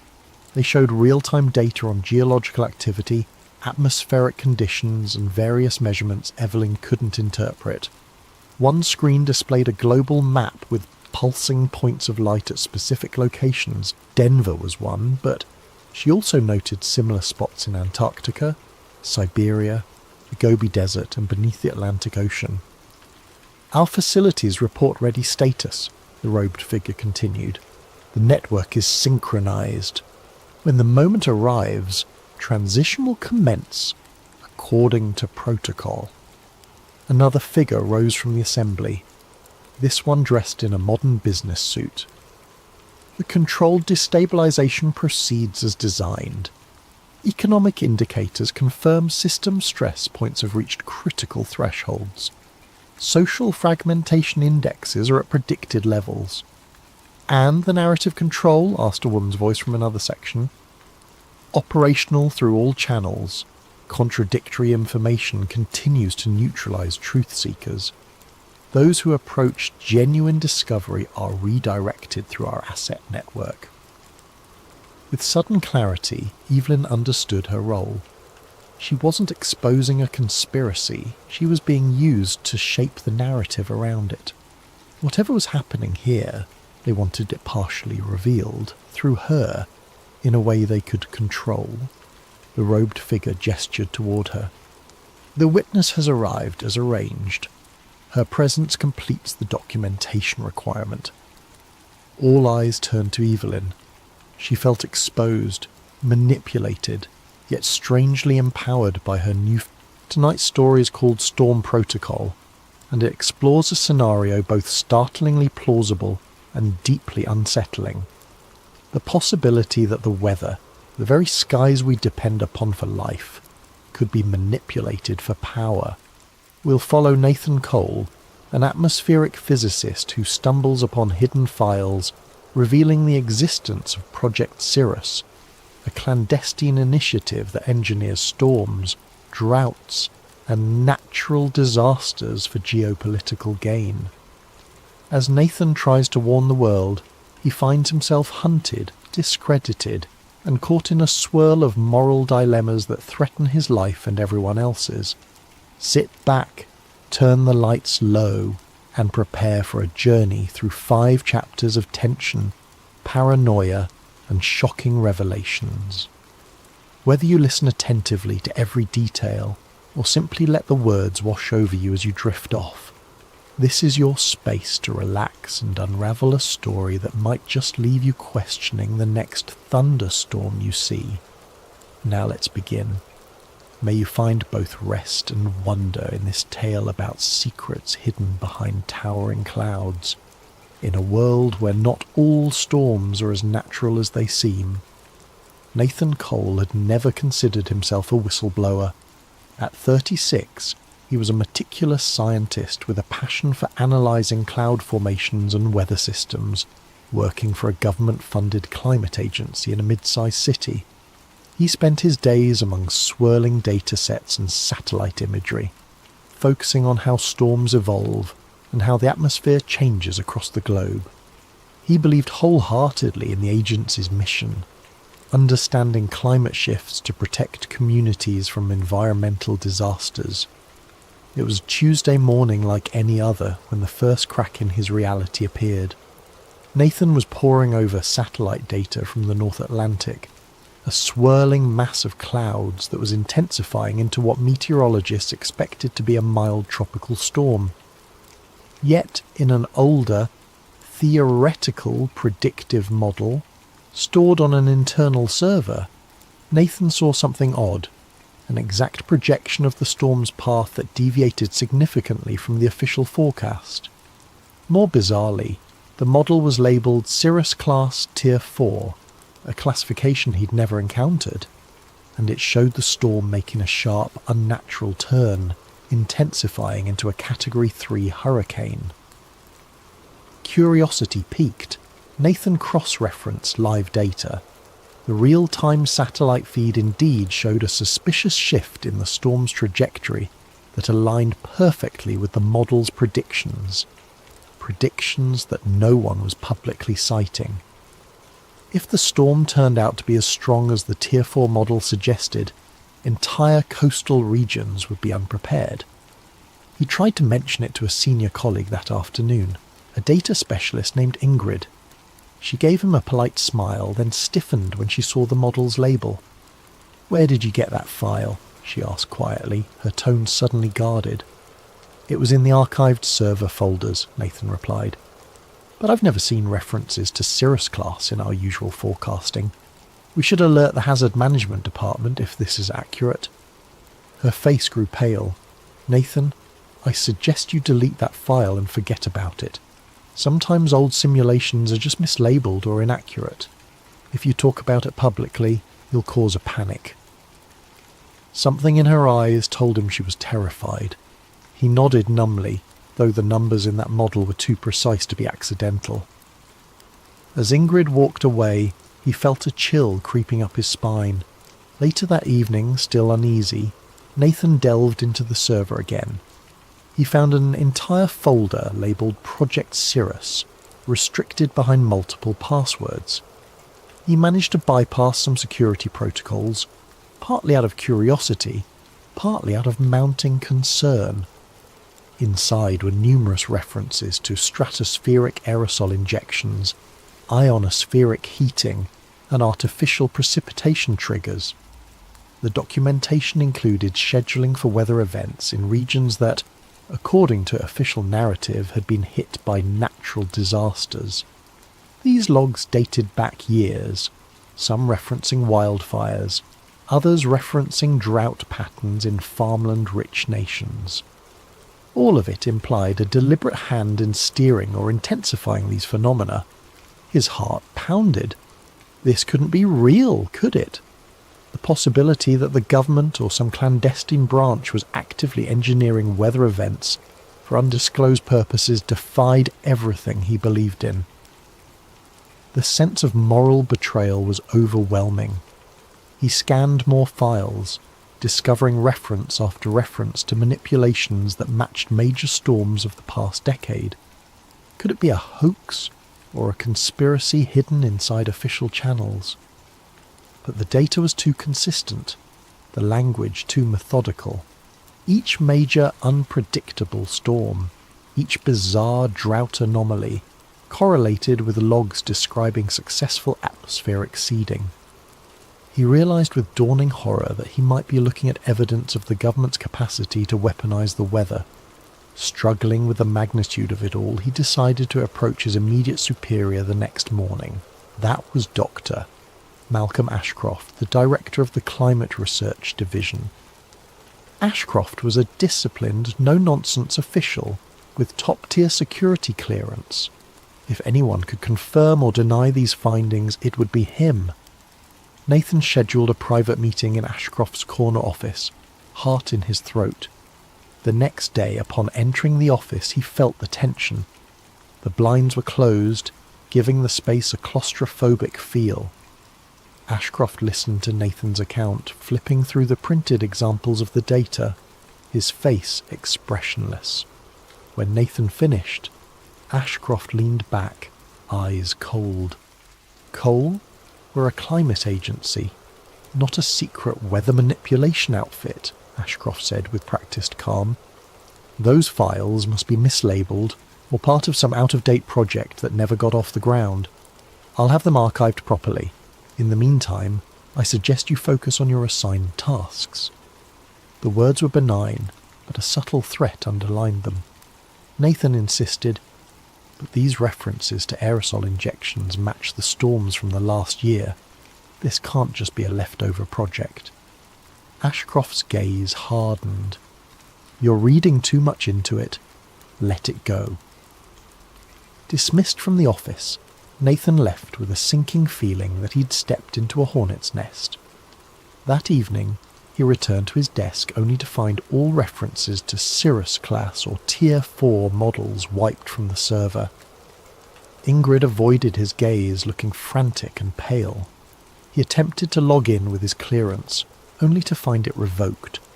A terse email labelled him for administrative leave pending a departmental audit. The message's subtext was clear. Keep quiet. As the day ended, Nathan exited the building under a darkening sky. A storm front loomed on the horizon, thunder rumbling ominously.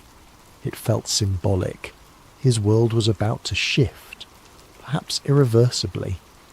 Searching the online world from home that night, he discovered countless conspiracy theories about weather control, but none that matched the systematic detail of Project Cirrus.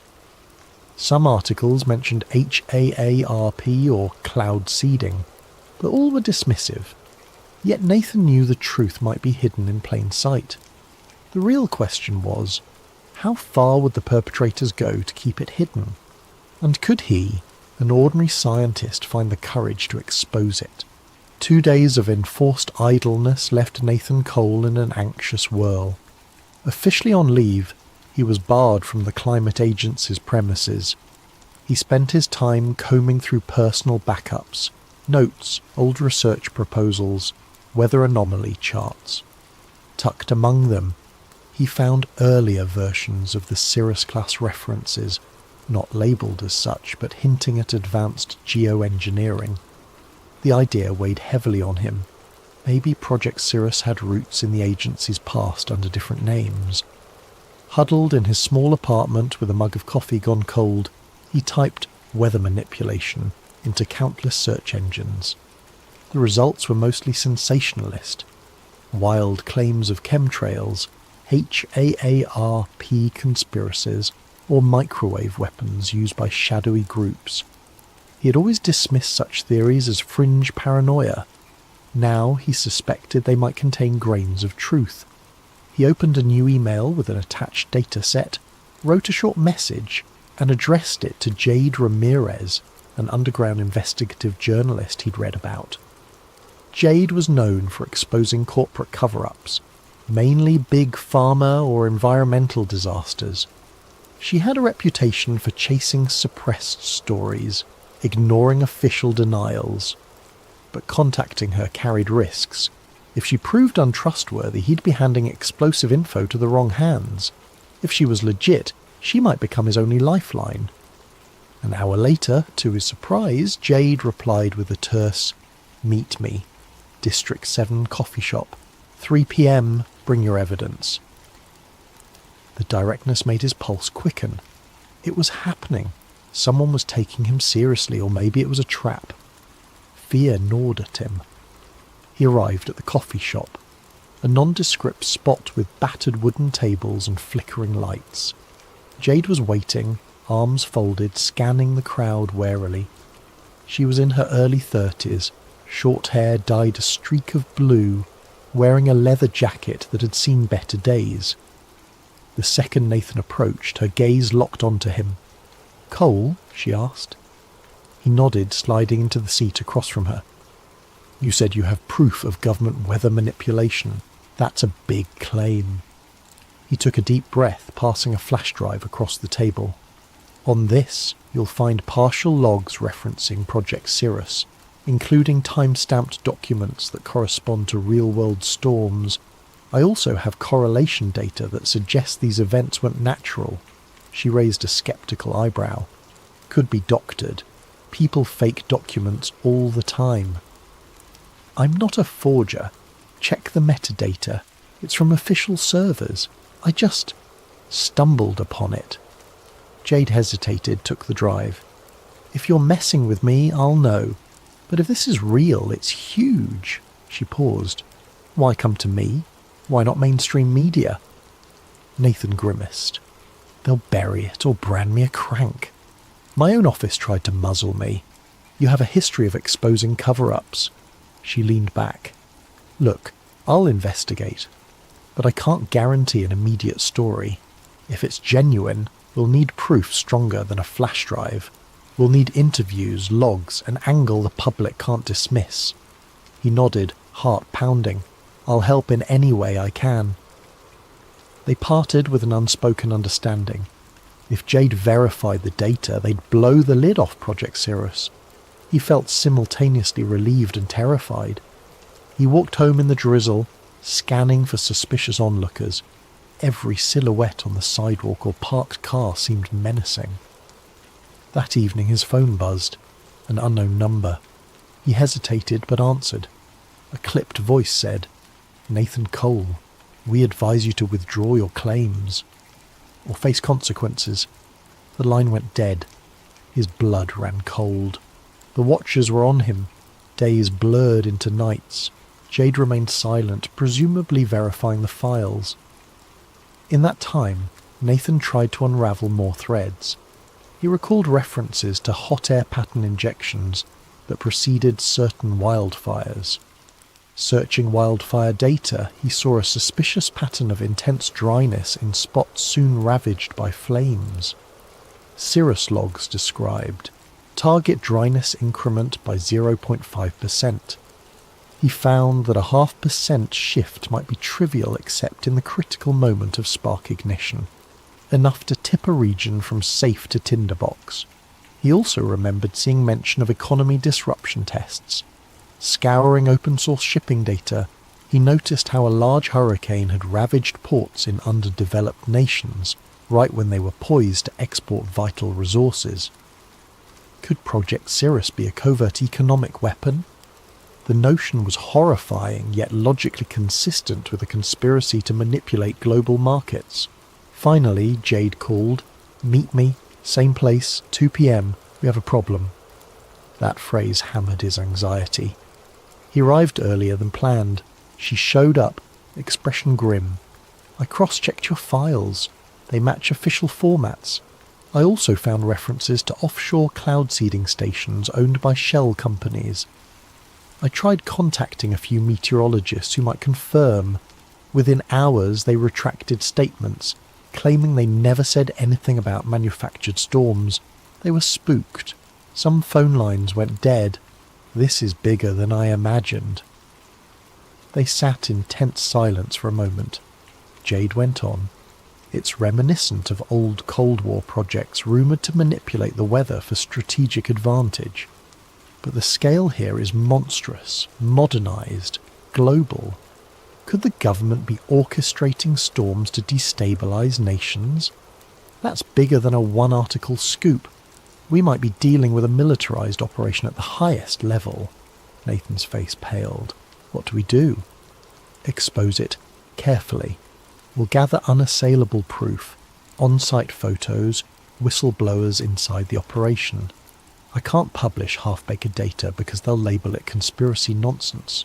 We need more, but once we have it, we'll go big. Make it impossible for them to bury." He inhaled slowly, bracing himself. "That means infiltration, or a direct link to the agency. They locked me out. Any attempt to re-enter is dangerous." She clenched her jaw. We find another lead, someone inside, or we break in somewhere else. This story, if true, changes everything about how we see natural disasters. Before they parted, Jade confided in him a personal note. My brother died in a supposed freak hurricane a few years back. I always felt something was off. This might explain it. I want the truth as much as you do. Her resolve mirrored his. They left the cafe more determined, less alone. Still, doubt lingered. The forces behind weather manipulation likely had near limitless resources. Could two individuals, a disgraced scientist and an underground journalist, truly unmask it? And if they did, would the public accept such a monstrous possibility? Another beep from his phone cut through the gloom. A new text from an untraceable number. You've been warned. Stop now. The intimidation was intensifying, yet it only fueled his conviction. They were on a collision course with a hidden power capable of rewriting the planet's skies. Surrender wasn't an option, not after glimpsing the scale of harm inflicted upon innocent lives. That night thunder rolled again outside Nathan's window. He wondered if it was a naturally occurring storm or another artificially steered system. In either case, the storm brewing inside his own life was about to get fiercer, driving him deeper into the shadows of a conspiracy that threatened the entire globe. Nathan Cole's days turned into a blur of covert meetings and frantic internet searches, each new revelation pulling him deeper into a labyrinth of conspiracies. Jade Ramirez, juggling her own investigations, collaborated with him on a plan to gather incontrovertible evidence. The stakes escalated when Jade stumbled upon references to Project Stormgate, a decades-old initiative rumoured to be the predecessor of Cirrus. Her findings: Stormgate started in the Cold War era, an attempt to use weather as a silent weapon, spawning floods, droughts, or storms in target regions without direct warfare. It was tested in small-scale scenarios, but never publicly acknowledged. Now it seemed Project Cirrus had modernised Stormgate's mission with advanced technologies like ionospheric heating and aerosol deployment. As Jade pieced together old FOIA, Freedom of Information Act documents, Nathan found corporate ties, shell companies that owned private cloud seeding stations in remote oceans. The trail led to a nondescript facility near the coast. Eyewitness accounts from local fishermen described unmarked planes releasing chemicals into the sky at night. Jade's eyes glinted. That might be our key, vantage point to capture them in the act.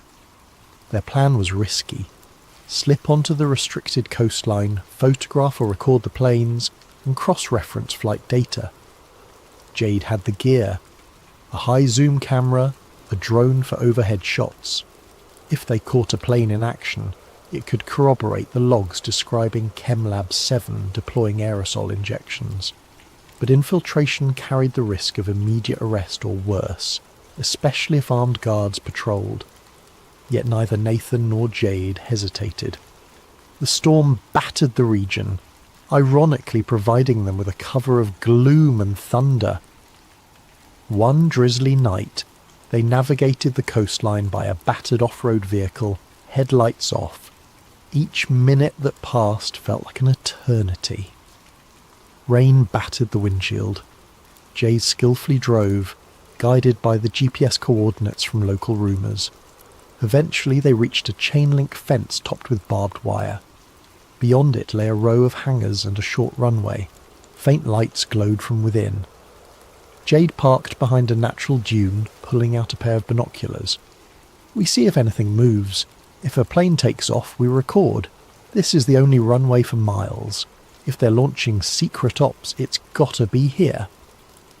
Nathan's nerves were raw. Hours ticked by in the humid darkness, hearts pounding with each new lightning flash. At around 2 a.m. they spotted activity.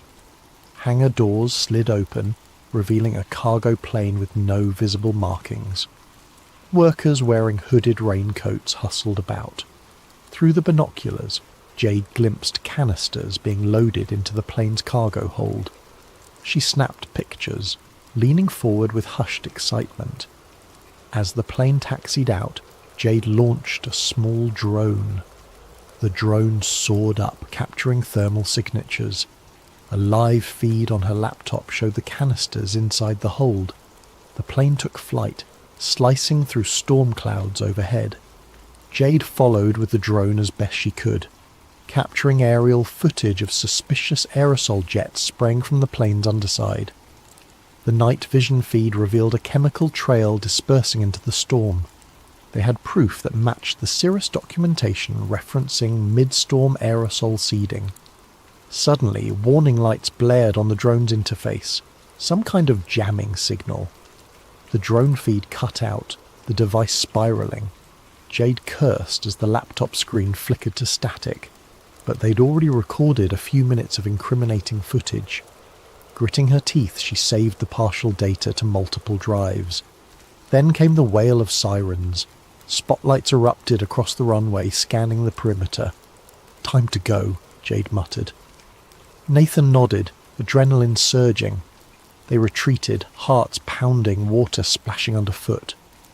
They reached the off-road vehicle and sped away. The swirling storm overhead a testament to the operation they'd just witnessed.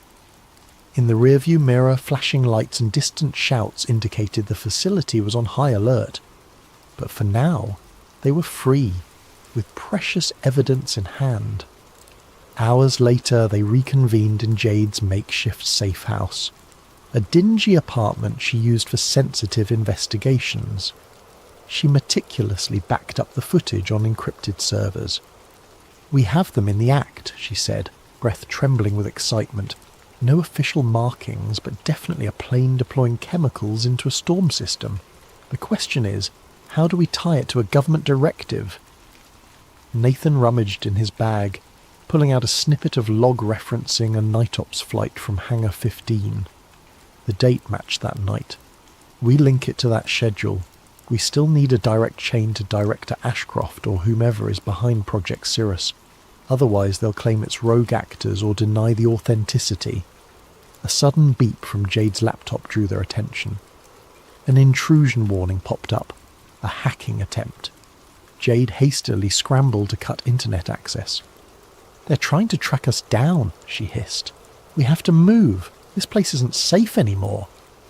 Frantic tension spurred them to pack their gear.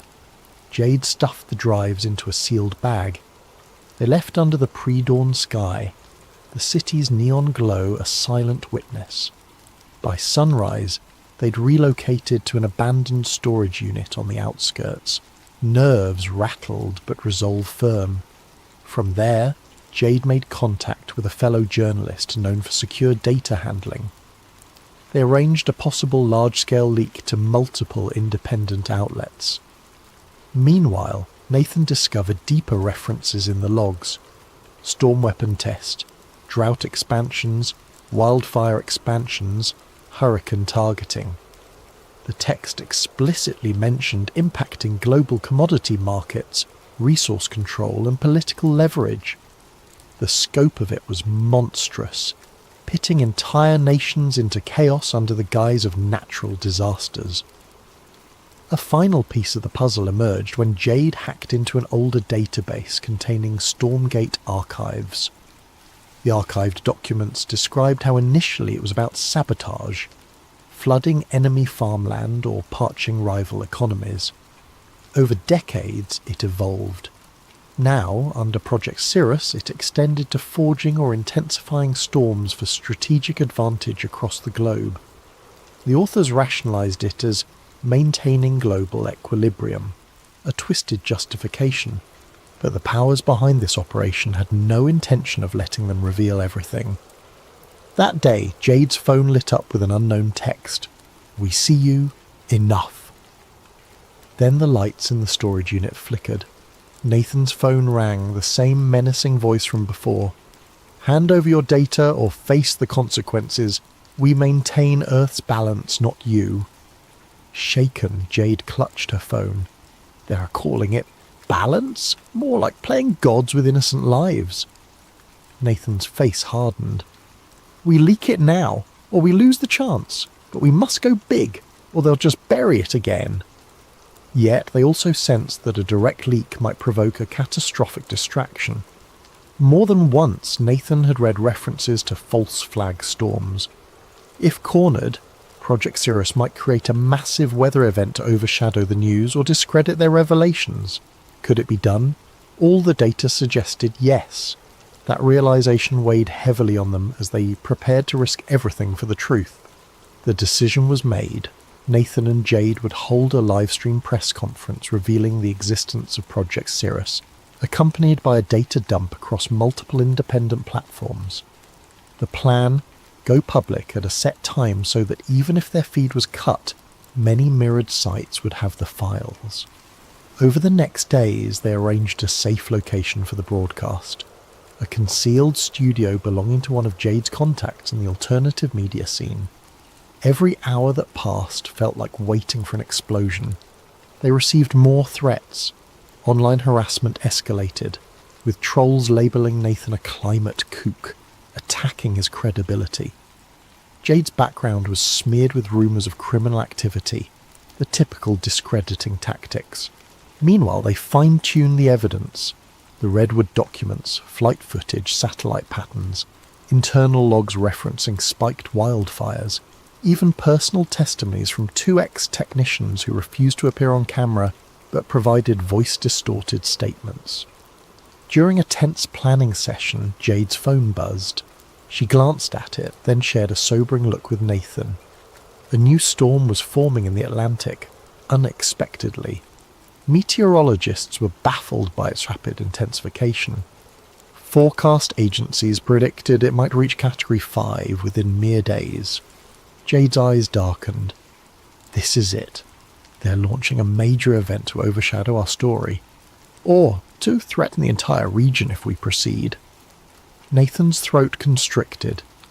Jack Calloway was never one to stay up late. His farm in rural Nebraska demanded an early rise, so he typically shut off the lights by 10, drifting to the lullaby of distant crickets. But on this particular night, the restlessness wouldn't leave him. A strange heaviness pressed against the humid summer air, as if the land itself was holding its breath. Shortly after midnight, Jack found himself on the back porch, sipping lukewarm coffee and staring at the star-studded sky. Clouds drifted over the moon, turning the farmland into a patchwork of shifting shadows.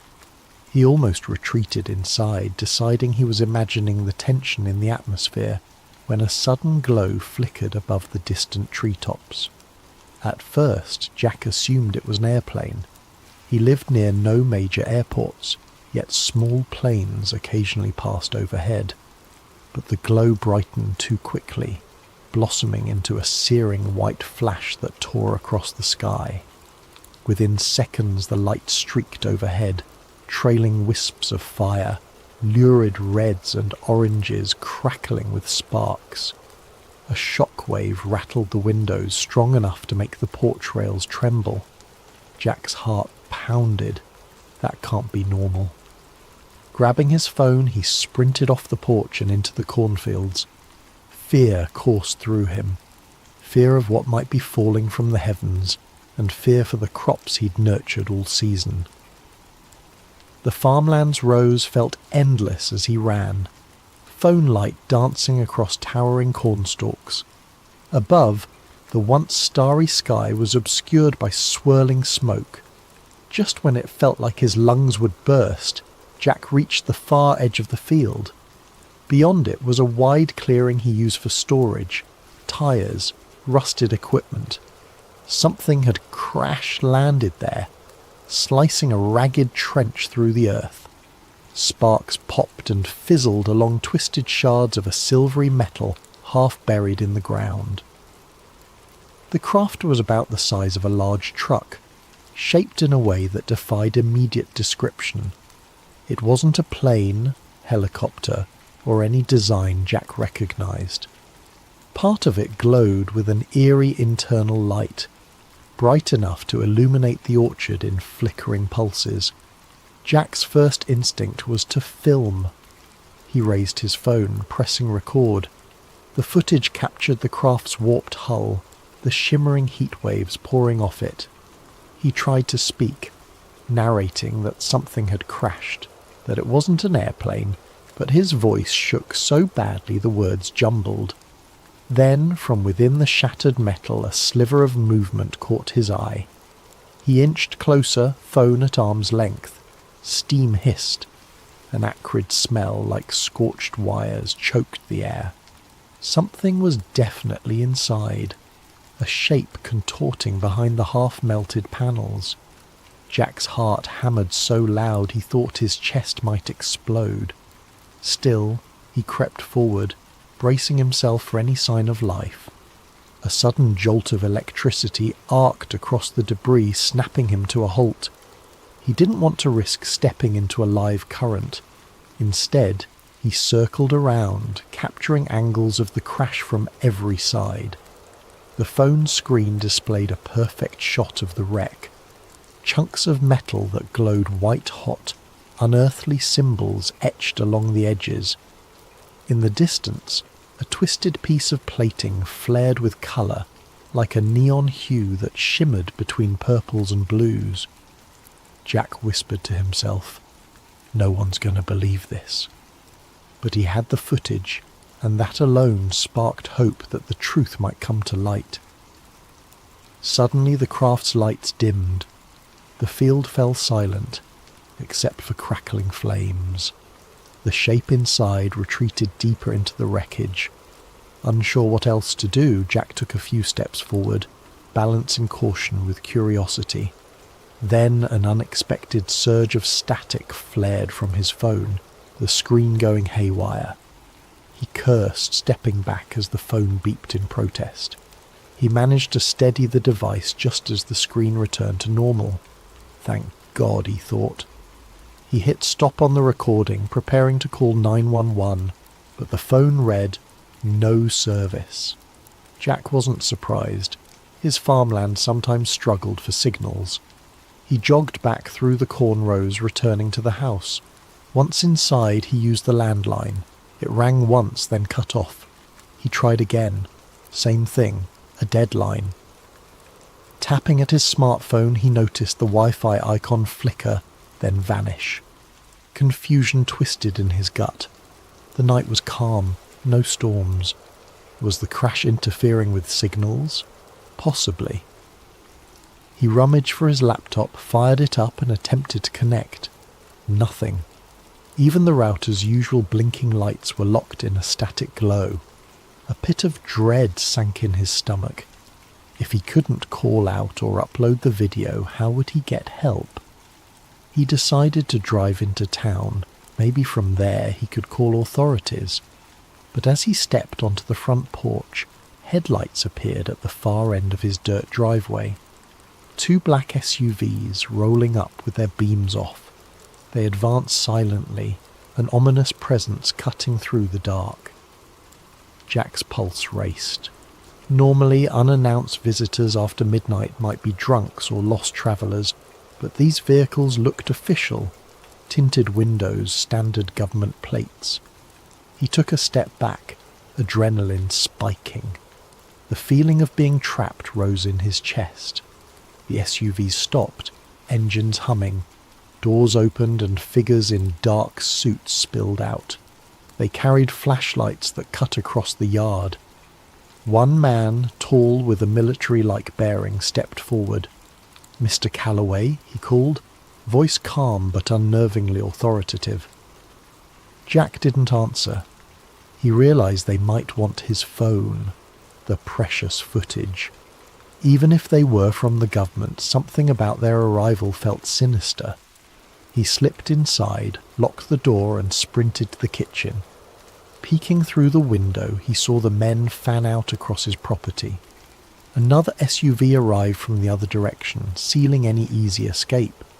The man in charge barked orders in a low tone.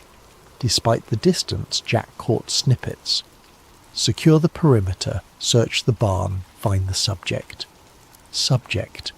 As if he were some kind of criminal. A surge of defiance lit inside him. They're here for the crash.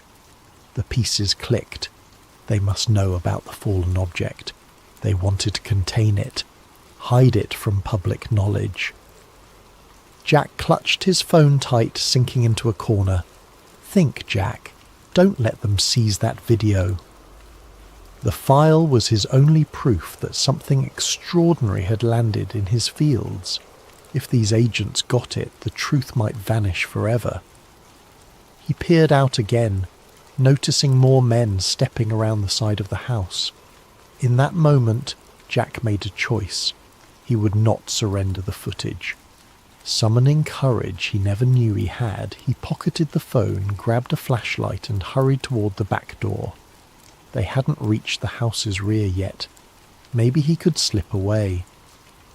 The world beyond was ablaze with tension. He sensed it wasn't just about a crashed craft. It was about a revelation bigger than anything he'd ever imagined. Now, forced to stand alone against these black-suited strangers, Jack felt a spark of determination. He was a simple farmer, but he'd stumbled upon something that defied reason. And come what may, he would not let it be buried. Jack Calloway's heart hammered as he ducked out the back door, creeping into the shadows behind his farmhouse. The night air clung to him, heavy with the echo of distant engines idling. He had no illusions about outrunning a team of trained agents, but desperation fueled him. Keeping low, he skirted along the fence. The farmland behind him was vast, miles of cornfields broken by a scattering of outbuildings. If he could disappear into the rows, maybe he'd have a chance to slip past these intruders. He peered back at the house. 2 men in suits hammered on the front door, demanding Jack open up. Another pair circled around, shining flashlights across windows. Anxiety churned in his gut. They'll figure out soon enough he's not inside. With shaking hands, he pulled out his phone. He swiped to open the video he'd recorded earlier in the field. For a moment, relief. The video thumbnail appeared, showing the glowing metal debris. He tapped play. The screen flickered, a swirl of static. Then an error message. File corrupted. No, Jack muttered, panic rising. He tried again, but the same glitch repeated. Next, he attempted to upload it to a social media site, forgetting that his signal was gone. The upload bar stuck at 0. Offline. He closed his eyes, fighting the wave of helplessness. The only thing that gave him hope in this impossible situation was the video, now apparently worthless. But maybe the file could still be salvaged. He retreated deeper into the farmland, aiming for the rickety old barn he used for storing equipment. Inside the barn, dust motes drifted in the faint glow of his flashlight. Jack rummaged for an old laptop he sometimes used for tractor diagnostics. It was battered, but it had a functioning USB port. If he could move the footage off his phone, maybe he could fix it. The laptop booted up with a grinding whir, making Jack cringe at how loud it seemed. Every second counted. In the barn's gloom, the beams overhead creaked, and outside he caught the faint silhouettes of flashlights sweeping across the property. The agents were close. At last the laptop loaded. He plugged the phone in, frantically clicking to access the video file. The software recognized the phone, but the video thumbnail displayed a warning icon. Corrupt file. Even the laptop spat out an error. Jack cursed. Trying a half-dozen times, the footage refused to open. He sat back, trembling. So that's why they're so confident. Something about the crash or the craft's energy had garbled the data. For all he knew, it might be salvageable, but he didn't have the technical know-how. I need an expert. Remembering the commotion outside, Jack eased a peek through a gap in the barn wall. The black SUVs sat near the farmhouse, headlights illuminating part of the yard. Agents combed the area, scanning with thermal gear. Fear pinched his chest. If they had advanced tech, he'd be as visible as a heat signature behind these wooden walls. Quietly, he powered down the laptop and stuffed it into a battered tool bag. He had to get out of here. He grabbed an old hunting rifle from a rack just in case and made for a side exit. The moment he stepped outside, he heard footsteps crunching on gravel. Instinct kicked in. He darted behind the barn. A voice, low and commanding, called out, "Hold! Show yourself!" Jack froze, pressing himself to the barn's rough wooden planks. He recognized that voice from the man who had called his name earlier. Footsteps drew closer. Jack's mind raced. If he surrendered, they'd likely confiscate everything. He'd be black-bagged or simply vanish. No one would ever see that footage. Not that it was playable right now. He forced himself to move, slipping between the barn and an old tractor with rusted wheels. The flashlight beams swept over the ground. One agent hissed, "He was here." Thermal picked him up. Another responded, "He can't be far, spread out." Jack waited for a break in their pattern, then bolted into the cornfield. The tall stalks enveloped him, rustling as he stumbled between rows. He cursed each time his shoes snapped a twig or crunched dried leaves. Any sound could give him away. The overhead clouds parted, letting a faint moonlight highlight his path. Behind him, the agents' voices grew more distant. They were branching out, but the field was vast, and Jack knew its layout intimately. He used that knowledge to navigate a diagonal path, eventually emerging by a narrow dirt road at the far edge of his property. Breathing in ragged gasps, he paused behind a tree. The phone in his pocket remained lifeless. No signal. The laptop in his bag was all but useless if he couldn't fix the corrupted video. He needed someone with hacking or data recovery skills, someone who understood digital forensics. But who? A memory surfaced. During a county fair last year, Jack overheard a rumour about a reclusive tech wizard who lived 2 towns over, a woman named Olivia Carter, though folks called her Liv. She had once worked for the government in cybersecurity, then left under murky circumstances. Maybe she could salvage the footage. Deciding that was his only shot, Jack took the dirt road leading away from the farm. He hopped into his old pickup truck, which he'd parked out near the tree line for hauling feed earlier. The keys were still in the ignition. Country living had made him lax about locks. The engine sputtered, then roared to life. As he drove, he risked a glance back at his property. The headlights from the agent's SUVs glowed, and faint figures moved across the farmland. A pang of loss hit him. This farm was his home, his life. Now, it was seized by faceless men in black suits, but he refused to let them bury the truth.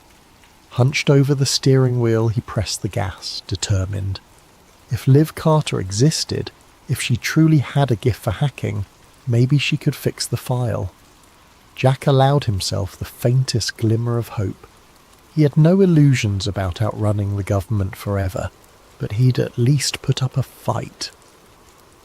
The truck rattled along the back roads, dust kicking up behind.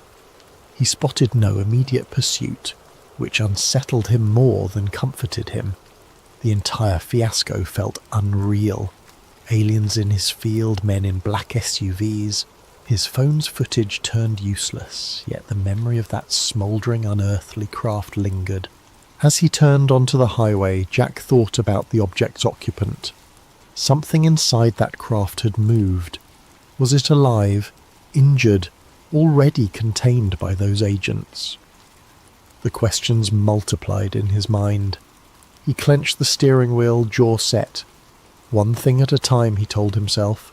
If the video was truly salvageable, it might blow open everything, if they didn't get to him first. Dawn broke over a lonely gas station on the outskirts of a neighbouring county, where Jack Calloway huddled by a payphone. The overhead fluorescent lights buzzed, half of them flickering.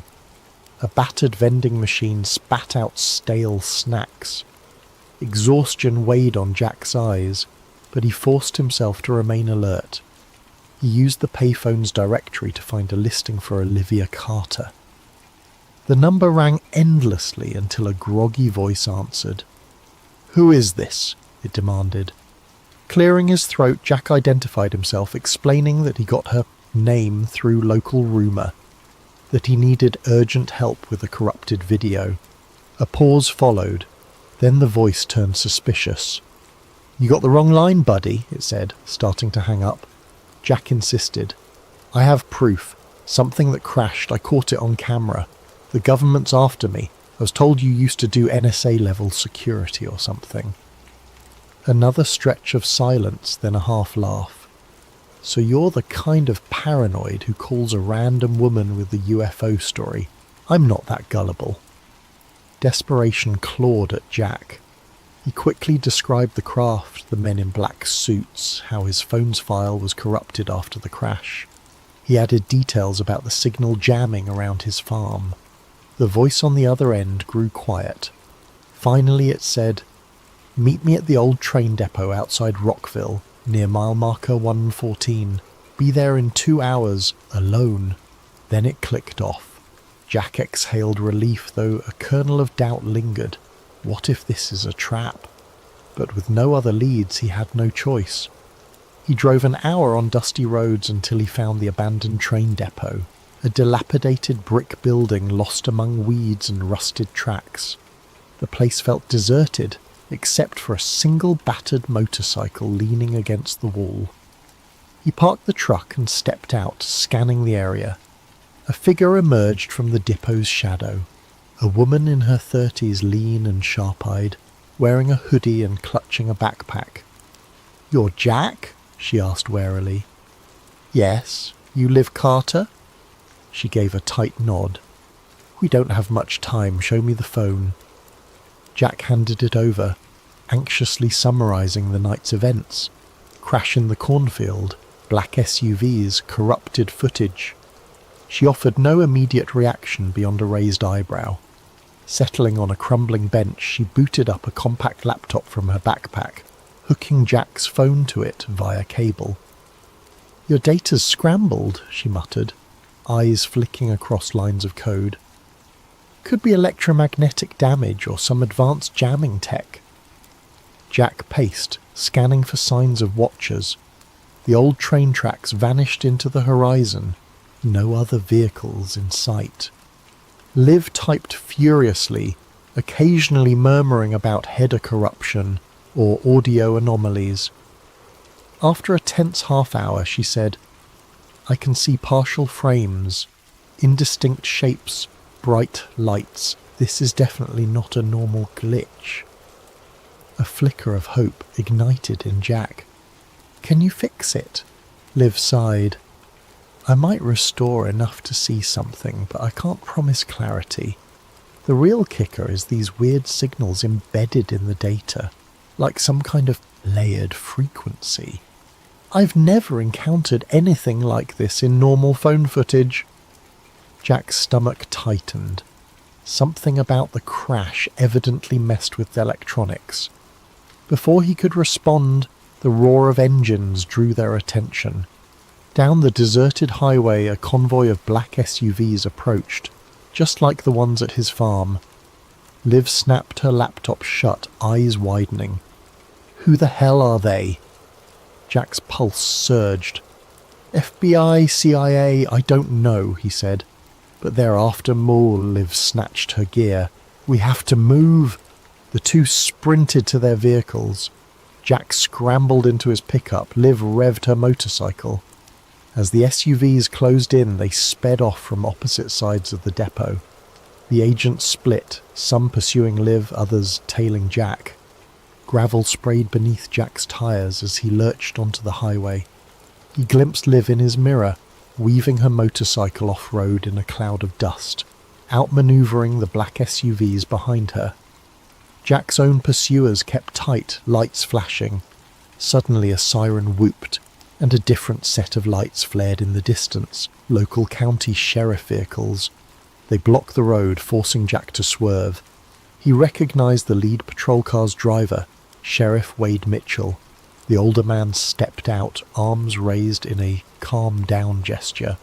One of the black-suited agents hopped from his SUV, flashing a badge at Mitchell. Though Jack couldn't hear their exchange, it was clear the agent demanded Mitchell to stand aside. Mitchell frowned, glancing at Jack's truck. He motioned for Jack to pull over. Faced with no immediate path to escape, Jack braked, wheels skidding on cracked asphalt.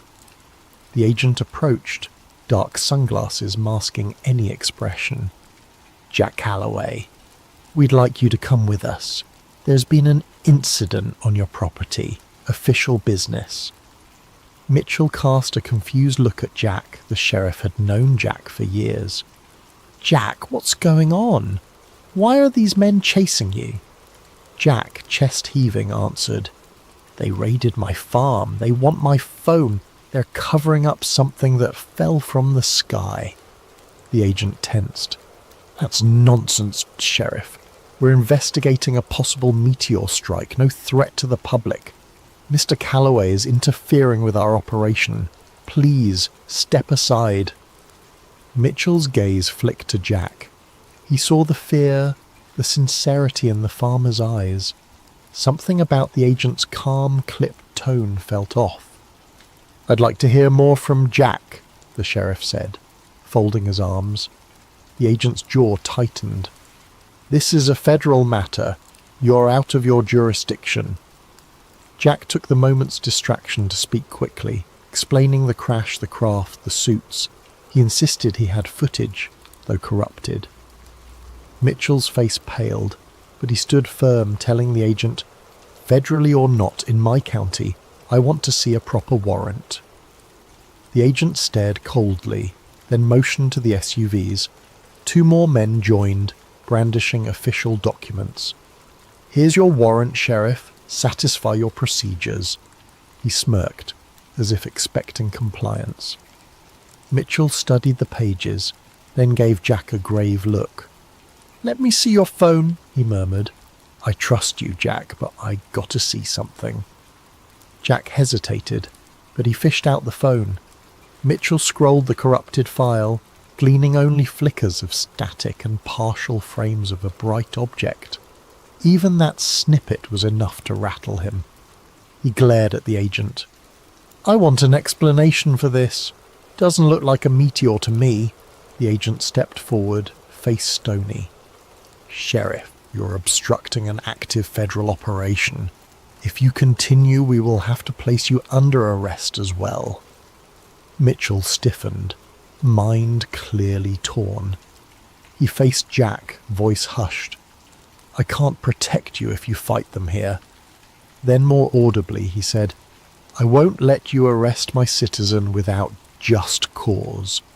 But if Jack chooses to leave, I won't stop him." Silence stretched. The agent's eyes narrowed behind tinted lenses. In that heartbeat, Jack understood the sheriff was giving him a window, a fleeting chance to flee. Not wanting to waste it, he gunned the truck's engine. The agent barked an order, but Mitchell positioned himself in the agent's path, forcing him to sidestep. Jack roared past the police cruiser, rubber squealing. The black SUVs swarmed, but Mitchell's deputies manoeuvred to block them, even if just for a few seconds. Those precious moments let Jack speed onto the open road. In his rearview mirror, he saw the convoy eventually break free, resuming pursuit. His chest pounded with gratitude. Elias Finch could taste both as he walked the muddy streets, notebook tucked securely in his inside pocket. At 36, his once youthful face had hardened into angular planes beneath a journalist's keen eyes that missed little. War had taught him that truth was the first casualty in times of conflict, and peace often buried it deeper still. The boarding house on F Street, where he rented a sparse room, was unremarkable by design. Anonymity was a currency more valuable than gold in his profession. As the publisher of The Honest Witness, an underground pamphlet that had exposed profiteering and corruption throughout the war. Elias had made powerful enemies, yet his readership had grown steadily, passed hand to hand beneath the noses of the politicians he regularly skewered with his words. The war may be ending, but the real fighting is just beginning, he muttered, climbing the creaking stairs to his room. Inside, papers covered every available surface. Notes, letters from informants, newspaper clippings. A small printing press stood in the corner, capable of producing several hundred pamphlets in a night's work. He lit the oil lamp and retrieved his latest draft from beneath a loose floorboard. The headline read, "Serpents in the Cabinet, Lincoln surrounded by traitors." Bold, even by his standards. A knock at his door interrupted his thoughts. 3 quick raps, a pause, then 2 more. The signal. Elias opened the door cautiously to reveal a haggard-looking man in a wrinkled Union uniform. Colonel James Simmons had been feeding him information for months, details of war profiteering that had made the backbone of Elias's most damning exposés. "You shouldn't be here," Elias said, quickly ushering him inside. "We agreed to meet at Harper's tomorrow."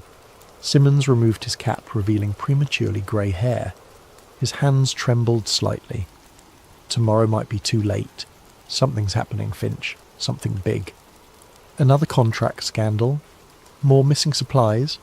Simmons shook his head, accepting the whiskey Elias offered. "This goes deeper than money. It's about power. Who'll hold it now that the fighting's done?" He drained the glass in one swallow. "Lincoln's making enemies faster than he can count them." "Not exactly news," Elias replied, though something in the colonel's demeanour made him uneasy. "The South wants him dead. Half his generals think he's too soft, and the radicals in his own party find him insufferable." "It's worse than that," Simmons lowered his voice. "There have been meetings, important men, military, cabinet members, banking interests. They speak of necessary transition and securing the victory. Names, Colonel. I need names." "That's just it. I don't have them all. But I've seen strange insignias, not official military, a phoenix rising from flames." Simmons glanced nervously at the window. "And Secretary Stanton. He's at the centre somehow." "Edwin Stanton? Lincoln's own Secretary of War?" Elias scribbled furiously in his notebook. "Watch the Treasury building tomorrow night. Midnight. Back entrance. You'll see for yourself who comes and goes." Simmons rose to leave. "Be careful who you trust, Finch." The war created new alliances, not all of them in the open. After Simmons departed, Elias couldn't settle. He paced his small room, mind racing. Edwin Stanton had always struck him as brutally efficient but loyal to the Union cause. Yet the colonel had seemed genuinely frightened. As darkness fell, Elias took to the streets.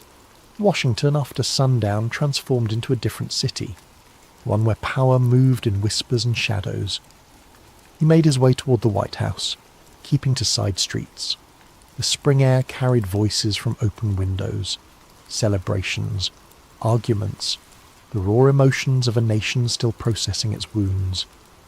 Near Lafayette Square, a convoy of unmarked carriages caught his attention, black lacquered with no insignia, windows covered with thick curtains. They moved with military precision toward the executive mansion.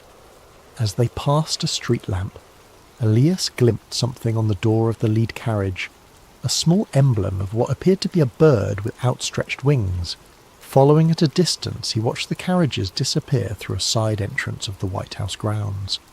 A figure emerged briefly to greet them, tall, bearded, with the unmistakable profile of Secretary Stanton. Elias made a note of the time, 11:17 p.m. The following day brought news that General Lee had formally surrendered at Appomattox Courthouse. Washington erupted in celebration. Impromptu parades formed on Pennsylvania Avenue. Bottles of champagne appeared from nowhere. Soldiers embraced in the streets. The long nightmare of war was officially over. But beneath the revelry, Elias sensed something else. A current of uncertainty, of plans being whispered behind closed doors. That evening, as promised, he positioned himself near the Treasury building, hat pulled low, collar turned up against the spring chill. At precisely midnight, carriages began arriving. Not the marked conveyances of government officials, but private vehicles with drawn curtains. Men emerged quickly, faces obscured, and disappeared inside a door Elias knew to be a service entrance. He counted 12 in total, recognising a few profiles despite their attempts at anonymity. A Supreme Court justice, 2 generals, what appeared to be Vice President Johnson himself. Last to arrive was a smaller carriage. When its occupant stepped out, Elias had to stifle a gasp. Senator Lafayette Baker, head of the National Detective Police, Lincoln's own spy master, was unmistakable even in the dim gaslight. Before entering, Baker paused, scanning the darkness as if sensing Elias's presence. On his lapel glinted a small pin, a phoenix rising from flames. For 3 hours Elias waited in the shadows, fighting the cold and his own growing dread. When the men finally emerged, their expressions were solemn, purposeful. Something had been decided in that room, something that would never appear in any official record. Back in his lodgings, Elias worked feverishly until dawn, connecting threads, forming theories. His hands shook as he sketched out the emblem he'd seen, the Phoenix insignia. Below it he wrote, "The Order of the Phoenix, secret society or military faction." As morning light crept through his window, Elias heard newsboys already crying the headlines. Victory complete. Lincoln to attend Ford's Theatre tomorrow night. An odd chill ran through him as he recalled Simmons's warning. Something big is about to happen. He glanced at his notes. The mysterious meetings, the Phoenix emblem, Stanton's involvement, the timing of it all. A terrible suspicion began to form in his mind, one he dared not even write down. But one thing was certain.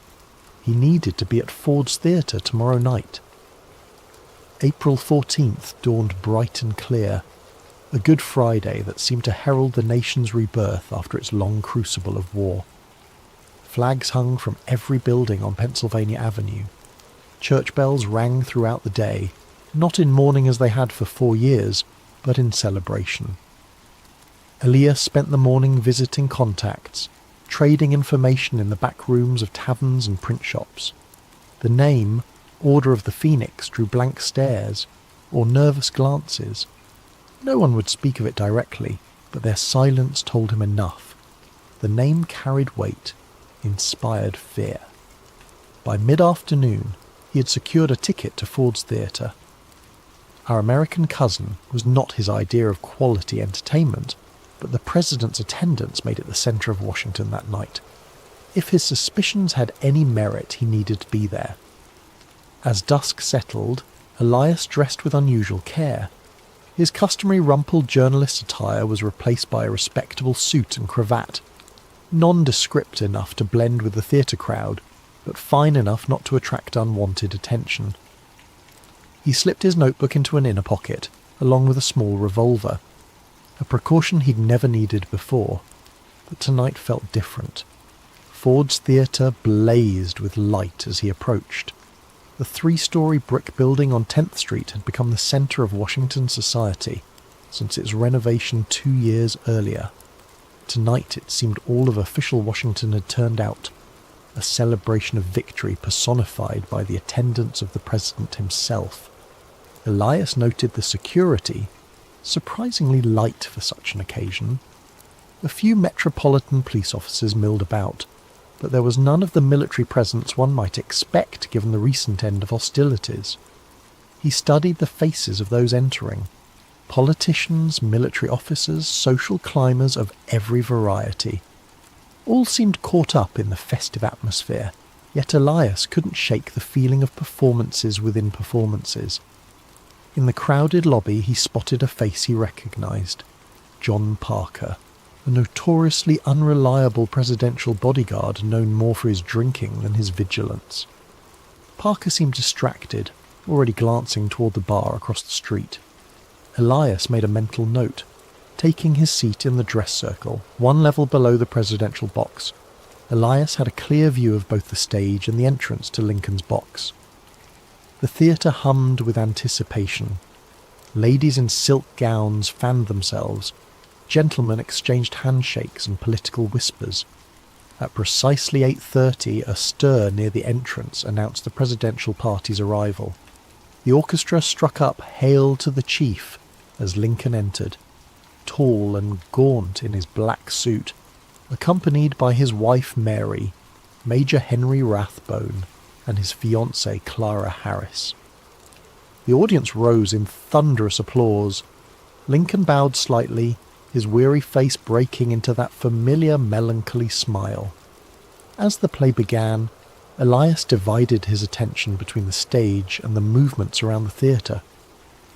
20 minutes into the performance, he noticed a man in a dark coat slip into the dress circle, moving with the confident ease of someone who knew the building well. Even from profile, the actor John Wilkes Booth was unmistakable, his handsome features and theatrical bearing marking him as clearly as a signature. What caught Elias's attention, however, was not Booth himself, but the man who briefly intercepted him near the back wall, a Union officer whose insignia identified him as a staff colonel. The two exchanged what appeared to be a few terse words. The officer pressed something into Booth's hand, a small object that disappeared instantly into the actor's pocket.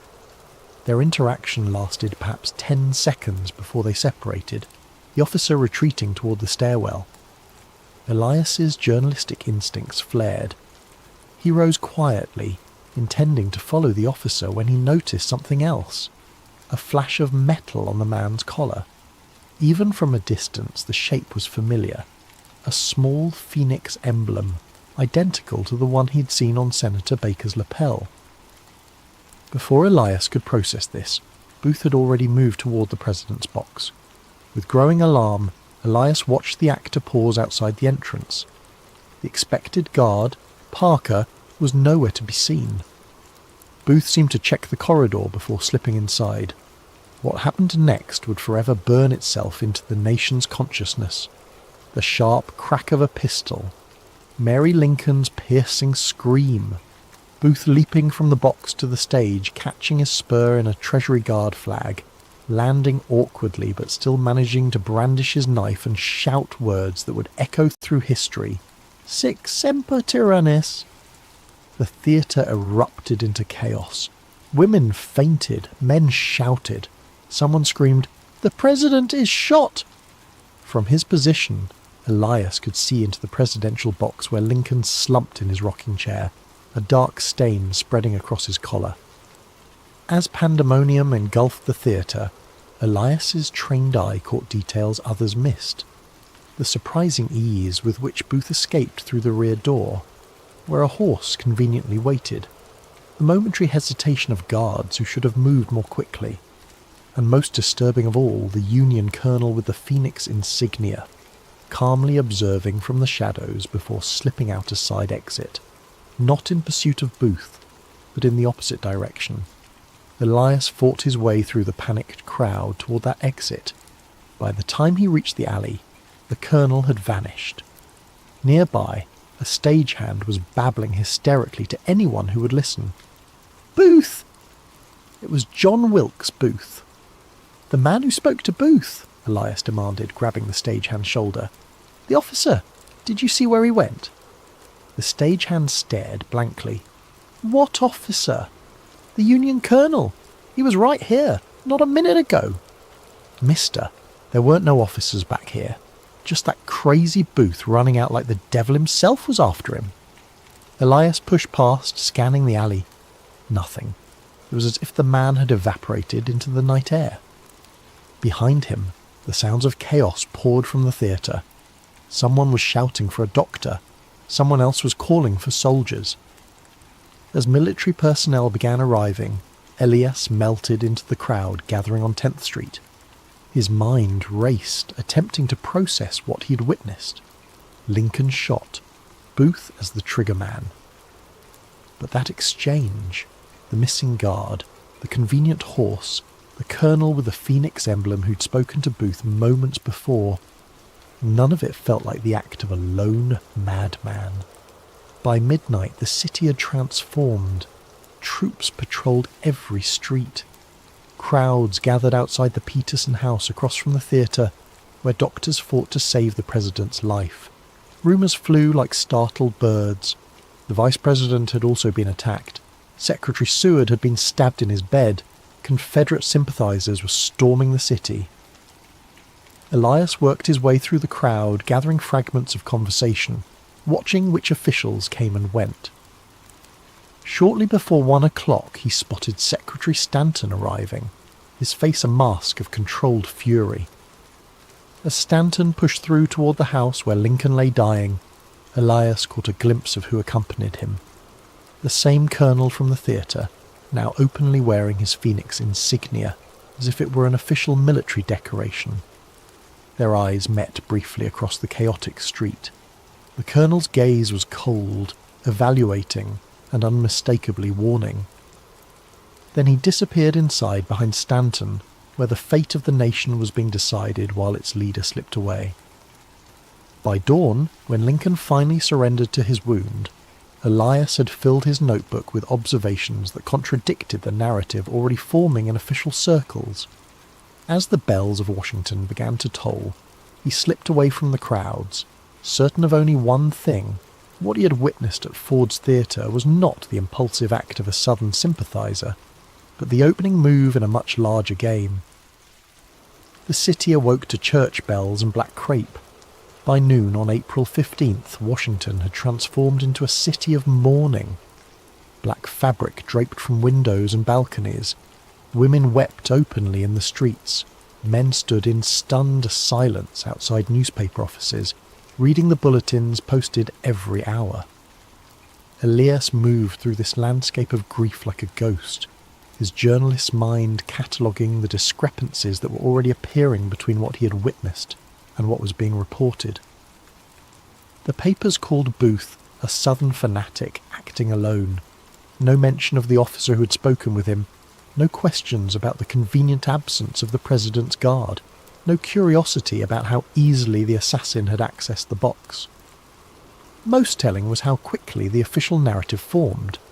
Before Lincoln's body was cold, before any real investigation could begin, the story had already solidified. A vengeful actor, driven by Confederate sympathies, had struck a final blow for the lost Southern cause. Elias made his way to a small printing shop off E Street owned by a German immigrant named Mueller, who had printed The Honest Witness throughout the war. The old man's face was grave as Elias entered. "I cannot print for you any more, Herr Finch," Mueller said before Elias could speak. "Men came this morning. Government men." "What men? What do they want?" Mueller's hands trembled as he rearranged already perfectly ordered type. "They asked about you, about your pamphlet. They took my customer ledger," he lowered his voice. "They had that look, Finch. The look of men who break things that cannot be fixed. Did they threaten you directly?" "They didn't need to." Mueller glanced nervously at the window. One of them said, "The country needs unity now, not troublemakers." Then he put his hand on my printing press and said, "Beautiful machine. It would be a shame if something happened to it, or to your immigration papers." Elias felt a familiar anger rising. "I need to print what I saw last night, Heinrich. The truth about what happened at Ford's." "Not here you won't." Mueller pressed a key into Elias's palm. "Back room of Kennedy's tobacco shop. My brother's old press is there. It's yours if you need it. But, Finch," his eyes were pleading, "be careful. These are dangerous times to question powerful men." By late afternoon, Elias had established himself at Kennedy's. The small press was outdated but functional. As he arranged his notes, preparing to write, a knock came at the door. His hand moved instinctively to the revolver in his pocket. A woman's voice called softly, "Mr. Finch? Adelaide Booker. I was at Ford's last night." Elias opened the door carefully. Adelaide Booker was in her 40s, a seamstress who had worked at the theatre for years. They had spoken several times when Elias was researching a piece on wartime entertainment. "I saw you following that officer," she said without preamble once inside. "The one with the strange pin." Elias's pulse quickened. "Tell me exactly what you saw." "I was mending a curtain backstage when Mr. Booth arrived. He seemed anxious, checking his pocket watch. Then that officer came in the stage door, which was unusual itself. They spoke briefly. The officer gave him something small, metallic." Her voice dropped to a whisper, and he said, "Remember, wait for the laugh line in Act 3, Scene 2, not before." Then he left through the same door. "Would you recognise this officer again?" Adelaide nodded. "Colonel Atticus Wade. He's been to the theatre before, always asking about who sits where, studying the layout." She clutched her shawl tighter. "I shouldn't be here. My sister says men have been asking questions about everyone who worked last night." After Adelaide left, Elias worked furiously into the evening, writing an account of what he'd witnessed, including the seamstress's testimony. He titled it simply, "Questions about Ford's Theatre." By midnight he had printed 200 copies ready for distribution. As he stepped out into the alley behind Kennedy's, a shape detached itself from the shadows. Elias reached for his revolver, but a familiar voice stopped him. "I wouldn't, Finch. There are 3 rifles trained on you right now." Colonel Simmons stepped into the dim light of the gas lamp, his uniform immaculate, his expression unreadable. "You said something big was coming," Elias said. "You knew?" "I suspected. There's a difference." Simmons glanced at the bundle of pamphlets under Elias's arm. "Those won't see daylight. The city's locked down. Every street corner has a soldier or a detective. Since when do you care about suppressing the truth? Since Secretary Stanton declared martial law an hour ago." Simmons sighed heavily. "The official story is that Booth acted with Confederate conspirators. Anyone suggesting otherwise is undermining national security in a time of crisis." Elias stared at him. "You're part of it. The Order of the Phoenix." Simmons flinched almost imperceptibly. "That name isn't to be spoken aloud, especially now." He stepped closer. "Listen to me carefully, Finch. What's done is done. Lincoln was too soft for what comes next. The South needs to be crushed, not coddled. The Phoenix understands this. And Booth? Just a convenient madman you could manipulate? A useful patriot who believed he was serving the Confederacy when in fact he served a greater purpose." Simmons looked genuinely sad. The country needed a villain, and he provided one. Now the real work begins. Stanton? Wade? Baker? How deep does this go? Instead of answering, Simmons handed him a folded paper. "This was left for you. I'd burn it after reading." The paper contained just 5 lines in a flowing script. "The Phoenix rises from necessary fire. What seems an ending is merely transformation. Those who see too clearly become blinded. EF. Choose wisely where blindness falls. April 16th, midnight. Congressional Cemetery. Hamilton plot." When Elias looked up, Simmons had vanished. The alley was empty, save for a stray dog nosing through garbage. Above, the stars were obscured by clouds that promised rain. That night, Elias returned to his lodgings to find it had been searched, thoroughly and professionally. Papers rearranged, floorboards loosened, even the mattress sliced open. His latest notes were gone. On his desk sat a newspaper, folded open to a small item. Adelaide Booker, seamstress at Ford's Theatre, tragically took her own life this evening, overcome by grief at witnessing the president's assassination. Elias felt cold sweat break out across his forehead. Adelaide had been fine mere hours ago, determined, clear-eyed. The message was unmistakable. Witnesses could be erased as easily as words on paper. For the next 24 hours, Elias moved cautiously through a city transformed. Military checkpoints had sprung up overnight. Men in plain clothes, but with the unmistakable bearing of detectives, watched from street corners. Newspapers printed identical accounts of the assassination, as if working from the same script. Booth was now the most hunted man in America, but Elias noticed the search seemed strangely performative. Lots of visible activity, little actual progress. On the evening of April 16th, as the first drops of rain began to fall, Elias made his way to Congressional Cemetery. The Hamilton plot was easy to find, a grand marble obelisk marking the resting place of a forgotten congressman. As midnight approached, Elias waited in the shadows of a nearby mausoleum, revolver ready. At precisely midnight a carriage arrived. A solitary figure emerged carrying a lantern, tall, distinguished, instantly recognizable despite the darkness and rain. Secretary of War Edwin Stanton himself, the second most powerful man in the government, now effectively ruling the nation while Vice President Johnson floundered in his new role. Mr. Finch, Stanton called, his voice carrying clearly despite the rain. I know you're here. Let's dispense with theatrics. If I wanted you dead, you would be. Elias stepped cautiously from his hiding place. Like Adelaide Booker? Stanton's expression didn't change. Regrettable, but necessary. Some people cannot adapt to changing circumstances. He studied Elias with shrewd eyes. You, I think, are more practical. Is that why you're here? To discover my price? To offer you perspective? Stanton set the lantern on a nearby grave marker. What do you think you know, Mr. Finch? I know Lincoln was assassinated by conspiracy, not by a lone madman. I know the Order of the Phoenix, whatever it is, orchestrated it. I know you're involved. Stanton nodded slowly. Not inaccurate, but incomplete. The Phoenix is not what you imagine. Not some cabal of power-hungry monsters. We are patriots who understand that sometimes surgery is required to save the patient. And Lincoln was the disease. Lincoln was an obstacle.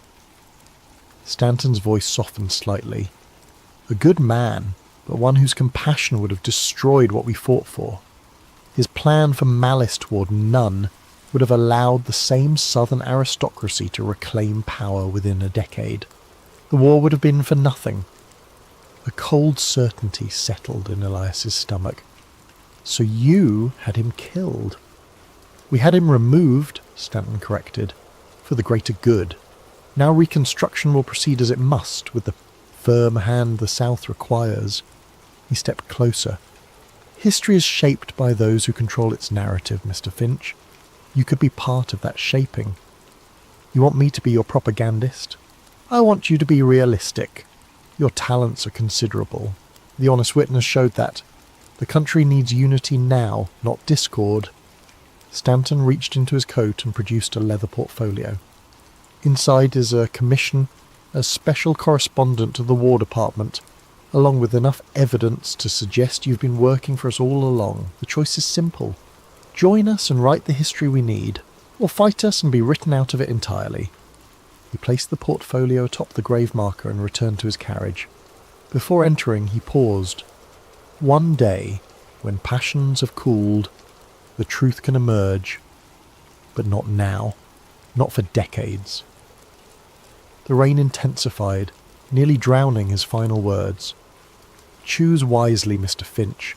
By tomorrow, there will be no other choices left. Rain pounded Washington for 3 days after Stanton's ultimatum, as if the heavens themselves mourned Lincoln. Elias remained in hiding, moving between safe houses known only to the network of informants and dissidents he had cultivated during the war. The portfolio Stanton had offered remained unopened in his coat, Pandora's box of temptation and compromise. On the third night, as thunder rolled across the capital, Elias met with Muller in the cellar of a church, whose minister had secretly treated wounded Confederate soldiers during the war. The street papers say Booth has fled south, Muller reported, shaking rain from his coat. But I heard from my cousin who drives a supply wagon. Soldiers searched the Surratt boarding house again today, tore up floorboards, broke down walls. They're looking for something, Elias mused. Something they think Booth left behind. Or something they planted that they now need to recover? Mueller hesitated. There are rumours about a diary. This caught Elias's attention. Booth kept a diary? So they say. A small red leather book where he wrote his thoughts, his plans. The kind of thing that might reveal who he spoke to, who gave him orders. Elias's journalistic instinct flared. Such a diary would be the evidence he needed. Who told you this? A clerk at the War Department. He was drunk, talking too freely at Hannigan's Tavern. Said Stanton himself ordered every inch of the boarding house searched.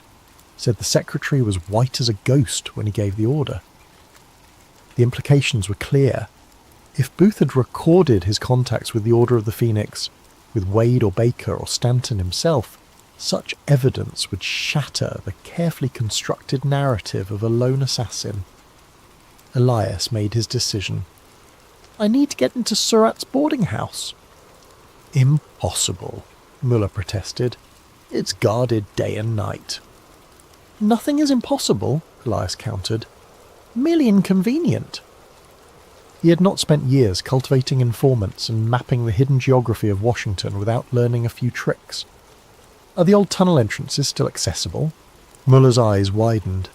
Smuggling tunnels? Some perhaps, but they haven't been used since the early days of the war. Washington's geography held secrets unknown to most citizens. Beneath certain buildings, particularly near the Navy Yard and along the riverfront, a network of tunnels had been used early in the war to move supplies, information, and occasionally people. Most had been sealed or forgotten, but Elias had mapped them meticulously for a story he had never published. That night, guided by nothing but memory and a crude map drawn in his notebook, Elias descended into Washington's underground labyrinth. The entrance, a rusted door behind a false wall in the cellar of an abandoned warehouse, creaked ominously as he forced it open. The tunnel beyond was damp, the air heavy with mould and decay. His lantern cast grotesque shadows as he navigated the narrow passage, counting intersections, measuring distances by paces. After nearly an hour of careful progress, he reached what his calculations suggested should be directly beneath H Street and the Surratt boarding house. A metal ladder bolted to the wall led upward into darkness. Elias extinguished his lantern and climbed, emerging into what appeared to be a small storage cellar. Dust covered everything, undisturbed save for a single set of boot prints that stopped near the far wall. Elias examined the wall carefully, noting a slight discoloration in the mortar between several bricks. Using his pocket knife, he scraped away the newer mortar, revealing a loose brick. When he removed it, his fingers touched something soft inside the cavity. Leather. With trembling hands, he extracted a small red book, its cover unmarked. Opening it revealed pages filled with an elegant theatrical hand. Booth's diary, hidden where he thought it would be safe. Or perhaps where someone had instructed him to conceal it. Elias tucked the diary into his coat and retraced his steps through the tunnel. Back in the relative safety of the church cellar, he finally examined his prize by lamplight. The diary was not what he had expected. Rather than a detailed account of the conspiracy, it contained the rambling justifications of a man convinced of his own historical importance. Booth compared himself to Brutus, writing of striking down the tyrant to avenge the South. Yet scattered among these self-aggrandizing passages were troubling inconsistencies. One entry from March read, "Met with W again. He assures me that once it is done I will be hailed as a hero throughout the South. Arrangements have been made for my escape. I am to follow the route exactly as planned, making contact at each designated safe house until I reach safety in Virginia." Another, more disturbing entry from early April. "The order has guaranteed my place in history. Their reach extends to the highest levels of government, to men whose names I dare not commit to paper. They speak of a reborn nation, purified by fire, where true patriots will guide America to its rightful destiny. I am merely the instrument of this necessary transformation." Most revealing was an entry from April 13th, the day before the assassination. "Final meeting with C.W. He provided the derringer and confirmed the timing. Act 3, Scene 2, during the laugh line when the noise will mask the shot. The guard will be absent. This has been arranged. I expressed concern about escaping through the crowded theatre, but CW assured me that certain doors would be unobstructed. Tonight we're delving into a conspiracy thriller titled Dark Side of the Truth, a moon landing conspiracy thriller. It's set in the year 2025, yet it digs into events that occurred more than half a century ago, or so the official history says. Our protagonist, Elliot Graves, isn't the typical tinfoil hat conspiracy theorist. He's a rational investigative journalist who's built his reputation on skepticism and fact-checking. But his life takes a sharp turn when he receives a mysterious reel of 16mm film, suggesting that one of humanity's greatest achievements, the 1969 moon landing, was staged on a secret set. As we progress through the story, you'll meet characters with their own moral compasses, locked in a deadly dance. There's Sam Reyes, a sharp-witted former NASA engineer who knows more about the organization's secrets than is probably safe. Dr. Bernard Calloway, an aging whistleblower haunted by regrets and memories so dangerous they could sign his death warrant.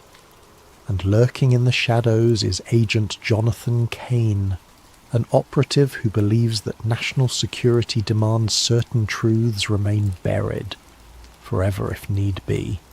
Expect twists at every corner. A single piece of film can become the spark that ignites an inferno of questions. If the moon landing was faked, what happened to the real astronauts? Could an entire government organization keep such a massive secret under wraps for 5 decades? And how far will those in power go to ensure the lie never sees the light of day? In this narrative, trust is a fleeting commodity. Allies turn to enemies.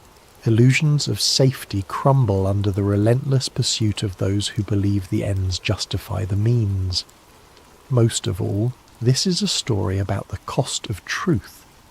Is it worth risking one's safety, peace of mind, and very identity to challenge one of history's most iconic moments? Would you stand your ground if the price were everything you hold dear? So sit back, whether you're at home, in the office, or on a midnight train to somewhere distant. Let yourself be pulled into a reality where the lines between historical record and government-engineered fantasy blur, leaving only one certainty, that once you learn the truth, there is no going back.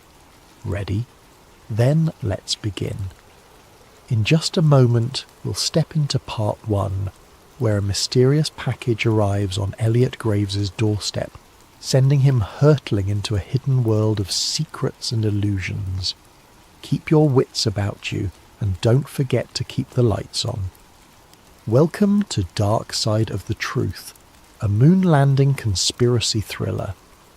Elliot Graves had no reason to suspect the night would bring anything unusual. He sat in his small book-lined apartment in downtown Philadelphia, finishing an article on local corruption, a typical piece for his modest but dedicated readership. A coffee mug stood half empty beside him, thick smudges of ink marking the final edits on his notes.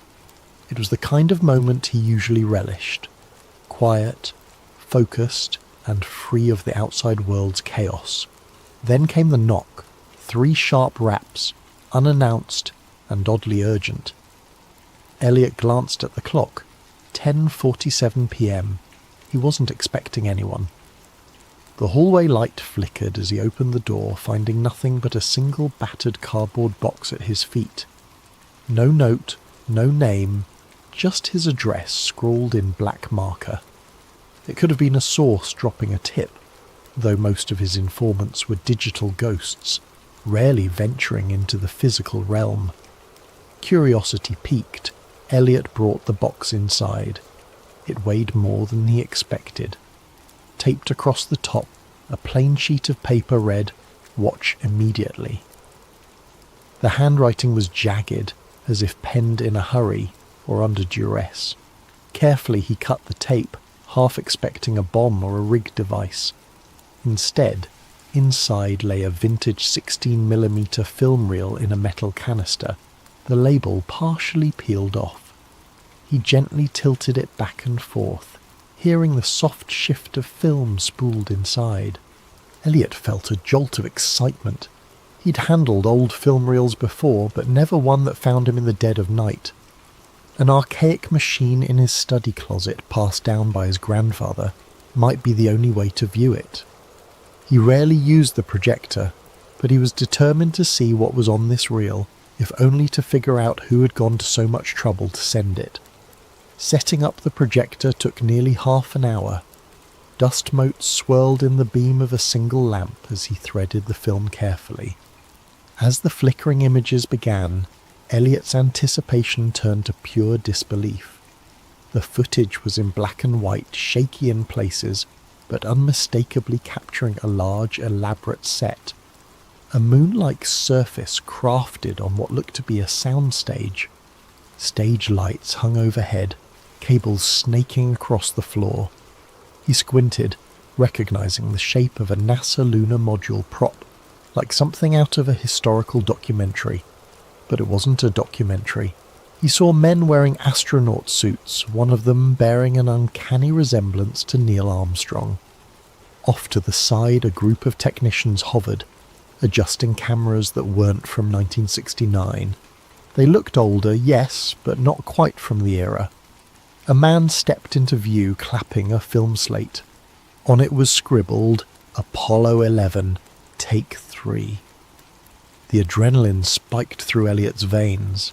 This reel showed the moon landing being filmed on a set. His rational mind scrambled for explanations. Could this be a Hollywood recreation or some kind of promotional footage?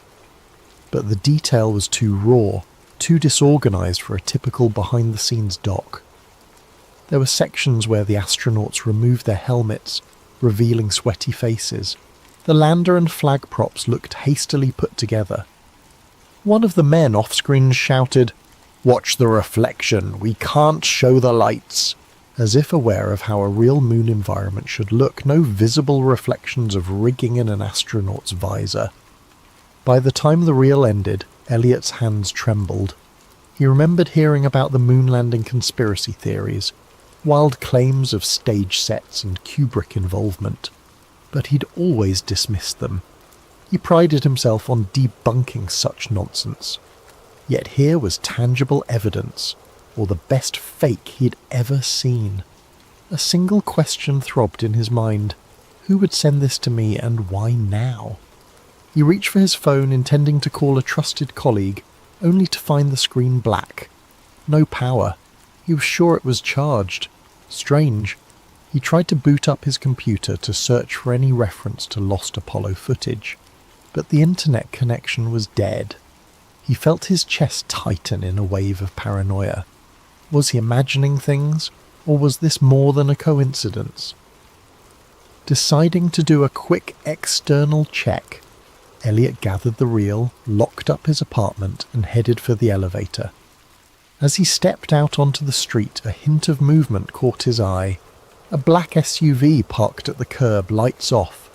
Its windows were tinted, impossible to see in. The hair on his arms rose. Philadelphia had plenty of SUVs, but why did this one feel like it was there for him? He took a breath, telling himself not to jump to conclusions. Still, his heart hammered as he walked 2 blocks to an all-night coffee shop known for its reliable Wi-Fi. Inside, the smell of espresso and donuts steadied him a bit. He found a corner table connected to the cafe's network and tried searching for any references to moon landing staged film reel. Thousands of hits, mostly conspiracy websites. Nothing verifiable. Minutes later, he typed a cautious email to a colleague, attaching a single grainy screenshot from the reel. He pressed send. An error message blinked back. Message undeliverable. He tried again. Same result.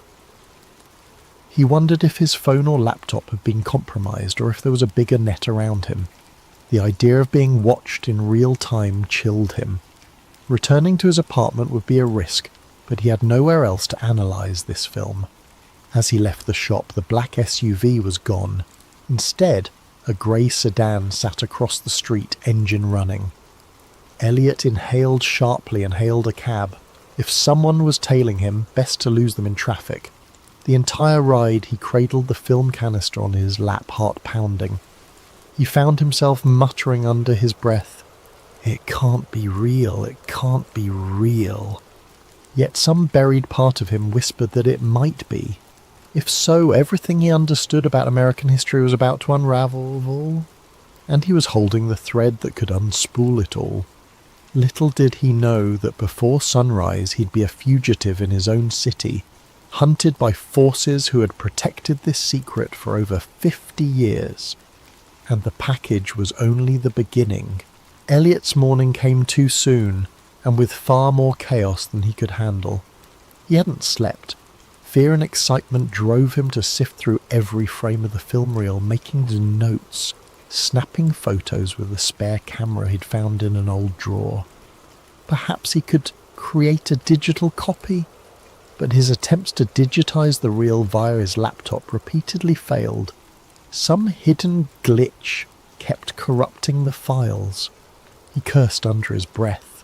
Was it sabotage or just outdated hardware? At first light, he ventured to his usual contact for obscure intel, a quiet archivist named Harriet, who worked at the local historical society. He hoped she might authenticate the film's physical materials. Harriet was meticulous with details, and if anyone could confirm the reel's age, it would be her. The society's building was a grand relic, all marble floors and dusty exhibits. Elliot found Harriet in a back office, squinting through a magnifying glass at a centuries-old map. She looked up, alarmed by his frantic posture. Without preamble, he passed her the film canister.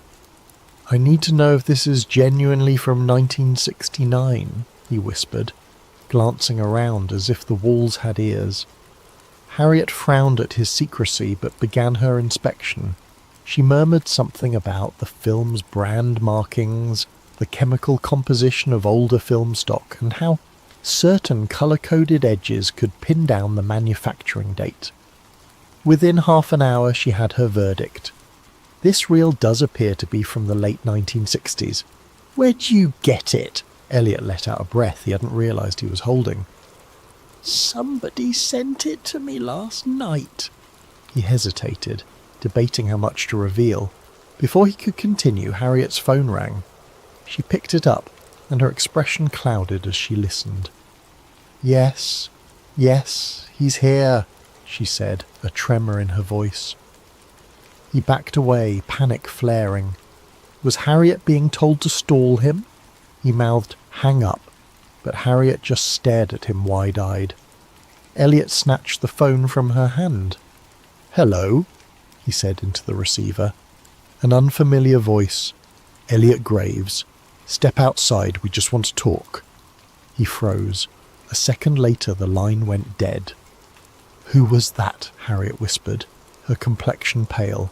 Elliot shook his head, realizing he'd dragged her into danger.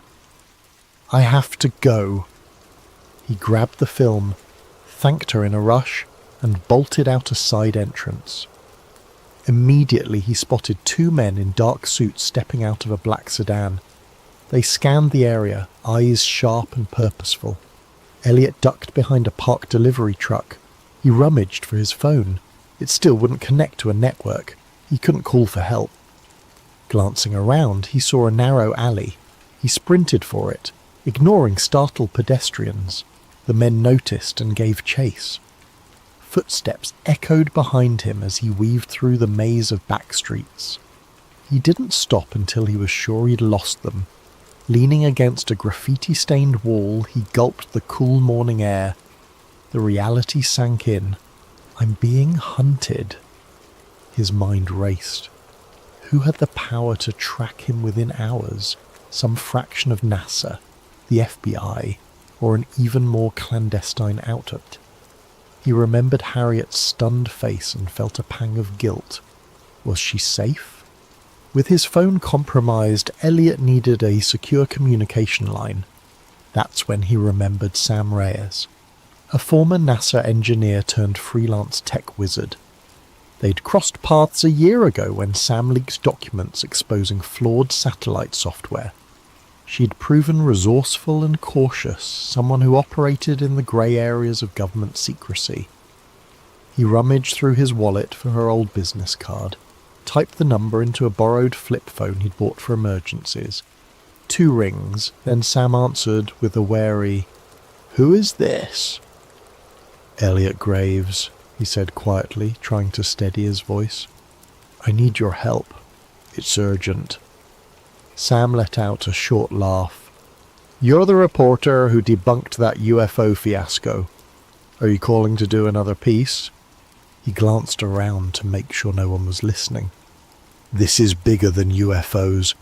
I have an old NASA film that suggests the moon landing was not what we think." Silence on the line. Then Sam hissed, "Don't say another word. There are ears everywhere. Meet me at the Redwood Garage, level 3, in an hour." She hung up. He had no time to question her abruptness. He made his way to Redwood Garage, a concrete structure on the outskirts of the city. Ducking beneath security cameras, he took the stairs to level 3. Only a few cars were parked, the area echoing with the hum of overhead fluorescent lights. He found Sam leaning against a pillar, arms folded. She was petite, with sharp eyes and a laptop bag slung over her shoulder. "You look like hell," she said in lieu of a greeting. Elliot forced a grin. "Rough morning, thank you for coming." Sam nodded at the film canister tucked under his arm. "That it?" He handed it over, heart pounding. She opened the lid, peeking at the reel. "I'll need my gear to analyze this properly. But tell me, any chance this is a hoax?" Elliot explained Harriet's findings, the chase and the phone sabotage. Sam's eyes narrowed with concern. This kind of move typically points to a deep-pocketed agency. NASA has muscle, but not to this extent. We might be dealing with something else.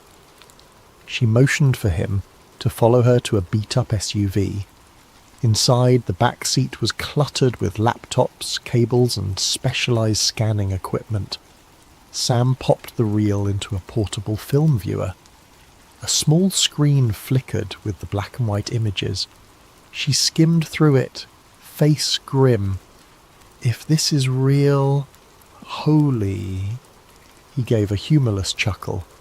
"I'm not sure I want it to be real, but it's looking that way." Sam started flipping through camera angles. "We'll cross-check the images with NASA archive logs, see if any set pieces match.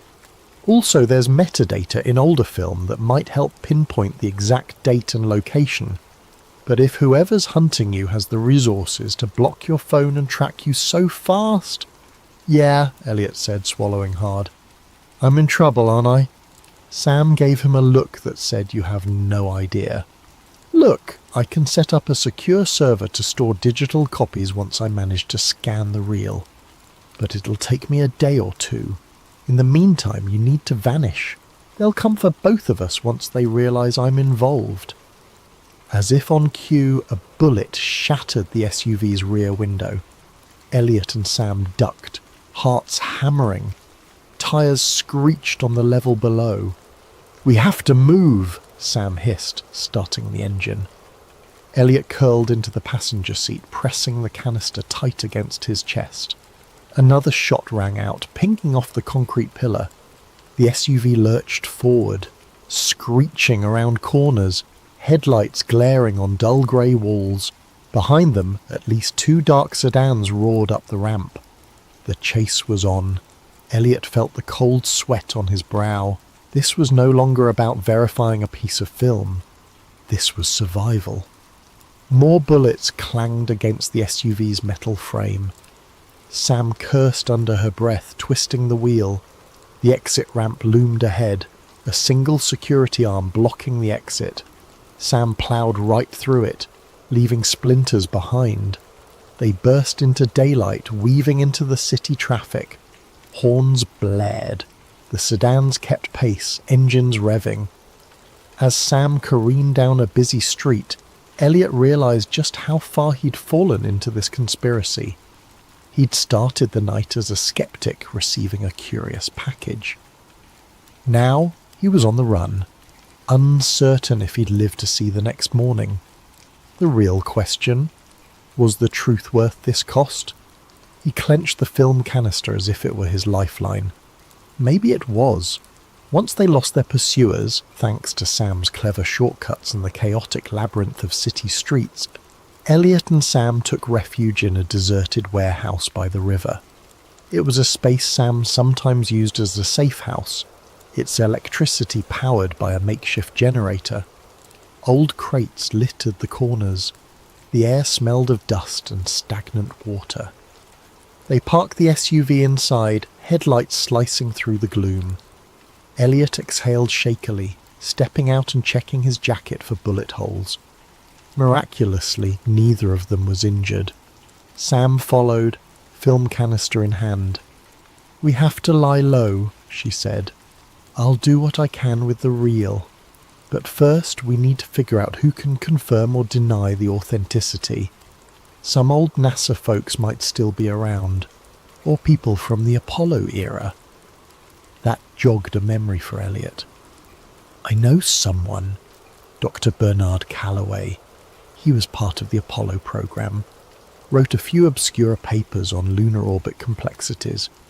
I interviewed him years ago for a piece on NASA bureaucracy.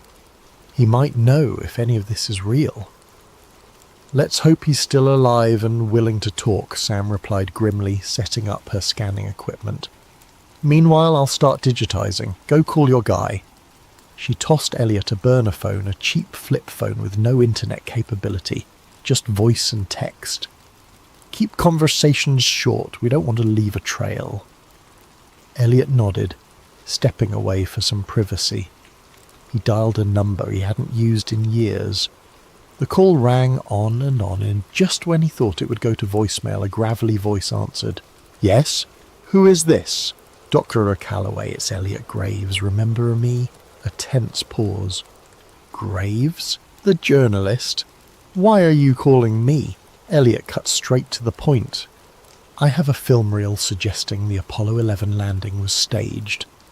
I need your perspective." He expected outrage or disbelief, but Calloway only muttered a soft curse. "Damn it, you kids never learn. Where are you?" "Too dangerous to say over the phone," Elliot replied. "Can we meet?" Another heavy silence. "You must be insane. Do you have any idea who might be listening to our conversation right now?" Calloway let out a shuddering breath. "Look, there's a small diner off Route 47 near a truck stop.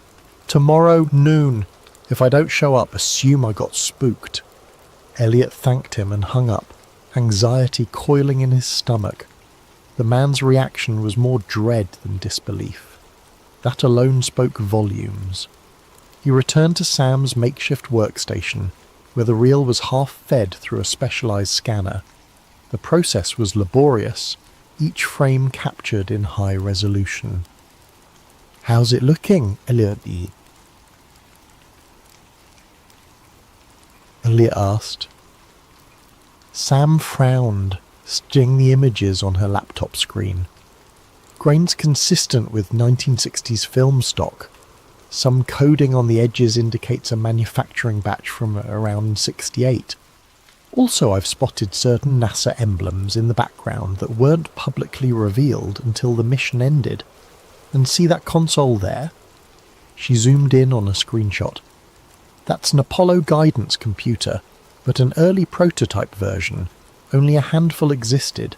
This is not your average hoax. It's either the most elaborate one in history or it's real, Elliot finished, his voice hollow. Sam gave a grim nod. I'm leaning towards real. Our next step is to confirm. If your Dr. Calloway can give us any leads, we might find definitive proof. They spent the rest of the day in anxious waiting. Sam pored over the scanned film frames, while Elliot paced, trying to piece everything together in his head. Every so often he'd remember the chase, the bullets, and the unwavering stares of those men in suits. Just how large was this conspiracy? Night fell, bringing a sticky heat that made the warehouse air oppressive. Sleep came fitfully, with Elliot dozing in a corner, propped against crates. He dreamed of astronauts drifting in a stage lit by fluorescent tubes, their voices echoing with lines fed by hidden earpieces. He woke with a start to find Sam tapping him on the shoulder. "Time to go," she said softly. "We have to meet your whistleblower." By noon they'd driven 2 hours south to a truck stop just off Route 47. The diner looked vintage, a chrome exterior, peeling neon sign and a handful of big rigs parked nearby. They left the SUV behind a closed service station, walking the rest of the way under the scorching sun. Inside, the diner was half empty. The waitress behind the counter gave them a bored glance. In a corner booth, an elderly man sat facing the window, wearing tinted glasses and a hat pulled low. Elliot recognized him, Dr. Bernard Calloway. He looked older and thinner than their last meeting, as though carrying a burden too large for his frail frame. "Oh, Calloway," Elliot said, quietly, sliding into the booth. Sam took the seat beside him. Calloway's gaze flicked to them, fear etched in the lines around his mouth. "You brought someone else. I told you to come alone." "This is Sam Reyes. She's helping me verify the film." "Film?" Calloway's voice trembled. He removed his tinted glasses, revealing tired eyes. "I hoped I'd go to my grave without seeing it again. Lord knows I was done with those days." Elliot swallowed. "You've seen it before?" Calloway exhaled a long, shaky breath. "I was part of Apollo 11's operations team, unofficially. My real job was ensuring the broadcast feed from the moon looked authentic. We had technicians in a secret studio, capturing angles that would pass as lunar footage. It was a matter of national pride and also, ironically, fear. Needed to beat the Soviets. When the actual craft encountered catastrophic issues, NASA and the government decided it was safer to fake the landing for television. The real rocket never made it out of Earth's orbit safely. The astronauts eventually landed in the Pacific under the pretext of returning from the moon, but what the public saw was a carefully crafted illusion. Elliot's head spun. There it was, spelled out, the conspiracy in all its horrifying clarity. Sam leaned forward. "Why have you stayed silent all this time?" Calloway closed his eyes. "They threatened my family. I was briefed that revealing the truth would be an act of treason. Others who tried to speak up, well, they disappeared. I've lived under watch ever since, exchanging my silence for a quiet retirement. But I always knew this day might come." Elliot retrieved the film canister from his bag. "So the footage we have?" "It's partial," Calloway said, scanning the diner nervously. "There's more. Hours of outtakes, behind-the-scenes planning, enough to destroy decades of NASA's legacy if it got out. That reel is probably what was stolen from the archives in the 1970s. I thought it had been destroyed." A lump formed in Elliot's throat. "So it's authentic? And NASA? Or whoever's controlling this? They're hunting us to bury it again." Calloway nodded. "They'll kill you, no question. They've killed for less." He glanced around, lowering his voice. "I can direct you to someone else who was there. A colleague named Walter Pierce. He escaped overseas, but you might track him down. He has a copy of the mission logs." Sam and Elliot exchanged looks. Every new piece of evidence upped the stakes. If they could find Pierce and get those logs, they'd have undeniable proof. Suddenly the diner's door, swung open. Agent Jonathan Kane stepped in, though Elliot didn't know his name yet. The man wore a crisp suit and surveyed the room calmly, his gaze lingering on each patron. Elliot's heart seized. Calloway's face turned ashen. "That's one of them," he whispered, voice trembling. "We have to go." They slipped out the back exit, hearts pounding. Behind them they heard the waitress greet the newcomer with a polite, "Welcome, sir." Elliot glanced over his shoulder to see Kane's cold eyes scanning the booths. Outside, the scorching afternoon felt claustrophobic. They hurried toward the dusty parking lot. "Here," Calloway said, pressing a small slip of paper into Elliot's hand. "Walter's last known location. Use it wisely."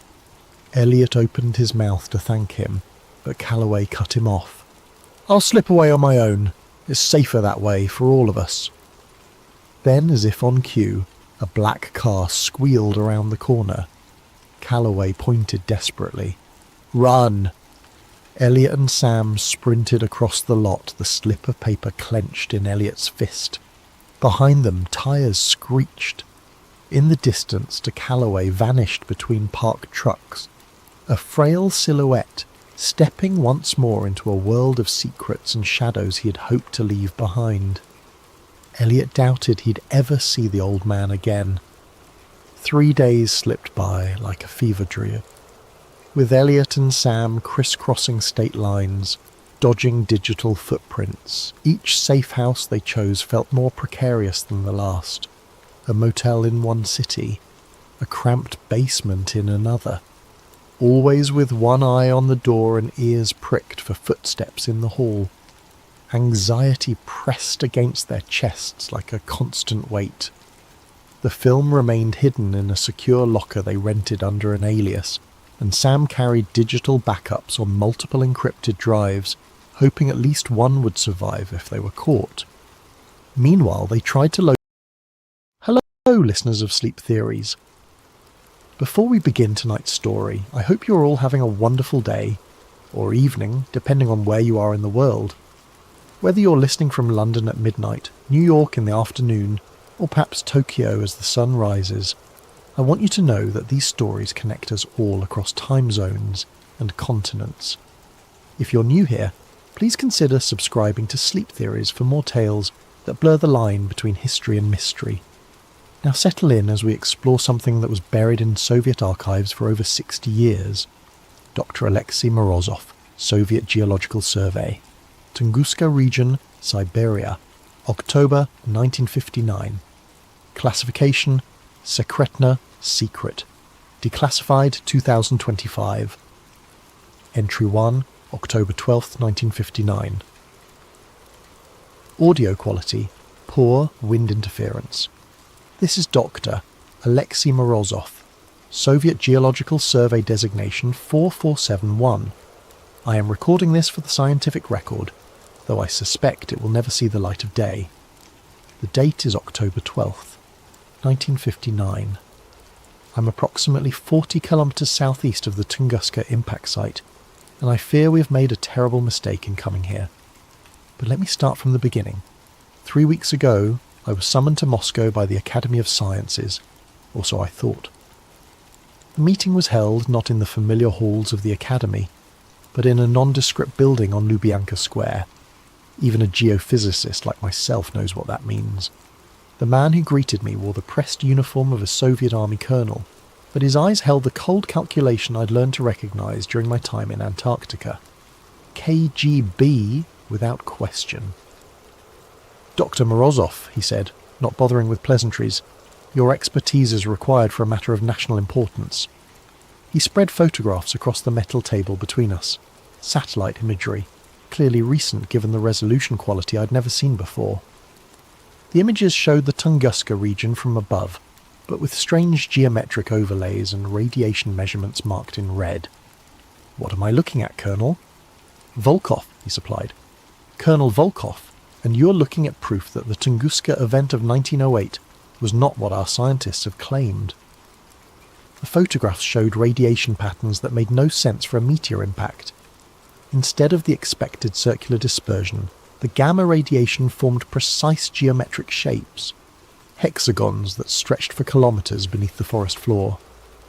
Our Cosmos satellites detected these anomalies 3 months ago, Volkov continued. 51 years after the explosion, the site is still active. I studied the images more carefully. The radiation signatures were unlike anything in my experience, pulsing in regular intervals according to the timestamps. This suggests an artificial source. Precisely. Volkov's smile held no warmth. Which is why you're going to Tunguska, Dr. Morozov. Your cover will be a routine geological survey, mapping mineral deposits for the 5-year plan. Your real mission is to determine the source of these signals. And if I refuse, then you will be reassigned to study rocks in Siberia permanently, a much less comfortable arrangement than what I'm offering. The threat was clear. I accepted the assignment that afternoon. Now, as I sit in this makeshift camp listening to the wind howl through trees that have been bent and twisted for over half a century, I understand why previous expeditions never filed complete reports. The forest here feels wrong in ways that have nothing to do with the visible damage from the explosion. My equipment detected the first anomaly this morning. Entry 2, October 13th, 1959. Audio quality moderate, electronic interference noted. The electromagnetic readings are impossible. I've spent the day taking measurements across a grid pattern, working systematically toward what the 1927 Kulik expedition marked as the blast epicenter. Every device I carry, magnetometer, Geiger counter, seismograph, registers patterns that violate everything I know about physics. The magnetic field strength increases as we approach the center, but not in the gradual manner one would expect from a buried metallic mass. Instead, it pulses. 3-second intervals with mathematical precision. Pulse, pause, like a heartbeat. My Geiger counter tells an even stranger story. Background radiation should be elevated uniformly if this were the site of a nuclear or radiological event. Instead, the radiation forms distinct geometric patterns in the soil.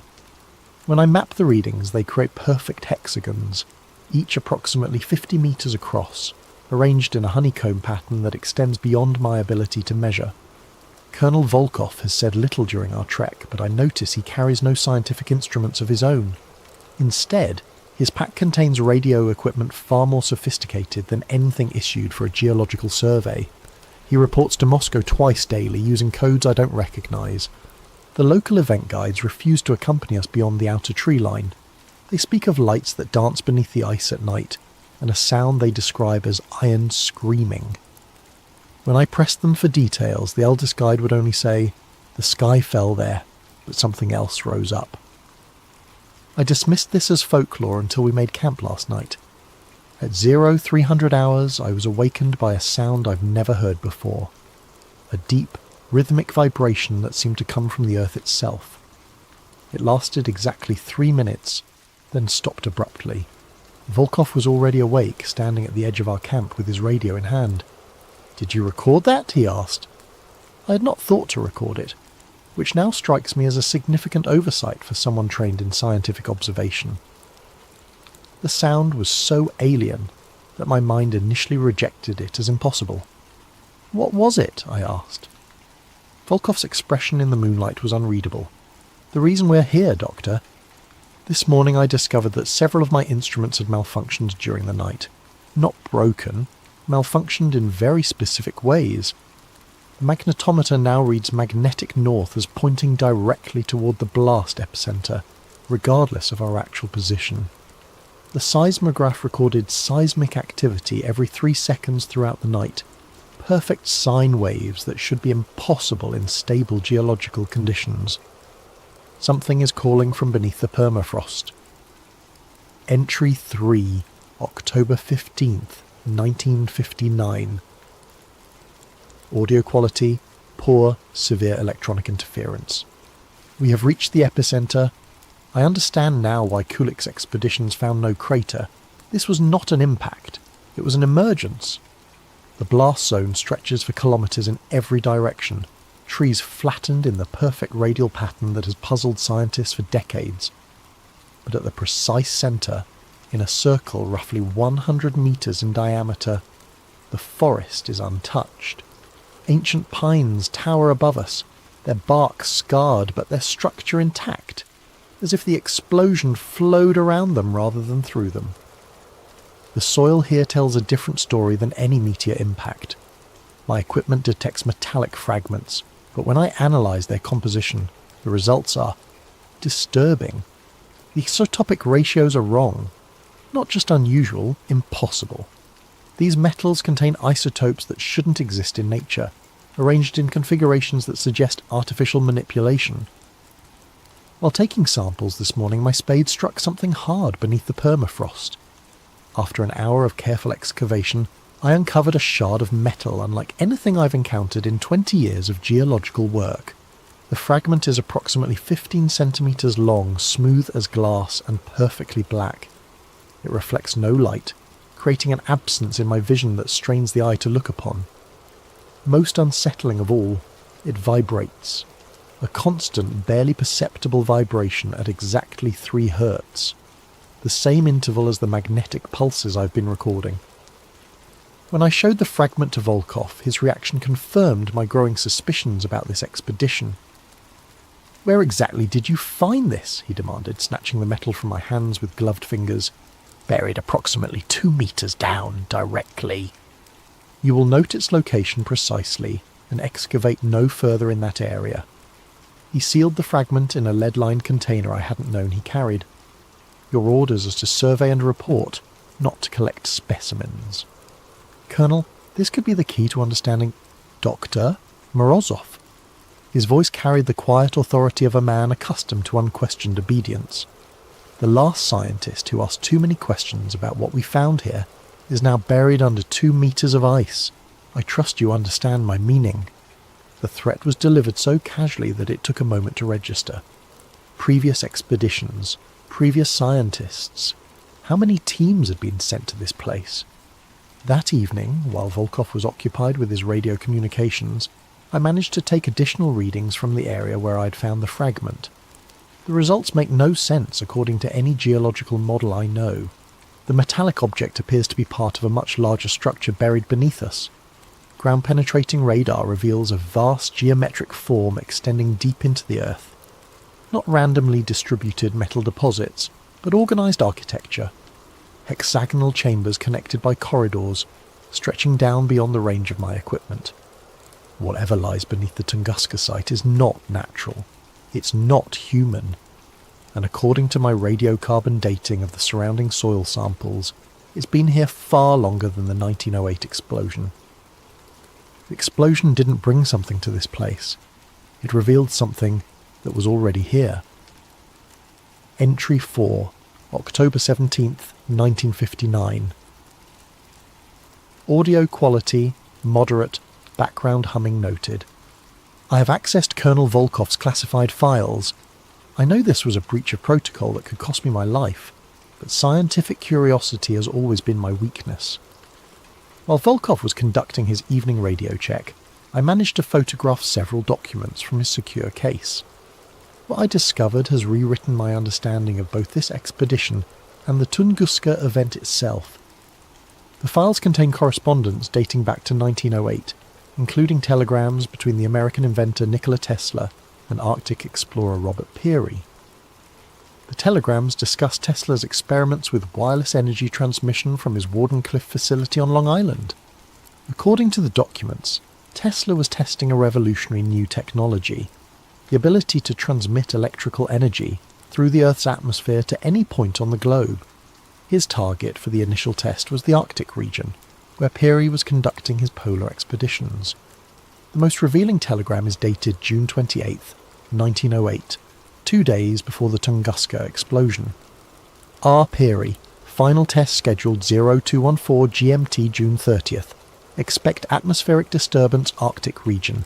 Exercise extreme caution. Energy disbursement may exceed calculations. Nikola Tesla. Peary's response dated July 2nd. Tesla. Your test successful beyond measure. Sky over Siberia lit like day, effect visible from Greenland. Indigenous populations report ground shaking 800 miles from target zone. Whatever you activated, it responded.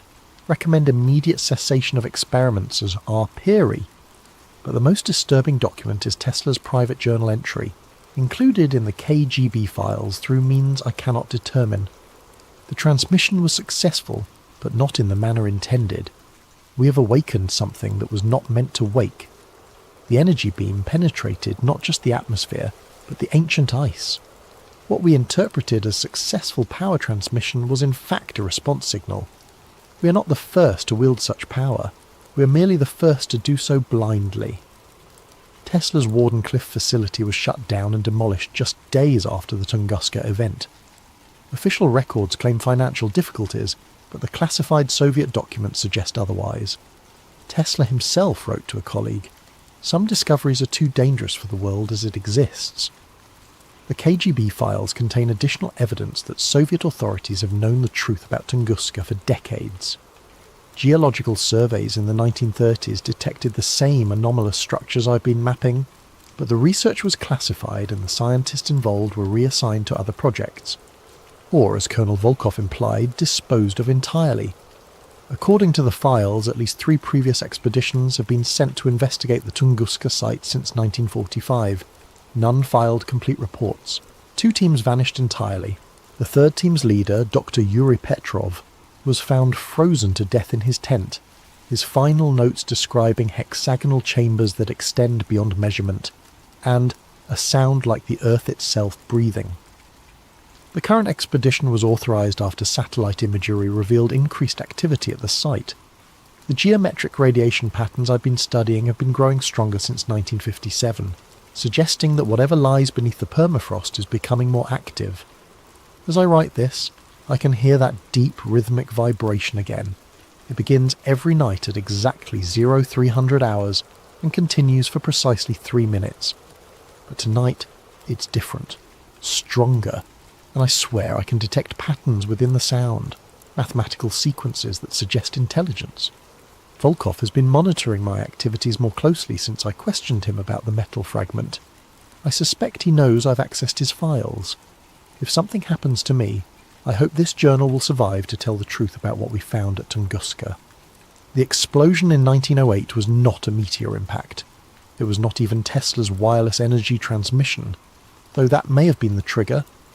It was something far older responding to our signals, something that has been waiting beneath the ice for millennia, and now we've woken it up. Entry 5, October 19th, 1959. Audio quality excellent, all interference ceased. The silence is worse than the sounds. For 3 days, the electromagnetic interference that has plagued our equipment has been growing stronger. Radio communications with Moscow became impossible. My instruments registered readings that exceeded their calibrated ranges. The deep, rhythmic vibrations from beneath the earth increased in frequency and duration. Then, at dawn this morning, everything stopped. The sudden absence of electromagnetic activity is more unsettling than the anomalies themselves. It suggests that whatever has been transmitting from beneath the site has achieved its purpose. Volkov received new orders during the night via emergency radio protocol. We are to begin excavation immediately, using equipment that was airdropped to our location under cover of darkness. The machinery includes drilling apparatus far more sophisticated than anything required for a geological survey. "We're going down," Volkov informed me without preamble. "Moscow wants to know what's beneath us." "Colonel, I must advise against aggressive excavation. The structural integrity of whatever lies below is unknown. If we damage it..." "Dr. Morozov, you are here to provide scientific observation, not strategic planning. The decision has been made at the highest levels." The drilling began at 0800 hours. We penetrated the permafrost easily, but at a depth of 5 meters, the drill bit encountered something that sent vibrations through the entire operation. Not rock, not metal, but something that rang like a bell when struck. By midday, we had exposed the upper surface of a structure that defies geological explanation. The surface is composed of hexagonal plates, each roughly 2 meters across, fitted together with seamless precision. The material is unlike anything in my experience. Harder than steel, but with a crystalline structure that suggests organic growth rather than mechanical manufacture. The most disturbing discovery came when we cleared debris from one of the hexagonal plates. Beneath the ice and soil, the surface is not damaged or corroded despite its apparent age. Instead, it gleams as if newly made, with patterns of light that pulse through the material in the same 3-second intervals I've been recording. The structure is active. Alive, perhaps, though I hesitate to use that term for something clearly artificial. As we work to expose more of the surface, I noticed that my instruments were registering new types of activity. Electromagnetic pulses were emanating from the structure, but these were not random signals. They followed mathematical sequences, prime numbers, Fibonacci progressions, and other patterns that suggest deliberate communication.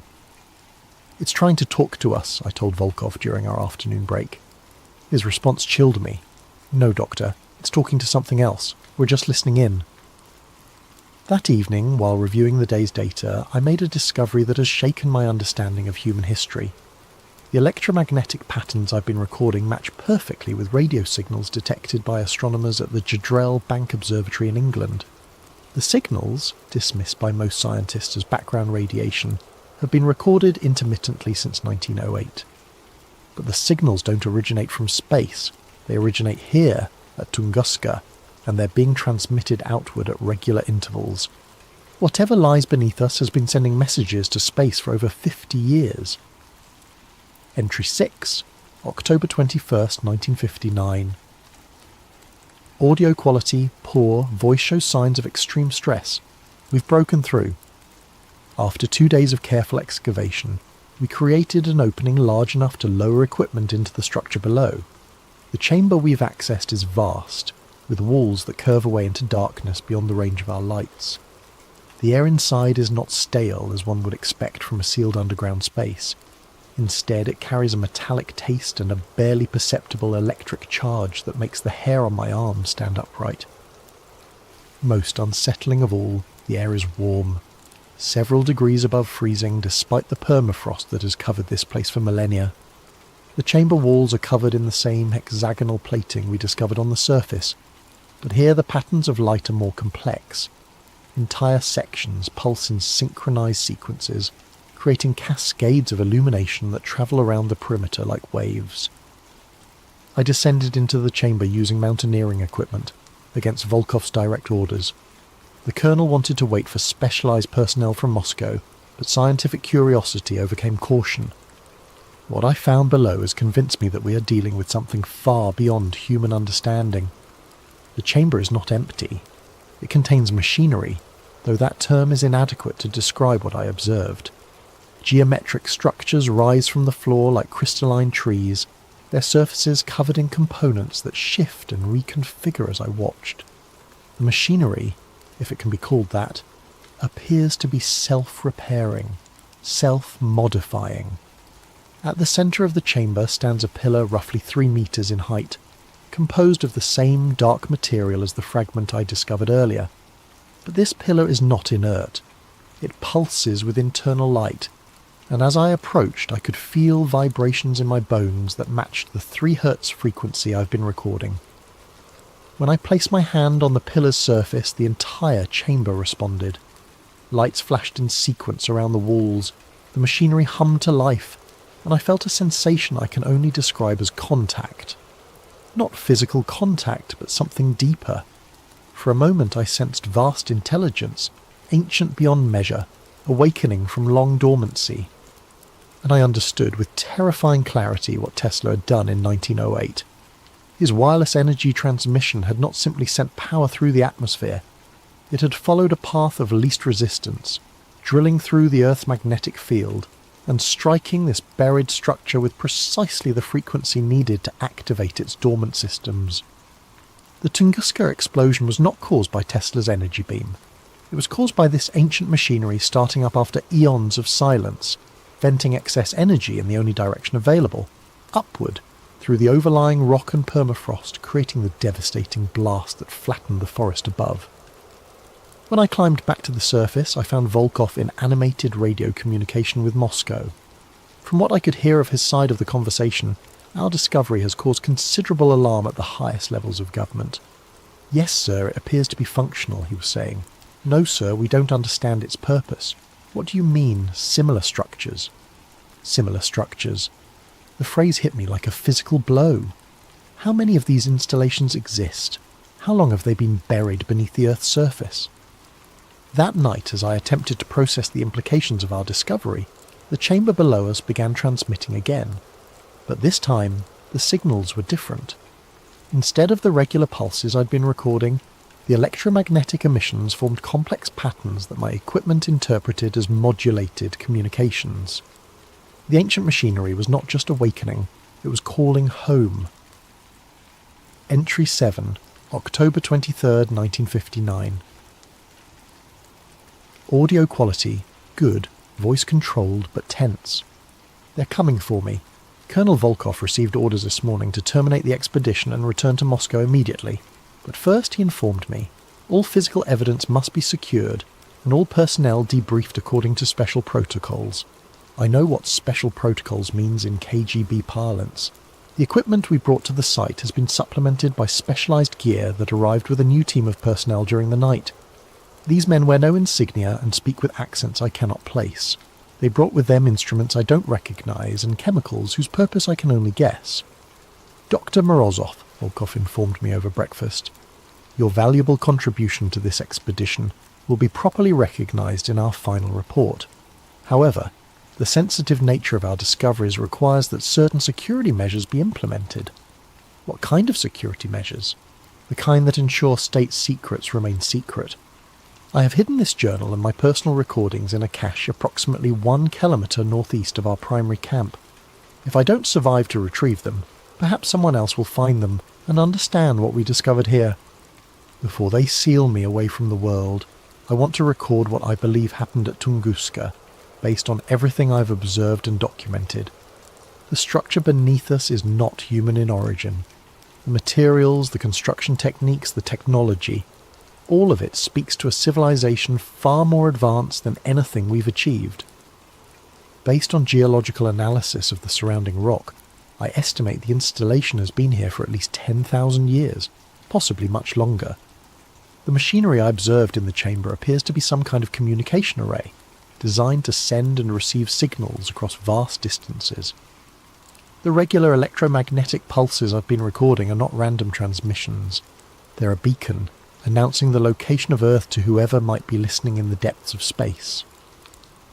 Tesla's 1908 experiment accidentally activated this beacon after millennia of dormancy.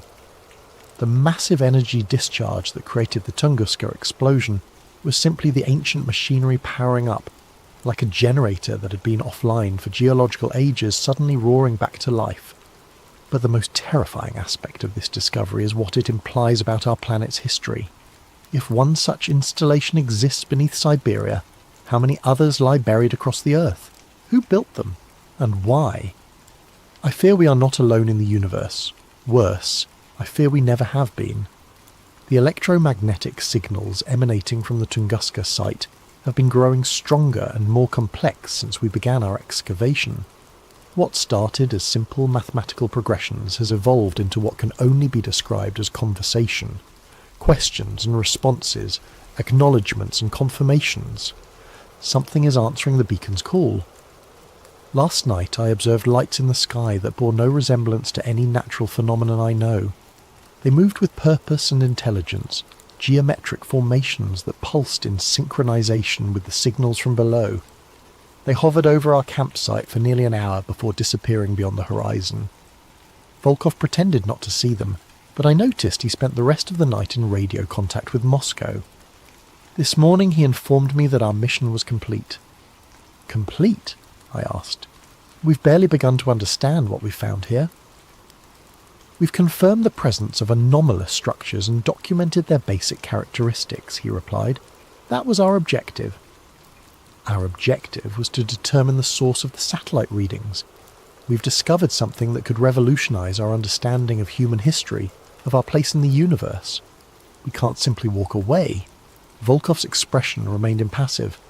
Dr. Morozov, there are forces at work here that extend far beyond your scientific curiosity.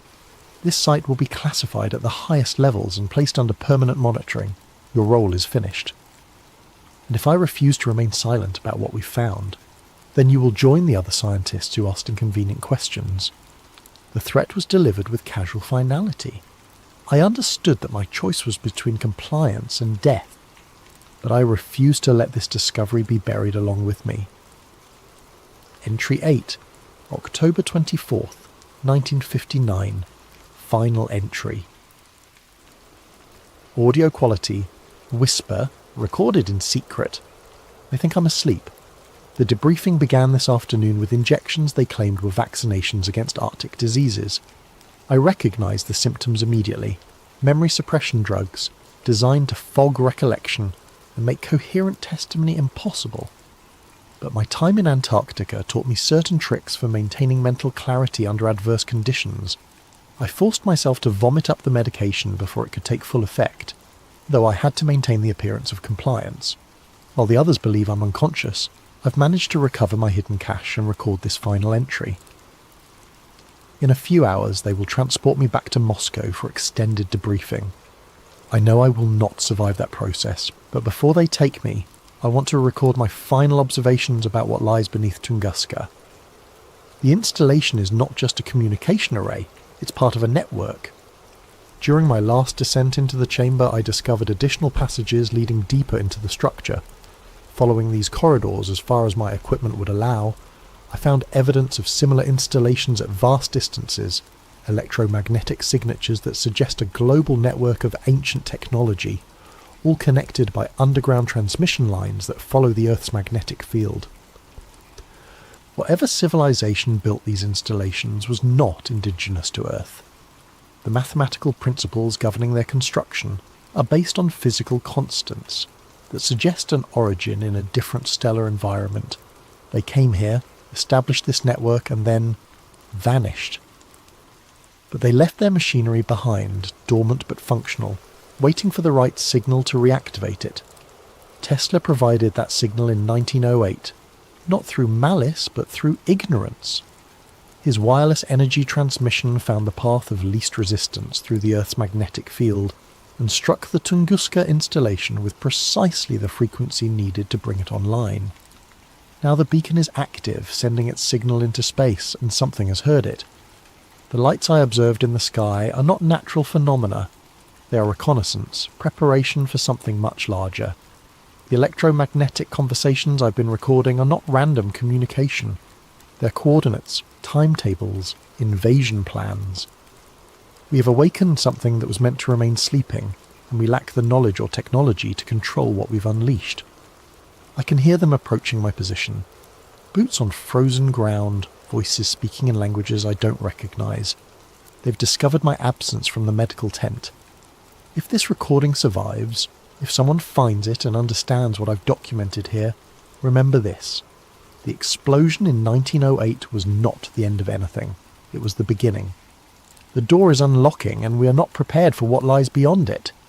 Whatever you do, do not dig further. It listens, it remembers, and now it knows where we are.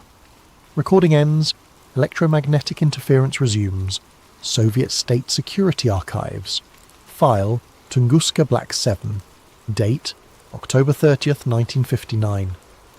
Dr. Alexei Morozov was found deceased in his quarters at the Lubyanka Medical Facility on October 29th, 1959. Official cause of death: complications from severe frostbite sustained during Arctic research operations. His personal effects have been confiscated and classified under state security protocols.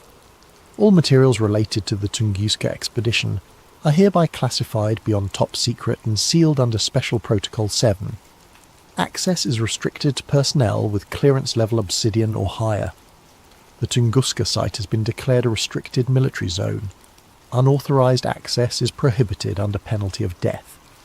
Dr. Morozov's journal and recordings were destroyed according to standard procedure.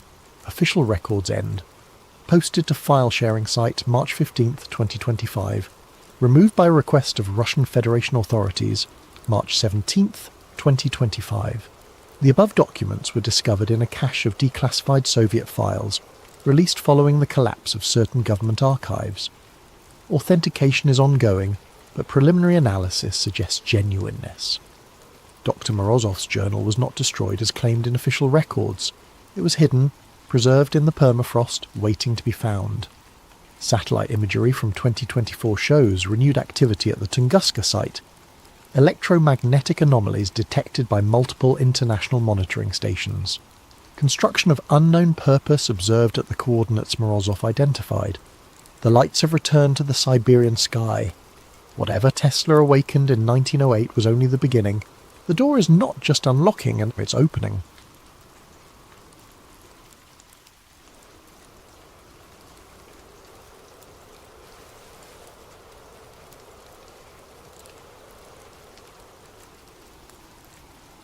Hello there, and welcome to Sleep Theories. Before we dive into tonight's tale, I hope your day has been treating you well. Whether it's early morning where you are, late evening, or somewhere in between, whatever time zone you're calling home, I'm grateful you've chosen to spend this time with us. If you're new here, make sure to subscribe to Sleep Theories for more stories that will keep you questioning the world around you long after the lights go out. Now, settle in as we explore a story that might feel a little too close to reality. My name is Cal Monroe, and I used to believe in coincidences. That was before Theo jumped off the Memorial Bridge, before the USB drive arrived in my mailbox, and before I learned that some conspiracies aren't theories, they're just well-kept secrets. It was a Tuesday morning in November when I got the call. Detective Sarah Chen's voice was flat, professional, the way cops sound when they're tired of delivering bad news. Cal, this is Detective Chen, Metro PD. I'm calling about Theodore Ramirez. I understand you two are friends. The past tense hit me like ice water. Were? What do you mean were? Mr. Ramirez jumped from the Memorial Bridge last night around 11:30 p.m. I'm sorry for your loss. I sat there in my cramped DC apartment, staring at my laptop screen where I'd been working on an article about facial recognition software in public schools. The cursor blinked at me like a heartbeat. That's impossible, I said. Theo wouldn't. He just wouldn't. I know this is difficult, but no, you don't understand. Theo was getting married next month. He was excited about it. We had drinks 3 weeks ago, and he was talking about honeymoon plans, about kids, about everything. People don't just... Mr. Monroe, I've been doing this for 15 years. Sometimes people hide their pain better than we think. But I knew Theo. We'd been roommates at Georgetown, both journalism majors before he switched to computer science. He was the most methodical person I'd ever met. The kind of guy who researched restaurants for 2 hours before picking where to eat lunch. He didn't make impulsive decisions, especially not permanent ones. After I hung up, I sat in the silence of my apartment, trying to process what I'd heard. That's when I noticed the small package on my kitchen counter, something I'd grabbed from my mailbox the night before and forgotten about in my rush to meet a deadline. The return address made my hands shake. T. Ramirez. Inside was a USB drive and a handwritten note. Cal, if you're reading this, they got to me. Don't trust anyone. Don't use your regular computer. Find somewhere safe and look at everything. The program never ended. T. The drive was labelled with a single word in Theo's careful handwriting. E-C-H-O. I stared at that USB drive for an hour before I worked up the courage to use it. Not on my laptop, Theo's warning was clear enough. I walked 6 blocks to an internet cafe in Chinatown, paid cash, and plugged the drive into a computer that had probably seen more shady transactions than a Swiss bank account. What I found changed everything. The drive contained dozens of files, video footage, audio recordings, spreadsheets, and what looked like medical data. The video showed people in sterile white rooms, not quite hospital rooms, not quite laboratories, more like the kind of spaces you'd imagine in a sensory deprivation study. In one video, a woman in her 30s sat in a chair with electrodes attached to her temples. A voice off camera, clinical, detached, repeated phrases. Your thoughts are not your own. Your memories can be adjusted. You want to comply. You need to comply. The woman's eyes were glassy, unfocused. After 20 minutes of this repetition, the voice asked her to recite her home address. She gave an address in Virginia. Then they asked her again. This time she gave a completely different address in Maryland, reciting it with the same confidence. Another file contained EEG data, brainwave patterns labelled with dates and subject numbers. One folder was labelled Behavioural Modification Protocols. Another, Subliminal Integration Results. But it was the company logo that made my blood run cold. Aeon Metrics. I'd never heard of them, which was strange. I'd spent the last 5 years covering tech surveillance, data privacy and government contracting. I knew most of the major players, from Palantir to Booz Allen Hamilton. But Aeon Metrics was a ghost. That night, back in my apartment, I did what any good journalist would do. I started digging. Aeon Metrics had a website that looked like it was designed by someone who'd never heard of user experience. Bland corporate speak about cognitive enhancement research and behavioural analytics solutions. Their client list was vague. Federal agencies and healthcare partners. No names, no specifics. Their headquarters was listed as a P.O. box in Arlington, Virginia. I cross-referenced the company name with government contract databases. Nothing. I searched for news articles, press releases, anything. The only mention I found was a single-line item in a Department of Defense budget document from 2019. Aeon Metrics, Specialized Research Services, $2.4 million. That was it. A company that received millions in government funding but left no digital footprint. In 2024, that was like finding a unicorn. I spent the next 3 days going through Theo's files, and a pattern began to emerge. The test subjects weren't random homeless people or prisoners, the usual victims of unethical experiments. These were volunteers who had signed up for legitimate-sounding studies, sleep optimization research, stress reduction therapy, cognitive enhancement trials. People who thought they were improving their lives, not being reprogrammed. One document made me physically nauseous. It was a recruitment email sent to Georgetown University students, advertising a study on meditation and academic performance. The compensation was $500 for a weekend retreat. The study was conducted by Aeon Metrics. I recognised the email format. I'd received something similar during my senior year. I'd been too broke to pass it up.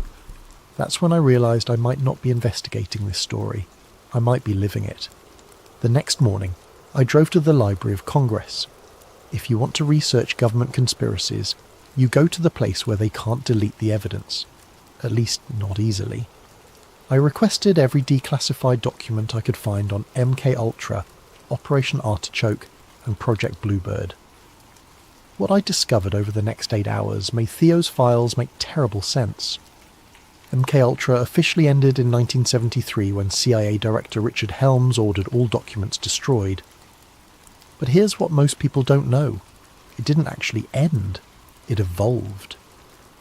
The original program used LSD, hypnosis, and brutal psychological torture to break down human personality and rebuild it. The goal was to create perfectly controllable human assets, spies who could be programmed and deployed without even knowing they were working for the agency. But the methods were crude, obvious, and left too many witnesses. The scientists involved were sloppy, keeping detailed records that eventually leaked. So the program went underground, got smarter, and learned from its mistakes. By the 1980s, it had been rebranded as something innocuous, behavioural research programs. The torture chambers were replaced with comfortable clinical settings. The unwilling prisoners were replaced with paid volunteers. The obvious mind control was replaced with subtle manipulation. Instead of breaking people's minds with LSD, they learned to influence thoughts through carefully crafted media exposure. Instead of hypnotizing subjects in laboratories, they developed techniques to implant suggestions through social media algorithms. Instead of creating obvious zombies, they learned to nudge behavior so subtly that people thought they were making their own choices. I found a 1987 memo from a CIA psychologist named Dr. Helen Marsh. One line stood out. "The future of behavioral modification lies not in force, but in consent. If subjects believe they are willing participants, they will never question the process. That was 37 years ago. Imagine what they could do now, with smartphones that track our every movement, social media platforms that know us better than we know ourselves, and AI that can predict our behaviour with frightening accuracy. Theo's files suddenly made perfect sense. Echo Protocol wasn't a resurrection of MKUltra, it was its natural evolution. The recruitment process was genius in its simplicity. Instead of kidnapping people, they advertised legitimate-sounding studies through universities, healthcare providers, and wellness apps. The kind of studies college students and cash-strapped adults would jump at. Improve your sleep quality while earning $200. Help advance meditation research, free sessions included. Participate in groundbreaking stress reduction therapy. The subjects thought they were helping science and improving their lives. They signed consent forms and waivers, making everything perfectly legal. They were even paid well, which made them feel valued rather than victimized. But according to Theo's documentation, the real experiments began after the official study ended. The subjects returned home with subtle implants, not the science fiction kind, but behavioural implants. Carefully crafted memories, embedded suggestions, modified thought patterns. They'd been exposed to subsonic frequencies, targeted electromagnetic fields, and neurological programming disguised as relaxation therapy. More importantly, they'd been tagged. Their phones received updates that modified the algorithms they encountered. Their social media feeds were carefully curated to reinforce the programming they'd received. Their GPS data was used to ensure they encountered specific environmental triggers, billboards, sounds, even scents that would activate their conditioning. It was MKUltra for the digital age, and it was everywhere. I found myself thinking about my own devices, my own data patterns. How many targeted ads had I seen recently that seemed to know exactly what I was thinking? How many times had my phone suggested an action or location that felt perfectly timed? How many articles in my newsfeed seemed to anticipate my concerns? Was I paranoid, or was I finally paying attention? That evening I tried to call Theo's fiancée Maria Santos. We'd met several times over the years, and I thought she might be able to tell me about Theo's state of mind in his final weeks. Her number was disconnected. I tried social media. Her profiles had been deactivated. I drove to the address I had for her, an apartment in Alexandria where I'd attended their engagement party 6 months earlier. The building manager told me no one by that name had ever lived there. It was as if Maria Santos had never existed. The gaslighting started small. First, it was my coffee shop. I'd been going to the same place every morning for 3 years, a little cafe called Grind on Connecticut Avenue. The barista knew my order: large dark roast, no cream, no sugar. But when I walked in Thursday morning, she looked at me like she'd never seen me before. "Welcome to Grind. What can I get started for you?" "The usual," I said, assuming she was just having an off day. "I'm sorry, what's your usual?" I stared at her. Jessica had made my coffee hundreds of times. We'd chatted about her art school classes. I'd even bought one of her paintings. "Large dark roast," I said, feeling foolish. "Sure thing," coming right up. She moved with the practiced efficiency of someone who'd made 1,000 coffees, but treated me like a complete stranger. When I paid, I noticed something else. The painting I'd bought from her 6 months ago, a small abstract piece that had been hanging behind the register, was gone. I told myself I was being paranoid. People have bad days. Maybe she'd sold the painting to someone else. But then my email started acting up. I'd sent interview requests to 5 journalists who'd written about government surveillance programs. None of them responded, which was unusual. These were people I'd worked with before, sources who typically replied within hours. I tried calling. Their numbers all went straight to voicemail. I tried reaching out through social media. My messages showed as delivered but never read. By Friday, I was convinced something was wrong. I decided to test it. I sent an email to my editor at the Washington Alternative Weekly, a guy named Marcus who'd been badgering me for weeks about a late article on police body cameras. The email bounced back immediately. User not found. I called the WAW office directly. "Washington Alternative, this is Rebecca." "Hi, this is Cal Monroe. I need to speak with Marcus about..." "I'm sorry, who?" Cal Monroe, I write for you guys. Marcus is expecting an article from me. Sir, I've been the receptionist here for 2 years. We don't have any writer named Cal Monroe, and I don't know anyone named Marcus. I hung up and stared at my phone.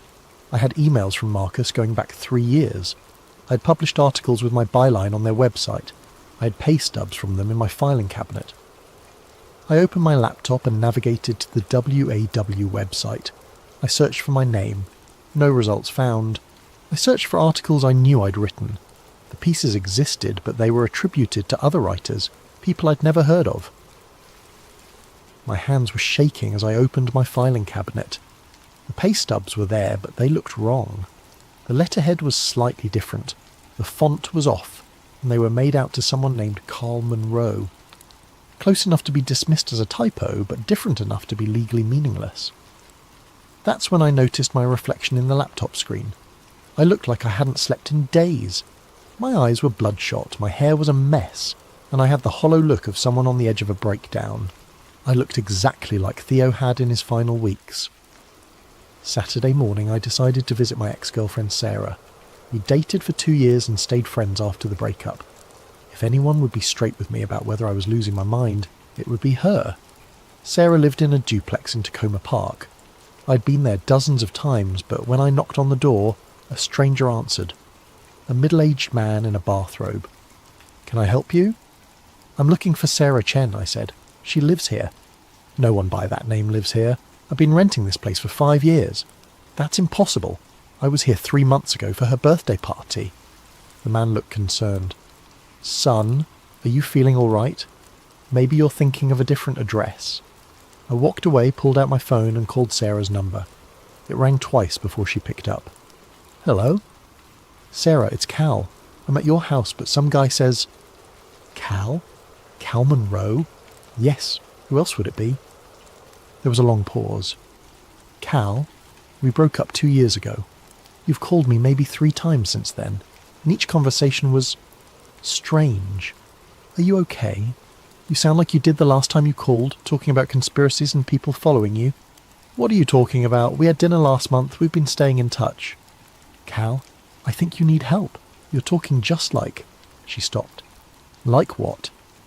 "Like Theo did, before he killed himself. The paranoia, the confusion about basic facts.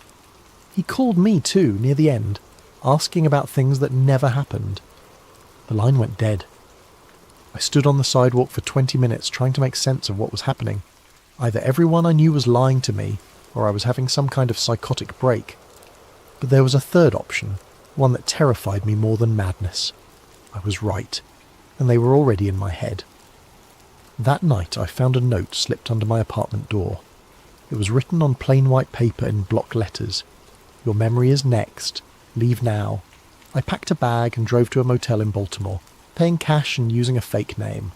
I needed time to think, time to plan, and most importantly, time to figure out how to prove I wasn't crazy. Because if I was right about Echo Protocol, then my mind was already compromised. They were just calibrating how much to take. The Aeon Metric Sleep Clinic was located in a generic office park in Herndon, Virginia. From the outside, it looked like any other medical facility. Clean, professional, boring. The kind of place you'd trust with your health. I'd found the address in Theo's files, cross-referenced with online reviews. People praised their cutting-edge sleep studies and life-changing therapy sessions. The reviews all sounded genuine, which somehow made them more disturbing. I'd spent 3 days in that Baltimore motel planning my approach. I couldn't just walk in and start asking questions. If Echo Protocol was real, they'd be expecting that. But I could volunteer for a study. I created a fake identity. David Miller, a 28-year-old freelance graphic designer with chronic insomnia. I'd seen enough of Theo's documentation to know what kind of subjects they preferred. Young, educated, financially stressed, and socially isolated. People who wouldn't be missed if something went wrong. I called their intake line and spoke with a woman who sounded like she'd done this conversation 1,000 times.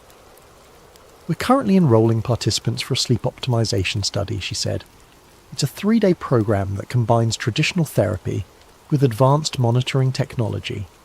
Participants receive $800 compensation plus access to our ongoing support network. What exactly does the monitoring involve? Nothing invasive. We use EEG sensors to track your sleep patterns, some biometric monitoring to measure stress responses, and brief cognitive assessments to measure improvement. Many of our participants describe it as the most restful experience of their lives. She scheduled me for the following Monday. I spent the weekend reading everything I could find about counter-surveillance techniques and memory preservation. If they were going to mess with my mind, I wanted to be as prepared as possible. I wrote down everything I knew about myself, my real name, my address, my work history, my relationships, and hid copies in multiple locations. I recorded a video message to myself, explaining what I was doing and why, and uploaded it to a secure server with instructions to email it to me if I didn't check in within a week. Monday morning, I drove to the clinic feeling like I was voluntarily walking into a trap. The facility was more luxurious than I expected. The waiting room looked like an upscale spa with soft lighting, comfortable furniture, and the kind of new age music that's supposed to be calming, but always makes me nervous. The receptionist was friendly, professional, and gave no indication that she was part of a mind control operation. Maybe I really was paranoid. Dr. Elizabeth Harding introduced herself as the lead researcher. She was in her 40s, with the kind of confident manner that made you trust her immediately. She explained the study protocol while I filled out forms that asked detailed questions about my lifestyle, relationships, and psychological history. We found that sleep disorders are often connected to deeper patterns of thought and behaviour, she said. Our approach combines sleep monitoring with cognitive restructuring techniques. Think of it as upgrading your mental software. The phrase made my skin crawl, but I smiled and nodded. They set me up in a private room that looked more like a high-end hotel suite than a medical facility. The bed was comfortable, the lighting was adjustable, and there was even a small kitchenette stocked with healthy snacks. The only obviously medical equipment was a chair with built-in sensors and a wall-mounted monitor that they said would track my biometric responses during relaxation exercises. "Just get comfortable," said the technician, a young man who introduced himself as Kevin. "We'll start with some baseline measurements, then move into the therapeutic portion." He attached electrodes to my temples and chest. Standard EEG and heart rate monitoring, nothing sinister. The chair was incredibly comfortable, almost hypnotically so. Within minutes, I felt more relaxed than I had in weeks. That should have been my first warning. The relaxation exercise began with guided breathing instructions delivered through high-quality speakers built into the chair. The voice was soothing, gender-neutral, with the kind of professional calm you'd expect from a meditation app. Allow your mind to become quiet and receptive. You're safe here. You're cared for here. Your thoughts can rest.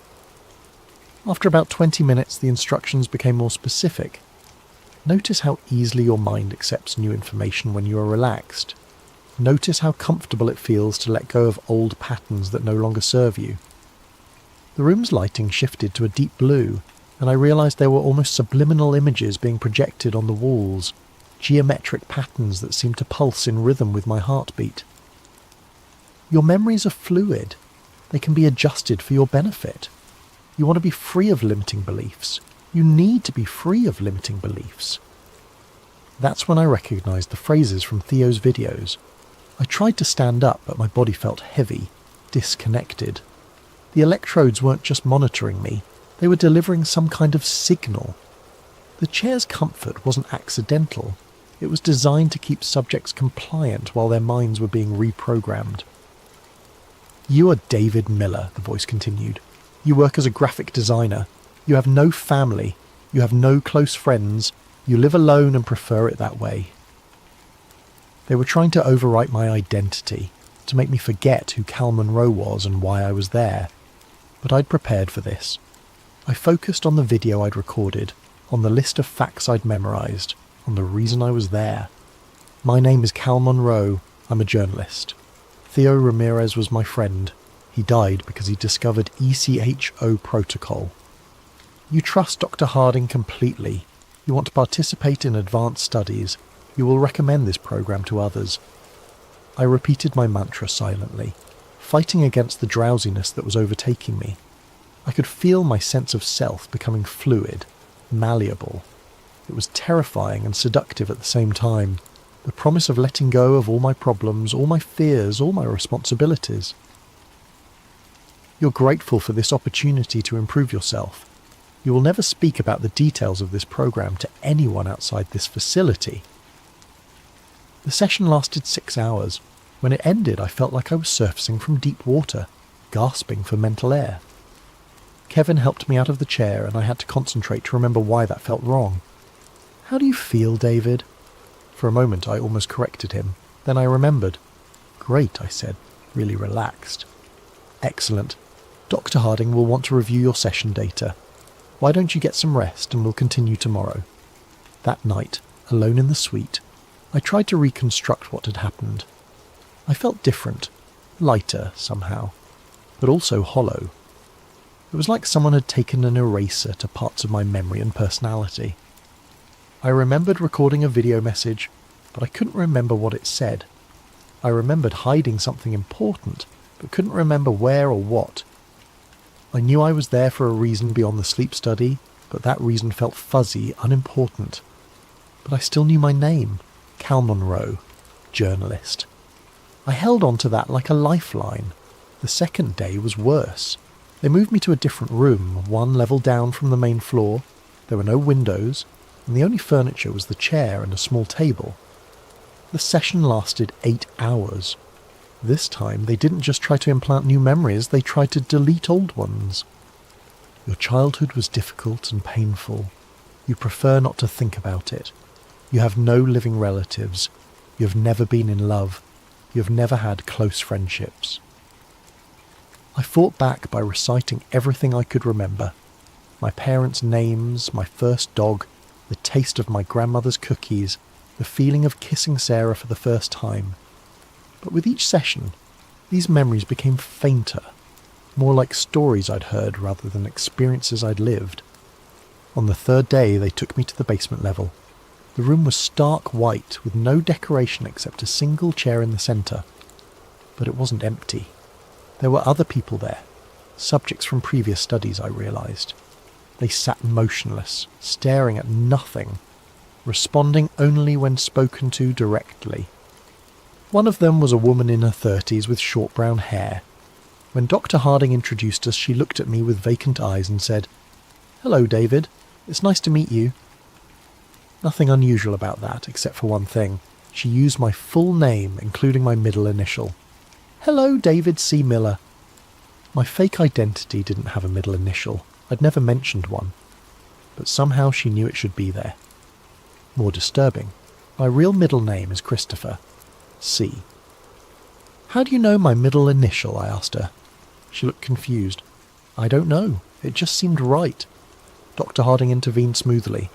"Some of our participants develop enhanced intuitive abilities. It's one of the positive side effects of the program." But I knew what I was really seeing. This woman had been programmed with information about Cal Monroe, my real identity, not my fake one. They'd put pieces of my life into her mind, probably to test how thoroughly they could extract and transfer personal information. She wasn't developing psychic abilities. She was being used as a storage device for my stolen memories. That night I knew I had to escape. They were going to erase Cal Monroe completely and leave behind David Miller, a friendless, rootless graphic designer with no past and no questions. But first, I needed proof. I waited until 3 a.m, then used a maintenance keycard I'd stolen from a janitor's cart to access the lower levels. The basement was larger than I'd expected, with dozens of rooms containing monitoring equipment and what looked like server farms. I found the room where they stored session recordings, thousands of hours of footage showing people being systematically reprogrammed. I copied everything I could onto a drive I'd hidden in my shoe. But the most damning evidence was in the office files. Echo Protocol wasn't just about individual mind control. It was about social engineering on a massive scale. They were creating networks of modified individuals who would unconsciously influence others. A person programmed with specific beliefs would spread those beliefs to family, friends and co-workers without realizing they were doing it. The modified subjects became unwitting agents, seeding new ideas and behaviours throughout the population. It was social control through viral programming, and it was working. I found files on thousands of subjects going back years. Many were in positions of influence: teachers, journalists, social workers, community leaders. Others were simply well-connected individuals whose social circles made them valuable vectors for spreading programmed behaviours. They weren't just changing individual minds, they were changing society itself, one modified person at a time. I was photographing the last set of files when the lights came on. "Hello, Cal."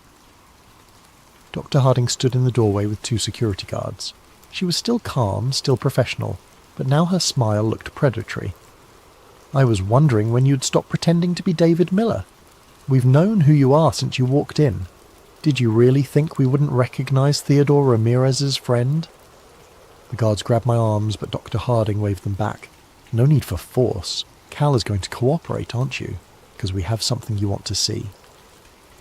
She led me to another room, where a familiar figure sat in one of the white chairs, staring at nothing. "Theo?" My friend looked up at me with empty eyes. "Hello," he said politely. "I don't believe we've met." "Theo, it's me. It's Cal." "I'm sorry, but I think you have me confused with someone else. My name is Thomas. I don't know anyone named Theo." Dr. Harding smiled. Theodore Ramirez did jump from that bridge in a way, but we'd been working with him for months before that. The person who died was just a shell. We'd already extracted everything useful from his personality. The real Theo is right here, serving as a valuable test subject for memory transfer protocols. I stared at my friend, or whatever was left of him. They hadn't just killed Theo, they'd hollowed him out and kept the shell alive for experimentation. "We're going to offer you the same opportunity, Doctor," Harding continued. "You can resist, and we'll simply take what we need by force, or you can cooperate and we'll ensure the process is as comfortable as possible. Either way, Cal Monroe is going to disappear. The only question is how much of him we preserve for research purposes." They sedated me then, and I woke up 36 hours later in my own apartment. Everything was exactly as I'd left it, except for small details that made my skin crawl. My coffee mug was on the wrong side of the sink.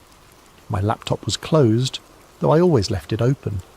My bed was made, but with hospital corners. I'd never learned to make a bed that way. Most disturbing of all, I couldn't remember how I'd gotten home. I still had the drive with the evidence from Aeon Metrics hidden in a place I'd prepared before going undercover. For a moment I thought I'd won, that I'd gotten proof of Echo Protocol and could expose the whole operation. I was wrong. When I tried to access the files, half of them were corrupted. The video footage was garbled, the audio was inaudible, and the documents were filled with random characters. It was as if the data had been degraded from the inside. But I still had enough to tell the story. I spent 18 hours writing the most important article of my career, documenting everything I'd discovered about Echo Protocol, Aeon Metrics, and the modern evolution of MKUltra. I uploaded it to WikiLeaks, sent copies to major news outlets, and posted it on every social media platform I could access. Within minutes, everything disappeared. The WikiLeaks submission was rejected for insufficient verification. My emails to journalists bounced back as undeliverable. My social media posts were flagged as misinformation and removed automatically. I tried uploading the article to my own blog. The hosting service suspended my account for terms of service violations. I tried creating new accounts with different platforms. Each one was suspended within hours. It was as if the internet itself was rejecting my story. Desperate, I tried a different approach. I'd built a small following on Reddit by posting about surveillance technology and digital privacy. I created a detailed post about Echo Protocol on r/conspiracy, hoping to reach people who were already skeptical of government programs. The post went live, got a few upvotes, then vanished. When I checked my account, it showed the post had been removed for doxing, even though I hadn't mentioned any real names or addresses. But that wasn't the worst part. When I checked the subreddit an hour later, I found dozens of posts about Echo Protocol, but they were all obvious disinformation. Poorly written stories claiming Echo was actually a secret program to give people telepathic powers. Memes suggesting the whole thing was a hoax created by foreign agents. AI-generated posts that mixed real details from my research with absurd science fiction elements. They hadn't just suppressed my story, they'd buried it under an avalanche of ridiculous fake versions. Anyone who tried to research ECHO protocol would find so much contradictory nonsense that the truth would be impossible to distinguish. It was the perfect modern cover-up, not censorship, but noise. I tried calling reporters I'd worked with, but got the same response I'd received when I first started investigating. Numbers disconnected, emails bouncing back, people who claim not to know me. My bank account was frozen for suspicious activity. My credit cards were cancelled. My apartment lease was terminated for breach of contract. Even my driver's license was suspended for unpaid tickets I'd never received. Cal Monroe was being systematically erased from the system. But I still existed, at least for now. I still had my memories, my personality, my sense of self. They hadn't finished the job yet. That gave me hope, until I realised why they were taking their time. I was a field test. They wanted to see how completely they could destroy someone's life using nothing but digital manipulation and social engineering. They were documenting every step of my breakdown, measuring how long it took for isolation and gaslighting to drive someone insane. I was just another subject in their experiment. 3 weeks after my attempted expose, I was living in my car, sleeping in parking lots, and buying food with cash I'd managed to withdraw before my accounts were frozen. I looked like any other homeless person, dirty, paranoid, talking to myself. The perfect disguise for someone who'd discovered the truth about mind control in America. That's when I started noticing the ads. At first, they seemed like coincidences. A billboard for sleep therapy that used phrases I'd heard at Aeon Metrics. A radio commercial for stress relief that echoed the programming sessions I'd experienced. TV ads that seemed to anticipate exactly what I was thinking. But the final proof came while I was sitting in a 24-hour diner in Arlington, nursing a cup of coffee and trying to figure out my next move. The TV was playing the local news and I was only half listening until the commercial break. A pharmaceutical ad started playing, something for anxiety medication. The voiceover was professional, forgettable, the kind of generic copy you hear a dozen times a day. Except it wasn't generic. The voice said, word for word, exactly what I'd been thinking for the past 10 minutes. You feel like you're losing your mind. You're questioning everything you thought you knew. You're wondering if this is what insanity feels like. You need help, but you don't know who to trust. It continued. The thoughts in your head might not be your own. The memories you rely on might not be real. The person you think you are might be someone else's creation. I stared at the screen, my coffee growing cold in my hands. The ad went on for 30 seconds,